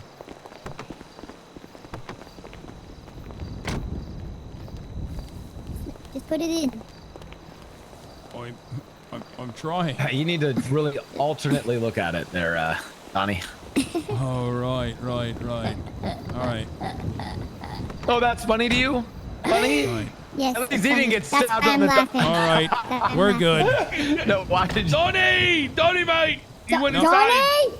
It's all good. went You guys in. do the rest of it. I'm tired. I carried way too much. Donnie, no, Donnie. Okay, I'll get We out. fought so much, bro. We killed so many rabbits. Wait, he actually does need to be in there because It needs to fit inside. We left the other one. Wait, back at I can't. Vinewood. Oh, you think the trunk is full? Yeah. I think, I think just get in the trunk with that one. Wait, I'm sorry. Turns out I was doing the right thing, huh? Old Donny boy. You actually know you were. He's a bit of an Irish fuck. Oh my god! I just realized. Natural. O'Sullivan. Fucking hell, Mickey. We've bonded during the time you've been gone. We've learned about Ireland and the Philippines. What did you learn? Tell me one fact. About which one? Ireland. Yeah, Hey, go can you ahead, pass the Benji. keys? Tell him a fact about Ireland.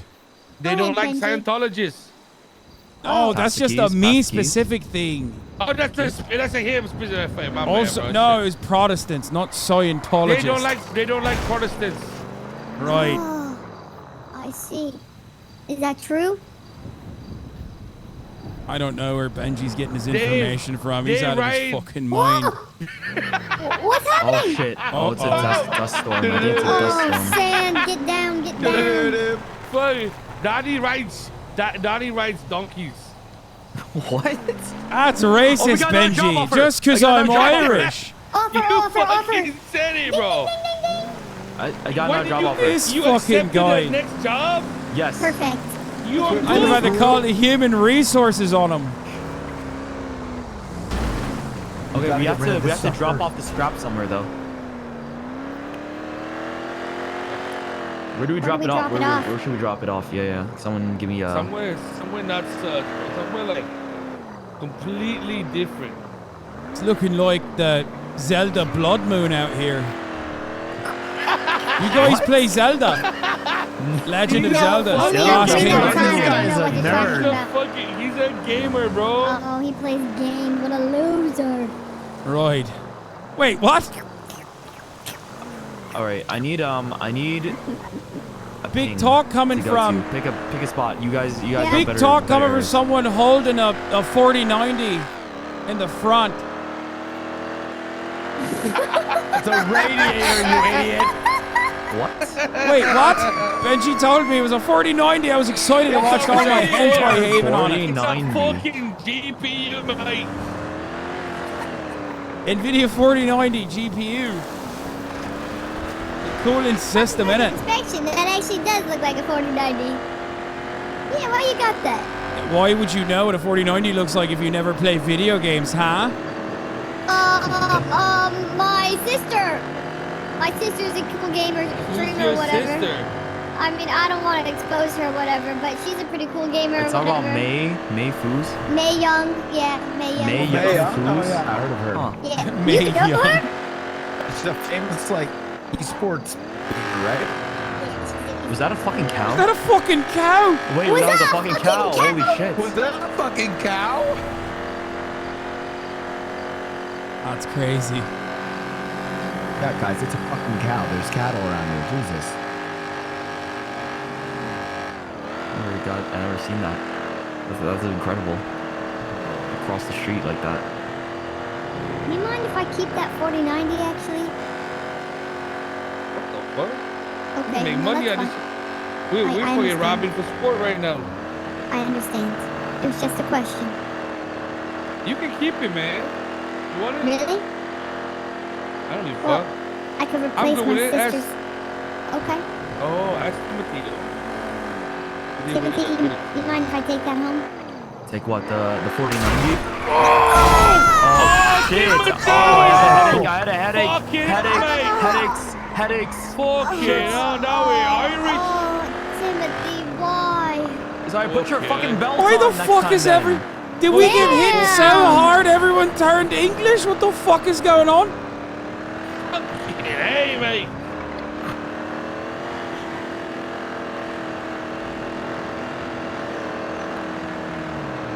Wait, is my vehicle still up there? It still has to be, right? Yeah, that's where your car is, so we can just fill that one up now.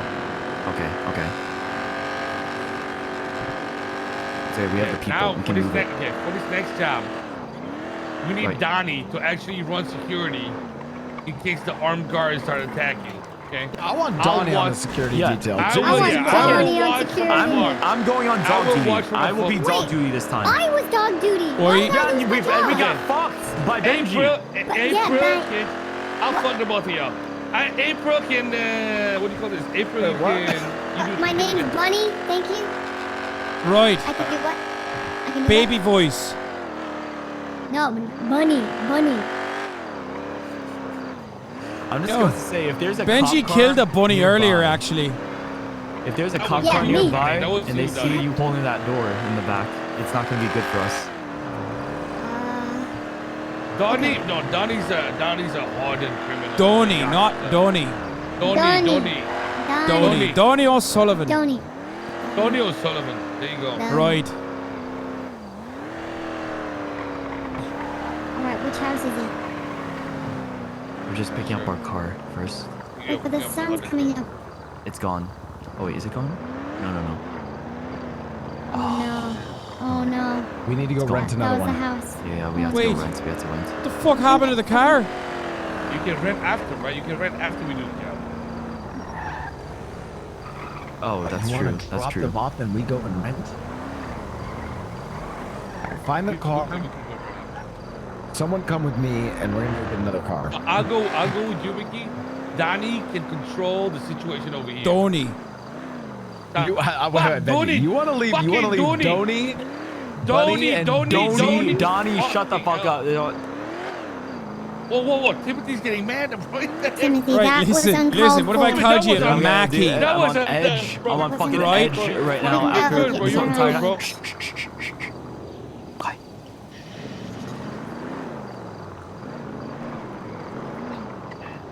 It's this house. Right here.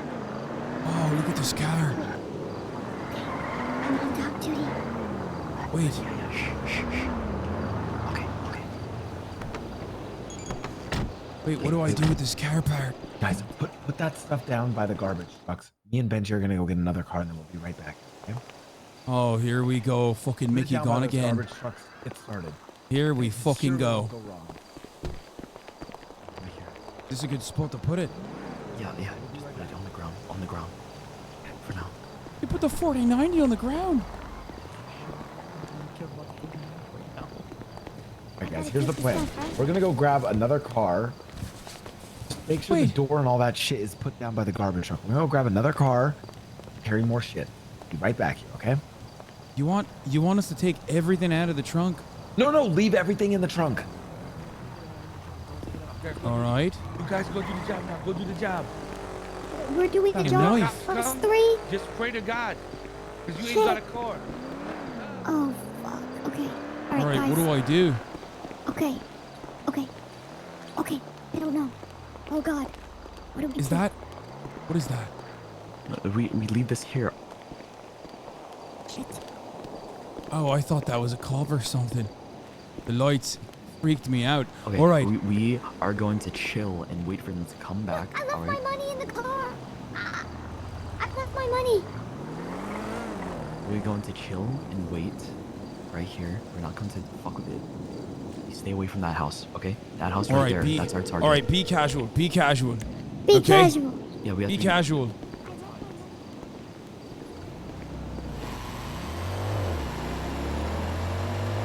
Nothing to see here. Just Gordon in my leaves, right?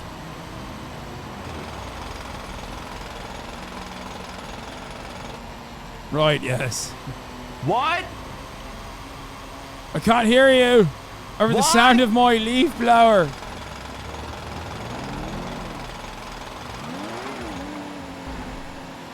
Hey, bro, put the knife away. Why?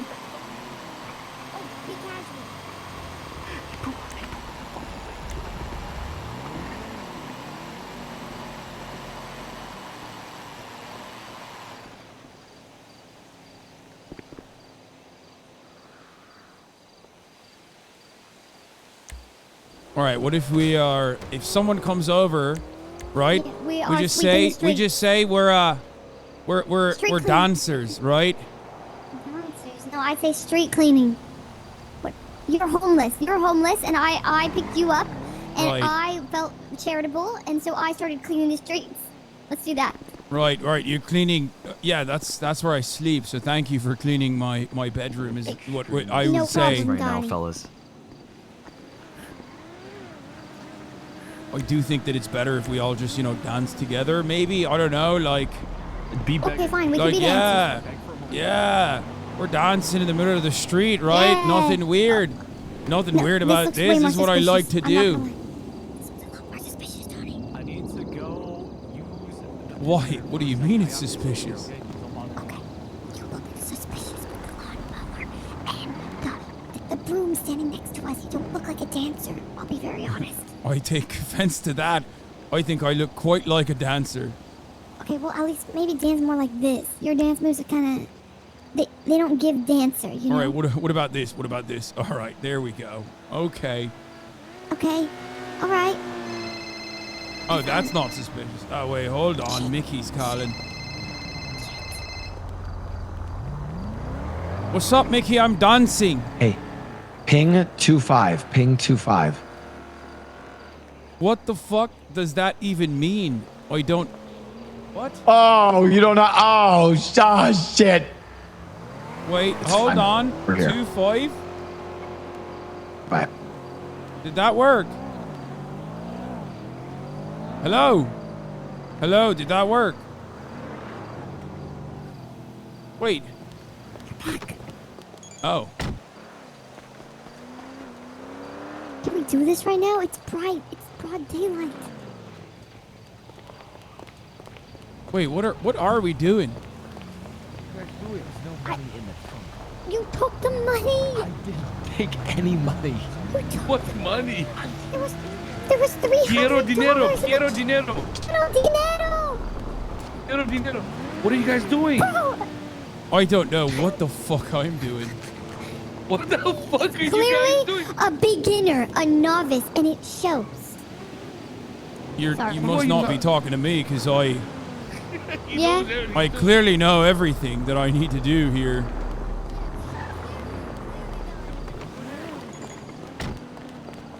Got it, bro? This one? This one. Okay, who's driving this? Who's driving that? Someone has to drive that.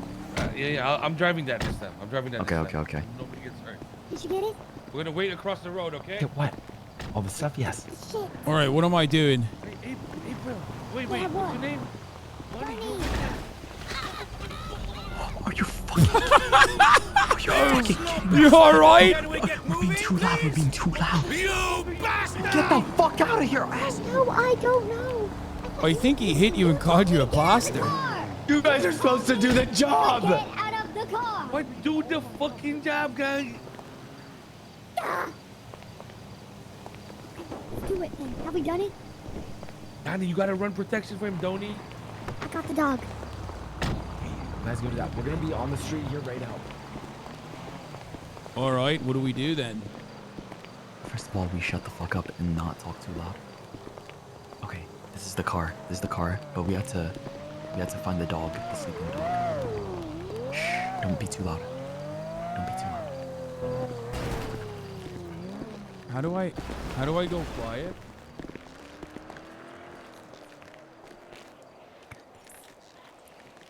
April, you're on dog duty.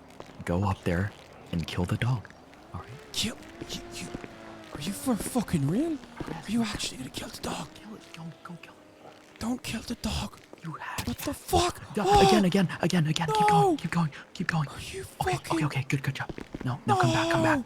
April, that's enough. Okay, What are we're you done. fucking April, doing? we're done. You're out of your fucking gob. We're done. Oh That's no. enough. I know. The doggy. Look at it. I'm gonna pet it. Don't look at it. Don't look at it. I'm petting. Oh no. It's dead. No. No, Why Johnny, is it no? Johnny, Why? Johnny, Why is the dog because not it was gonna- responding? Because No. it's dead. No. It's dead except... I'm petting the dog. Oh, God. Oh, no. Great. You fucking killed it. Yes, well, because he was going to snitch on us. You're a fucking psycho. I have one job. It's to kill the dog. Okay? I'm sorry.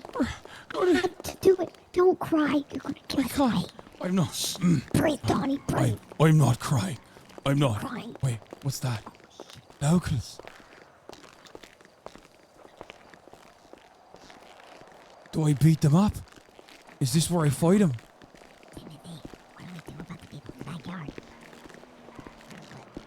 What the fuck? Do I fight them?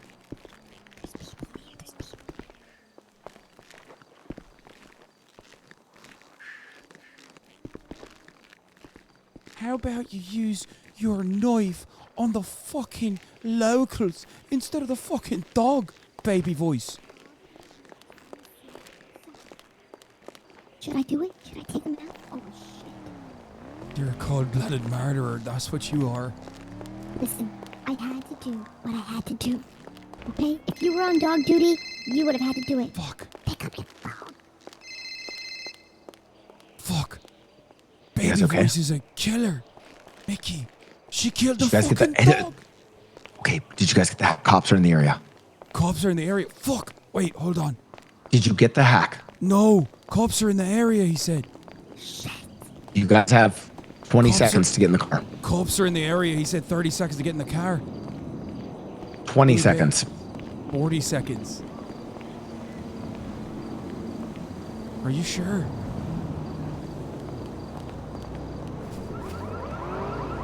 What? Is that the car alarm? Ask him if he did the job. Got it unlocked. Did you do the job? Did you do the job? Timmy, did you do the job? He's running. I don't know what that means, but he's running. I'm following him. Run. Run. Get out of there. Get out of there. Get out of there. Wait. Fuck. Run. You guys need to get out. Cops are on you now. Run. Run. Cops are in the area.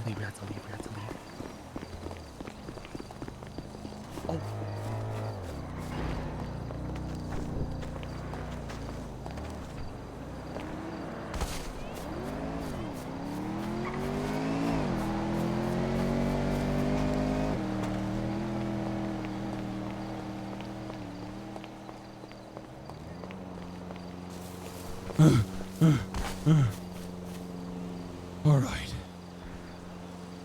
I've done it now.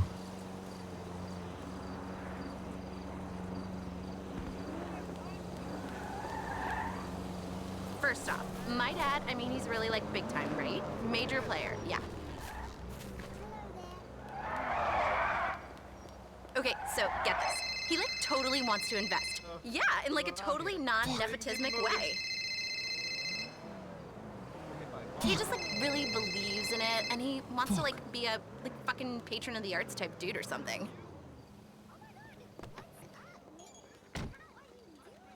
Miss, I'm speaking to you right.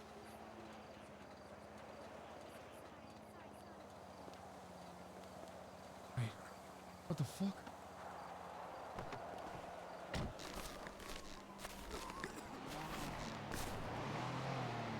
How the fuck do I put my phone on vibrate?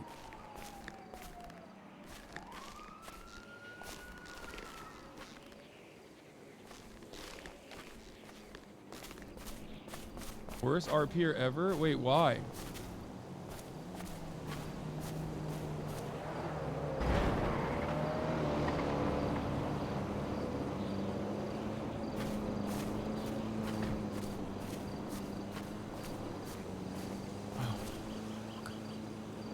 Don't know what to do here.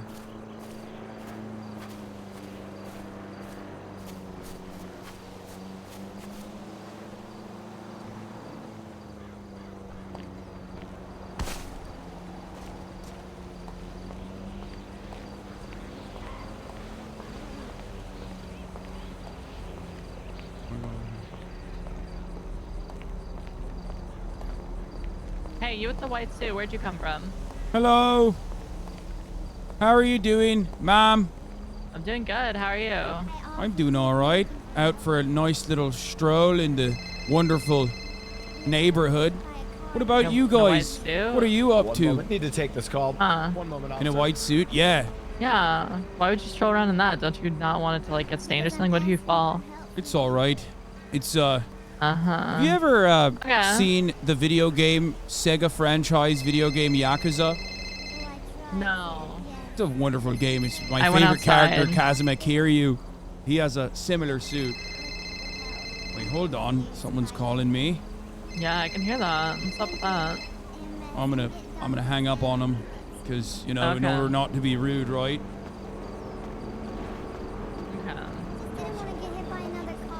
Yeah, I don't know what that is, but like I don't want to stain your white suit is my thinking. But yeah, if you're just going for a stroll, have a great day. Like later.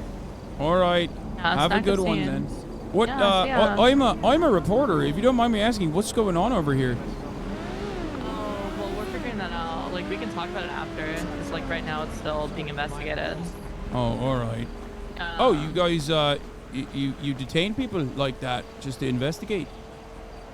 I mean, yeah, if there's like a scene in the area. Oh, okay. Oh, there's a scene in the area. What happened? Well, I'm telling you, we're like currently investigating that. So, you know, if you want to talk to us after, you can go across the street. Okay, I guess I'll just keep going on you're my... taking a stroll, but you're also a reporter? Well, I am, yes. Well, amateur reporter. Uh-huh. Keep it moving, please. Thank you. Donnie O'Sullivan, nice to meet you. I live here, bitch. Fuck you. Whoa, that's like really extra of you. No, what?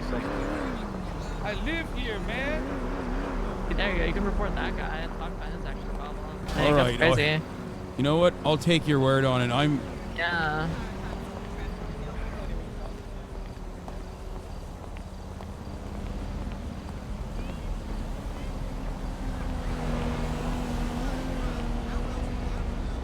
Nothing suspicious, just walking away. And I've made my escape. It's called white privilege.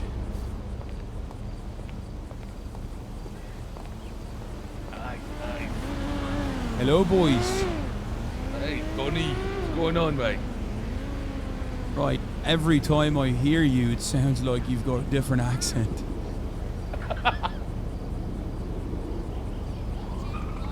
Alright, if the cops come over here, I'm just interviewing you as a journalist, alright? That's what I'm doing. No problem. Just taking cops coming though. What the fuck? Taking a bit of a stroll down the street here. And why are there so many fucking cops? Oh, it's EMS. Oh, we good. So what happened? How did you split from Big T? Wait, I climbed away? What do you mean? Yeah, they ran into a different direction. I was waiting in the house to wait. Right, Listen, just because it's my first time in the city doesn't mean that I don't know a thing or two about evasion, right? Of course. Don't know, brother. Man, you're like a spy, aren't you? Now you just sound Scottish. You're doing every regional dialect on me. Fuck you, Donnie.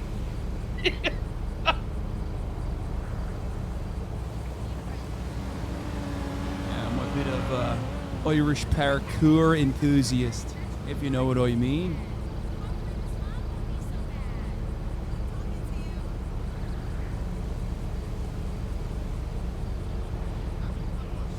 What's this guy doing? Why is he looking all suspicious over there? He's still got the mask on and everything. Wait. Does this mean the dog died for no fucking reason? Wait, you guys killed the dog? Why did you kill the dog? What the fuck? Don't ask me. It's Baby Voice. She's a fucking cold-blooded murderer. What the fuck did it happen, bro? She kept stabbing it over and over again, even after the fact that the dog was fucked up. I've never seen such gruesome carnage.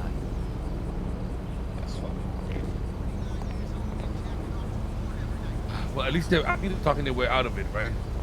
I have no fucking clue. Alright, I'm gonna pick up this phone call that I got earlier. Alright, do your thing, Donnie.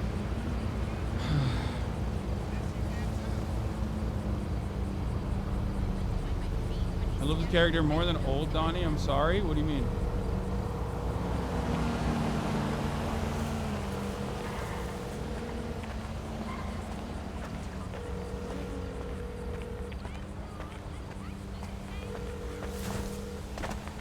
Hello?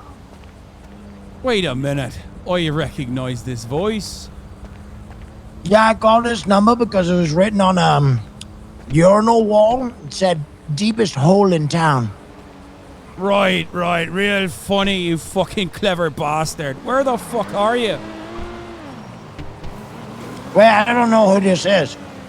I was just calling for some deep hole. Oh, wait, I thought this was... Hold on. I thought this was my cousin. Willie. No, it's James Marco St. Marco.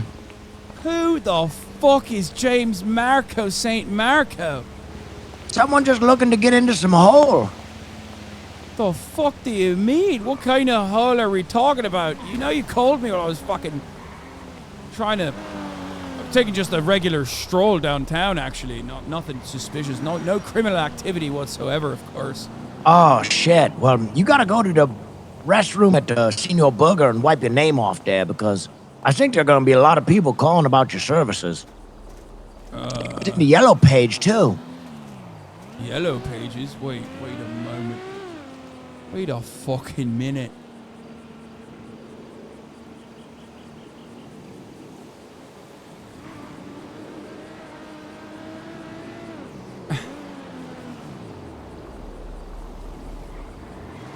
Wait, do you randomly call people? Do you find the phone numbers in bathrooms? Yeah, I called about getting some hole, and this guy doesn't know anything about it.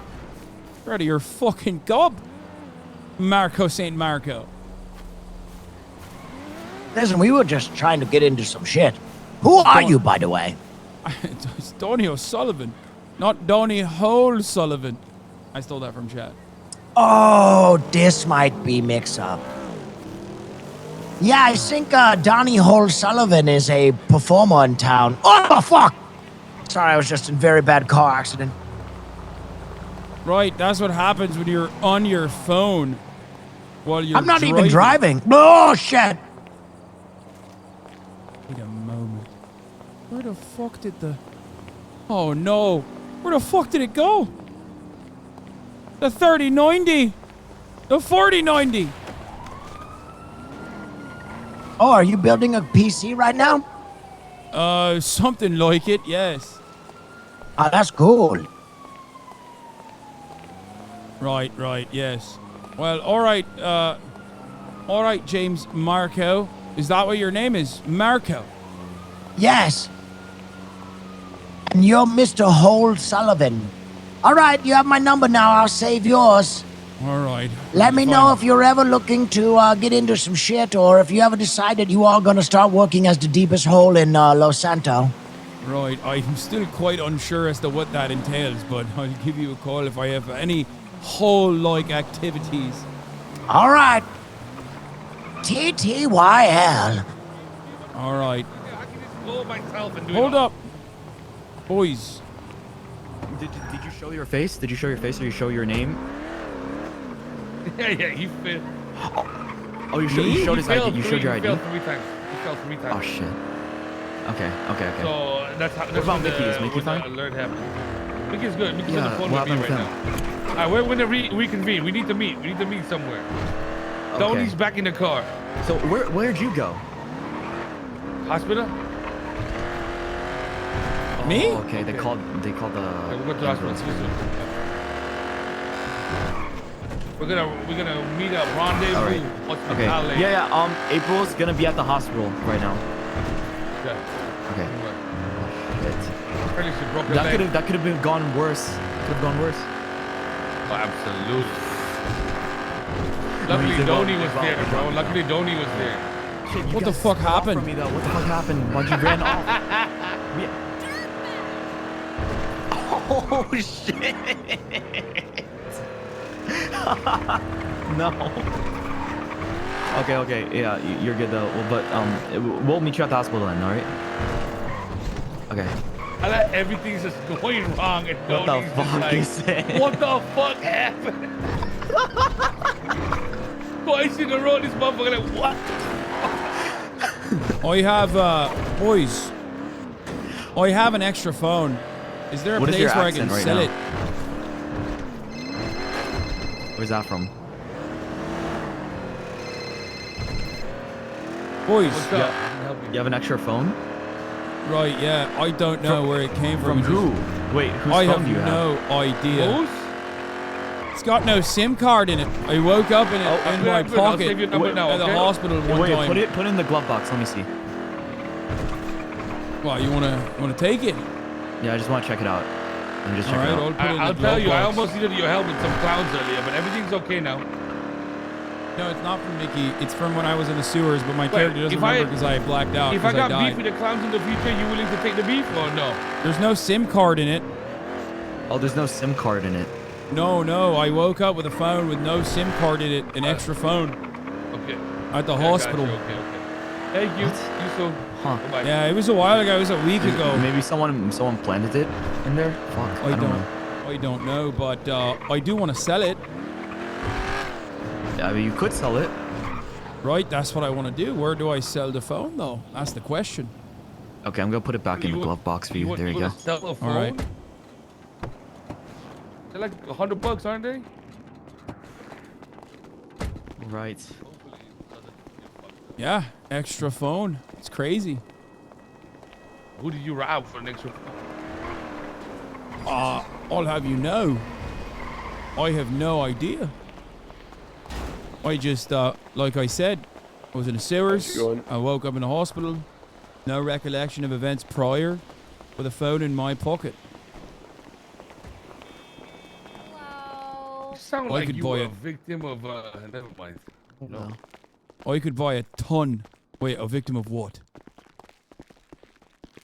I mean, back in the day, usually when people give me your list of symptoms, it's like somebody trying to fucking get rid of you, man. Well, For your memory loss, you know? oh, well, I don't know. Like I said, Probably- I just blacked out. It's weird. Probably got enemies you don't even realize, man. You're already part of the Yakuza. Mm-hmm. Oh, Hello. shit. Where's April? The fuck was that? What the fuck was what? What do you mean, what was that? Wait, That was an expert is that- rescue right there. Or is that Mickey? Yeah, that's Mickey. That's Dr. What the Mickey, Dr. fuck? Sinclair. How did you get out of that? What? Are you a doctor? Of course I'm a fucking doctor. Looks What the fuck was that? You guys could have been fucked. By the way, that cop response? Yeah, they were there a minute earlier. I delayed them for a fucking minute on the street before they showed up. Why were they there a minute earlier? What happened? I Was don't someone know. else What walk did out? you It guys wasn't do? us. Did you It- trip an alarm? No, we didn't trip any alarms. There's no alarms. I think somebody else was doing a job and fucked up too, or maybe they were patrolling. Yeah, you. As soon as you fuck that shit up, you need to leave. Like dip. Oh, no, And the Benji, alarm. The you need to alarms be went able to off. Pick them up. Yeah, the alarms went off after we fucked it up, but then the cops shouldn't have been there like that quickly. So I think somebody else fucked up. Wait. beforehand. Right. What the fuck? I'll say it. What the fuck are you saying? I Pick think them we have up. a rat in the team. The alarm. Shut up, don't. Guy, fucking guy, I'm gonna lose my Wait, mind. Well, I thought that's what we were talking about, right? This Irish bastard is gonna be my cat. That was, immediately. That's what happens in the movies, right? Like, there's a rat. Someone snitched. There's a Rat. no snitch. I kind of ended up on this kind of weird KO trip. Wait, you think it was April? I'm gonna say it's Yeah. April. What's up with her baby voice anyway, right? Exactly, especially between us. When we Are were we- doing the crime together and she's fellas, pretending are to be we- somebody else. Are we being a bit misogynistic here? Immediately blaming the woman. We should be blaming the gay guy instead. That might be you. It's probably Mickey. It's Mickey. What is his deductus? This is.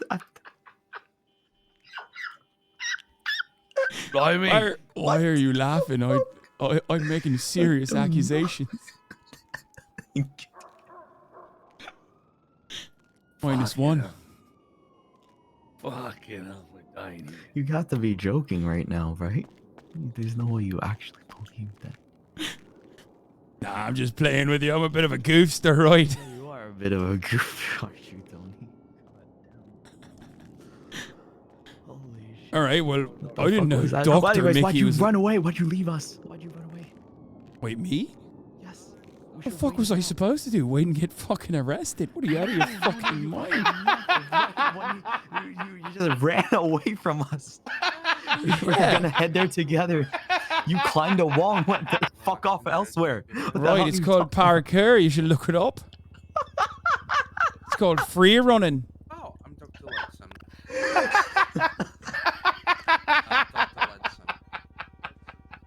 Yep, that is me. Yeah, I fucking booked it, right? Oh, you fucking booked fucking You've laugh, man. You've never heard of an Irish goodbye? We gotta go check inside, man. Fuck. Let's go check Mickey, Yeah, man. let's go see what's going on with April.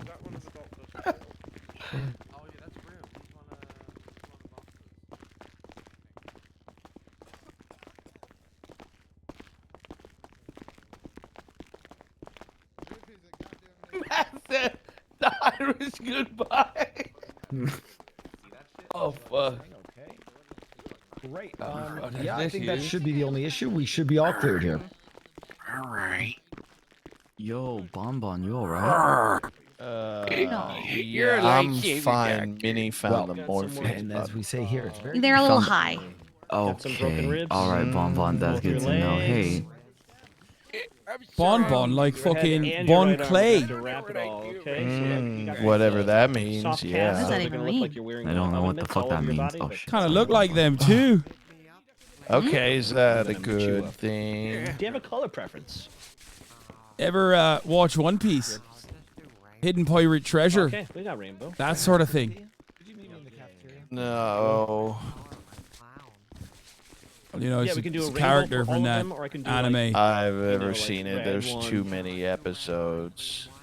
Heck yeah. You know, that's what they always say, but Heck yeah. it's actually pretty good once you get into it. Also, there's this thing called One Piece, I'm thinking left where blue, they kind of cut right the red, episodes down. You know, it's a right fan-made arm edit. green.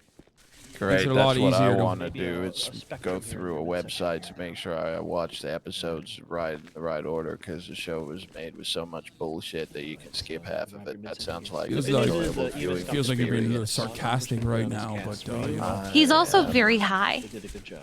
Yeah, that's probably what it is, right? You'd have to be high to say One Piece is too long and full of Probably. It fillers. must be high. Head. I must be high. Oh, you're all good. I'm so high right now. They're currently at 1,100 episodes, so yeah, there's gonna be a lot of fluff and filler in that. All right, so I'm gonna just do a Right, little. you know, but what matters is, you know, the friendship that you learn about along the way and the beautiful characters, right? I can do that in less than 1,000 episodes. So try and pop off, Queen. Aren't you the anime critic? How about you tell that to Oda? What? Nothing. He's just Ichiro Oda. He's the creator of One Piece. Right. Well, I wouldn't maybe drive in the driver's seat. It's all Tony, good. All we're right, heading never outside. mind. He's really Okay. into One Piece, this guy. He is. I got chest pains. I got chest pains now. This guy's got black lung. What seems to be the problem, Where Doctor? the fuck did these guys go? Bunch of haters. Oh, there you are. Wait, why are you? Hey, what's up? Oh, hey, Donnie. What's good? What's good? Wait, were you guys? Are you sneaking out on me? No. No, No. Whoa, no. that's We would never leave you, Donnie. That's awkward. Messed up. No, she was trying to sneak around like she was still in like criminal mode or some shit. I don't know why the fuck she did that. criminal mode. I don't know what you're talking about. Like she has like super You do still have a mask on, both of yous. this is COVID. Oh, Yes, right. It's fake. Yes. Where's Timothy? I Where's don't Mickey? care, whatever. Oh, where is it?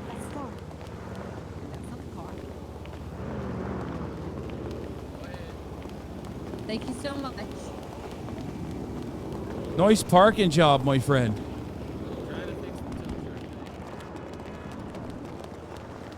Where the fuck is Mickey and T? Yeah, where are they? I'll give him a call. Good idea. Fuck. What the fuck? Wait. What? Oh. Wait, is that a crowbar? What? No, it's an emotional support wrench. I just got back from war. Oh fuck! I thought you had a crowbar, man. I was gonna ask for your help, man. No, it's just emotional support wrench. I take it everywhere.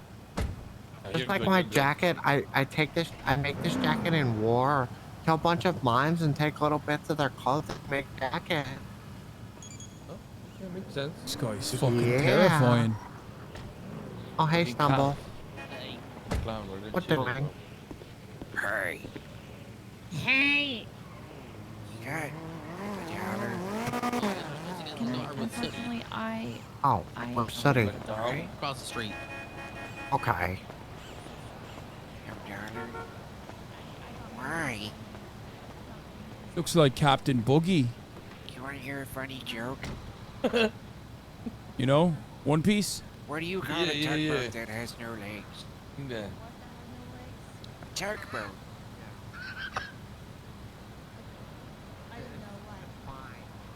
Alright, so what do we do with these car parts? I'm still kind of confused on the matter. I feel like I learned less rolling with you guys than I feel like I've lost information instead of retaining.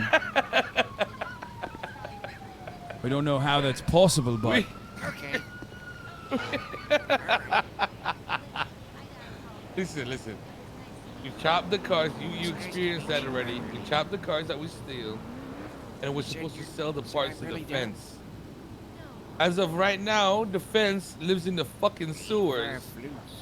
And if you want to fucking sell the shit, we gotta get a crowbar so that we can go down there and sell the shit. Well, why don't we get a fucking crowbar then? It's time to go to the goddamn what is it? The fucking the tow truck company. Don't they sell the crowbars there? Yeah, This fucking guy. Hold on. Hey, you sir. You sir with the mustache, with a handsome mustache. Oh, thank you. I do got a pretty handsome mustache. What's your name, sir? Dingus McShardy. Right. I couldn't hear that from all the spittle, but Jake is McShardy. Is that right? Dingus. Dinkus McShardy. Nice. That does sound quite Irish. All right. It's very Dinkus, Irish. You look like a fella who knows how to use his hands. What do you mean by that? I don't know. You're quite wiry. You got some good musculature. I'm expecting. I suspect you might know where to find a Oh, there it is. Right. You know, do you happen to have a crowbar on you? Crowbar? Yeah. Yo, I got a lockpick on me. A lock? No. It's all. No need for that. I mean, unless. Actually, never mind. All right. Just wanted to see if you had a crowbar or not, but I guess you don't. Well, why would I have a crowbar? I don't know. You look like a fucking car mechanic. That too hard for me to? Is that far off of an assumption to make? I haven't had a job in my entire life. Oh. Blue collar, self-employed, brother boy. Oh, all right. Well, my bad. You want to hear a joke? Sure. I love jokes. What do you call a street sign that has no eyeballs? That is what? That has no eyeballs. No eyeballs. What? What do you call it? A parking bench. Get it? What? A parking bench. You get it? Makes sense? No. I don't. My joke. What? No, my jokes were shit. What do you mean? How do you not get it? I have absolutely no clue what the fuck you're talking about. That sounds like a you problem, not me. What are we breaking into? I might have a crowbar for $100. Wait a minute. Well, I never said nothing about breaking and entering. I just simply meant. I meant like we're gonna need it for these tires here, you know. Tires. Yeah. Tires, Schmeier. What do you need them for? You got rims, better boy. put some air in them at the gas station. They sell them at the gas station, is that right? Oh yeah, you know what? For $100, I can use my vehicle and go get you a tire. No, we got vehicles. It's not a problem. All right. Or you got a vehicle that's missing all its windows, trunk doesn't close, it's broke as hell. No offense. You got a headlight out. Yeah, Benji here's not the best driver. Yeah, heard when I'm driving. Yeah, I can drive. I had my license a few years ago. What are you talking about, man? I can drive. You did not be doing a very good job. I'll be honest with you, Donnie. You know the crowbars? They're like worth like $10,000 now at least. No, they're not. This guy said he'd give me one for 100. You know what? Trade offer. Are you ready? If $100 is too expensive for you, I'll take some crack. I have no fucking clue where I could get some crack, sir. You're in a nice suit. I figured you might sell it. You think that's what crack dealers look like? Oh, yeah. You look like my old crack dealer. Oh, all right. Well, fair.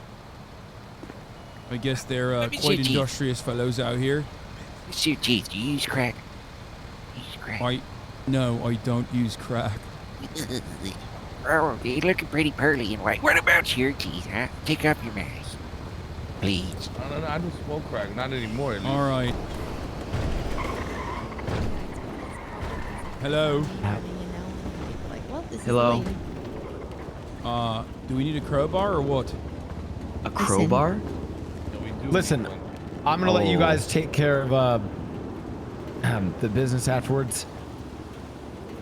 I guess no one ended up in jail, so you know what? Great job. I'm done for the night. Great work, everyone. You're done for the night. I have to go and work as a doctor. I have to run a shift, Fuck okay? the doctor shit, bro. Come on, man. Let's roll. Yeah. I think we pick him up after we've done the business, and then once it's nighttime, then we get more. But bro, do we even have a crowbar to go down there? Flip me off, April, after I saved your fucking life today. Go to your job. Fine. Will. Next time you get stabbed, don't you call on me. What's up? I'm sick of it. Calls. My guys are all asleep right now. The most you know Lando? What's his name? Yeah, Gloria. Yeah, I think he has one, right? Who else? I'll call him. All right, I'm gonna call him, dude. It's 10. It's been 10 hours. Gloria. That's my homie, man. All right, good luck, everyone. All right, have a good night. Yep. Thank you, Mickey. Or have a good shift. You're a hero. Donnie, take my number. 420-548-9420. Wait, that's entirely too fast. Yep, think about it this way. It's a 420 sandwich, and then there's just a 5489 in between. I have absolutely no way of making that easier. You're out of your fucking mind. Hold on. What is it? 420 at the beginning and 420 at the end, right? And then in between is 5489. Oh, like a 420 sandwich. Yeah, 420 sandwich, exactly. 548. 5489 in the middle. Right, got it. Text me your name. All right, giving you a call. I said text. Yeah. Hello. Remember me? Hey, Donnie, it's your girl, April. Hello, April. It's Donnie. All right. Right, good to have your number, man. I think that went well. Your face doesn't look familiar. I think you might need to put a mask on. All right, everyone. Oh. I'm going back to my hotel room.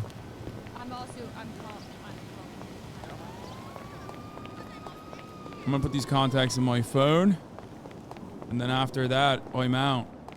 Oh, what's this? Oh, fuck. Wait, what? Why can't I go up there?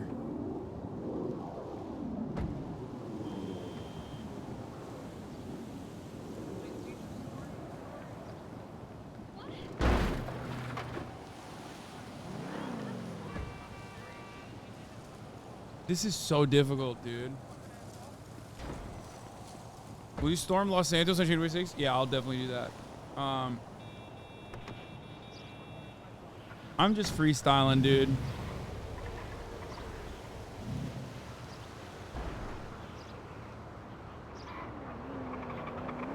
What is it, April Fool's like this?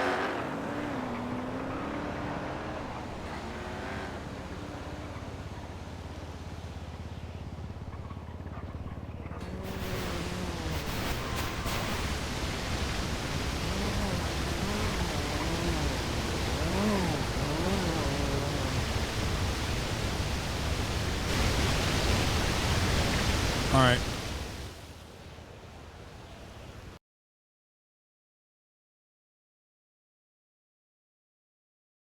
Okay, that was fun. Hope you guys had a good time doing a little bit of role play. I'll probably do a little bit more role play.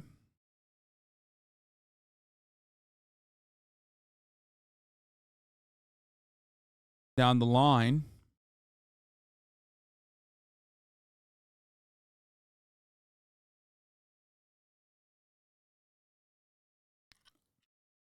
But it was fun.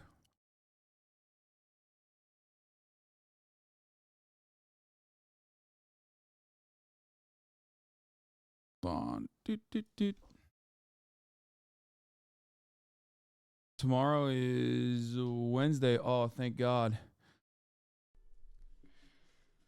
I'm going to be working out tomorrow finally after my long-ass hiatus from lifting. Another 10-hour banger. Remember January 6th, save the date? I mean, it's a pretty... It's a date that I will remember for the rest of my life, most likely.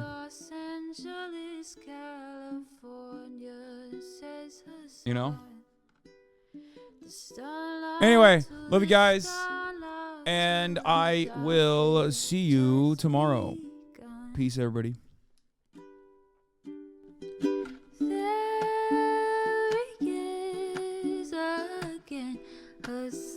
Streaming, her sun is streaming. There he is again. Her sun is streaming. Her sun is streaming. Reviewing the P.O. box. Uncle Uger's face. Sudden discord agitprop. Great names take embrace. Tiny Bernie Sanders, LGBTQ Air Force. The whole left at your fingertips, Ane at your door. H3 crowded debate, the Young Turks online show. 3 full fucking years of this, plenty more to go. 90-day fiance talks of champagne bourgeoisie. A Trump rally live reaction on mass riot at DC. There he is again, her sun is streaming. Her sun is streaming. There he is again, her sun is streaming. Sun is streaming. Reading live stream fair comments, Austin show chat advice, and all the ways the right wing pipeline can suck you in online. JCS react, Lord frame gets broken, cover blown. A full-blown mass pandemic, monster streaming at your home. Total radicalization coming out to find the system you were taught to trust in was broken the whole time. All these daily streams, whether big or whether small, have helped me and so many find the meaning through it all. There is again, her sun is streaming, her sun is streaming.